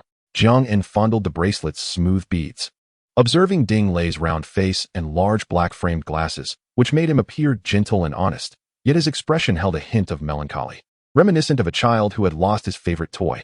I can't. This is your tuition fee. I at least helped you recover some losses. If you lose at mahjong in the future, you can call me to help you reclaim your losses. I didn't even get to showcase my skills this afternoon. Jiang In thought it unlikely that Ding Lei, with his innocent demeanor, was as simple as he appeared. Wealthy individuals worth billions often possess the best acting skills. That is fine. Next time I'll bring Sure Yuju along, and you can help me get my losses back. Ding Lei grinned, his expression transforming into one of earnestness. No problem. Shall we continue playing? The 3 exchanged glances filled with disdain, causing Jiang In to cough awkwardly, rubbing his chin. How about a game of chess? Jiang In tentatively suggested. If that doesn't work, I can accept 3 against 1. How bold? The 3 of us are renowned as the 3 masters of the Entrepreneurs Club. Unaware of the unfolding drama, Ding Lei raised his eyebrows and spoke. Having just experienced Jiang In's chess prowess that afternoon, Ma Yun, seeing Ding Lei's steadfast determination to accept the challenge, quickly interjected, No, you 2 can play without involving me. Observing Ma Yun's hasty retreat, Ding Lei promptly wrapped an arm around Ma Yun's frail shoulders and said, Oh Ma Gu, what are we afraid of? Let's have the 3 of us against 1. We'll play best out of 5 and place a wager. Xiao Jiang just won my bracelet, and I have my eye on your watch, Xiao Jiang. Seems only fair. Upon hearing Ding Lei's proposition, Jiang In shook his Paul Newman Daytona watch and laughed. Brother Lei, your calculations are quite sharp. This watch of mine is worth over 100 million. As for the wager, I won't ask for much. If I win, I would appreciate the 3 bosses sponsoring my esports club. The trio considered the wager and found it rather advantageous. Winning would mean a watch worth over 100 million, while losing would only require each to contribute a few thousand or tens of thousands as sponsorship, which was essentially advertising to expand influence and accumulate traffic. Even if the expected results weren't achieved, the losses would be minimal. This seemed a lucrative deal, although our brands no longer required advertising. We were willing to support Xiao Jiang's passion for his venture. The 3 exchanged knowing glances, their expressions reminiscent of seasoned foxes, as they proclaimed grandiosely. Watching Ma Yun's trio perform with such theatrical flair, Jiang In chuckled heartily, declaring, Let the chess battle commence, destined to be recorded in the annals of the Huagua Entrepreneurs Club. However, he added, I must clarify one thing. No cheating, especially you, Uncle Ma, the master of comebacks. As the match began, both sides opened with the cannon move, each deploying their horses. Jiang In, seizing the opportunity, smirked and initiated the famed abandon the horse strategy from the ancient chess manual, Zhu Zhongmi. Most chess enthusiasts are familiar with this opening. Observing Jiang In's move, Chang remarked, abandon the horse? Xiao Jiang, do you underestimate us too much? After a brief discussion, the trio decided against the initial plan and opted instead for a direct approach, moving their cars to capture pawns. Ah, so you won't capture the horse. But that still won't help, Jiang In quipped. After several moves, it appeared Jiang In had sacrificed a few pieces, yet he maintained a firm grip on the game, ultimately trapping the black side with a decisive move. I told you to capture the horse, Ding Lei lamented. Ma Yun and the others cast disdainful glances at Ding Lei, commenting on their first-round loss. In the next round, the trio again stubbornly opened with the cannon move, each deploying their horses. Jiang In, undeterred, continued with the abandon the horse strategy. The trio, having learned from their previous defeat, found themselves ensnared once more, leading to frustration as they faced a repeat of their earlier blunders. When they witnessed Jiang In unexpectedly dismantle their heavy artillery, they wasted no time in capturing the horse. Little did they know, they had walked right into Jiang In's trap. With a swift maneuver, Jiang In exchanged pieces, relentlessly applying pressure, until he delivered a final checkmate. I'm done for. Ma Yun groaned. Xiao Jiang, can we skip that tactic in the next round? I can't win if I don't capture the horse. Wu Chang sighed. With the final round looming, Ding Lei, showing signs of distress, remarked, it seems we are fated to be without that Paul Newman Daytona. Jiang In chuckled. In the next round, I'll ease up. No rush. In the third round, both sides opened with the central cannon move, leading to a standoff. Just a few moves in, Jiang In unexpectedly sacrificed a car. Ma Yun and the others, initially concerned, ended up ruthlessly seizing the piece. Jiang In's face beamed with a cunning smile, reminiscent of Zhuge Liang, as he orchestrated his strategy. Half an hour later, Ma Yun overturned the chessboard, muttering, it seems we are not as skilled as we thought. Ding Lei consoled himself. Indeed, we're not the best. Guo Chang's shiny forehead gleamed, akin to Jiang In's yellow Wang Wali bracelet. At that moment, Jiang In picked up his phone and called Ho Ting. Ah, Ho Xiao, we have sponsorship from Wang Yi for our club. Please arrange for someone to host them tomorrow. Jiang In's demeanor was relaxed, one hand playing with his bracelet while the other held the phone. Where did you find these sponsors? Do they need us for advertising? No worries, I won them through chess. Just make sure to treat them well tomorrow. After the call, Ma Yun and the others looked at Jiang In, who appeared unfazed and triumphant, and they demanded he treat them to dinner. Jiang In accepted without hesitation, and the four of them boarded Ma Yun's Maybach 62, heading straight to the restaurant. After dinner, Jiang In returned home, not forgetting his responsibilities. He invited Duan Jiming to visit Tao Weiyuan the following morning to discuss wedding details. Enzai, do you have relatives over there? I've already booked a hotel for you. No need. I'll explain everything when you come tomorrow. The next morning, Jiang In received a red envelope, which was empty. It bore the inscription, A Century of Harmony. The bright red envelope, embossed with a vividly depicted dragon and phoenix, exuded a sense of enchantment, igniting a sudden desire within Jiang In to marry. Frustrated, he retrieved a stack of newly purchased red envelopes from his drawer. After breakfast, Jiang In received a message from Duan Jiming. He was already at the community entrance, prompting Jiang In to hop on the internal shuttle to greet him. Upon arrival, he spotted the familiar white Mondeo and climbed into the passenger seat, guiding the driver into the garage. Duan Jiming, of modest height and clad in basketball shoes, stood around 1.7 meters tall. His physique, honed from frequent basketball games, was well proportioned, though his skin bore a darker hue. His hairstyle was always meticulously styled, and he walked with a commanding presence reminiscent of a charismatic figure. You sly one, planning to get married without a word, Jiang In teased, playfully punching Duan Jiming's chest. I owe this to you. You mentioned having a girlfriend on the phone last time. Where is she? Duan Jiming scanned the hall. She is a doctor and is currently in Beijing for a conference. Despite not having seen each other for nearly a year, they conversed comfortably, sharing updates about their lives. Duan Jiming, puzzled, scrutinized Jiang In's appearance. Is that really you, Enzai? I feel like someone has taken over your body. Last year you were lamenting, and this year you're flourishing with wealth. Your first fortune was 1,000 bitcoins? Yes, I sold them all at once for 10 billion. 10 billion. A lifetime's worth of spending. Are you out of your mind? You sold at a loss. Bitcoin's value has skyrocketed, Duan Jiming exclaimed. No worries. Money can generate more money. Let us discuss tomorrow's arrangements. The car is ready. I'll take you to see it. Jiang In refrained from elaborating on his newfound wealth and swiftly led Duan Jiming to the underground garage.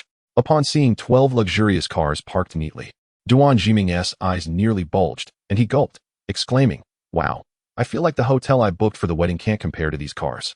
No problem. I've arranged for the drivers to wear matching tuxedos. Tomorrow, we'll make a grand spectacle, Jiang In replied. Now, please outline tomorrow's schedule so I can prepare. After their conversation, Jiang In called Master Wang to arrange for the decoration of the wedding cars. Chapter 48, The proposal. Duan Jiming's family can be considered moderately prosperous. He has an elder sister who is already married, and as the sole heir to carry on the family lineage, his parents have devoted their focus entirely to him. He has been striving in Hangzhou for many years and purchased a Mondeo worth around 200,000, leaving him with little savings. The expenses for the wedding, including the betrothal gifts, are borne by his family. The bride, an only daughter from Huzhou, lives quite close to Hangzhou, approximately 100 kilometers away.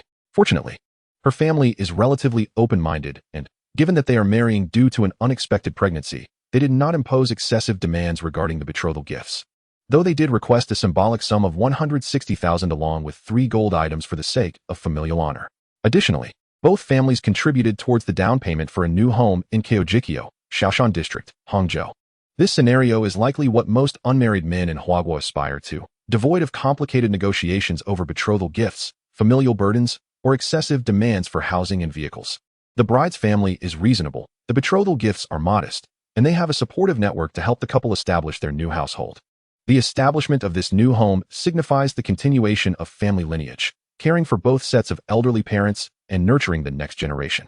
Such a beautiful and simple scene is, however, exceedingly rare in today's society. The night may be long and the world muddled, but there remains a flicker of hope and a refreshing breeze.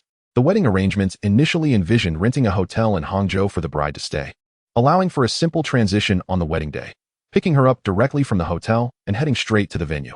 This would have been a more convenient approach, eliminating unnecessary travel. However, the bride's family insisted that Duan Jiming must travel to Huzhou to fetch the bride, adhering to traditional customs. Nevertheless, this merely added a few hundred kilometers to the journey. Early on Wednesday morning, Jiang En rose, having signed in for a century-old ginseng, though he did not dwell on it for long, as he had more pressing matters at hand. After a hurried grooming and a light breakfast, he made his way to the garage. Dressed in a red long robe befitting a best man, Jiang En was followed by 11 chauffeurs clad in black suits. The scene resembled that of a wealthy heir embarking on an outing, accompanied by a cadre of bodyguards. The convoy set off, with Jiang En leading the way, followed by a Pagani and a Bugatti. The combined value of these 3 vehicles approached 300 million, with additional luxury cars trailing behind. The magnificent motorcade drew significant attention on the road, prompting pedestrians and other drivers to capture photos and videos. Whispers filled the air. Who is the wealthy individual getting married? Could it be that Ma Baba is marrying off his daughter? Is this a grand wedding among the elite? Jiang En first directed the group to Duan Jiming's new residence to retrieve the groom and his entourage. The 2 locations were over 40 kilometers apart, traversing the ring road. One commendable aspect of Hangzhou is its comparatively lenient traffic restrictions, unlike the excessive limitations found in Modu. The luxury vehicles sped along, reaching Duan Jiming's residence in just over 40 minutes. Arriving at the building around 6 or 7 in the morning, the number of people at the new home was sparse, as relatives had been accommodated in hotels. In the chill of early spring, apart from a few elderly residents exercising, most inhabitants remained ensconced in their beds. Duan Jiming's uncle and cousins awaited their arrival. Upon descending, they were taken aback by the procession of luxury cars that Jiang En had brought, as such spectacles were unfamiliar to them. The uncle, however, greeted Jiang En and the chauffeurs warmly, offering cigarettes and ensuring refreshments were arranged. Young relatives were keenly aware of the value of these vehicles, gazing at Duan Jiming with curiosity and whispering inquiries. Jimin, who is your friend? These cars alone could purchase this entire building. This is my college buddy. All these cars are his personal collection. Later, each of you can choose a car to ride in. Don't feel constrained. We are all family here, Duan Jiming reassured his cousins. After a brief rest and a warm cup of tea, the group prepared to set off. Among the 6 groomsmen, aside from Jiang En, 3 were Duan Jiming's cousins, while the other 2 were his close friends. Nearly 20 individuals boarded the vehicles, heading towards Huzhou. Jiang En drove Duan Jiming, dressed in an eye-catching burgundy suit, while Master Wang transported Duan Jiming's uncle. The others filled the remaining cars. The journey of 100 kilometers took less than 2 hours, and around 9 in the morning, they arrived at the bride's family home. The neighborhood was already bustling with excitement as 12 luxury cars entered, sparking conversations among the residents. It is the daughter of Fang Aimin getting married. What a grand display. These cars are clearly of great value. The daughter of old Fang is fortunate. Indeed, Fang Tingting appears well-educated and refined. Today she is marrying into a good family. However, I heard from the neighbors that Fang Tingting is marrying due to an unexpected pregnancy, and the child is nearly a month old. Rumors often exaggerate with time. While the bride was only 2 months pregnant, the tales had morphed into something quite different. The bride's home was overflowing with relatives and neighbors. Duan Jiming's uncle and cousins distributed candies and red dates to everyone they encountered. Once the sweets were gone, they received an abundance of blessings. Inside the house, Duan Jiming's father-in-law, Fang Aimin, awaited in a well-fitted suit, exuding an air of vitality and authority. Clearly pleased with his new son-in-law, the bride's relatives also prepared candies and red dates, along with a bundle of cigarettes, to offer to Jiang In and the others. Customs may vary by region, but one tradition remains consistent: presenting red envelopes or performing a show to entice the bridesmaids to open the door. The amount within the envelopes need not be substantial, but the quantity must be plentiful. Inside the bride's room, the bridesmaids were cheerfully chattering, their voices creating a lively din akin to a flock of magpies. Standing at the back, Jiang In observed as Duan Jiming and the other groomsmen exchanged envelopes while singing. "Do you have any extra red envelopes? I'm about to run out, and the door still isn't opening. What should we do?" Duan Jiming whispered to the groomsmen. "What can we do? We rarely carry cash," they replied. Jiang In frowned slightly, pondering why the bridesmaids were so unyielding. They had performed their part, and the envelopes had been distributed, yet the door remained obstinately shut. "Calm down, I have more in the car. Just hold on a moment, I'll retrieve them," Jiang In said, gently tugging at Duan Jiming's sleeve. With that, he dashed downstairs. Sitting in the car, he pulled out a stack of cash, preparing several envelopes, each containing 5 or 800. At this point, Duan Jiming was growing impatient, although he wore a smile. Traces of annoyance colored his tone as he attempted to maintain his composure, urging the bridesmaids to open the door. "Here, take this. Don't worry, today is a joyous occasion. Record a video of these envelopes and send it to the bridesmaids inside. Then, entice them to open the door just a crack when the moment is right. Toss all the envelopes in at once for them to scramble over. Otherwise, we will be here all day, sliding them one by one under the door. Remember, toss the envelopes first and then charge in, or the door may burst open and injure someone," Jiang In advised, steadying Duan Jiming's nerves as he placed the envelopes in his hands. Subsequently, Duan Jiming opened the envelopes slightly to reveal a few red bills inside, recording a brief video to send to the bridesmaids. While coaxing and subtly suggesting that the upcoming red envelope is the highlight of the occasion, the bridesmaids, enticed by the prospect of the envelopes, quietly opened a small gap of about 3 centimeters. Seizing the moment, Duan Jiming swiftly tossed in a handful of red envelopes. Instantly, the bridesmaids erupted in cheers, scouring the room for the envelopes. Duan Jiming and his companions effortlessly stormed into the room, where they beheld the bride, adorned in a resplendent crimson traditional wedding dress and a red veil, sitting quietly on the bed. Duan Jiming chuckled as he rubbed his hands together and gently lifted the veil. As he unveiled the bride's face, he was startled to discover that she was wearing a peculiar red fish head costume, a sight that momentarily left the joyous Duan Jiming utterly speechless. Laughter filled the room. Jiang In mused to himself, relieved that the costume was red. Had it been green, the wedding, even if completed, might have cast a shadow over their future days. Duan Jiming awkwardly chuckled and removed the bride's fish head costume. The bride was notably attractive, with well-defined features and a height that nearly matched the groom's. After attending to some trivial matters and giving the bride a touch-up, the group made their way downstairs. Upon seeing the 12 luxurious vehicles awaiting them, the bride, though somewhat prepared, was still taken aback. The guests turned to admire the opulent wedding car driven by Jiang In, even eliciting broader smiles from Duan Jiming's 2 companions. At their age, apart from wishing their daughter to marry a dependable partner, they also desired to maintain a semblance of prestige. The guests boarded their respective vehicles, with the bride and groom taking their seats in Master Wang's Phantom, while the 2 companions settled into a Maybach 62. Others dispersed into the remaining cars. Only Jiang In found himself in a situation where a couple of bridesmaids wished to sit in the passenger seat beside him, only to be politely declined on the grounds that it was already occupied. Chapter 49, Embarrassment. Although Jiang In was in a sports car, he was cautious about his safety. He typically adhered to speed limits on the highway, occasionally exceeding them but never surpassing 140. Originally leading the convoy, he inexplicably found himself separated from the wedding procession, with the other wedding cars speeding ahead. Following the navigation, he finally arrived at the wedding hotel before noon. After parking in the underground garage, Jiang In, dressed in his groomsman attire, heard someone speaking to him. "Hey buddy, you're a groomsman, right? The banquet is about to start, let us head up together," a man in casual black attire remarked. Jiang In smiled and nodded, responding, "Yes, they've already gone up. I drive slowly. Let us go. I know my way around here," the man said cheerfully. "All right, thank you." The man was very talkative and enthusiastic, leading the way while chatting with Jiang In. "I'm the bride's cousin. How about you?" "I'm a college friend of the groom, which is why I was asked to be a groomsman." Being a groomsman is no easy feat. I've been pranked plenty when I've done it for others. The man sighed, seemingly recalling some unpleasant past experiences. This is my first time being a groomsman, so I have little experience. But it truly is quite demanding. You have to get up early, endure the bridesmaids' tricks during the ceremony, and perform various exhausting acts. Jiang nodded, a hint of fatigue crossing his face as he shrugged. The two continued their conversation as they entered the elevator, heading toward the wedding venue. Upon arriving, they shook hands and parted ways. Jiang, who generally preferred to avoid excessive social formalities, knew almost no one at the wedding aside from the groom. To sidestep any complications, he found a corner table and sat down. At the round table, 8 individuals sat, some engaged in conversation while most were unfamiliar with each other. As various cold dishes and appetizers were served, Jiang, having worked hard that morning, felt quite hungry.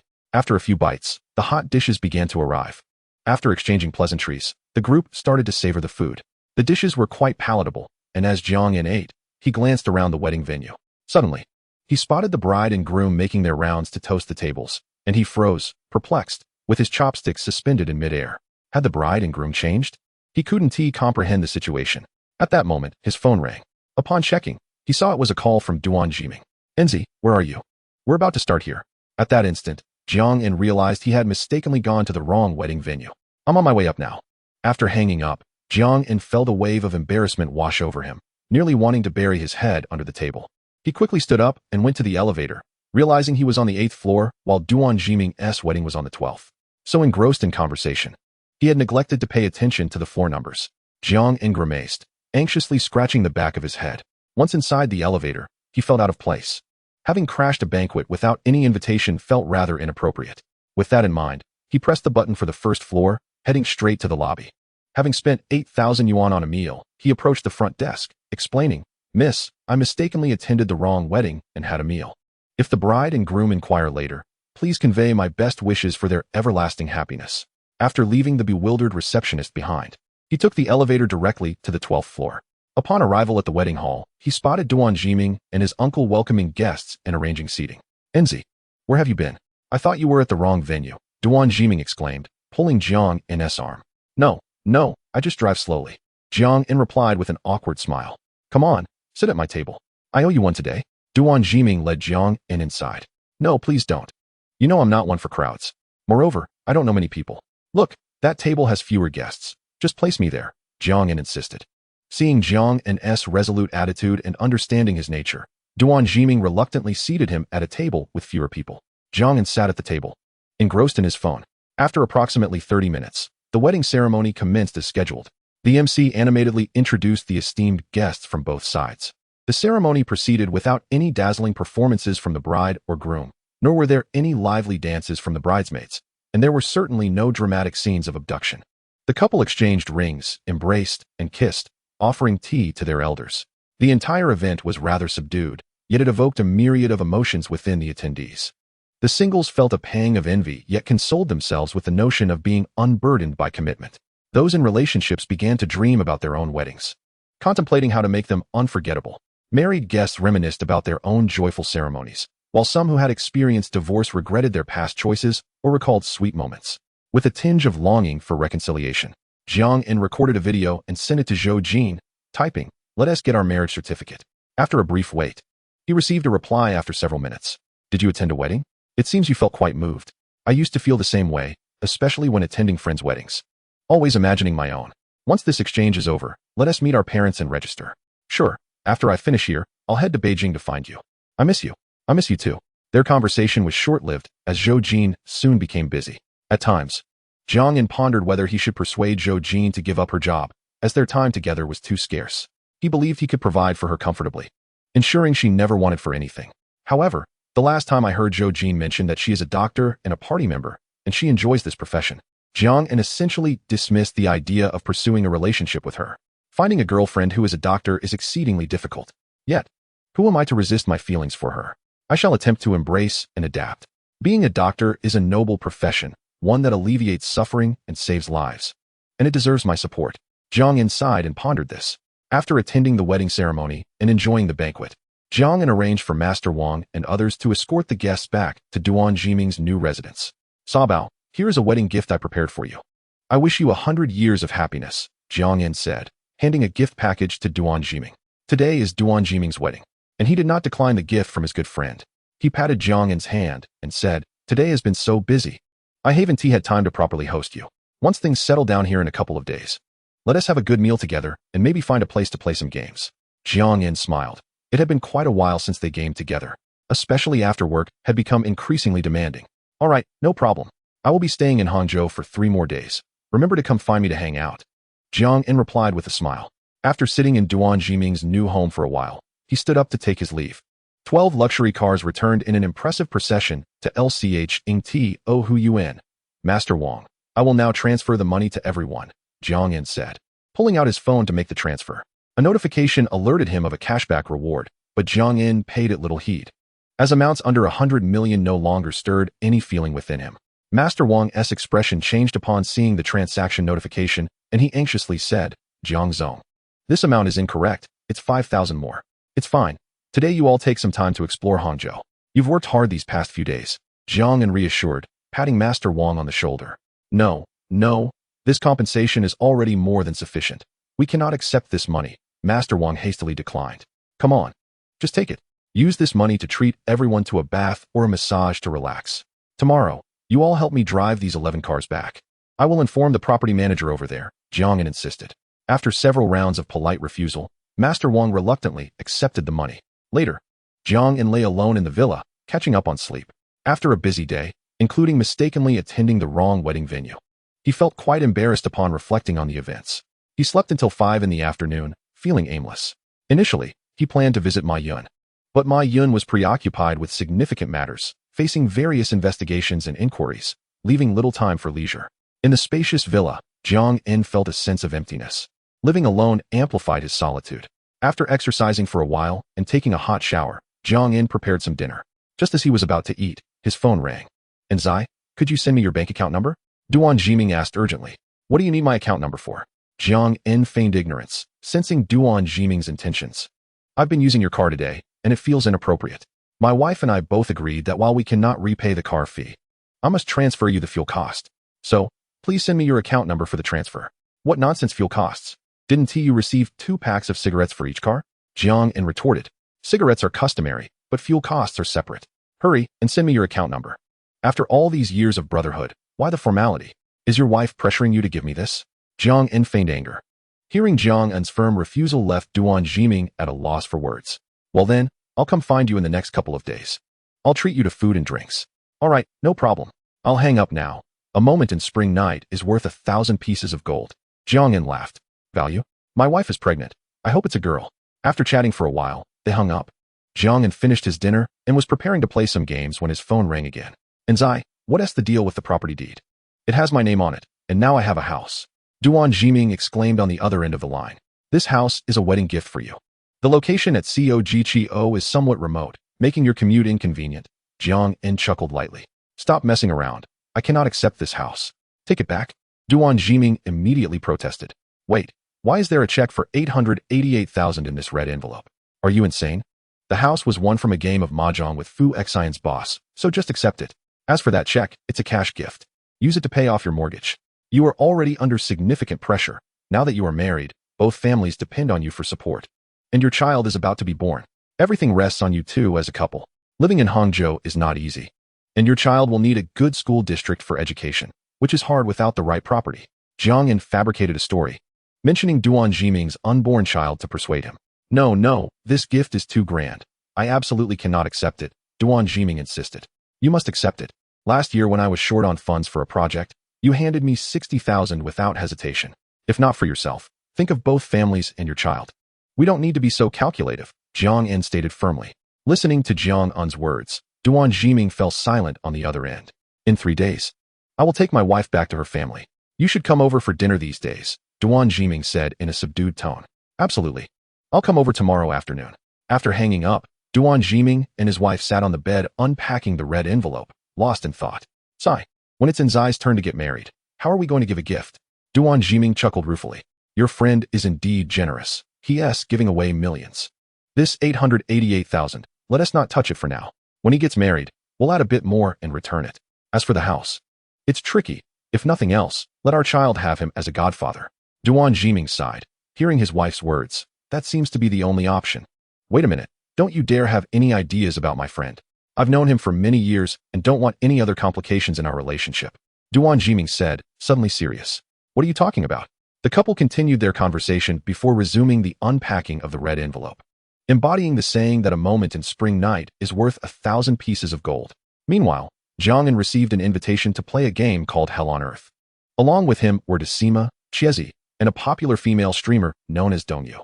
The game, which is based on World War II, involves a 50 versus 50 offensive and defensive battle, where teamwork is the essence, making communication vital.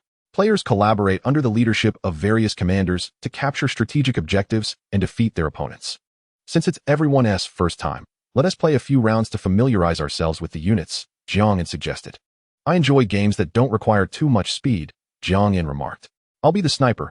I'm quite skilled with it, Decima quickly proclaimed. Then I'll be the assault soldier. I have experience with this, said Chiezi, the gaming expert. I'll take on the medic role. I'm quite self-aware about my capabilities.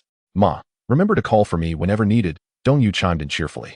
The game commenced, and the 5 players engaged in 4 or 5 rounds, becoming acquainted with the game mechanics and the various unit types. However, due to the Asian server, communication proved somewhat challenging, often resorting to typed messages. The matches yielded both victories and defeats, and Jiang'an became increasingly familiar with the gameplay. As the next round began, after approximately 20 minutes, the situation for Jiang'an's team became precarious, nearly retreating to their last stronghold. Although winning or losing was of little consequence, the commander unexpectedly deemed their efforts futile, abandoning their position and exiting the game, which left the entire team leaderless. Observing this predicament, Jiang'an furrowed his brow and remarked, "What does this mean? Why did the commander leave?" Frustrated by the absence of leadership and witnessing their steady decline, Jiang'an stepped forward and declared, without guidance, "The gaming experience is severely diminished. Allow me to temporarily assume the role of commander. I will do my utmost to coordinate our team's actions." He reiterated this in English as well as in Japanese and Korean. Yet, aside from a few players, almost no one responded to Jiang'an. Faced with this silence, Jiang'an began softly calling out, "Can the squad hear me?" No response. "Can the squad hear me?" Still no reply. He then proceeded to call several squads in various languages until finally receiving a response, distinctly from a Huawa player. Jiang'an continued to call out to different squads while issuing commands. "Squad, please turn around immediately and advance towards Zone 5. Thank you. Can the squad hear me?" Jiang'an called out in multiple languages until he finally received a response from a Japanese player. "You too, head to Zone 5. Thank you." Jiang'an communicated with him in Japanese, issuing orders. The squad's officer, recognizing Jiang'an's familiar and friendly Japanese, responded adeptly and followed his commands. Subsequently, Jiang'an maintained communication with various squads, and the enemy was gradually pushed back as they reclaimed some territory. The squads, witnessing the effectiveness of Jiang'an's leadership, began to respond actively. "Squad, proceed to Zone 6 and attack from the eastern side of the church. Thank you." Jiang'an communicated fluently in English while marking positions on the map and issuing commands. "Leopard tank crew, can you hear me?" "Yes, we can hear you," came the response in Korean. "Good. I need you to follow the road in front of you to reach the eastern slope." "Squad, I need you to head to the anti-aircraft gun position." Jiang'an's command was gaining momentum, and his formidable cognitive abilities, calculation skills, and memory began to clear the fog of battle, allowing communication to flow smoothly as the enemy was steadily pushed back. "Attention all units, a reconnaissance aircraft is approaching. Attention all units, I now need to establish a supply station between Zones 4 and 5. Thank you." The squads positioned themselves as the enemy was just eliminated. The squad leader reported the situation in a Taiwanese accent.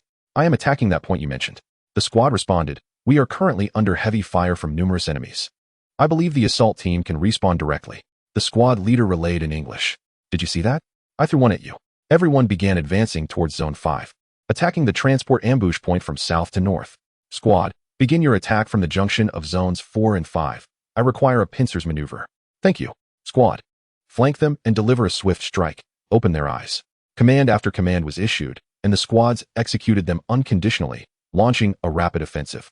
The enemy, once in a position of dominance, now seemed bewildered as they faced Jiang and strategic maneuvers, utilizing various tactics and combinations of unit types and weapons, resulting in a series of territorial losses.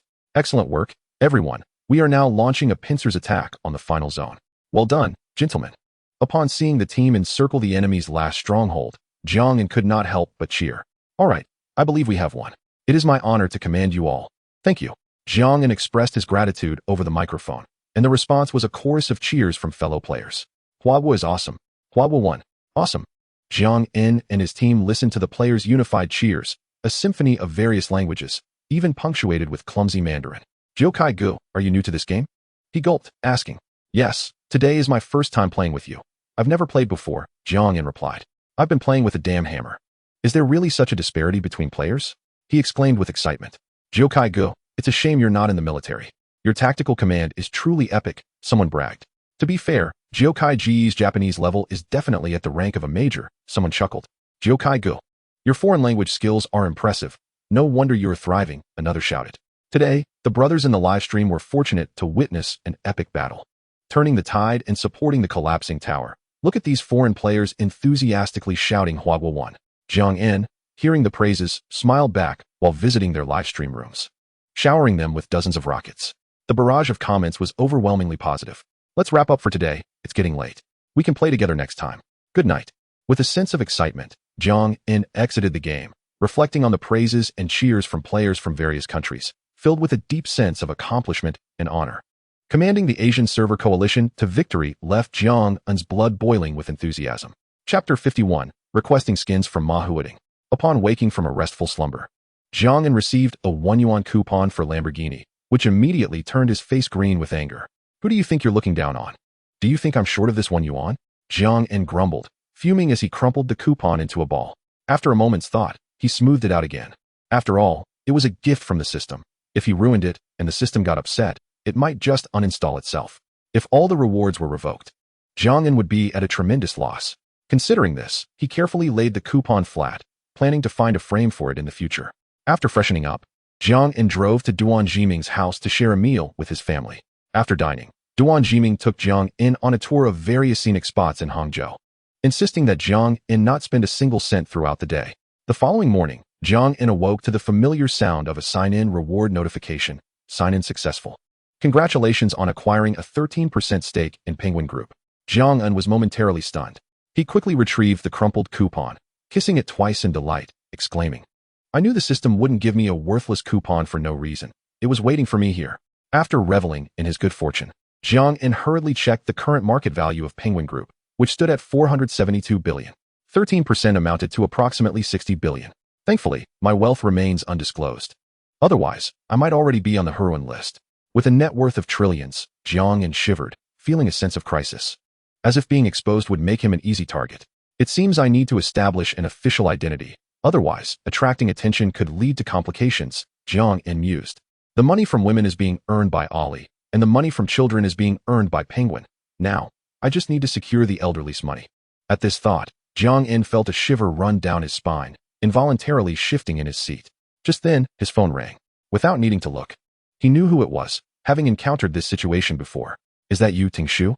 Glancing at the caller ID indicating Peng Cheng, Jiang En immediately recognized the caller.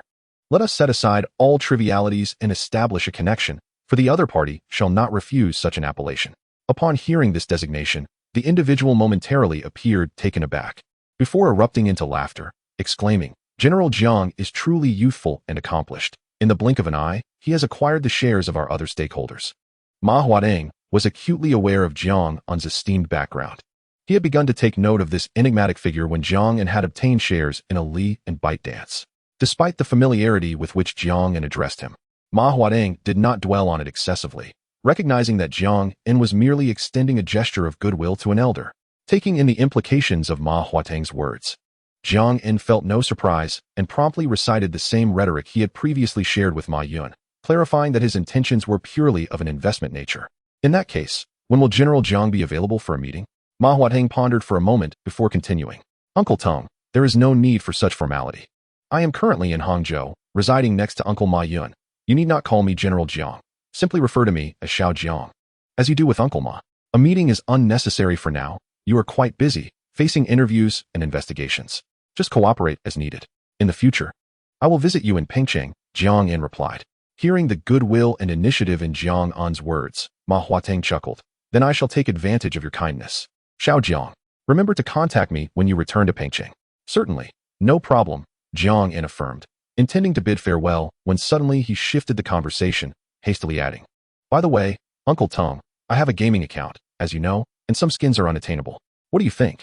Ma Huading initially assumed Jiang In had a significant matter to discuss. Upon realizing it was about a gaming account, he felt his facial muscles twitch, adjusted his glasses, and replied with a chuckle, "That's easily arranged. I will have our operations director fill your account with skins and send you a directory of senior executives for future matters." "Great," Jiang In responded. After exchanging pleasantries, they ended the call. The downside of a large corporation is the lack of dividends, Jiang In mused to himself. After finishing breakfast, Jiang In directly called Xiang Qian. "General Xiang, I have just acquired 13% of Chia Group's shares. Please coordinate with their personnel, and also transfer 200 million from the company account to donate to Changnan University and some other universities in Jiangxi province. The focus should be on supporting impoverished students and advancing research at leading institutions." Jiang In contemplated the importance of philanthropy, seeking to garner some hidden renown. The universities in Jiangxi province had always been relatively obscure. Had it not been for the prior mention of Changnan University by the Americans, Jiang In would not have realized the strength of his hometown's educational institutions. Supporting universities not only bolstered his hometown's educational endeavors, but also subtly garnered support, achieving a dual purpose. After all, university presidents are generally officials at the ministerial or departmental level. On the other end of the line, Xiang Qian listened intently to Jiang In's directives, remaining silent for a moment as he absorbed the information, his expression calm, yet internally tumultuous. "Boss, do you have any secrets to share? You have just dropped a major bombshell, and now a global top 100 enterprise. This is quite the pressure," Xiang Qian said in a low voice. "Since it's a secret, it cannot be shared. If the pressure is great, find trustworthy individuals to help you share the burden. You can collaborate more with Darun in this regard," Jiang In replied with a smile. "Understood." Currently, aside from the charitable fund, there remained a substantial sum in the company account, and the venture capital business had already gained momentum. Xiang Qian returned to the main topic, providing an update on the company's situation without further inquiry.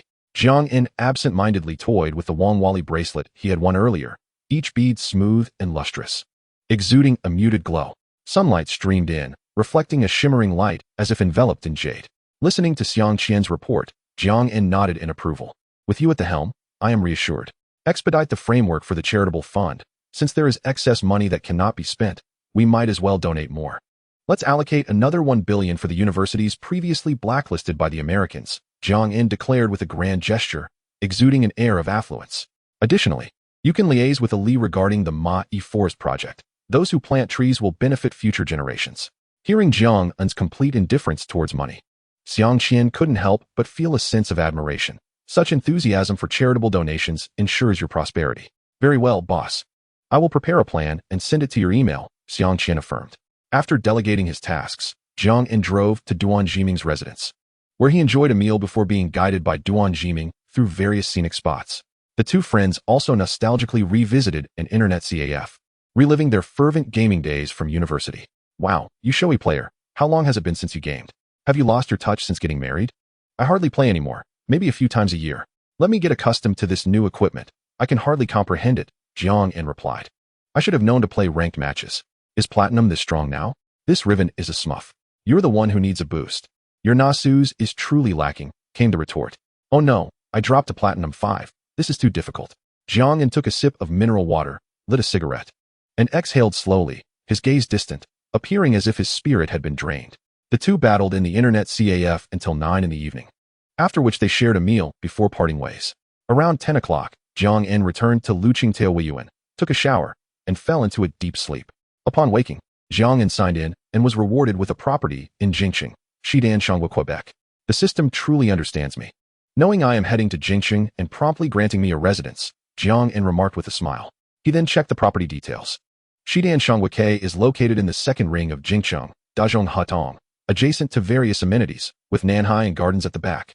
Reputed to be the most expensive residential complex in Jingqing, with a unit price reaching 187,000 per square meter. The unit Jiang In acquired is a 4-bedroom apartment of 296 square meters, situated on the 15th floor, known as the Phoenix level. "Wow, the renovations are already complete. How splendid," Jiang In exclaimed with delight. That day, Jiang In spent some time at Ma Yun's home for a farewell before driving back to Modu. After organizing his personal belongings, he called Jiang Shu. "Brother, can you take me with you?" Jiang Shu said in a somewhat coy tone. "What do you want to go for? Focus on your work. You have Gong Ling with you, so you need not fear loneliness," Jiang In replied. Weary of engaging further with his whimsical sister, before succinctly advising her and hanging up. Just as Jiang En prepared to leave, a thought struck him. Upon arriving in Jingxing, it seemed he had no vehicle at his disposal. It appeared that the registration plates from here might not be valid in Jingxing. Oh well, I'll just buy one later. Jiang En shrugged off the matter, embodying the carefree spirit of the affluent. As the saying goes, any issue that can be resolved with money is not an issue. Boarding the car arranged for him, he headed straight to the airport. Around 2 in the afternoon, he arrived in Jingxing. After disembarking, a vehicle was waiting to escort him to Shidinshanghua, Quebec. Viewing his new residence in Jingxing, Jiang En felt a sense of satisfaction. The 296-square-meter house was not overly spacious for one person, yet it was certainly better than Luqing Tao Weiyuan. Chapter 52, The Chatty Driver. After lounging for an hour in Shidinshanghua, Jiang En rose and exited the complex, hailing a taxi. "Driver, please take me to the nearby Rolls-Royce dealership." Jiang En instructed in authentic Jingxing dialect. The driver cast a glance at Jiang En through the rearview mirror, pondering the appearance of this young man. He seemed rather unremarkable, dressed in ordinary attire, yet upon speaking, he mentioned a Rolls-Royce. Could it be that he planned to dine at the establishment? The driver then stole another look at the community and realized it was Shidinshanghua, which alleviated his concerns. Perhaps this young man was indeed affluent. "Good day, sir. Are you heading out to purchase a car?" the driver inquired, speaking in a genuine Beijing accent to engage in conversation. Jiang En smiled slightly and replied, "Yes, I've just arrived in the capital and intend to buy a car for convenience." The driver noted the young man's demeanor, observing that he appeared somewhat fatigued, likely having just disembarked from a flight. "Indeed, you seem quite tired. It must be that you just landed not long ago," the driver remarked, contemplating how impressive the current generation had become, starting their journeys with a Rolls-Royce. "Yes, I just got off the plane 2 hours ago. It's rare for me to visit the capital. However, the air quality here seems rather poor. Has it always been this way?" Jiang En inquired, as he was mildly affected by nasal congestion, being sensitive to air quality. The driver, surprised by Jiang En's words, had assumed he was a local. "The air quality in the capital has improved somewhat. It's only mildly polluted now. A few years back, it was much worse. By the way, are you not a local resident?" Jiang En shook his head with a smile, saying, "I hail from Gansheng and am currently residing in Modu. My girlfriend is on a business trip here, and I happen to have a property in the capital, so I'll be staying for a while." After hearing this, the driver gave him a thumbs up, exclaiming, "Your Beijing accent is the most authentic I've encountered among outsiders. Almost indistinguishable from that of someone who has lived here for decades." Throughout the journey, Jiang En and the driver engaged in light conversation, occasionally facing minor traffic delays, which amused Jiang En as he listened to the driver's humorous complaints. The driver shared stories about how many properties he had acquired from a recent demolition, earning substantial rental income monthly, while driving was merely a pastime, as he had a BMW at home collecting dust. Upon reaching the destination, the driver enthusiastically bid farewell. "Take care, sir. Safe travels, goodbye." "Thank you, driver," Jiang En replied. Upon entering the dealership, a well-dressed sales representative approached him, greeting him warmly. "Hello. I would like to purchase 2 vehicles priced over 5 million each, and I would prefer them to be available immediately. It would be best if you could assist me with the registration plates as well," Jiang En stated directly, explaining that he needed 2 cars to navigate the city's driving restrictions. The sales representative was taken aback by Jiang En's straightforwardness, as the usual protocol involved offering the client a chance to rest, discussing budget and preferred models before proceeding to selection and negotiation. "No problem, Mr. Jiang. Currently, we have available vehicles priced above 5 million, including the Wraith, Dawn, Ghost, and Cullinan. Allow me to show you the cars," he said with a professional smile, gesturing invitingly. Jiang En waved his hand dismissively, stating, "I am already familiar with Rolls-Royce, so there's no need for me to inspect the vehicles. The Ghost is a bit too large for my taste, and I am not fond of convertibles like the Dawn. Please prepare the Wraith in blue and the Cullinan in red, both top-of-the-line models, and I will pay in full." The sales representative was momentarily thrown off by Jiang En's assertive remarks. It was his first encounter with a buyer who did not require a vehicle inspection before making a purchase. However, recognizing Jiang En as a highly motivated client, not one of those who merely came to take pictures and leave, he understood that he needed to adapt to Jiang En's decisive nature. Suppressing his excitement, the sales representative guided Jiang En to the VIP lounge and calculated the prices for the 2 vehicles. "Mr. Jiang, after discounts, the total comes to 13,700,000. The Wraith is priced at 5,900,000, and the Cullinan at 780,000, he informed, handing Jiang En the quote. Jiang En glanced at the report and said, "I dislike prolonged negotiations. I can pay 13 million immediately. I lack local social security, but I know you can assist me with the registration plates."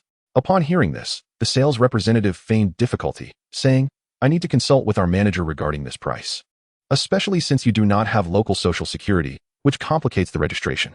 Jiang In furrowed his brow slightly and asked, "What is there to consult? I have experience in business. If you are facing challenges, I shall check with Bentley instead." At this, the sales representative nearly shuddered, realizing that if this deal slipped away, not only would he lose his commission, but he might also face the wrath of his manager. "Mr. Jiang, please don't rush. Have some tea, light a cigarette." "What I meant was, let our manager prepare the contract," the sales representative said, swallowing hard and wiping the sweat from his forehead. Feeling the air conditioning was a bit too warm, he then instinctively pulled out a pack of cigarettes, offering one to Jiang In and lighting it for him. After lighting the cigarette, the sales representative left the VIP lounge, and within 2 minutes, he returned with his impeccably dressed manager.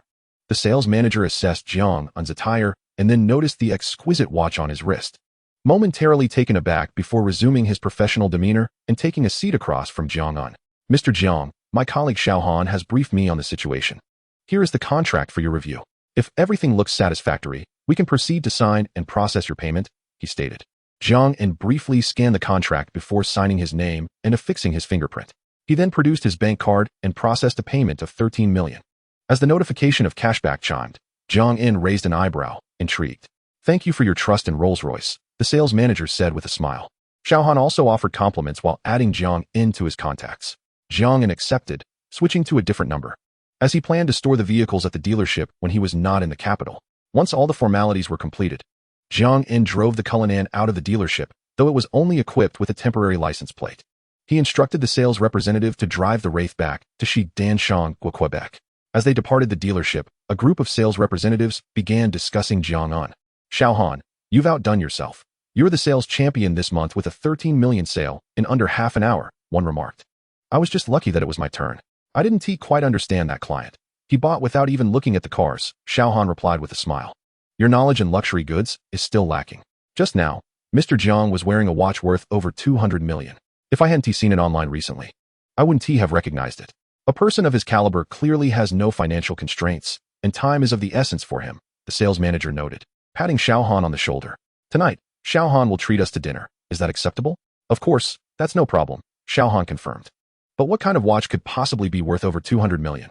After parking the 2 vehicles at Danshan, Jiang In returned home to recuperate.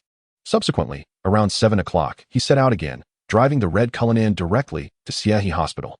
The 2 locations were a mere 5 kilometers apart, a distance easily traversed in just over 10 minutes.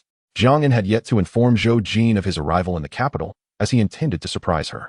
Timing his presence to coincide with Zhou Jin's departure from work, Jiang In, wearing a mask, awaited her outside the obstetrics and gynecology outpatient building. Observing the ebb and flow of doctors, nurses, and patients, he settled onto a bench in the corridor, his gaze wandering as if in search of a familiar silhouette that lingered in his mind. Before long, he noticed several doctors packing up their belongings and changing into casual attire, signaling the end of their shifts. A tall, graceful figure emerged from the department, her coffee-colored fitted overcoat accentuating her exquisite form, while loose gray-white athletic pants concealed her long legs. Her straight, dark hair cascaded like satin over her shoulders, and her simple yet elegant makeup complemented her delicate oval face, radiating both sophistication and charm. At the entrance of the department, she waved to her colleagues, seemingly bidding them farewell. The smile on her face exuded sweetness, embodying the image of a perfect goddess. Upon catching sight of her, Jiang In felt an overwhelming joy welling up within him. Just as he prepared to rise and present his surprise to Zhou Jin, a tall, handsome doctor, clad in frameless glasses, approached her. "Dr. Zhou, are you free tonight? I would like to invite you to dinner to discuss today's surgical experiences," the charming doctor said with a smile, his face brimming with anticipation. Zhou Jin shook her head with a smile, replying, "Dr. Zhai, I'm sorry, but I'm feeling a bit tired today and wish to rest early." Upon hearing her polite refusal, Dr. Zhai's expression momentarily stiffened. Yet he quickly masked it with a smile, suggesting, "How about the day after tomorrow? You seem to have the day off, and we could have dinner to share insights." In response to this renewed invitation, Zhou Jin's smile faded, her brow furrowing slightly. With a hint of coolness in her voice, she replied, "Let us talk about it later." It appeared that Zhou Jin struggled to reject others, especially when Dr. Zhai was using the pretext of discussing medical techniques to invite her to dinner, leaving her feeling somewhat uneasy. "All right, then I will arrange another time to meet." Dr. Zhai acknowledged her discomfort and wisely chose to refrain from pressing further on the matter of dinner. I'm off work now. Goodbye, Zhou Jin said, eager to depart.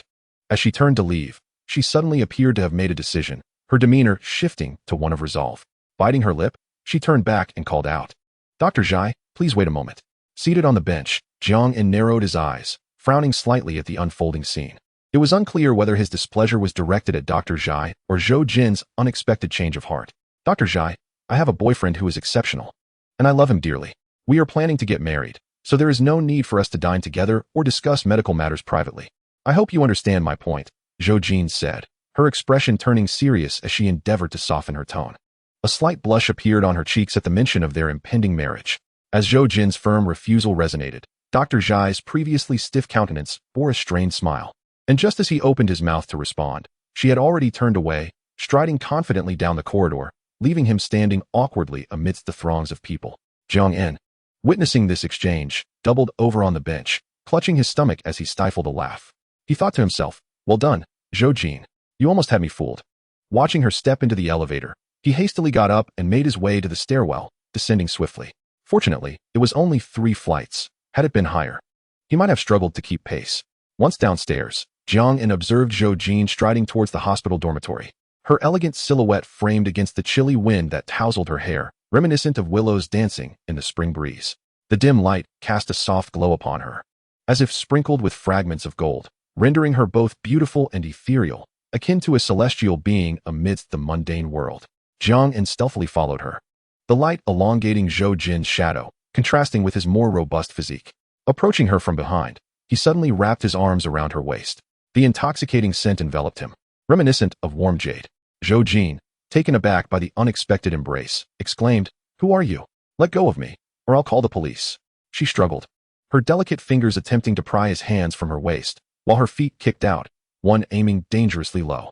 Jiang En, feeling a sudden chill, quickly released her and stepped back, clutching his midsection, a cold sweat breaking out across his brow. Jiang En, is that you?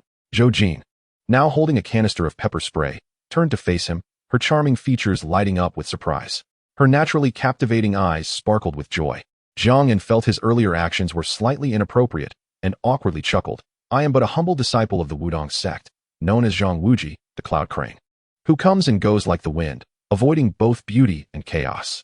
At Jiang En's playful banter, Zhou Jin erupted into laughter, her voice light and melodious, reminiscent of wind chimes dancing in the breeze. With a graceful leap, she bounded into his arms, her strong legs encircling his waist like a koala clinging to a tree. Jiang En stumbled back a few steps, nearly losing his balance. That kick you just delivered nearly jeopardized your future happiness, he chuckled.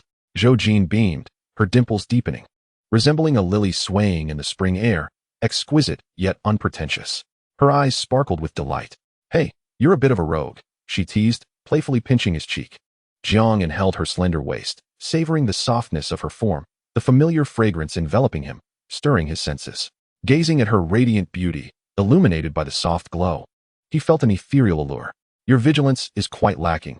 You didn't even notice me following you, he remarked, his gaze steady upon her. Zhou Jin pouted playfully. That's because I knew it was you behind me.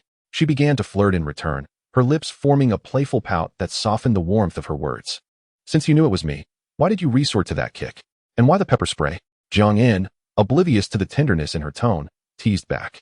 Zhou Jin rolled her eyes, her demeanor flirtatious, akin to a flower with 1,000 faces, blooming with beauty. Then, with a gentle peck on his cheek, she fluttered away as if teasing the surface of water. Why did you arrive only now? I've missed you, Zhou Jin said, her lips parting to release a breath as fragrant as orchids, the warmth of her expression illuminating the atmosphere, as if the light itself had focused on her profound yearning. Jiang En's gaze softened with affection, his tone gentle as he replied, I've missed you as well. Under the soft glow, their figures intertwined, merging into one. The shadows danced in the cold wind, tinged with a hint of shyness, as if slipping away unnoticed. But we are in a hospital. This might not be the most appropriate setting. Zhou Jin forcefully pushed away Jiang En's approaching face, her cheeks blooming with 2 shades of crimson, a charming allure mixed with a hint of mischief. Jiang En chuckled lightly and inquired, Have you had dinner yet? I've made a reservation at a restaurant. Not yet. I've been waiting for you, Zhou Jin replied, shaking her head with a gentle smile. Reluctantly, Jiang En released his hold on Zhou Jin's waist, gently setting her down. And taking her slightly cool hand, he said, Let's go eat. Sure, but why are your hands always so warm? Zhou Jin asked, feeling the warmth radiating from Jiang En's palm, her smile blossoming like a flower. Because I have you in my heart, hence the warmth, Jiang En casually responded, launching into his repertoire of charming lines. Hee, when did you arrive? Zhou Jin asked, her eyes sparkling with joy and her face adorned with a sweet smile. I got here around the time you were finishing work. I've been sitting on the bench in the hallway, Jiang En said, tilting his head with a peculiar gaze at Zhou Jin. Zhou Jin puffed up her cheeks, looking at Jiang En's odd expression and posture, and laughed. What kind of look is that? After saying this, she cupped Jiang En's face with her hands and playfully shook his head, continuing, the doctor is surnamed Zhai. He is the attending surgeon at Xia Hospital. He has been inviting me to dinner lately, claiming he wants to exchange medical knowledge. However, I have firmly declined him today and told him not to bother inviting me in the future. Haha, I was there listening the whole time you two talked. By the way, that Dr. Zhai is indeed quite handsome, taller than me. With a refined demeanor and wearing frameless glasses, he looks quite the gentleman. Jiang En pretended to be annoyed and jealous. Seeing Jiang En's jealous demeanor, Zhou Jin couldn't help but reveal a hint of her pearly teeth. A sweet smile dancing at the corners of her mouth as she said, Are you jealous? That Dr. Zhai is indeed impressive around my age, and already a senior attending physician with profound knowledge. Unfortunately, I'm already devoted to someone else. Listening to Zhou Jin's response, Jiang En stifled a laugh and remarked, Yes. Thank goodness you crashed into my car, and thank goodness my car has rear end must marry written on it, and thank goodness you were decisive. Oh dear, if others ask. You must say the opposite. I don't want to lose face. The two playfully bickered as they arrived at Jiang En's parking garage. Once in the car, Zhou Jin suddenly realized something and looked at Jiang En's newly purchased Quillinan with a puzzled expression, asking, Where did this car come from? I bought it this afternoon as soon as I arrived in Beijing. I bought 2 cars in total. Another one is a phantom parked in the neighborhood. It's all for the convenience of seeing you. With 2 cars, I don't have to worry about traffic restrictions. How wonderful is that? What? You bought 2 cars just for this? And such expensive ones? You are wasting money, Zhou Jin chided. You could have bought a cheaper one. Even a Toyota or Mazda would do. Oh dear wife, we aren't short on money, Jiang En replied with a carefree smile. You mentioned there's another car in the neighborhood? Which neighborhood? Do you have relatives or friends in Beijing? Zhou Jin continued to inquire. I have friends in Beijing. But the house is one I just bought a few days ago, located at Guokei in Xidan. I simply want to be able to accompany you conveniently here in Beijing. Zhou Jin listened to Jiang En's nonchalant tone, but took a deep breath. Feeling a heavy weight in her heart, her expression turning serious as she said, Jiang En, your sacrifices for me make me feel a bit oppressed. I feel like I can't bear it. Jiang En, driving, gazed ahead but suddenly sensed the emotion in Zhou Jin's words, his heart sinking. Chapter 54. How frustrating.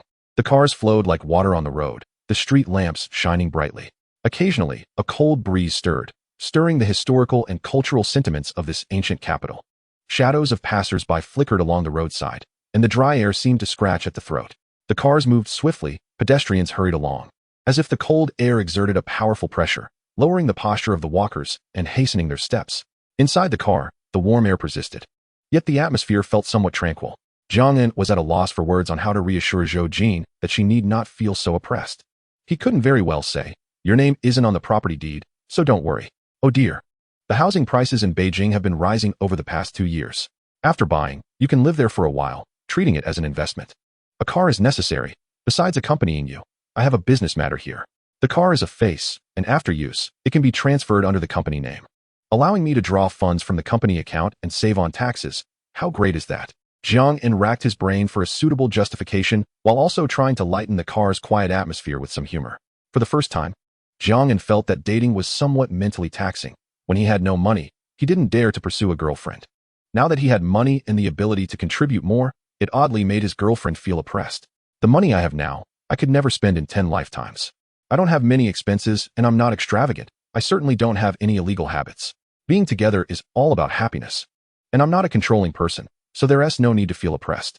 With one hand on the steering wheel, Jiang En held Zhou Jin's fair and delicate hand with the other. His words eased Zhou Jin's mood considerably. Her lovely face gradually brightened, as if the sun had peeked out from behind the clouds, casting down its golden rays. Am I overthinking things too much? Zhou Jin looked up at him.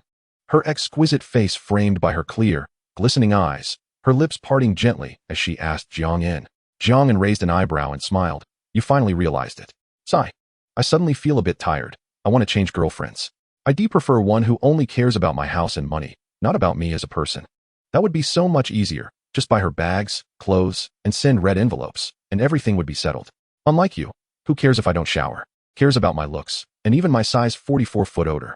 Hearing Jiang N's playful banter, Zhou Jin laughed heartily, then straightened her face to say, "It's too late for you to think about changing now. Once you're on my pirate ship, there's no getting off. I'll be tied to this pirate ship for the rest of my life. Even if you try to kick me off, I won't go." Jiang N chuckled. Suddenly, Zhou Jin seriously asked, "Do you really have foot odor? And don't shower?" Jiang N felt a wave of frustration wash over him, his brows knitting together as he exclaimed, "You really are a simpleton. I suddenly feel like throwing you out of the car." Zhou Jin laughed so hard she nearly shook, her delicate frame trembling. "But your feet are indeed quite large, and your face is also big. Zhou Jin, I'll bite you." Jiang N shot a look forward, one hand reaching for Zhou Jin's delicate fingers, pretending to stuff them into his mouth. As they chatted in the car, they unknowingly arrived at their destination, Chengfu Restaurant. At the foot of the imperial city, the courtyard exuded an ancient charm, steeped in rich historical sentiment, as if they had been transported back a century to a classic courtyard of yore, elegant and serene. "I initially wanted to book Diyu Tai State Guest House, but it's more suited for large banquets. Fortunately, Chengfu Restaurant is quite nice too. Let us savor it today," Jiang N said, placing Zhou Jin's hand in his coat pocket while surveying the restaurant's layout. "Shouldn't we go to one of those couple restaurants?" Zhou Jin raised her beautifully arched brows slightly and asked. "Those couple restaurants have mediocre food, they sell the ambience. For dining, one must come to an authentic restaurant," Jiang N asserted, embodying the essence of a straightforward man. "You make a valid point," Zhou Jin replied, pouting slightly as she fell silent. Upon entering the private dining room, the dishes were presented one after another, exuding delightful aromas and enticing colors. They encompassed the essence of 8 major cuisines, embodying the grandeur of a state banquet. Each dish was meticulously prepared, crafted with care. Jiang N, an Epicurean, gleamed with anticipation as he addressed Zhou Jin. Come, let us savor today's delights." With that, he deftly peeled a shrimp and handed it to her. He then enthusiastically began to indulge himself in the meal. Zhou Jin observed Jiang N, who was completely absorbed in his food, reminiscent of their first dining experience together, where eating was simply about the act itself, so genuine. "This braised pork and Zisu Wuchang fish are truly exquisite, Zhou Jin. Hurry and eat. Why do you merely gaze at me?" Jiang N remarked after sipping some lemon water, gesturing toward the 2 dishes. Zhou Jin puffed her cheeks in irritation and replied, "Engage me in conversation." Is that so? No problem, speak, and I shall listen," Jiang N responded after taking a bite of lion's head meatball. Observing Jiang N's incessant munching, Zhou Jin found herself at a loss for words and took a hearty bite of the general's shrimp. After sampling every dish, Jiang N, still yearning for more, slowed his pace and began conversing with Zhou Jin, inquiring about her experiences at the hospital. "Just the other day, a patient's family disregarded our medical advice, nearly causing a miscarriage, and then shifted the blame onto us. Utterly unreasonable," she continued, recalling a colleague's story of a septuplet birth last month, where the male family member was nearly in tears. "We received a commendation banner yesterday. It's the first one I've received in the capital," she shared. Jiang N, attuned to her emotions, offered compliments and responses at intervals. "Wife, where are you staying tonight?" he asked after sipping some broth. "The hospital has arranged for me to stay in a single dormitory. I've been residing there lately." Jiang N replied, "I see. Is it uncomfortable? Would you like to stay with me?" He coughed lightly, clearing his throat as he tentatively posed the question. Understanding the implication in Jiang N's words, Zhou Jin smiled, her eyes sparkling, and with a playful dimpled grin, she teased, "Hee, how impudent." Taken aback by her unexpected retort, Jiang N sat up straight and hastily defended himself. "I was merely concerned that you might feel uneasy. My place is rather spacious. It feels a bit lonely living alone. What are you thinking?" "Oh, I see," Zhou Jin replied, her lips curling into a knowing smile. Gazing at Zhou Jin's charming countenance, Jiang N felt a rush of emotions. "You still haven't answered whether you'd come and keep me company," he pressed, his demeanor earnest. "No, I've only just arrived in the capital a few days ago. I'm not ready to move out yet," she pouted slightly, a hint of blush creeping onto her cheeks, resembling delicate peach blossoms kissed by a gentle spring breeze. Jiang N, however, focused solely on her last statement about not being prepared. Captivated by Zhou Jin's enchanting beauty, he swallowed hard, his fist clenching as he felt a surge of desire. "Well, it seems I must bear everything alone," Jiang N sighed, a sense of melancholy washing over him. After their meal, the 2 strolled outside, soaking in the cultural essence of the ancient city. Walking through the historic streets, admiring the unique shops on either side, they leaned into each other, their heights appearing nearly equal, a perfect pair. They exchanged whispers and laughter, sometimes playfully scolding each other, embodying the essence of 2 birds frolicking in the woods. Filled with joy, Zhou Jin looped her arm through Jiang In's, her face radiant with laughter, her smile sweetly infectious. As if the air itself had transformed into a sugary delight. Jiang In playfully recited clever anecdotes, showcasing his vast knowledge and effortlessly captivating Zhou Jin's admiring gaze. You tell jokes and reference classics so smoothly. Are you preparing for graduate school? Zhou Jin asked, covering her mouth with her delicate hand as she laughed. Graduate school? That's nothing. I aspire to be the king of the pirates. Jiang In replied with a serious tone, quoting from One Piece. I know what that phrase means in Japanese. I shall be the king of the pirates. Zhou Jin, inspired by Jiang Un, joined in the jest, playfully shaking her flawless fist. Impressive. You can now follow my lead seamlessly, Jiang In remarked. After some time exploring, as the hour grew late, Jiang In escorted Zhou Jin back to the hospital dormitory. In the embrace at the base of the stairs, Zhou Jin wrapped her arms around Jiang In's neck. Her breath fragrant as she whispered softly in his ear, You hang in there. Wait for me. I am worth your weight. Her words struck a chord within Jiang In. Deepening his breath, his hands instinctively roamed over Zhou Jin's soft back, tracing her graceful curves, causing her to shiver slightly. I must hurry to bed, otherwise I won't rise in the morning, Zhou Jin said, her face blooming with a rosy hue, reminiscent of a gentle fire. With a swift peck on Jiang In's cheek, she quickly slipped away from his embrace. I'm so frustrated, Jiang In lamented as he watched Zhou Jin's graceful figure ascend the stairs, sighing heavily. He felt vexed for not seizing the moment and allowing her to slip from his grasp.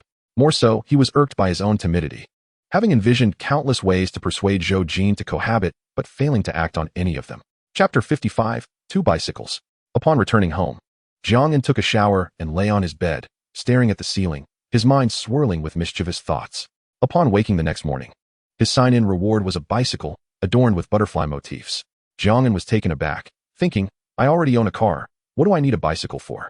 After retrieving the bicycle, he marveled at the shimmering butterfly wing patterns, exquisitely detailed. Running his fingers over the textured surface, he noted the craftsmanship and the brilliant shine of the entire frame. This design is quite innovative. The butterfly patterns look remarkably real, he mused. After a quick search on his phone, astonishment washed over Jiang In's face as he exclaimed, Oh my, worth 500,000. The butterfly patterns are genuine butterfly wings. And the entire bike is made of carbon fiber? This was the ride of Lance Armstrong, the 7-time Tour de France champion, who was later embroiled in doping scandals. He lifted the butterfly bicycle, finding it surprisingly light. After his research, Jiang In set the bike aside, proceeded with his morning routine, and enjoyed breakfast before driving straight to the headquarters of ByteDance. He had arranged to meet Zhang Ming for a tour. Though the two locations were several kilometers apart, Jiang In arrived at Zhonghong Plaza in about half an hour. Although this site was ostensibly ByteDance headquarters, the company had multiple offices arranged in a starfish pattern, symbolizing vitality, their cognitive capabilities distributed throughout their body. If a starfish were cut in half, each half could eventually grow into a new starfish. Upon entering the creative and technologically advanced office building, Jiang In met the refined Zhang Ming. Zhang Ming warmly invited Jiang In into his office, discussing work while sharing casual conversation, yet he was primarily interested in understanding Jiang Un's intentions regarding the stock acquisition. After their discussion, reassured by Jiang Un's good intentions, Zhang Ming felt considerably more at ease. ByteDance enjoyed a stellar reputation, its valuation rising annually, attracting the attention of numerous capital moguls, leaving Zhang Ming feeling precarious. With an impending IPO, if not for the American government's intervention, ByteDance's public offering would have progressed even more swiftly. Come, Mr. Jiang. Let me show you the company's internal layout and facilities, Zhang Ming suggested. As they walked through the office, Jiang In admired the innovative and user-friendly design. At noon, he joined Zhang Ming for lunch in the cafeteria, where the food proved to be quite satisfactory. In the afternoon, Jiang In attended a meeting at Byte, which was straightforward, clear, and efficient. The meeting's theme and objectives had been predetermined, allowing for the presentation of proposals, discussion of outcomes, and a reduction in memo work afterward. Jiang In departed around 4 o'clock, feeling a sense of solitude upon returning home.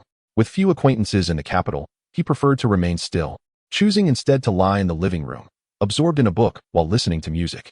Since his sudden wealth, Jiang In had been dedicated to enhancing his character and virtues. A strong inner self prevents one from losing their mind amidst newfound riches. Many succumb to misfortune due to a lack of moral integrity when fortune strikes. Solitude often fosters a clearer understanding of oneself, allowing one to reflect on their true nature. Jiang In thrived in solitude, finding warmth in his own company and discovering his most authentic self, returning to a state of spiritual tranquility.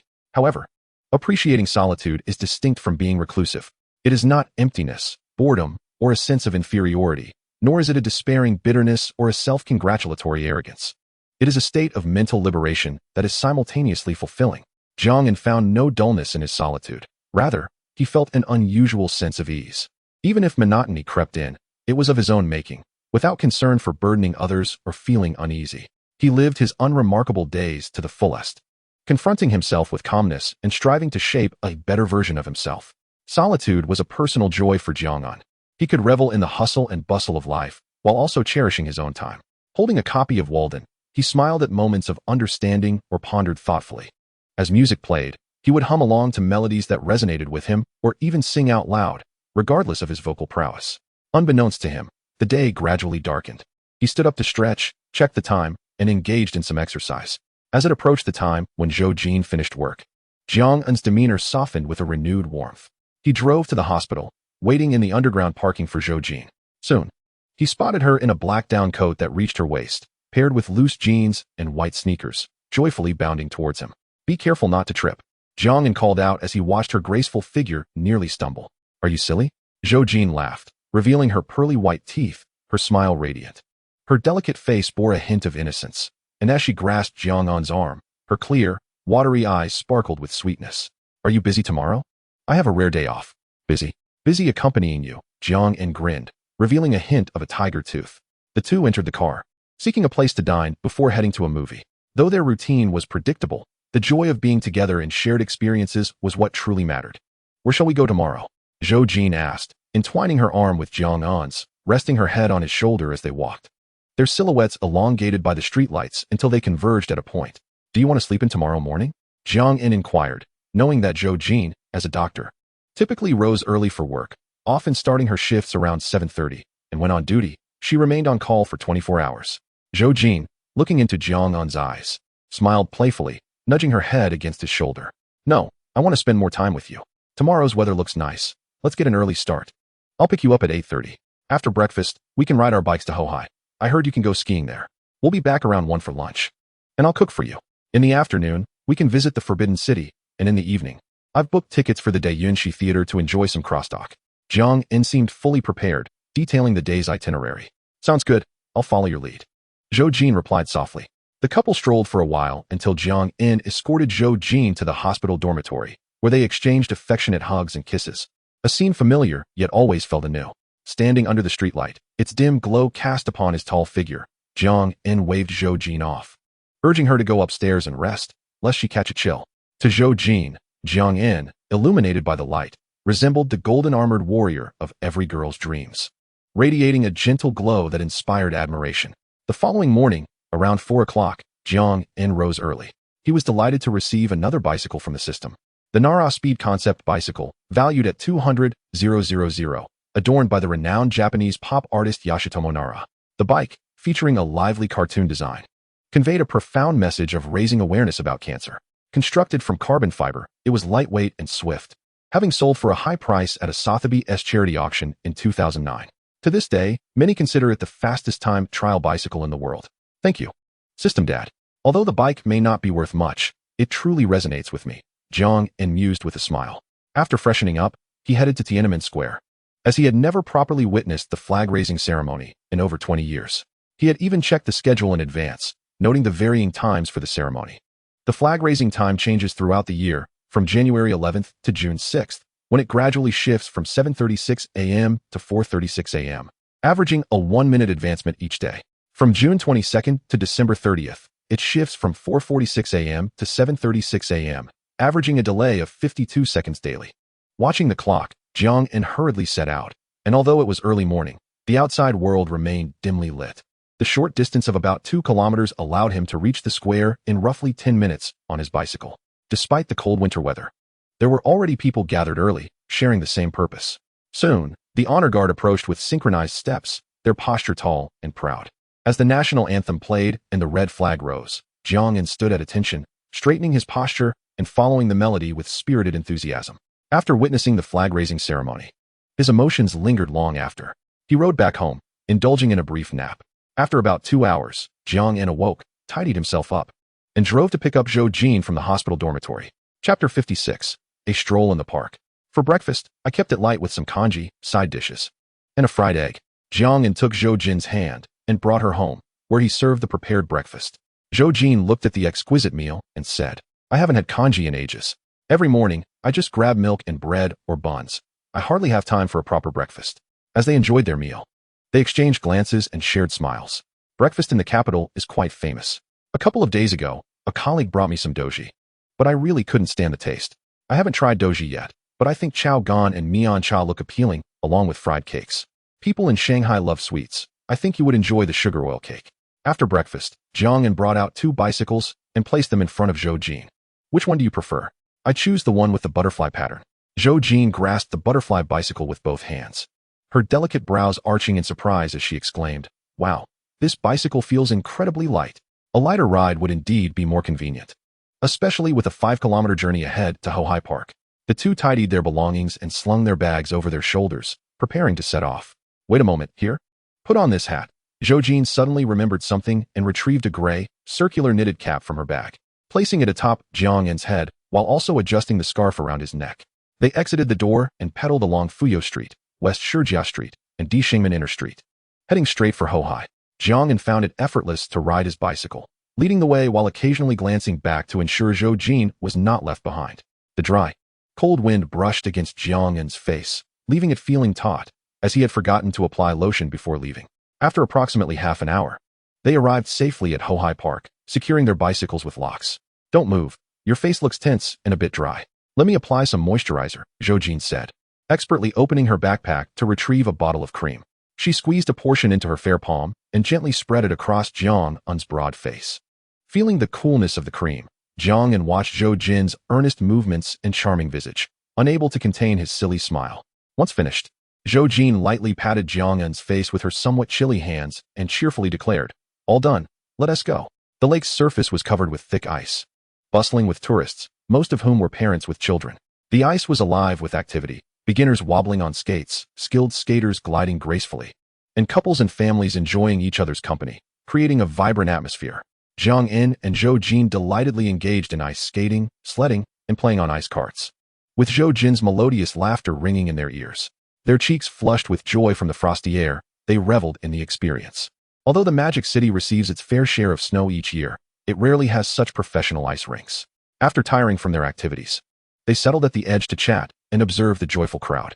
If only the Magic City could enjoy this weather, I doubt anyone would want to stay indoors. Zhou Jin mused. The chill in the capital felt different from that of the coastal city. In the north, one could withstand the cold with extra layers, while the damp cold of the coastal city seeped through clothing, making it unbearable. Listening to Jiang's response, Zhou Jin tilted her head thoughtfully and remarked, That seems to be the case. The capital's temperature may appear significantly lower, but with warmer clothing, one feels fine. However, in the Magic City, even a slight drop in temperature is intolerable. It's like physical and magical attacks. They chuckled before Zhou Jin, adorned with her plush knitted hat and a bobbing pom-pom, remarked, We can't play any longer. Your hands are already warm, and I can feel a bit of sweat on my back. If we continue, we might catch a cold. All right, I'll heed your advice. Let's south stroll around the park, Jiang replied. After returning their equipment, they leisurely wandered through the park, admiring the scenery, visiting historical sites, and sharing amusing anecdotes. At each historical site, Jiang recounted its background as if he were sharing treasured knowledge. His intellect and charisma shone through, captivating Zhou Jin, whose eyes sparkled with admiration. How do you know so much? Zhou Jin inquired, her clear, watery gaze reflecting Jiang's handsome features, filled with admiration akin to the shimmering sunlight on the lake's surface. It's all from books and some knowledgeable, dashing friends I've met online, Jiang replied, noticing Zhou Jin's crescent-shaped smile. As they meandered, they realized it was already past noon. After briefly organizing their belongings, they hopped back on their bicycles to return home. After passing a few intersections, they found themselves on the non-motorized lane, slightly spaced apart, chatting while waiting for the traffic lights. Seconds later, the green light illuminated, and they prepared to ride forward. However, a Mercedes on the adjacent motorized lane, seemingly driven by someone under the influence, veered slightly to the right, causing Zhou Jin's bicycle to lurch forward. Startled, Zhou Jin instinctively squeezed the brakes, the wheels screeching against the pavement.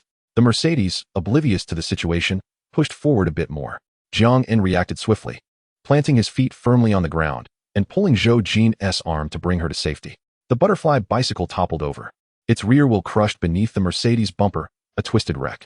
Finally realizing the predicament, the driver of the Mercedes hastily exited the vehicle, a woman clad in a black down jacket, her appearance rather attractive with meticulously applied makeup, though her slightly pointed chin gave her an air of sharpness. Accompanying her was a young man in a red jacket, slightly plump and of similar height to Jiang En, wearing black-rimmed glasses that lent him a scholarly appearance. "Are you all right?" Jiang En gently inquired, glancing at the shaken Zhou Jing. As her expression steadied, Jiang En turned to the female driver with a stern face and demanded, "Are you not watching the road while driving?" The woman, absorbed in assessing the damage, wiped the paint on the front of her car and, upon hearing Jiang En's outburst, responded with a slightly menacing expression, "Why are you shouting? It's not a big deal. It's just a bicycle, and you've scratched my paint." Fuming at her arrogance, Jiang En felt his temper flare, his expression darkening as he opened his mouth to respond when he was interrupted by an angry retort. "Shut up. I just dozed off. And you go and create this mess." The young man in red scolded the female driver. "Sorry, she's my girlfriend. She just got her license a couple of days ago. We genuinely apologize. How much will it cost to fix this?" The young man turned, his face apologetic, bowing slightly to Jiang En. Seeing the polite demeanor of the young man eased Jiang En's expression a little. Hearing the honking from the road, he instructed, "You should move your car to the side and turn on your hazard lights. You're blocking the road." The young man nodded, repositioning the car slightly to pull it off the road. During this time, Jiang En took the opportunity to call the police while also contacting the Chui Ku company to send someone over. "Let us settle this privately. Just name your price," the young man suggested with a smile and an apologetic tone as he parked the car. "Your girlfriend driving during her probationary period is one thing, but driving in high heels is against the law. I've already called the police. They will be here shortly," Jiang En replied, shaking his head. The young man frowned upon hearing this, chuckling bitterly. "Come on, this isn't necessary. Let's just settle this privately. It's just a few hundred." Jiang En coldly laughed. "Money is not the issue, it's your girlfriend's attitude. Has she said a single word of apology yet? It's unacceptable for someone in her probationary period to drive in high heels. This cannot be resolved privately." The young man, misinterpreting Jiang En's words as a desire for more compensation, felt a tinge of irritation and retorted, "Come on, this isn't fair. I suggest you call your insurance adjuster. I hope your insurance company will cover the damages, and I hope your third-party liability is sufficient." With a chilly demeanor, Jiang En pulled Zhou Jing aside, awaiting the arrival of the police. A mere 4 to 5 minutes later, the police arrived at the scene to inquire about the situation. "Officer, this is the dash cam from my bicycle, which contains the entire sequence of the incident." Jiang En retrieved the miniature recorder hidden beneath the seat of his butterfly bicycle and extracted the memory card. The police and the onlookers were slightly astonished. When did bicycles come equipped with dash cams? Observing the device, they noted its price was almost on par with that of a car. "You seem quite well prepared. Is everyone all right?" one officer inquired with a smile. "Everyone is fine, but the bicycle will require significant repairs." The officer issued 2 tickets to the female cyclist, one for crossing the solid line, deducting 3 points, and another for riding in high heels, deducting 2 points. Showing no leniency whatsoever. "Are you going to go through insurance now, or would you prefer to settle this privately?" the officer asked the young man in red. "My bike only has a minor scratch. There's no need to file a claim with commercial insurance. I've already called for the compulsory insurance personnel, and they should arrive in about 5 to 6 minutes, the young man replied with a shrug. Chapter 57. The Assisting King, the young man in the baseball cap. Jiang En observed the situation and shook his head, letting out a sigh. "Isn't the compulsory insurance and commercial insurance from the same company?" "They are not," the young man in red responded, shaking his head. "Then let's not waste time. Call the commercial insurance. Your compulsory insurance limit of 2,000 is insufficient. And be prepared for the shortfall on the commercial insurance." Jiang En narrowed his eyes and exhaled deeply, articulating his thoughts more clearly. The officer and the young man in red were taken aback, looking at Jiang En with puzzled expressions. "Is this butterfly bike really worth that much?" asked a young man in a baseball cap, who had been observing from the sidelines, leaning in to inspect Jiang En's damaged bicycle. Jiang En was in a foul mood, but nodded slightly in response to the onlooker's question. Wow, the netizens on Weibo were right. They claim this bike is worth 3 million, entirely made of carbon fiber, and the butterfly patterns are mostly genuine butterfly wings, the young man exclaimed while checking his phone and scrolling through comments in astonishment. "The company's after-sales personnel will arrive in about 10 minutes, and they will provide you with a quote." Jiang En glanced at the time and chose not to engage further. Speaking softly to the young man in red, the crowd of bystanders, numbering around 8 or 9, listened to the conversation and expressed their surprise. "A 3 million bicycle?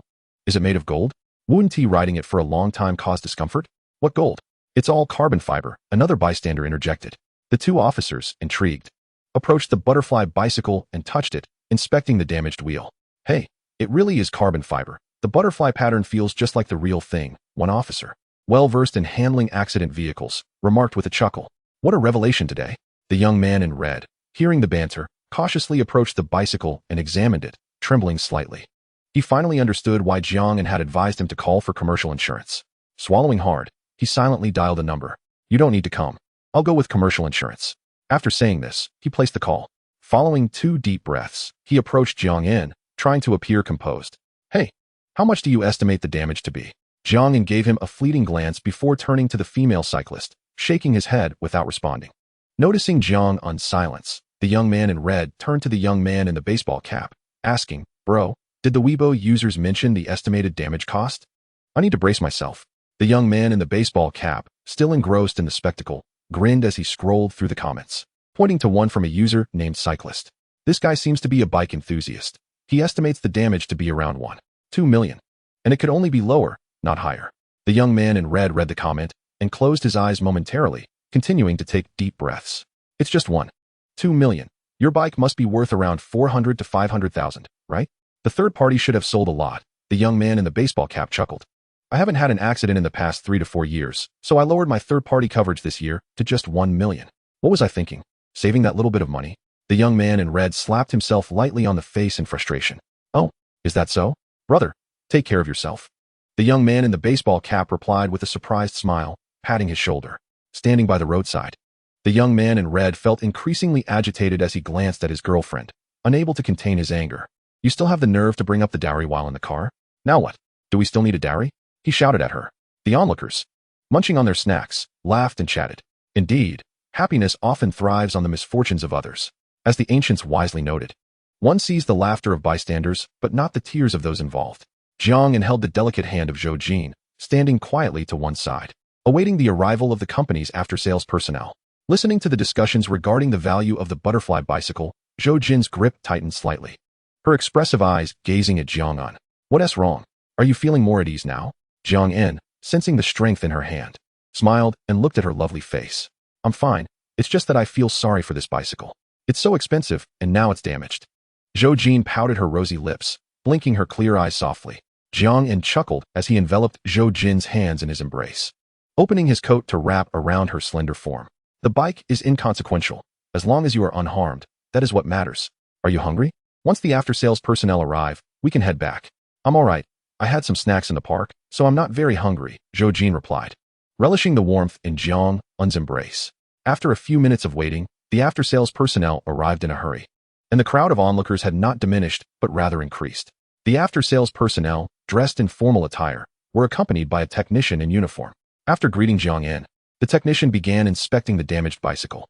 A few minutes later, the technician sighed and approached Jiang. The wheel is damaged, and the bearings and frame have some cracks. These are minor issues. However, the butterfly pattern coating has partially peeled off and needs to be repainted at the main factory in the United States. The repair cost is approximately 1.32 million. All right, please coordinate with Manager Gu and Master Lu on this matter and inform the other party's insurance.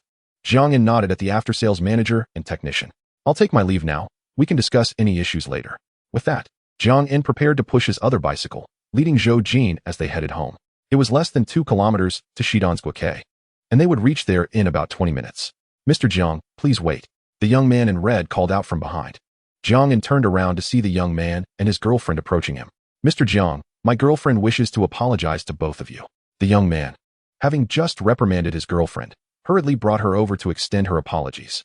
I'm sorry, please forgive my initial poor attitude and also forgive my mistakes. The female cyclist's eyes shimmered with unshed tears, likely from the harsh reprimand she had received. More than 10 minutes had passed since the incident, and although her apology seemed slightly late, Jiang's resentment had subsided considerably. After accepting her apology, he waved his hand and said, just be more mindful in the future. With that, Jiang continued on his way with Zhou Jin towards Shidansguo, Quebec. As they walked, they engaged in conversation. Jiang, I've noticed that you have quite a bit of strength. Just now, when you pulled me, it felt like you effortlessly lifted me. Zhou Jin walked alongside Jiang, gesturing as she spoke about the action of lifting a basket. Jiang looked at her gestures and joked, is it like lifting little chicks? What little chicks? That sounds terrible.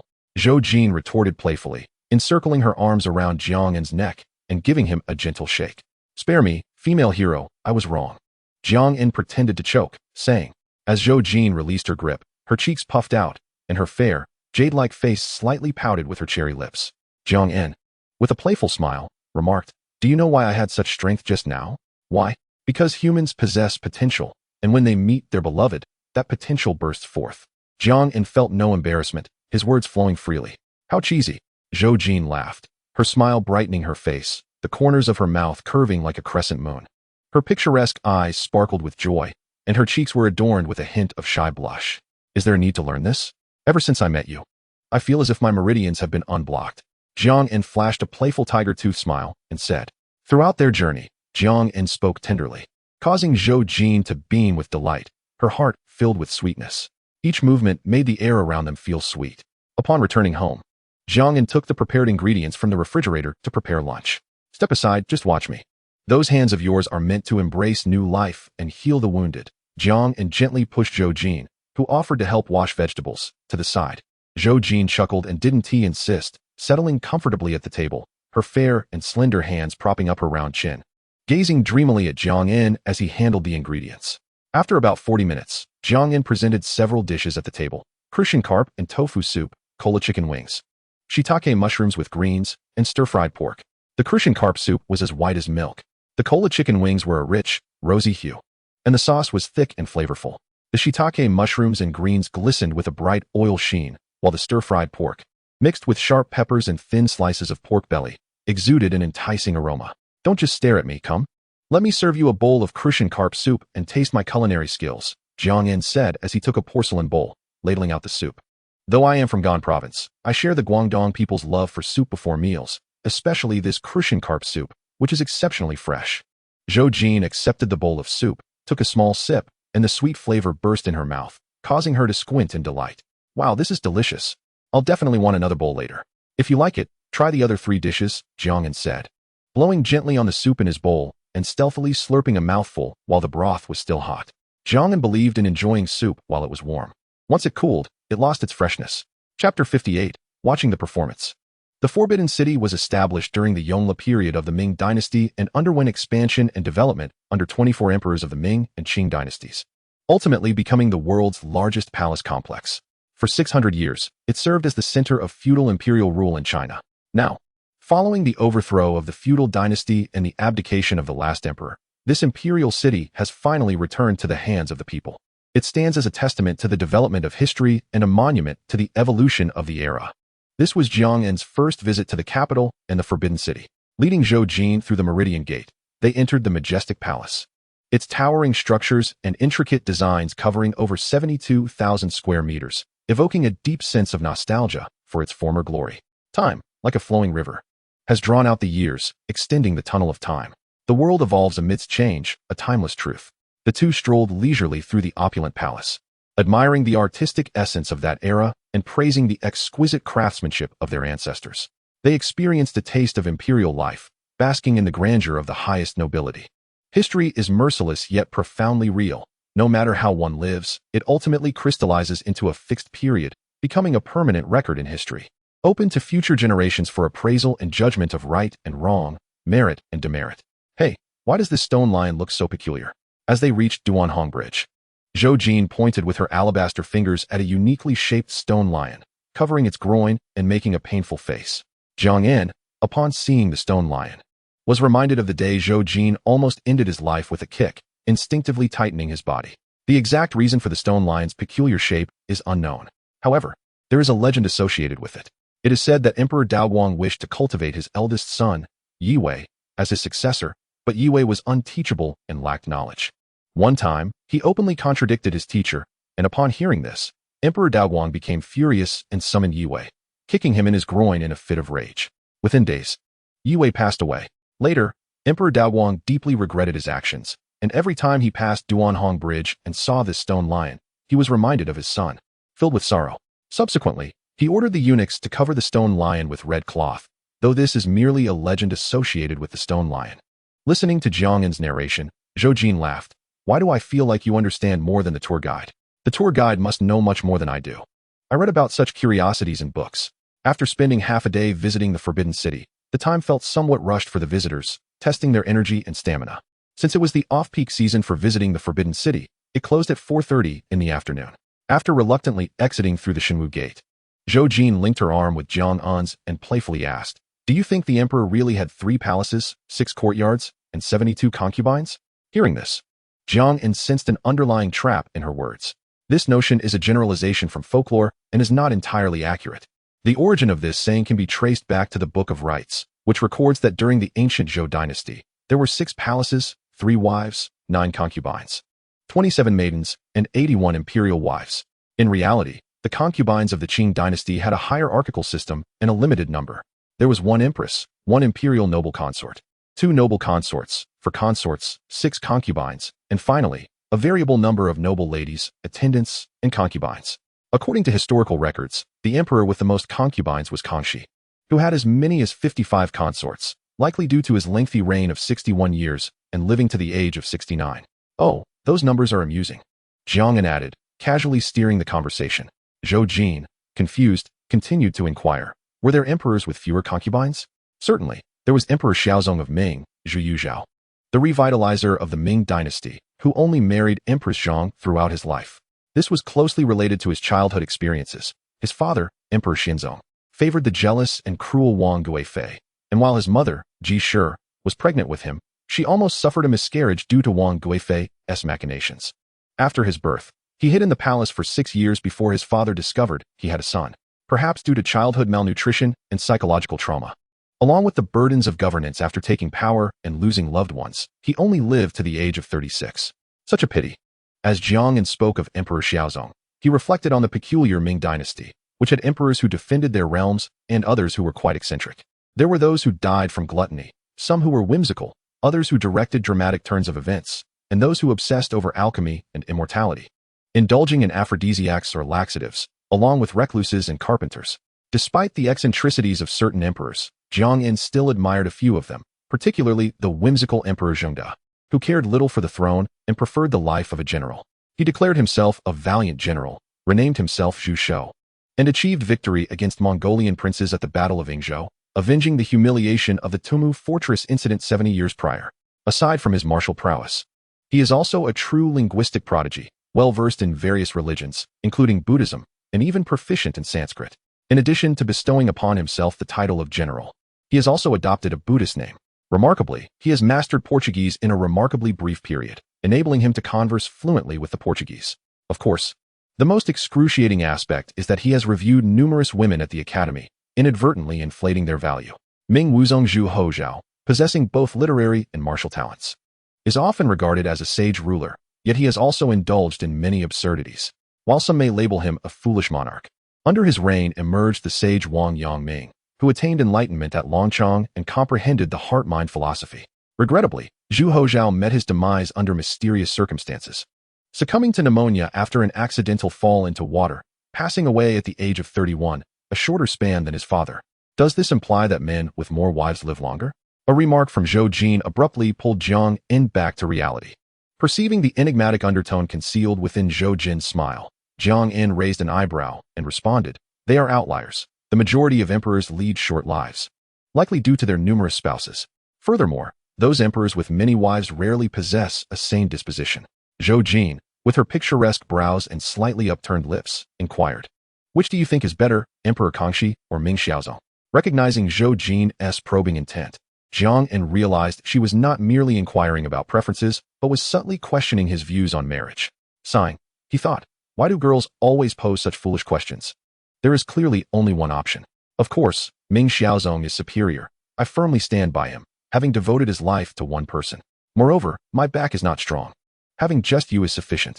Come home with me tonight and help me test my back support, Jiang An said with a serious demeanor, turning the tables. Zhou Jin's cheeks flushed slightly, a rosy hue blooming upon her face, reminiscent of the gentle breeze stirring the lotus petals in a summer pond. Noticing the time, with 2.5 hours remaining before the evening performance at Diyun Society, Zhou Jin insisted on taking Jiang An to shop. I see you wear the same 3 or 4 outfits repeatedly. Come, let me help you choose some fitting clothes. I will foot the bill. You must not object. After their shopping spree and purchasing clothes, they found a place to dine, and when the time was right, They headed straight to the Dune Society Theater on Exine Street. The theater had its own parking area, but it was somewhat crowded, and finding a spot was a bit challenging. Upon entering, they discovered that outside food and drinks were prohibited. Jiang had purchased seats in the center of the first row at a 6-person table, and most of the guests had arrived. After settling in, Jiang ordered tea and a fruit platter. Many well-known performers rarely participated in live shows, and the performances featured mostly emerging artists who had not graced the screen often. Following the conclusion of the first crosstalk performance, just shortly into the second, Jiang was disturbed by a female audience member behind him who was chatting away on her phone, her voice echoing through the space. After waiting for 6 or 7 minutes and noticing her endless chatter, Jiang subtly rose and gently tapped the back of his chair, addressing the woman. "Hey miss, while you're chatting, could you type instead? It disrupts our viewing experience." Realizing her rudeness, she refrained from retorting and sheepishly began to type a message. All 6 crosstalk performances were captivating, although the fervor of the female fans often led to interruptions, and some of the jokes were a bit excessive, detracting from the overall experience. Nevertheless, Jiang found the entire performance quite enjoyable. The actors put forth great effort, delivering numerous laughs and engaging in plenty of interaction, culminating in an encore. At 9 o'clock, as the performance concluded, Jiang drove Zhou Jin back to her dormitory at the hospital. Regrettably, he did not get to see Teacher Gua and Uncle Yu, as he had hoped to witness their crosstalk. Zhou Jin pursed her lips and sighed. It's quite normal. They seldom perform outside of special occasions. I'll keep an eye on the performance schedule. We can go see them next time, Jiang replied with a smile. After dropping Zhou Jin off and embracing her, he watched her ascend the stairs before driving home himself. After a day of wandering, Jiang felt somewhat fatigued and retired early for the night. Upon waking the next morning and glancing at the items to sign for, he found himself bemused. What am I to do with this? It's visually appealing and enjoyable, but am I meant to stroll the streets in it? Chapter 59, Living as the Person I Disdain. Jiang extracted the rewards and gazed at the resplendent suit, unsure of how to proceed, but thankfully there was an instruction manual. The 6 million yuan Saiga Ultraman suit felt smooth to the touch, prompting a sigh from Jiang. 6 million. Is it not a bit extravagant to create something like this? He opened the manual, which detailed the suit's materials and functionalities. Aerospace-grade materials that are scratch-resistant, wear-resistant, waterproof, fireproof, and even dust-proof, though not bulletproof. It boasts full breathability, ensuring that even while passing gas, one does not experience any bulging. It is designed for warmth and cold resistance with a thermoregulating inner lining. The suit is equipped with a voice modulation device and a network projector that can alter the user's voice and display desired information images. The left forearm features a color-changing curved screen for easy operation. Skimming through the manual, Jiang's face twitched slightly. Should I give it a try? He pondered. Despite his complaints, the vibrant and exquisitely designed Saiga Ultraman suit ignited a sense of excitement within him. Pulling down the zipper at the back of the suit, he slipped into it, dressed only in snug undergarments. The suit fits securely without being constrictive, offering a lightweight and breathable experience, while also providing warmth with elasticity. It felt quite pleasant, although something seemed to be lodged in the groin area. What could that be? Jiang reached through the opening at the back of the waist and retrieved a data cable. What is this data cable for? He wondered, bending down to peer through the suit's special lenses and discovered a port beneath. A charging port? For 6 million, couldn't they have designed it to be solar-powered? Having the charging port located there felt rather embarrassing. As he continued to grumble, he activated the screen on his left forearm, which was about the size of half a palm, and clicked the network function, attempting to connect and stream some movies he wished to watch. Beep, beep, beep. Insufficient battery. The timer on his chest lit up, accompanied by a mechanical and somewhat stiff voice. Sighing, Jiang reluctantly removed the suit, only to find that there seemed to be no charging adapter. He flipped through the manual and located the page with the operational instructions. Upon reading it, he promptly detached a small charger from the right arm of the suit. Subsequently, he plugged the suit into charge while he washed up, had breakfast, and diligently continued reading the manual. After an hour of charging, Jiang had thoroughly comprehended the manual and could hardly contain his eagerness to experiment. The projector on his chest displayed networked videos, while colorful lights adorned his palms and various small lights encircled the timer on his head, back, and chest. Additionally, his right wrist concealed a spotlight that emitted a beam. The entire suit exuded an aura of advanced technology. Jiang donned it and frolicked in the living room for a while, indulging his excitement. Following that, he basked in the rare sunlight of Beijing while reading a book at home. For lunch, he prepared some home-cooked dishes and enjoyed a meal. After a brief afternoon nap, he began his exercise routine. Unbeknownst to him, Jiang noticed a significant reduction in the fat on his belly and waist, though his abs had yet to emerge, and the layer of fat had diminished. Particularly, while the skin on his face appeared slightly loose, it lacked the initial plumpness. His features seemed more defined, and his overall appearance exuded vitality. His back was no longer sore. His legs felt strong, although his calves remained as thick as they had always been. As Jiang gazed at a photograph of the youthful De Long, he felt a surge of motivation, believing that with a bit more effort, he too could attain such a form, provided he could maintain his hairline as the years advanced. After calculating that he had sufficiently exercised, Jiang took a refreshing shower, donned a clean set of clothes, and dialed a phone call to Xiang Qian. Boss, Xiang Zong, have you and Wu Kaji arrived in the capital? I understand you are here today to discuss a collaboration and film investment? Yes, we just reached the hotel arranged by our partners. We have a meeting scheduled for tomorrow. Since you are also in the capital, feel free to drop by my place. I am home alone, and it would be nice to have some company. Is that convenient for you, boss? Of course it is. I'll send you the location. After concluding the call, Jiang promptly sent them the address. Half an hour later, Xiang Qian and his two companions arrived. Boss, your residence is quite impressive, located within the second ring of the capital. It must be nearly 300 square meters. Xiang Qian remarked as he stepped inside, surveying Jiang's new abode. Jiang guided them to sit down and, while preparing tea, stated, "It's all right, living alone. It feels somewhat spacious. Here, have some tea." Xiang Qian, accustomed to interacting with Jiang, appeared relaxed. Wu Kaji, having navigated the industry for many years with a composed demeanor, was also at ease.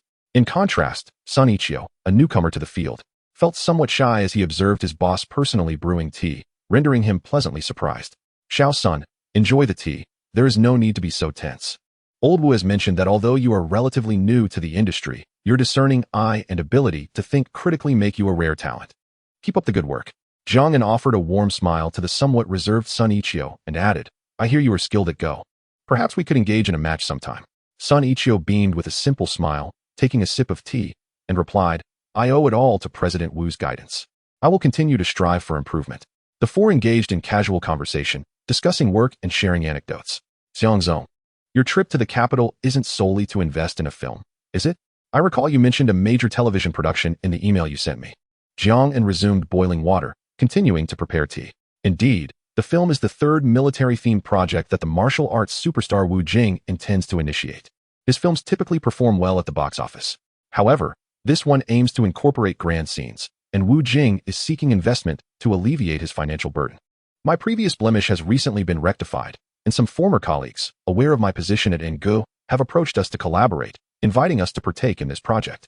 As Xiang Qian spoke of his vindication, a broader smile graced his face. Regarding the television investment, it was Sun Ichio who brought it up. I reviewed the report he provided, which is an adaptation of a fantasy novel. The plot includes elements like the 9 dragons pulling the coffin, and while I, being of an older generation, may not fully grasp it, the report indicates that the novel holds great potential. However, the risks associated with the television adaptation are somewhat elevated. I'll let Sun Ichio elaborate further. Xiang Qian gestured to Sun Ichio, recognizing that such presentations could be a double-edged sword for employees. A well-articulated presentation could enhance their standing in the boss's eyes, while a poorly delivered one could lead to an unpredictable response. This novel boasts a vast fanbase, and its popularity online is significant. In recent years, web novels have surged in popularity, yet we face a rather awkward challenge regarding casting and script adaptation. Due to the substantial investment required, we are still in the verification phase. Sun Ichio straightened his posture, cleared his throat, and spoke methodically, all the while presenting his meticulously prepared report. I have read the novel, and it indeed possesses immense potential for success.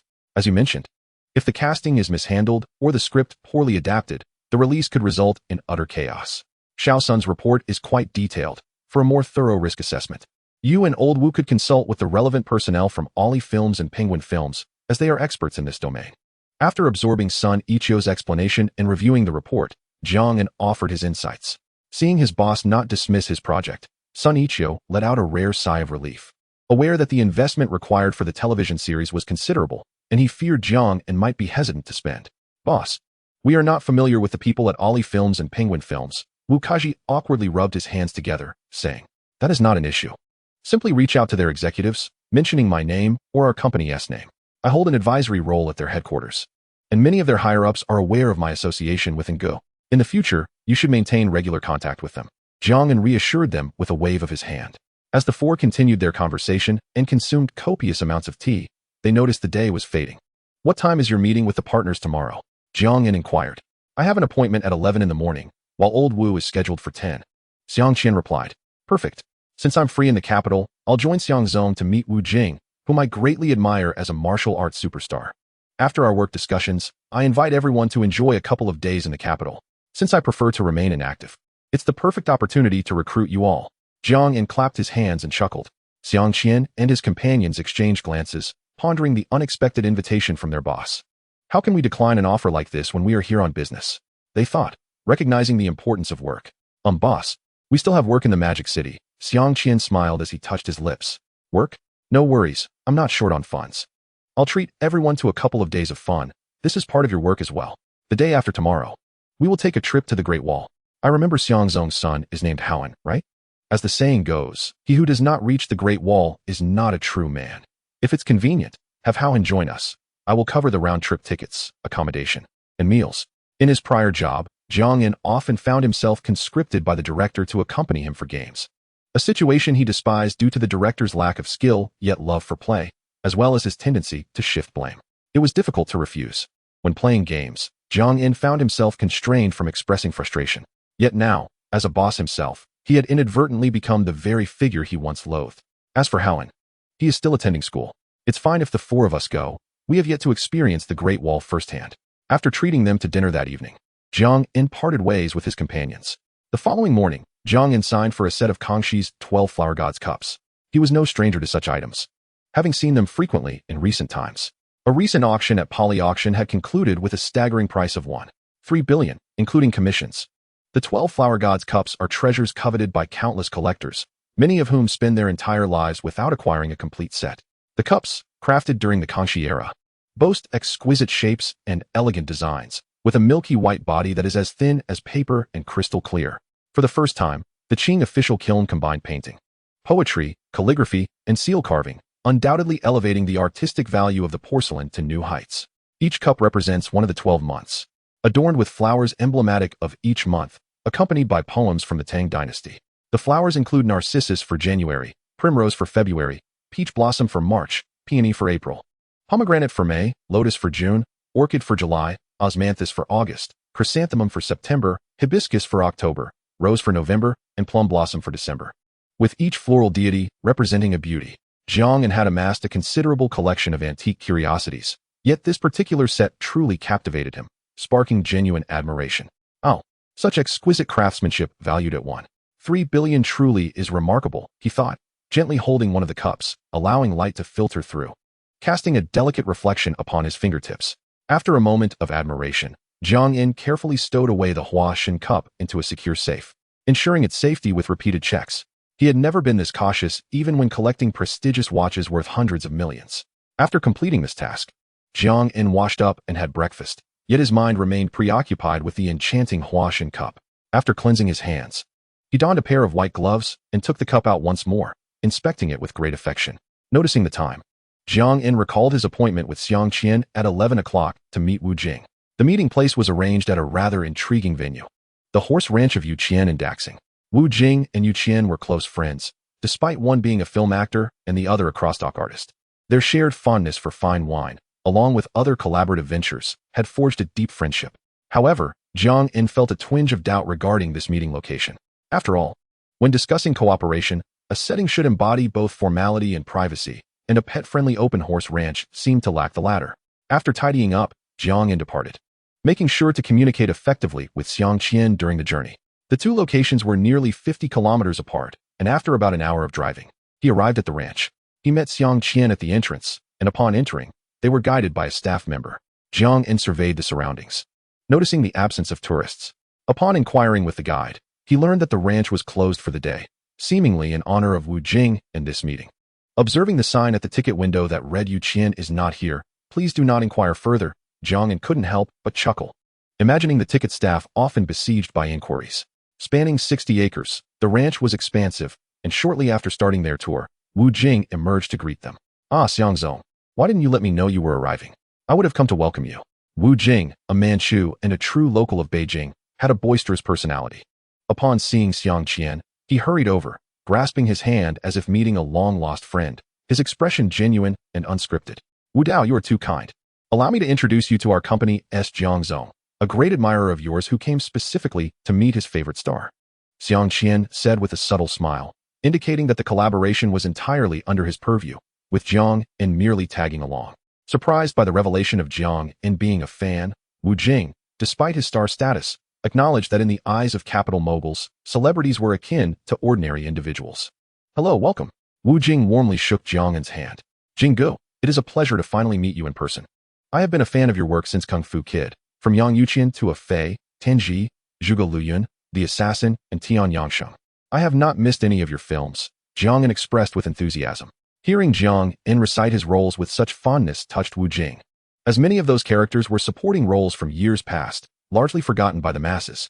After exchanging pleasantries at the entrance, Wu Jing led Jiang In and Xiang Qian into a small villa and up to the meeting room on the second floor. Jiang In, embodying the role of a competent boss, observed quietly, sipping tea while Xiang Qian and Wu Jing discussed investment matters, deliberately downplaying his identity to avoid influencing the collaboration with his status as a fan. As their discussions neared completion, lunchtime arrived, and Wu Jing had already arranged for a meal. Qinggu, I know you have some fine wine in your collection, so please don't hold back. Wu Jing called over Yu Qian, who was the main host. I knew my wine would not escape your keen senses, Yu Qian, with his tousled hair and a cigarette dangling from his lips, maintained a casual demeanor. Jiang In found this authenticity refreshing rather than inappropriate.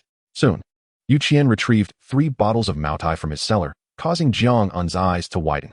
Considering our limited alcohol tolerance, and given that it's midday, Jiang In began, only to mentally chastise himself for his hesitation to refuse. He could have simply stated he had important matters later, yet he implied he could drink, albeit with caution. No worries, my alcohol tolerance isn't great either. After lunch, I will show both of you around the ranch. Wu Jing cheerfully opened a bottle of Maotai and poured a glass for Jiang In and Xiang Qian. Jiang In thought to himself, I truly cannot handle much alcohol. But this wine does smell delightful. Xiang Qian glanced at his glass and then at Jiang In. Noticing Jiang In's nonverbal cue of helplessness, Xiang Qian chuckled, unfazed by the situation, as he was accustomed to social drinking. Jiang In's tolerance was well known. He could handle about half a pound of liquor without becoming inebriated, though he might feel nauseous. As they sat at the table laden with dishes, they raised their glasses before indulging in the meal. Jiang In struggled to suppress a cough as the liquor burned down his throat. In Chinese culture, it is customary to discuss work over drinks, allowing for a more personal understanding outside formalities. After several rounds of toasts and dishes, Jiang In began to feel overwhelmed, especially with Xiang Qian having shielded him from some of the drinks.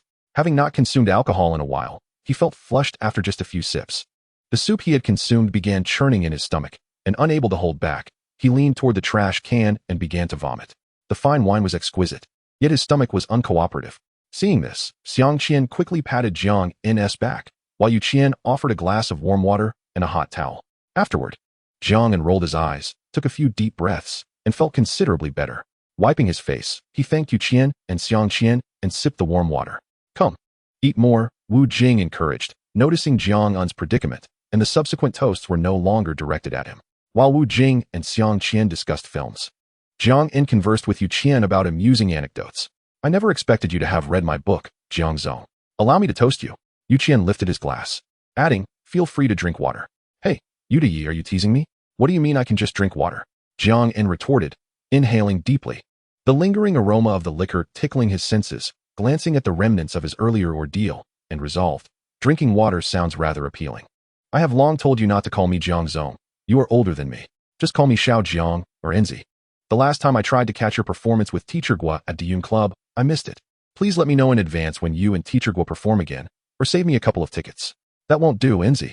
After a hearty meal and drinks, our relationship has grown closer. Yu Qian jested, what do you think of my book? Jiang In stroked his chin, pondering, it is quite a good read. Very engaging to the touch. Surely you jest. Yu Qian replied, as the 3 bottles of wine were nearly emptied and the 4 of them had nearly finished their meal. After indulging in a sumptuous meal, the 4 individuals sauntered around Yu Dage's horse ranch. Each diminutive horse was infused with Yu Dage's blood and sweat, receiving meticulous care and attention. Jiang In suddenly felt that, at times, one might live a life less fulfilling than that of these horses. Having concluded their discussions and leisurely strolls, Jiang In and Xiang Qian did not linger any longer. Xiang Qian had arranged for a Toyota Alphard, complete with a chauffeur, while Jiang In had to resort to hiring a designated driver. Unfortunately, the location was somewhat remote, prompting Jiang In to call the insurance company to request a complimentary driver. Chapter 61, Hohai Bar. Wu Jing and Yu Qian observed Jiang En and Xiang Qian's vehicle as it gradually distanced itself. "Hey, this Jiang En is quite the character," remarked Yu Qian, pulling out a pack of cigarettes and offering one to Wu Jing with a grin. Wu Jing accepted the cigarette, placing it between his fingers, and instinctively searched his pocket, only to find he had no lighter. "A character? In what way?" Wu Jing inquired, taking the lighter that Yu Qian handed him and igniting his cigarette. "Can't you see? In Anger Capital, the only person who can shield him from alcohol is his boss. And who else could it be? Moreover, considering Jiang En's name, it becomes quite apparent. Furthermore, during our discussions about profit sharing and investment amounts at the dinner table, and while strolling through the horse ranch, Xiang Qian would inadvertently glance at Jiang En, which sufficiently indicates Jiang En's true identity," Yu Qian said, pinching the cigarette between his thumb and index finger and taking a slow drag. "I noticed that too, but didn't ponder it much." "Qian Ge, what do you think Jiang En conceals his identity for?" Wu Jing queried, holding the cigarette between his fingers and taking a light puff. "What else could it be? Jiang En likely wishes to avoid any impact on the investment discussions between Xiang Qian and yourself due to his status as your fan. Did you not observe the string of Hainan Wangwali beads he held? They gleamed with a rich luster, which, I dare say, takes 3 to 5 years of diligent handling to achieve. Only someone with ample leisure time can devote such effort." Yu Qian exhaled a cloud of smoke, the haze softening his expression as he continued. "This fellow claimed to have read my book. I initially thought he was merely being polite, but upon inquiry, it turned out he genuinely had. He recounted the details from the book with precision. It was rare, indeed, to engage in a conversation with him, as it felt comfortable, flowing freely from one topic to another, as if he possessed knowledge of everything. His mind brimmed with insights, and I must admit, I did not recognize this at first." As the two men continued to smoke and converse, they walked deeper into the venue. Yu Qian's brow furrowed, seemingly lost in thought. "Qian Gu, what occupies your mind?" "Your brows are twisted like a twisted donut," Wu Jing remarked, observing Yu Qian's frown. "That watch on Jiang En's wrist seems familiar. I can't quite place it." Yu Qian mused, tilting his head in contemplation. "What is peculiar about a watch?" "It's merely a Patek Philippe," Wu Jing replied, being a well-known director in the country. Although not overly fond of luxury items, he had some understanding. Yu Qian remained silent, his furrowed brow resembling a series of rugged peaks as he delved into his memories. "Ah, I remember. During a meal with Ma Weidu, Dou Wentao, Li Qingru, and Zhang Hanyu, I overheard them discussing their respective collections. Zhang Hanyu mentioned his fondness for watches, and among the few he regretted not acquiring was a particular Patek Philippe model, which he showed us a picture of. I am not particularly interested in such things. But when he mentioned that the watch was valued at over 200 million, my curiosity was piqued, and I took a closer look. Now that I think about it, the watch Jiang En wears resembles the one in the picture I saw back then." Yu Qian clapped his hands, his deep contemplation finally yielding fruit, and he exclaimed in surprise and delight. Wu Jing, however, was left in a haze, only grasping that Zhang Hanyu had a penchant for collecting watches, and that one worth over 200 million seemed to be on Jiang En's wrist. "Is there really such an expensive watch?" Wu Jing asked, incredulous. "Indeed, and it seems unlikely to be a counterfeit. Zhang Hanyu mentioned that very few people worldwide have seen this watch, and there are no replicas. Hence, it is highly probable that the one Jiang En possesses is genuine," Yu Qian remarked, shaking his head in disbelief. "This Jiang En must be quite bold and affluent." Meanwhile, Jiang En returned home, rested for several hours, and after nightfall, summoned Xiang Qian and the others for dinner, followed by a massage for relaxation. "Tomorrow, everyone should prepare. We are heading to the Great Wall." The four discussed their route and assessed their stamina, ultimately deciding to conquer the renowned Goodman Slope. This name seemed ubiquitous among scenic spots. Jiang En's hometown, Lushan, had one as well, which he had climbed during his university days. However, ever since he began working, his stamina had dwindled year after year, exacerbated by late nights and smoking, leading to a significant decline in lung capacity and physical fitness. To address this, Jiang En had consulted a traditional Chinese medicine practitioner, who advised him to avoid smoking and drinking, limit late nights, engage in more exercise, and maintain an early bedtime for better health. Although Jiang En was reluctant about climbing Goodman Slope, he contemplated testing the results of his recent fitness regimen and decided to join the expedition. Upon waking the following morning, Jiang En checked in and received a skill, master-level Eru technique. Surprised by this reward, he reflected on his familiarity with the Eru. His uncle was a skilled Eru player who had once won Jiang En's aunt's heart with his talent. Unfortunately, classical instruments like the Eru were considered less fashionable among today's youth compared to guitars. Jiang En had owned an Eru, a gift from his uncle during the division of their family estate, which had been made with a python skin top. Regrettably, due to his inexperience, he had damaged the bow, leading to its obsolescence. Jiang En had sought assistance from his uncle, but the bow hair, made from horsehair, was impossible to replace. His uncle had resorted to using nylon strands, which produced a poor sound quality, causing Jiang En to rarely play thereafter. It appears I need to seek out a quality arrow, Jiang En mused as he checked the time and headed out to meet Xiang Qian and the others. After driving for over an hour, around 10 in the morning, they arrived at the northern section of the Great Wall, Beibatai. Goodman Slope was less crowded, yet captivating in its own right, and the northern section was more magnificent than the southern one. However, Jiang En misjudged his stamina, and after traversing a section, he felt his legs grow weary, his heart racing, and his face flushed. Xiang Qian fared better, as he regularly exercised and maintained good physical fitness, while Wu Kaji was slightly better off than Jiang En, and the youthful Sun Ichio had no trouble at all. This smoking habit truly needs to be curtailed. My lung capacity cannot keep up, Jiang En thought, observing the ease with which the others navigated the slope. He took a cigarette and paused to rest. At noon, the four of them pulled out their packed meals for a quick bite. By 3 in the afternoon, they embarked on their journey home. You all will be heading back to Modu tomorrow. Do you have any plans for tonight? Jiang En suddenly asked as they sat around the table, enjoying their meal and engaging in conversation.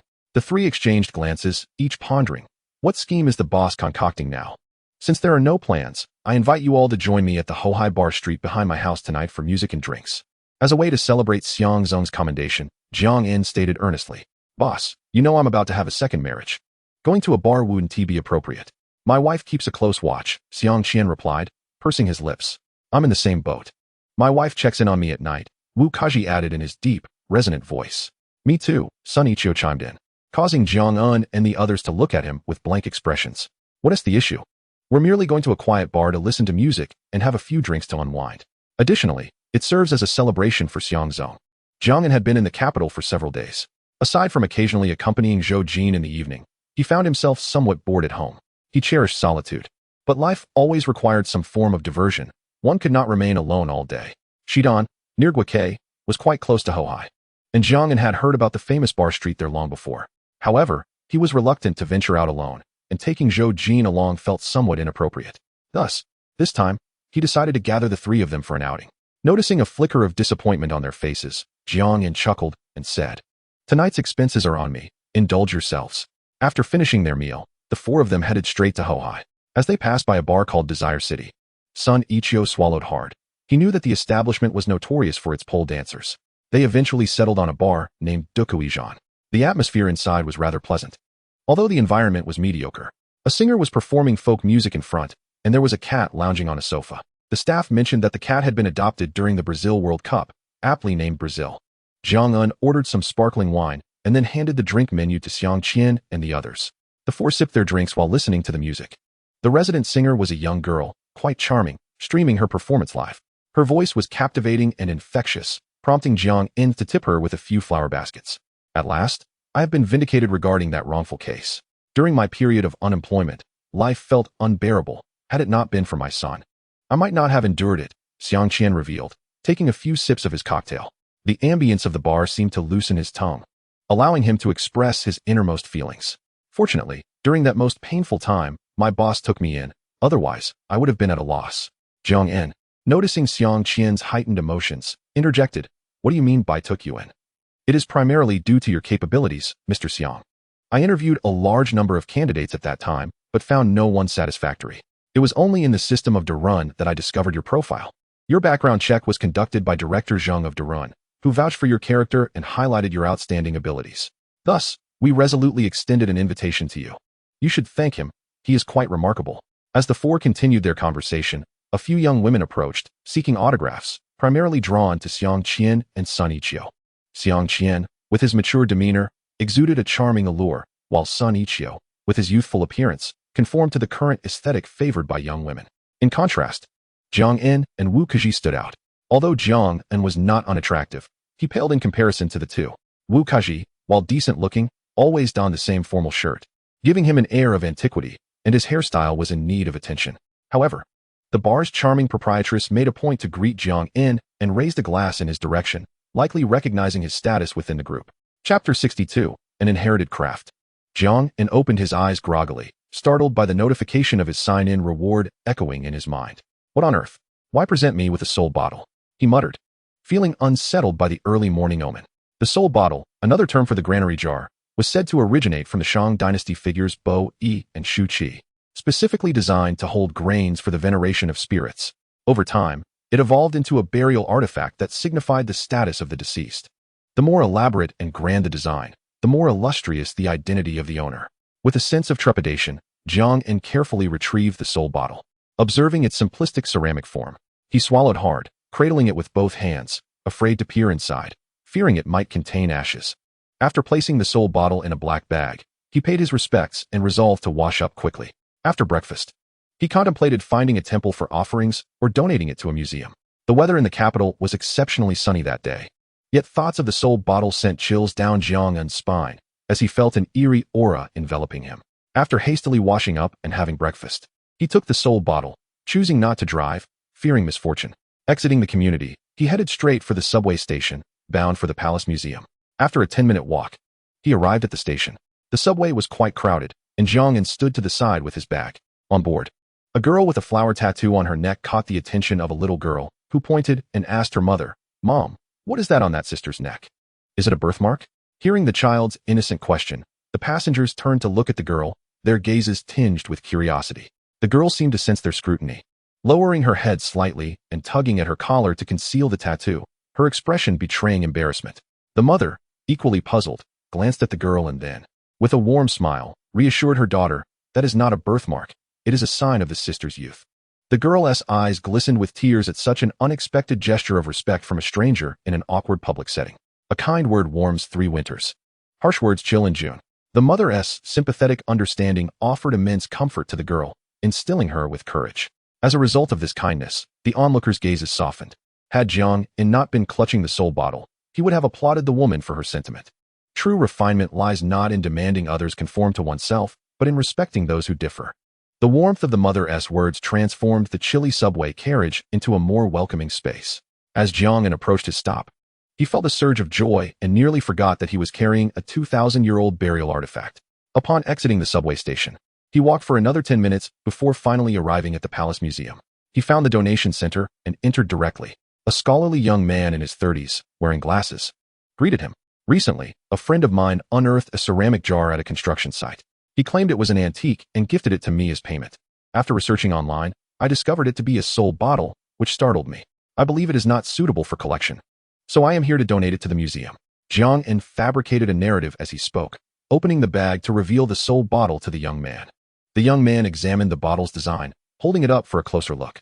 Indeed, this is a soul bottle, and a Han Dynasty one at that. The grains inside have long since decayed, leaving only some mud and sand, likely washed out from the riverbed and excavated by your friend at the site. He proceeded to scoop out some of the yellowish soil, showing it to Jiang En. Startled by the young man's actions, Jiang En instinctively stepped back, saying, "I'll pass on that. I still feel uneasy. Today has been quite unsettling for me. Haha, soul bottles are quite common. But one as old as this is rare and remarkably well preserved. This holds significant historical value, even if its monetary worth is low." The young man expressed gratitude to Jiang En before leading him to fill out some forms. After completing the necessary paperwork, the museum presented Jiang En with a donation certificate and a modest cash reward. Upon exiting the museum, Jiang En took out his phone to locate a cultural heritage foundation online and promptly donated the reward. This act brought him a measure of peace. For though he did not believe in superstitions, he sought tranquility in his actions. Believing that there are divine beings above one's head serves as a reminder to cultivate a heart filled with reverence, distinct from the mere belief in deities. After completing his errands, Jiang En did not forget to seek out a nearby musical instrument shop, where he acquired a fine lutong eru. He took the subway back home, had lunch, and indulged in a brief nap. Upon waking, with nothing pressing on his mind, he settled in his study to read for a while and play the eru, leading a life that, while simple, was immensely pleasurable. While engrossed in his music, Jiang En was suddenly interrupted by the sound of the doorbell. Rising to open the door, he was greeted by an elderly gentleman, around 60, with gray hair, yet a lively spirit. "Ah, Mr. Jean, it is you," Jiang En exclaimed. This Mr. Jean was his neighbor from downstairs, a retired traditional Chinese medicine practitioner and a member of the community committee, also serving as the representative for the residents of Jiang En's building. He lived with his family of 6, spanning 3 generations. Jiang En had met him during a morning jog, where he had praised Mr. Jin's remarkable health and inquired about his secrets for maintaining well-being. However, Mr. Jin's response had left Jiang En somewhat bemused, persist in daily exercise. Occasionally watch the Victoria's Secret show and keep your mind and body at ease. At that time, Jiang had listened to this earnest advice, speechless. It seemed reasonable. After all, who would watch the Victoria's Secret show solely for the garments on display? Young Jiang, our community is organizing a competition alongside a matchmaking event. I recall you live alone. Would you be interested in participating in the competition or the matchmaking event? Mr. Jean inquired, handing Jiang in a flyer. Jiang invited Mr. Jean into his home and replied, Mr. Jean, I think I'll pass on the matchmaking event as I have a girlfriend. However, what kind of competitions are there in the tournament? Mr. Jean was quite surprised by Jiang En's relationship status, as he had always assumed Jiang En was single. Having a girlfriend is wonderful. I thought you were still single. The tournament includes several events: chess, table tennis, basketball, and various talent performances. You can choose which one you'd like to join. Mr. Jean pointed out the list. Jiang En examined the list, feeling a bit conflicted. He had some skill in various ball games, but his level was limited, and he would likely be outmatched, especially in table tennis, where the elderly gentlemen in the community were likely world-class players. As for athletic events, Jiang En was painfully aware of his limitations. It left him with only the chess event and the talent performance, which posed a dilemma, as his chess skills were far from impressive. Young Jiang, don't scratch your head. Community competitions are meant for entertainment, with an emphasis on participation. You seem quite tall. You should be able to play basketball. Also, I heard your Eru playing from the entrance. You could perform as part of your talent showcase. Mr. Jean encouraged heartily. I can play basketball, but I haven't played in a long time, so I'm quite rusty. How about I sign up for chess instead? I think I'm decent at that, Jiang En contemplated, feeling that he should engage with the community. Chess. That's typically played by our group of old men. If you dare to sign up for that, you must be quite skilled. Mr. Jean chuckled. I'm competent enough. I'll go with chess. As for the talent performance, I'll leave that to the aunties. I won't intrude. Very well. It's settled then. Tomorrow at 2:30 p.m., we will have a simple preliminary round in our community. Don't forget. After ensuring Jiang En was reminded, Mr. Jean took his leave. Jiang En returned to bask in the sun with his book. In the evening, he drove to pick up Zhou Jin from work, and they enjoyed a meal together. Their relationship was quite harmonious. Even a day or two apart felt like an eternity. What's wrong? You were just cheerful. But now you look troubled, Jiang En gently asked, noticing Zhou Jin's furrowed brow as they sat at the dinner table. Zhou Jin gazed at the plate of greens, a hint of sadness in her expression, and sighed. Yesterday, during my shift in the emergency department, a little girl came in who had ingested paraquat. Just because she didn't do well on an exam, her mother scolded her, and in a moment of despair, she drank the poison. Upon hearing this, Jiang En fell silent. He was familiar with paraquat, having seen reports about such cases in recent years. If there were a ranking of the most painful ways to die, paraquat poisoning would surely be among the top 3. It causes irreversible fibrosis in the respiratory system and lungs while sparing the central nervous system. Patients endure the agony of suffocation, fully aware of their plight, with ample time to regret their decision, likened to being buried alive in an extended manner. Originally colorless and odorless, the manufacturers added scent and color to warn against its dangers, yet it still ensnared the unwitting. Paraquat has long been banned from production.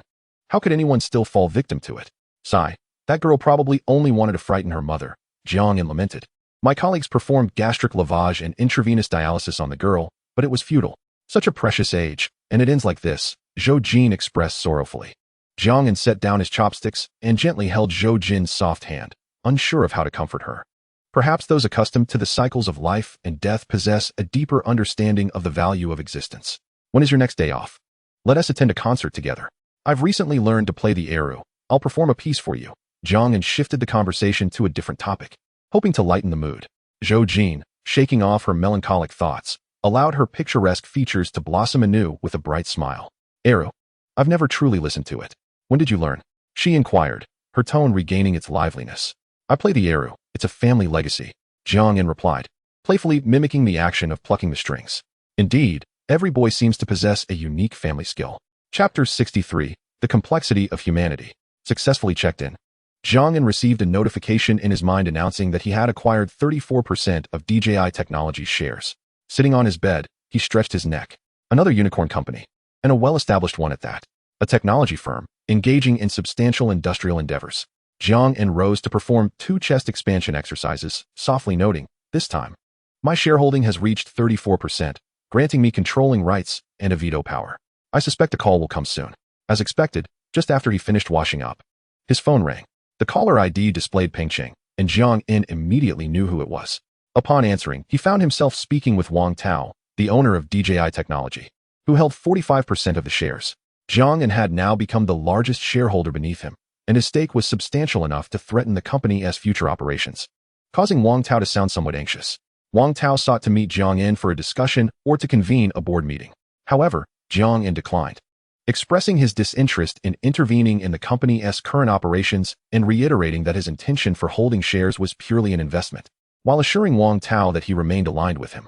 The conversation extended longer than anticipated, as Wang Tao repeatedly requested to find a suitable time to meet. Jiang, unable to resist, reluctantly agreed on a tentative time. He understood Wang Tao's urgency. After all, Jiang's significant shareholding could jeopardize Wang Tao's position if Jiang leaned towards the other major shareholders. It appears he must indeed make a trip to Pengcheng soon. Presently, DJI was valued at $60 billion US, though this valuation was only temporary. Within 2 years, surpassing $100 billion should not be a significant hurdle.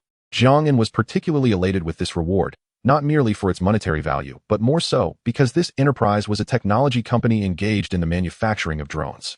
The stability of such companies is remarkably strong, unlike that of internet enterprises, which often possess a bubble-like nature.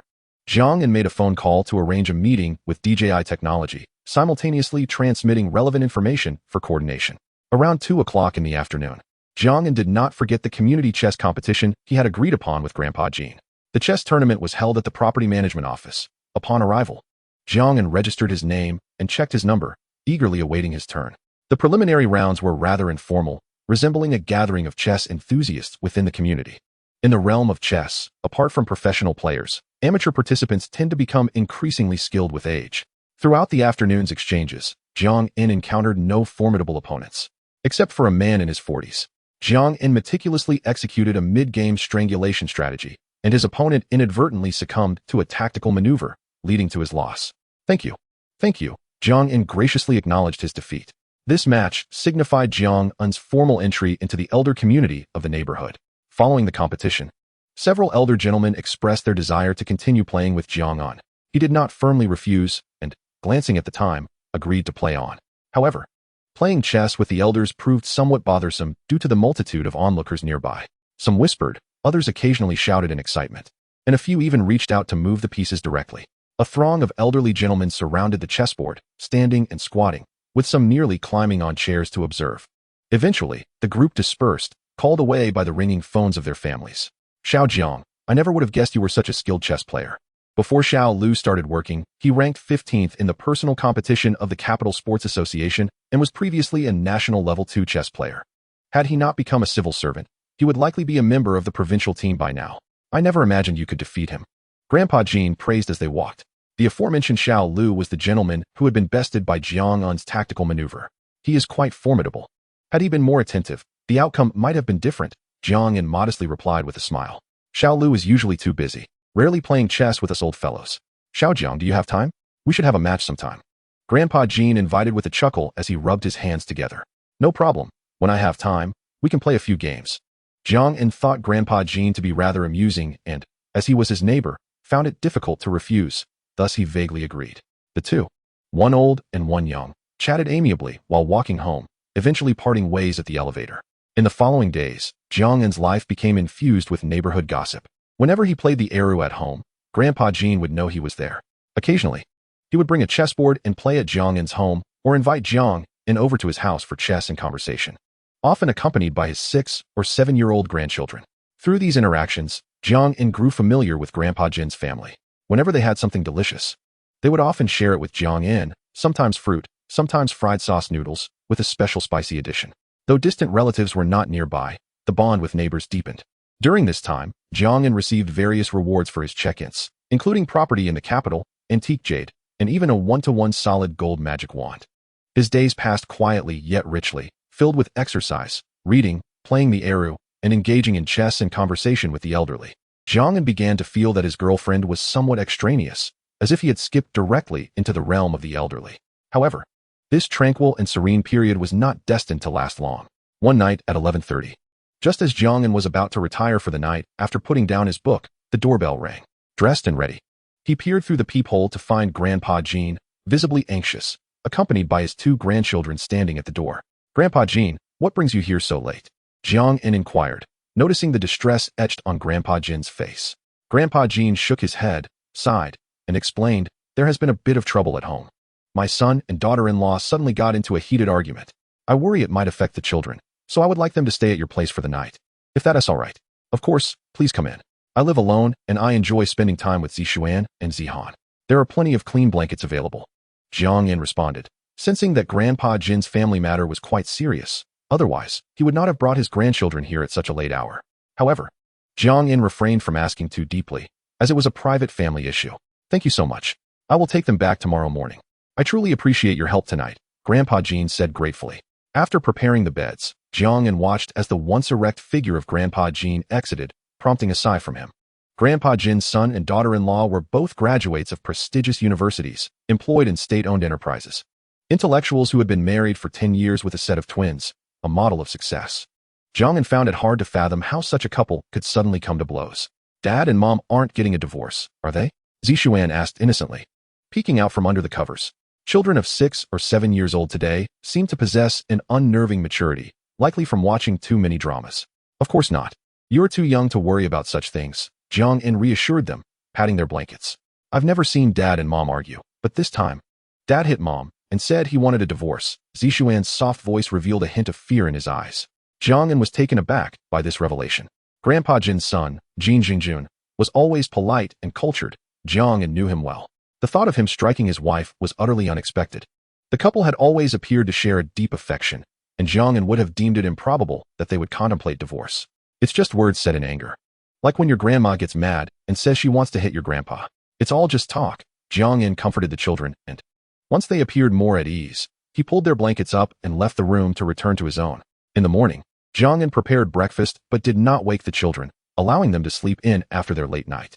Fortunately, it was Saturday, so there was no school. And by 9 o'clock, they awoke naturally. After arranging breakfast for them, Jiang In noticed that no one from Grandpa Jin's family had come to collect the children, which struck him as odd, though he felt it inappropriate to inquire further.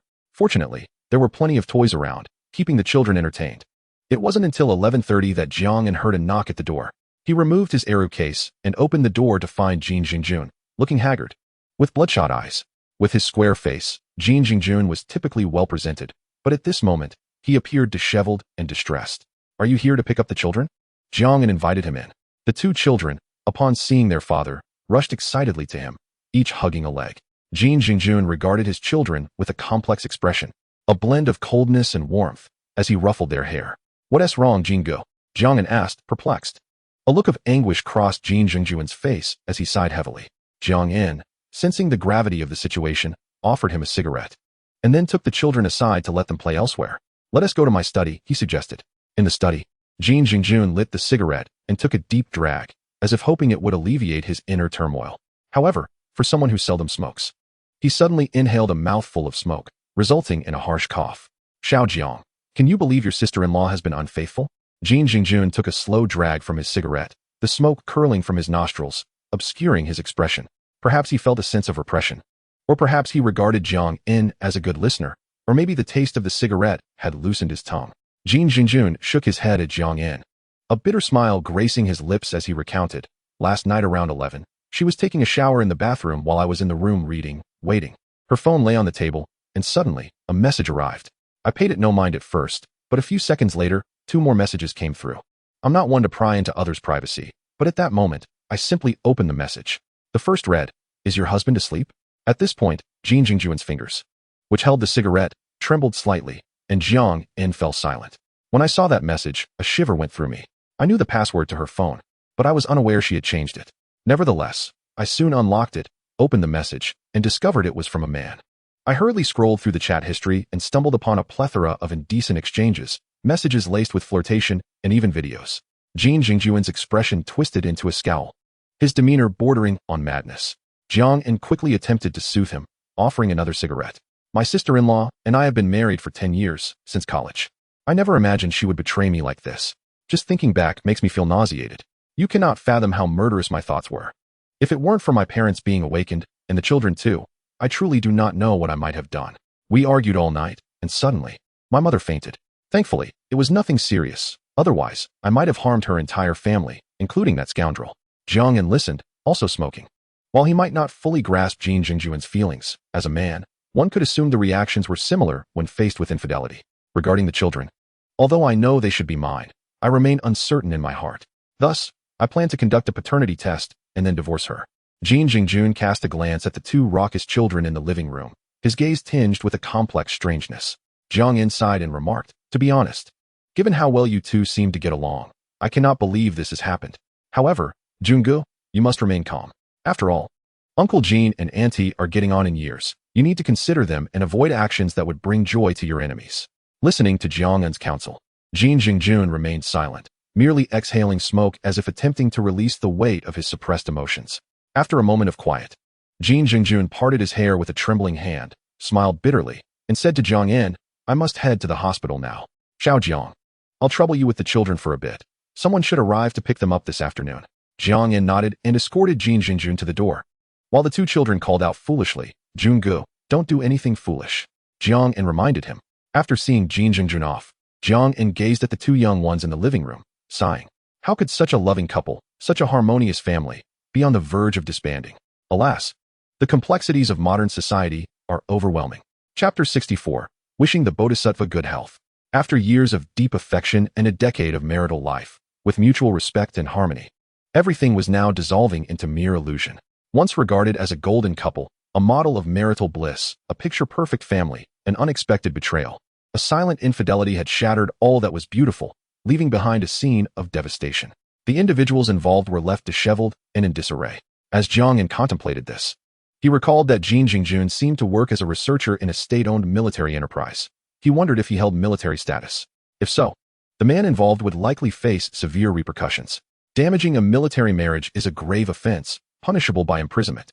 In today's society, the consequences for third parties who disrupt others' families are exceedingly minimal, especially given the multitude of temptations, both material and spiritual. At noon, Jiang prepared lunch. Intentionally omitting any chili, the two little ones relished their meal. "Uncle Jiang, your cooking is delightful, even better than my grandmother's zhajiangmian. Uncle Jiang, can I come over often for meals? Uncle Jiang, why doesn't my dad take me out to play anymore? He used to take me to the amusement park on Saturdays. Also, why did he pull my hair? It hurts a bit." Listening to the children chatter as they ate, Jiang felt an unexpected heaviness in his heart. After lunch, he played with them for a while and even entertained them with the eru before arranging for their afternoon nap. Around 2 in the afternoon, someone knocked on the door.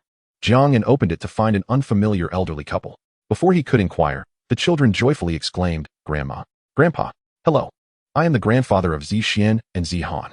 We've come to take them home with us. I truly appreciate your kindness." The grandfather, a learned and dignified man, spoke, his face slightly puffy, yet he wore a constant smile and gratitude. "It's no trouble, we are neighbors." Just as the elderly couple prepared to take the children away, Jiang's phone rang.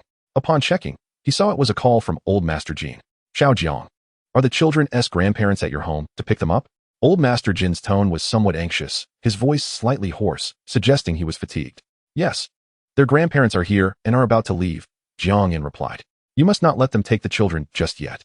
Xiao Jiang, please stop them," Old Master Jin urged. Old Master Jin, how can I possibly intervene in such matters?" Jiang said with a wry smile. "How about this? Please hand the phone to their grandparents. I will speak with them." Hearing this, Jiang sighed lightly, pondering the absurdity of the situation. Was Old Master Jin worried that once the children left, they might never return? "Old Master Sure, Old Madam.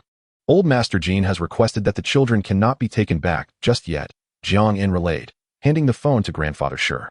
Grandfather Sure paused, as if realizing something, and took the phone with a heavy heart, stepping aside. His voice trembled as he addressed the in-laws, and the two families communicated through Jiang's phone. Jiang paid no mind to the specifics of their discussion, having no inclination to listen. "In-laws, we owe you an apology. The children's separation due to divorce is beyond our comprehension. I understand your concerns. I merely wish to take the children home for a couple of days." "Very well. We shall wait for the paternity test results." Grandfather Sure's face, marked by age spots, reflected resignation mingled with sorrow. The sparse sunlight illuminated his graying hair, casting silver glimmers.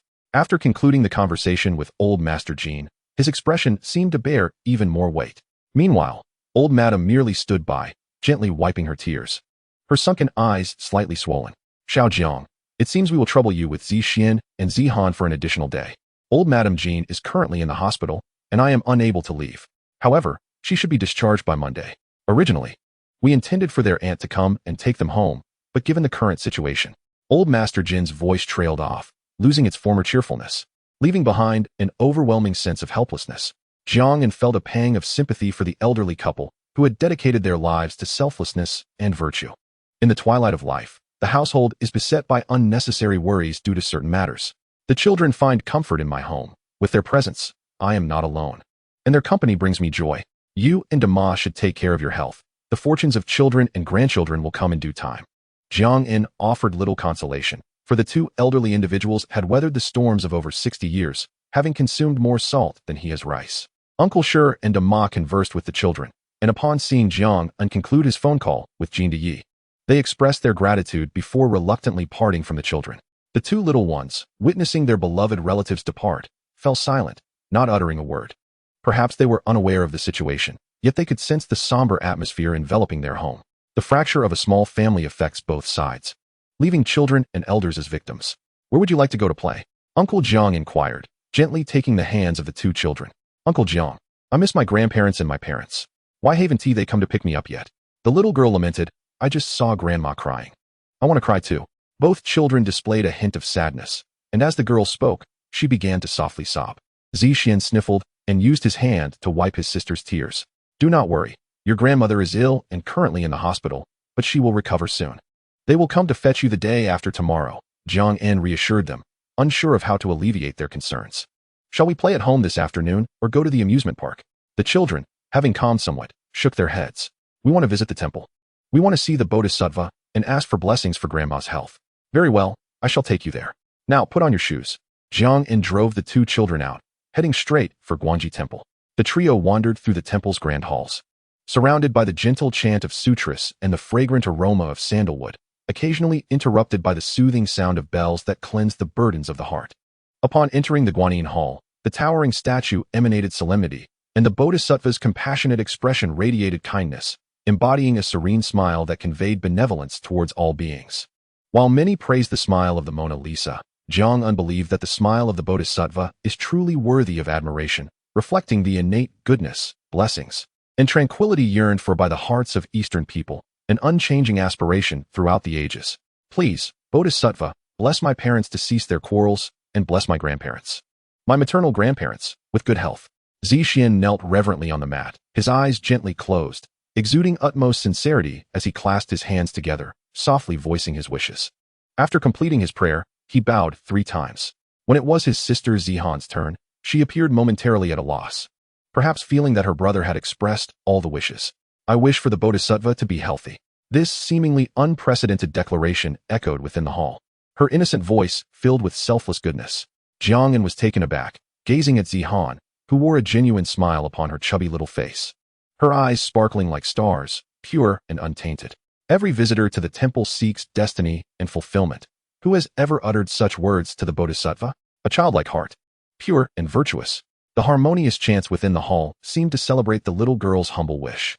Golden sunlight streamed in through the entrance, casting a warm glow upon her petite figure, as if showering her with golden dust, bestowing her with a golden aura. Glancing at the Bodhisattva's benevolent visage, it appeared vividly alive, as if responding to her. The sound of the bell reverberated, a gentle breeze wafted, prayer flags fluttered, and the fragrant incense rose gracefully. In that moment, the hall, the statue, and the 3 figures seemed to be frozen in time, resembling a simple yet exquisite painting. After their prayers, Jiang acquired 2 jade Methria guanine pendants, imbued with vibrant green hues, from a monk at the temple, bestowing one upon each child, one for the boy and one for the girl. Take care not to lose these. May you both find peace and joy in the days to come, Jiang advised as he held their hands. Jiang could foresee the challenges that awaited the 2 children. At times, while observing them, he thought of Jin Yi and Dama, feeling a fleeting urge to counsel Jin Zhengjun, yet such thoughts quickly dissipated. Without experiencing another's suffering, how could one urge them towards forgiveness? As for the children, he hoped that their childhood would be as joyful as possible. For some, a beautiful childhood can heal a lifetime, while for others, a lifetime is spent healing their childhood. Let us return home first. Around 7 o'clock, I will take you to meet a fairy sister. That evening, Jiang took the 2 children to meet Zhou Jin for dinner. Upon seeing Zhou Jin, the children were effusive in their praise.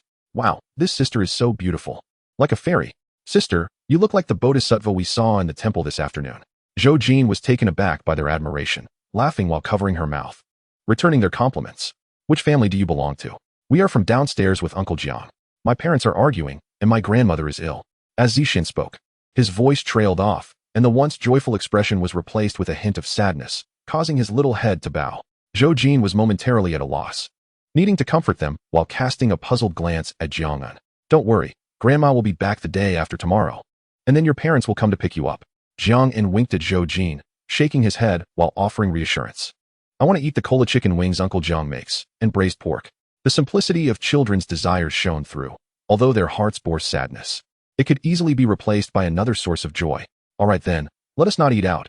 I will cook for you at home, Jiang'an said, glancing at Zhou Jin. Upon seeing her nod in agreement, he drove them back home. The ingredients were all in the refrigerator. As Jiang'an prepared dinner in the kitchen, Zhou Jin entertained the two children. Jiang'an, you even have an Ultraman costume? I never would have guessed. You seem like a cultured person, but inside, you're a child at heart. Zhou Jin's melodious laughter mingled with the children's voices, filling the living room, while Jiang'an smiled as he cooked. After dinner, Jiang'an poured warm water for the two children, while he served Zhou Jin a glass of orange juice. Oh, why is the orange juice cold? Zhou Jin frowned upon picking it up, setting it aside to pour herself a glass of warm water instead. Jiang'an felt a wave of disappointment wash over him. His gaze toward Zhou Jin filled with unspoken sorrow. How could the heavens favor her and not him? Jiang'an sighed inwardly. After the meal, the children watched television in the living room while Jiang'an lay on the sofa with Zhou Jin, engaging in conversation. As he admired her graceful figure, he swallowed hard, aware that he would not be indulging in any delights that night. Oh, how itchy. Jiang'an, don't move. Zhou Jin playfully scolded him, a faint blush appearing on her fair, delicate face as she swatted at his hand that was playfully pestering her thigh. Jiang'an's hand felt warm, as though it possessed a magical allure, stirring Zhou Jin's heart. I thought it was my own leg, he said, maintaining a serious demeanor as the children turned to look at him. Hearing Jiang'an's nonsensical excuse, Zhou Jin rolled her eyes at him, her expression exuding charm. Jiang'an, gazing at her enchanting demeanor, felt a surge of desire, yet he could only watch, unable to partake, which left him feeling frustrated and irritable. This is not my style. Such matters are to be avoided, Jiang'an thought to himself, quickly reciting calming mantras. He then retrieved a book from the study and settled onto the sofa to read. Zhou Jin gently rested her small head on Jiang'an's shoulder, quietly observing him while perusing a book. She stole glances at Jiang'an's now more defined profile, an involuntary sweetness blossoming on her face. Jiang'an was engrossed in his reading, while Zhou Jin gazed at him with soft, tender eyes, as if his features were adorned with a celestial tapestry of stars. A smile crept upon her lips, reminiscent of a landscape bursting with blooming flowers, filling the room with a fragrant ambience. What an intriguing book this is, Zhou Jin remarked, her voice light and playful. Jiang'an presented the title to her, and she exclaimed in surprise, Is JLO's diary really this captivating? How delightful. She read aloud. Every day is an examination, either you or I. What on earth are we being tested on? Her laughter was infectious and joyous, echoing through the space. Just sitting at work this morning left me with a sore backside. So relatable. The two children watched television, while the adults nestled together, engrossed in their reading. The atmosphere brimmed with warmth and harmony, infused with a gentle sweetness. As the clock approached 9, Zhou Jin announced her departure, standing up to address Jiang'an. I must head back now. I'll take a taxi tonight. No need for you to see me off. It's not safe to leave the children home alone. Why not stay here tonight? I'm worried about you going back alone. Jiang'an feigned surprise, maintaining a calm demeanor, though his thoughts wandered to the comforts of sharing a bed, even if nothing transpires. Humph, don't think I don't know what you're imagining. Tonight is out of the question. Zhou Jin retorted playfully, her slightly pouting lips radiating a unique charm. Isn't sister going to sleep with Uncle Jiang? My mom and dad always sleep together, Zixuan chimed in, his big, innocent eyes filled with confusion. Jiang'an couldn't help but give him a thumbs up in silent appreciation for the child's candidness. Not tonight. Sister has to work tomorrow and deliver babies, Zhou Jin replied, a faint blush creeping onto her porcelain skin, as if kissed by the dawn's light. If you don't sleep with Uncle Jiang, where will the babies come from? This question struck Zhou Jin like thunder, leaving her utterly embarrassed, while Jiang'an, equally flustered, managed a few awkward chuckles. Perhaps I should just stay here, and I'll drive you to work in the morning. I promise to behave, Jiang'an assured, gently grasping Zhou Jin's delicate hand. Don't think I don't recognize your intentions behind that cool orange juice you poured for me. Humph, I see through your little schemes. Zhou Jin teased, a hint of indignation in her tone. Jiang'an felt like a caught culprit, fumbling for an explanation, I didn't mean it that way. I'm not that kind of person. Zhou Jin's laughter at his defense was light and airy. I'm off now. Little ones, I'll come visit you again soon, she declared, preparing to exit. Wife, wait a moment. You drive. I truly can't bear the thought of you alone, Jiang Yin conceded, acknowledging that keeping Zhou Jin overnight was no longer feasible. Just take the Phantom back. I'll escort you to the underground garage, Jiang Yin said. Retrieving the keys and turning to the children, you two stay and watch some television while I see sister downstairs. As they entered the elevator, Jiang Yin led Zhou Jin to the garage. Standing before the car, he observed her puffed cheeks, resembling a pufferfish under distress. That tactic of yours should not be employed on others, Zhou Jin murmured, gazing into Jiang Yin's bright eyes. Jiang Yin cupped her delicate face in his hands, playfully squeezing it as he smiled. What tactic? Well then, I must take my leave. Be careful on your way back.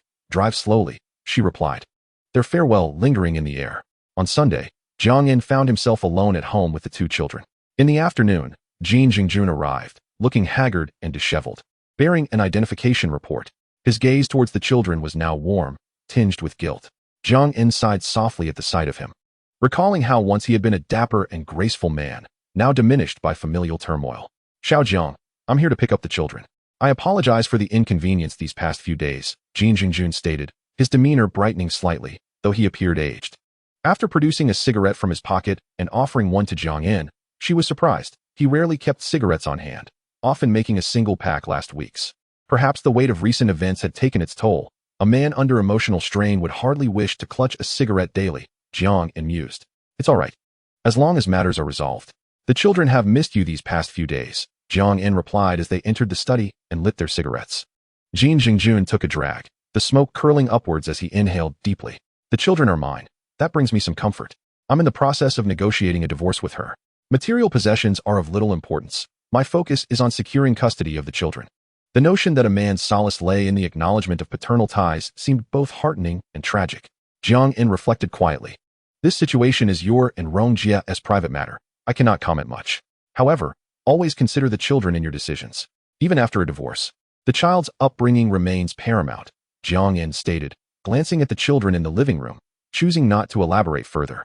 He understood that, should this matter escalate to court, the likelihood of custody being awarded to Jin Jingjun was high, given that Shi Ingrong's infidelity would cast a moral shadow upon her in the eyes of the law, impacting the children's future well-being. Thankfully, both children were under 10. Otherwise, they would face a harrowing decision in court, to choose between their father or mother. These past few days, I found clarity. My in-laws visited and spoke with me, but the thought of betrayal ignites my fury, Jin Jingjun confessed. His jaw clenched as he wrestled with his emotions. Yesterday, I confronted that scoundrel. He's a gigolo. I gave him a beating, yet it didn't quell my resentment. I filed a lawsuit, but 3 years of imprisonment feels too lenient, he added, his gaze darkening with anger. Seeing Jin Jingjun's simmering rage, Jiang Yin reassured him. The law will duly punish those who disrupt military marriages. If you require a competent lawyer, do not hesitate to ask. Thank you for your support during this difficult time, for caring for my children and listening to my grievances. I am truly grateful, Jin Jingjun expressed sincerely. It's no trouble, Brother Jun. I appreciate your trust in confiding in me. By the way, how is Jean Dama? Is she all right? The hospital reported no major issues. She merely suffered some emotional distress. She'll be discharged tomorrow, Jin Jingjun responded, revealing his son's guilt over the impact of marital strife on his mother. As long as she's fine. Life seldom unfolds as we wish. Yet, occasionally, we find solace in sharing our burdens, Jiang Yin philosophized. After a brief exchange, Jin Jingjun reiterated his gratitude for Jiang Yin's care of his children before departing with them. As Jiang Yin watched the children return home, a flicker of concern lingered in his heart. Although Jin Jingjun had confirmed the children's paternity, his emotional volatility remained unpredictable. Fortunately, it was merely an overnight stay. The children had school the next day, and Jin Da-yi would soon return. The next day, Jiang Yin took some fruit supplements and went downstairs. Mr. Jin and his family were all present, except for Mr. Jin's daughter-in-law. The elderly couple's spirits were noticeably diminished, emanating a sense of somberness. Particularly, Mrs. Jin's complexion appeared somewhat sallow, and in just a few days, age spots had multiplied on her face. As Jiang Yin arrived, the few of them greeted him with strained smiles, warmly welcoming him. The age-old adage, distant relatives are not as valuable as close neighbors, truly resonated in this moment, reflecting the essence of human relationships in the Chinese culture. In the past, Mr. Jin would invite Jiang Yin to play chess, but this time, he merely expressed his gratitude. Even the chessboard seemed to have vanished from sight. In the following days, Jiang In occasionally visited the elderly couple, engaging them in light conversation. He would sometimes mention his craving for their famous fried sauce noodles. Perhaps sensing the warmth of companionship, the couple's lives began to gain a splash of color. Although Jiang Un was uncertain of how to untangle their troubles, he found solace in the knowledge that he could help rekindle their zest for life and aspirations. Over these days, Jiang In also uncovered the underlying reasons for Shi Yingrong's infidelity. Perhaps the monotony of life, coupled with imprudent friendships and incitements from others, had led her astray. The sweet nothings from a charming younger man introduced an exhilarating thrill outside her marital life, drawing her into a quagmire of emotional and physical betrayal. The younger man and his instigator now faced legal repercussions, with potential sentences of under 3 years. Jin Jingjun and Shi Yingrong reached an agreement for divorce. As for the division of assets, there was little contention between the two, being members of the high-income bracket. However, disputes arose concerning the custody of their child, stirring some turbulence. The Jin family was, after all, fracturing. That evening, Jiang In accompanied Zhou Jin for dinner and presented her with a white handbag. Over the past few days, he had acquired several luxurious handbags, ranging from tens of thousands to several million yuan. This time, he gifted Zhou Jin a Chanel diamond perpetual model, adorned with diamonds on certain parts, and featuring an 18-karat gold chain, valued at 160,000. Jiang In refrained from presenting anything excessively extravagant, as he believed that overly ostentatious displays could detract from the sentiment behind the gift. "What made you suddenly think of giving me a handbag?" Zhou Jin inquired, glancing briefly at the Chanel before placing it aside. "I just thought it would be nice to gift something. I see other boyfriends doing this." Jiang In shrugged and replied. I have bags. But I like the one you gave me," Zhou Jin said. Raised in opulence, her affluent background was evident. Her parents were high-income intellectuals, residing in a mansion worth millions and driving luxury cars like a pink Audi and a Porsche Panamera. Being a beneficiary of a housing relocation, her own income was substantial, and she had never worried about finances. To her, a Chanel bag was merely a trivial expense, yet the joy stemmed from Jiang Un's thoughtful gesture. After dinner, Zhou Jin insisted on shopping for clothes, likely noticing Jiang Un's recent weight loss from his fitness routine, wanting to help him select more fitting attire. At the checkout, Jiang Un had grown accustomed to not competing for the bill. This exchange of mutual regard was not tied to monetary matters. He cherished the affection bestowed upon him by someone he held dear. After their shopping excursion, as time drew near, Jiang Un, as per usual, escorted Zhou Jin to the hospital dormitory. "By the way, I wanted to discuss something with you," Zhou Jin said, turning back just before ascending the stairs. "What is it?" "I saw an Ultraman costume at your place last time. Could you wear it and come to our hospital's oncology department tomorrow?" Zhou Jin asked softly, biting her lip. "Huh?" Jiang Un looked at her in confusion. "We have a 5-year-old boy in the oncology department, terminally ill with cancer. His wish is to see Ultraman. So I was hoping you could wear that costume to make his day," she explained, her bright, clear eyes shimmering with hope under the dim lights. Gazing at Zhou Jin's delicate features, illuminated by the street lamp's glow, Jiang Un felt a sense of purity and sacredness. Of course, the costume is merely a prop. This endeavor can transform it into something profoundly meaningful. Jiang Un was eager to undertake this task, even without Zhou Jin's request. The next morning, Jiang Un donned the Saiga costume and headed to the hospital. Upon arriving at the oncology department, he explained his intentions to the attending physician, who expressed immense gratitude for Jiang Un's kindness. "Mr. Jiang, please follow me," the doctor instructed, leading him to a new ward. "You can put on the costume now. I will bring the child in." "Thank you, doctor," Jiang Un replied as he slipped into the costume. Moments later, a 5-year-old boy, masked and accompanied by his father and the doctor, entered the room. The child's eyes widened in astonishment at the sight of Jiang Un's glowing costume. "Oh, it's Saiga! Saiga! Saiga!" the child exclaimed, and in that instant, it seemed as though all his pain had vanished. Jiang Un lifted the child into his arms, calling his name with a voice that bore a mechanical quality, radiating a sci-fi essence. The boy sat comfortably in Jiang Un's embrace, his once pale face now beaming with joy. His tiny hands explored the fabric of Jiang Un's costume. Jiang Un set up a projector, displaying the message, "Believe in light. Believe in miracles." The child's eyes sparkled with innocence, yet his frail body bore the marks of illness, invoking a deep sense of empathy. Jiang Un engaged warmly with the child, sharing pre-prepared videos and offering heartfelt wishes. However, due to the child's condition, they could only interact for a brief half-hour before parting ways. Afterward, Jiang Un sought out the doctor to inquire about the child's health, only to receive disheartening news. The world often operates beyond our control. Jiang Un, unsure of how else to assist, ultimately decided to donate a sum of money to the hospital, hoping to aid those in dire need. The hospital is a place where suffering coexists with hope. Amidst tears and jubilations, there are births and deaths, showcasing both the darkness and brilliance of humanity. Before leaving the hospital, Jiang intended to visit Zhou Jin, but was informed that she was in the operating room attending to a pregnant woman. In the following days, Jiang acquired various musical instruments and sought to master their techniques. He spent time experimenting with the piano, pipa, and suona, though he hesitated to play the latter due to its loudness and potential to disturb the peace. Most importantly, the sound of the suona often led others to assume something significant was occurring at his residence. "Hello, Mr. Yu." Jiang was taken aback by the call from Qindian. "Hey, Enzi, last time you mentioned wanting to see the crosstalk performance by me and Teacher Gua. We have a rare show coming up the day after tomorrow. Would you like to come and grace us with your presence?" "Your words sting, sir. I will definitely come the day after tomorrow, but please reserve 2 tickets for me." "I plan to attend with my girlfriend," Jiang replied. "2 tickets it is. Just let me know when you arrive, and I will have them ready for you." "Thank you, Mr. Yu. Your tickets are notoriously hard to come by. I truly appreciate your kindness. By the way, are you busy today? Come visit me. It's a bit lonely at home without friends dropping by." Jiang considered how quiet his home had become. He missed the interactions with neighbors, especially since the incident involving Mr. Jin had left them somewhat estranged.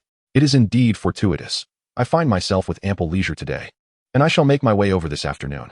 Yu Qian, feeling at ease, readily agreed. "Very well, I shall send you the location, and I will prepare some cigarettes and drinks for you." "No need for such formality. I can accept the cigarettes, but the liquor shall be declined." At 1:30 in the afternoon, Yu Qian arrived punctually, bringing along the tickets for Jiang An. "Ah, your home is quite adorned with a plethora of musical instruments." Upon entering, Yu Qian was taken aback by the grand piano in the living room and the assortment of instruments in Jiang An's study. "I find myself quite bored at home alone."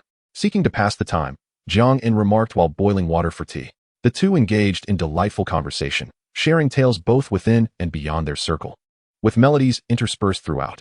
"Yu Yi, I have procured a splendid item for you. Take a look." Jiang retrieved a meticulously packaged bottle of matai from the cabinet in the study and presented it to Yu Qian. As Yu Qian unwrapped the layers, his eyes widened in astonishment. What a remarkable treasure. A bottle of matai from the 1950s, a rare gem indeed. "I am not one for liquor, Yu Yi, so I shall gift this to you," Jiang chuckled. Upon hearing this, Yu Qian hurriedly shook his head, exclaiming, "This is far too precious. It must be worth several 100,000, if not more. I cannot accept such a gift." "No worries, keep it. The last time I was at your horse ranch, I drank a few bottles of Tiegai Huangjiang, so this time I shall reciprocate." "That cannot be. My Tiegai Huangjiang wouldn't even compare to this single bottle. I certainly cannot accept it, but if you were to open it now and let me partake, I would happily enjoy it with you," Yu Qian said. His appetite for fine spirits piqued. Jiang, with a raised eyebrow, replied, "Very well, I shall prepare some accompaniments for the drinks." With that, he stood to head to the kitchen. Yu Qian, sensing the moment, did not intervene and remarked, "Are we truly drinking?" "Indeed. Yu Yi, please call Wu Jing over. I cannot keep pace with your drinking rhythm." Jiang stated, "If Wu Jing comes, we may not have enough liquor." Yu Qian laughed. "No worries. I have a few bottles of matai from the 1970s. We will have more than enough." Jiang gestured towards the wine cabinet. "Then I shall leave it to you. Today we feast lavishly," Yu Qian declared, pulling out his phone to call Wu Jing. Jiang entered the kitchen to prepare dishes while Yu Qian concluded his call and followed suit. Wu Jing, having just returned from abroad, was still adjusting to the time difference. Upon hearing of the 1970 matai, he immediately requested the address. Yu Qian busied himself alongside him. After approximately 20 minutes, Jiang emerged from the kitchen, having prepared most of the dishes, just as Wu Jing arrived. Wu Jing appeared somewhat fatigued, yet brimming with excitement. "What a splendid occasion. This is truly a stroke of luck. A bottle of this will diminish quickly," he remarked, savoring the opened bottle of wine. The three of them, with 2 imbibing and 1 enjoying the food, soon found themselves in high spirits. Jiang picked up the eru, while Yu Qian sang a peaking opera tune, and Wu Jing swayed to the rhythm. "Ah, both of you possess artistic flair. Allow me to present a martial arts routine," Wu Jing declared, blinking to gather his focus before rising from the table to proceed to the living room. Jiang did not stop him, instead chuckling, "Hold on. I shall switch to the pipa and play a piece titled 10 Sides Ambush to complement the mood." With that, he dashed to the study, returning with a 5-string pipa crafted from rosewood and ivory, plucking the strings to test the sound. As the pipa's melody filled the air, it was accompanied by the resonances of drums and trumpets, evoking a grand and tense atmosphere. The tempo quickened, reminiscent of an impending battle with blades drawn. The melody was tight and emotive, akin to troops arraying themselves for combat, showcasing a formidable presence. As the midsection unfolded, the music became more dynamic, the rhythm accelerating, creating an ambience of tension and terror, as if a dark shroud enveloped the scene, with ambushes lurking.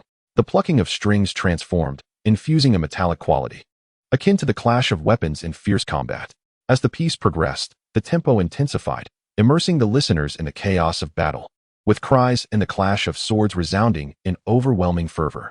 The concluding notes shifted to a somber tone, the melody steeped in a tragic grandeur, resonating with a poignant lament. Wu Jing, synchronizing with the tune, performed martial movements, yet ultimately transitioned into a display of Tai Chi. Meanwhile, Yu Qian, unbeknownst to the unfolding performance, had paused his singing to capture the moment on video. Impressive, NZ. Your Eru playing already left me in awe. But your Pipa skills are equally remarkable. If you do not join me at the Deyun Society, with your array of talents, I suspect you will surpass Yu Yunpeng in no time, Yu Qian exclaimed, lowering his phone to applaud. Haha, I fear Teacher Gu cannot afford to support me. Chapter 68, The Bracelet Broke. The trio continued to drink and dine. After the meal, they enjoyed tea to sober up, and before they knew it, night had fallen. Jiang En glanced outside, then at the clock, realizing it was nearly 7 o'clock. Oh dear, it is almost 7, my girlfriend will be getting off work. Jiang En suddenly exclaimed, clapping his hands together. I have been remiss, enjoying this gathering while neglecting my responsibilities. Wu Jing and Yu Qian exchanged puzzled glances, nearly spilling their tea in laughter. No worries, let us continue. My girlfriend is on duty tonight. Jiang En waved his hand dismissively, chuckling. Haha, where were we? Jiang En inquired, momentarily distracted. You mentioned you had something remarkable to show us. Wu Jing replied with a grin. Ah, yes, let me fetch it. Jiang En turned and returned to his room, retrieving the Kangxi 12-flower deity cup set from his safe. As he approached, holding the box with great care, both Wu Jing and Yu Qian leaned forward, captivated. This is an entire set of the colorful flower deity cups. Remarkable. And from the Kangxi era, Yu Qian exclaimed in astonishment. Wu Jing, lacking a deep understanding of such items, merely marveled at the exquisite craftsmanship of the 12 cups. Qiangu, please enlighten me. Wu Jing urged. Yu Qian wiped his hands and requested a pair of white gloves from Jiang En before carefully extracting each flower deity cup from the box. His gaze fixated on the stunning pieces, wholly absorbed, he barely registered Wu Jing's attempts to engage him in conversation. Hey, I say, Qiangu, wipe your drool. Wu Jing gently nudged him. Startled, Yu Qian quickly replied, be careful, if it falls and shatters, we shall bear the blame. This is a treasure. I once saw Ma Wei possess an august sweet osmanthus cup, which he treated as a precious relic. I never expected to see an entire set here. Yu Qian marveled at the intricate patterns and poetry adorning the cups. This is known as the Kangxi 12 colorful flower deity cups. A complete set was previously auctioned at Poly for 130 million. While each of the 12 cups may not be particularly valuable on their own, together they form a priceless collection, Yu Qian remarked to Wu Jing. Today, I have truly broadened my horizons. The next time I encounter Ma Wei, I shall boast about this. Yu Qian continued to examine each cup with rapt attention, as if imprinting their likeness into his memory. Wu Jing, listening to Yu Qian's remarks, could only shake his head in disbelief. After they had thoroughly admired Jiang En's collection, they chatted for a while before rising to take their leave. Today was exceedingly gratifying. We indulged in over 1 million worth of liquor, admired exquisite watches worth billions, and beheld a vast antique collection. NZ, the next time, come to my home and view my collection, Yu Qian suggested with a smile. Absolutely, but I must confess, I have a particular fondness for those little Maras that carry your lineage, Jiang En replied with a grin. Oh, cease your gaze upon those online fabrications about me. Yu Qian retorted, his face contorting into a mock frown, yet unable to suppress a smile. In his heart, he couldn't help but curse Guodi Gang, thinking that he had set a poor example. After finishing his tasks, he reminded himself not to forget about him later. Wu Jing suggested they visit her home as well. After bidding farewell to the two, Jiang En smiled and tidied up the house. The next day marked a rare day off for Zhou Jin, and Jiang En refrained from disturbing her in the morning, choosing instead to exercise at home. In the afternoon, he accompanied her to explore the famous landmarks of the capital. And in the evening, they strolled through Longhu, Changjing, Tianjia. Yesterday, 2 doctors from their hospital's orthopedics department had a friendly arm wrestling match, during which one accidentally fractured his forearm. Zhou Jin, linking her arm with Jiang En's, shared amusing anecdotes from her work. Is it true? An arm wrestling injury? Jiang En laughed heartily at the absurdity of it. Indeed. The other doctor had to realign the bone and put it in a cast, Zhou Jin replied, her bright eyes sparkling with joy. It's not even the end of the month yet, and they are already so eager to meet their performance targets? Jiang En chuckled, as they chatted and browsed through stores. Zhou Jin assisted Jiang in purchasing daily necessities. Upon hearing compliments like "you are so good" to your husband, her delight was evident, her eyes sparkling with joy. A tall, slender man approached Jiang in, lamenting, "Buddy, your wife treats you too well. She buys everything for you. My wife hasn't even replaced my old towel. And it's full of holes." Jiang in stifled a laugh and replied, "No worries, just give her a good beating." "Hey, you really are a tough one," the man exclaimed, giving Jiang in a thumbs up. "But the problem is, I can't outmatch her. She used to be on the national weightlifting team and could lift me with one hand." Jiang in paused for a moment, feeling a pang of sympathy for the man. "Don't you have any secret stash of money? If worst comes to worst, I can buy you a towel." At the mention of a secret stash, the man's face twitched as if recalling a painful memory. "A few days ago, I got drunk and foolishly revealed all my secret money to my wife," he said, closing his eyes in anguish. Jiang in was at a loss for words. "All done. Let's go," Zhou Jin said, holding several bags. After paying, she approached Jiang in and asked, "By the way, where's the bracelet I gave you?" "Oh, I took it off while working and forgot to wear it today," Zhou Jin replied, a hint of fluster in her tone. Jiang in, not paying much attention to her demeanor, thought a bracelet wasn't particularly valuable. Even if it were lost, it wouldn't matter too much. He could just gift her another one later. That makes sense. Wearing it at work can be quite inconvenient. With all that jingling, Jiang in remarked. After browsing a bit longer, Jiang in escorted Zhou Jin back to the hospital dormitory. "By the way, dear, tomorrow their essay performance by Guidi Gang and Yu Day at the Diyun Society, an evening show. I managed to get tickets, and I'll come to pick you up on time," Jiang in called out as Zhou Jin was about to head upstairs. "Sure, I'll be waiting here after work," Zhou Jin replied. Once they parted, Zhou Jin lay on the large bed in her single dormitory, her tall and graceful figure enticingly alluring. "Oh, how could I be so careless? How did I break the bracelet?" she lamented, her fair hands resting together beneath her chin, her delicate face etched with deep worry. Her clear, expressive eyes gazed sorrowfully at the shattered pieces of the glass-like jade bracelet in the box. "Should I tell Jiang in the truth?"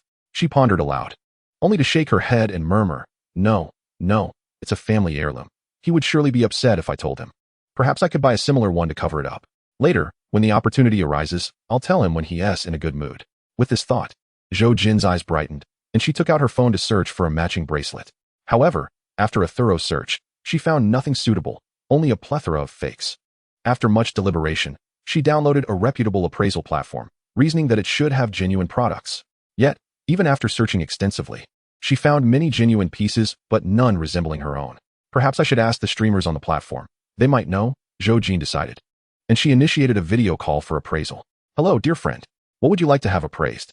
A beautiful female streamer greeted her. "Hello, teacher. I would like your help to see if there are similar bracelets for sale on our platform," Zhou Jin said, positioning her phone closer to the box containing the bracelet fragments. The streamer observed closely, then blinked in disbelief, swallowing hard. "Is this a jade bracelet?" she asked, her tone tinged with concern. "Yes, my boyfriend gave it to me, claiming it was a family heirloom.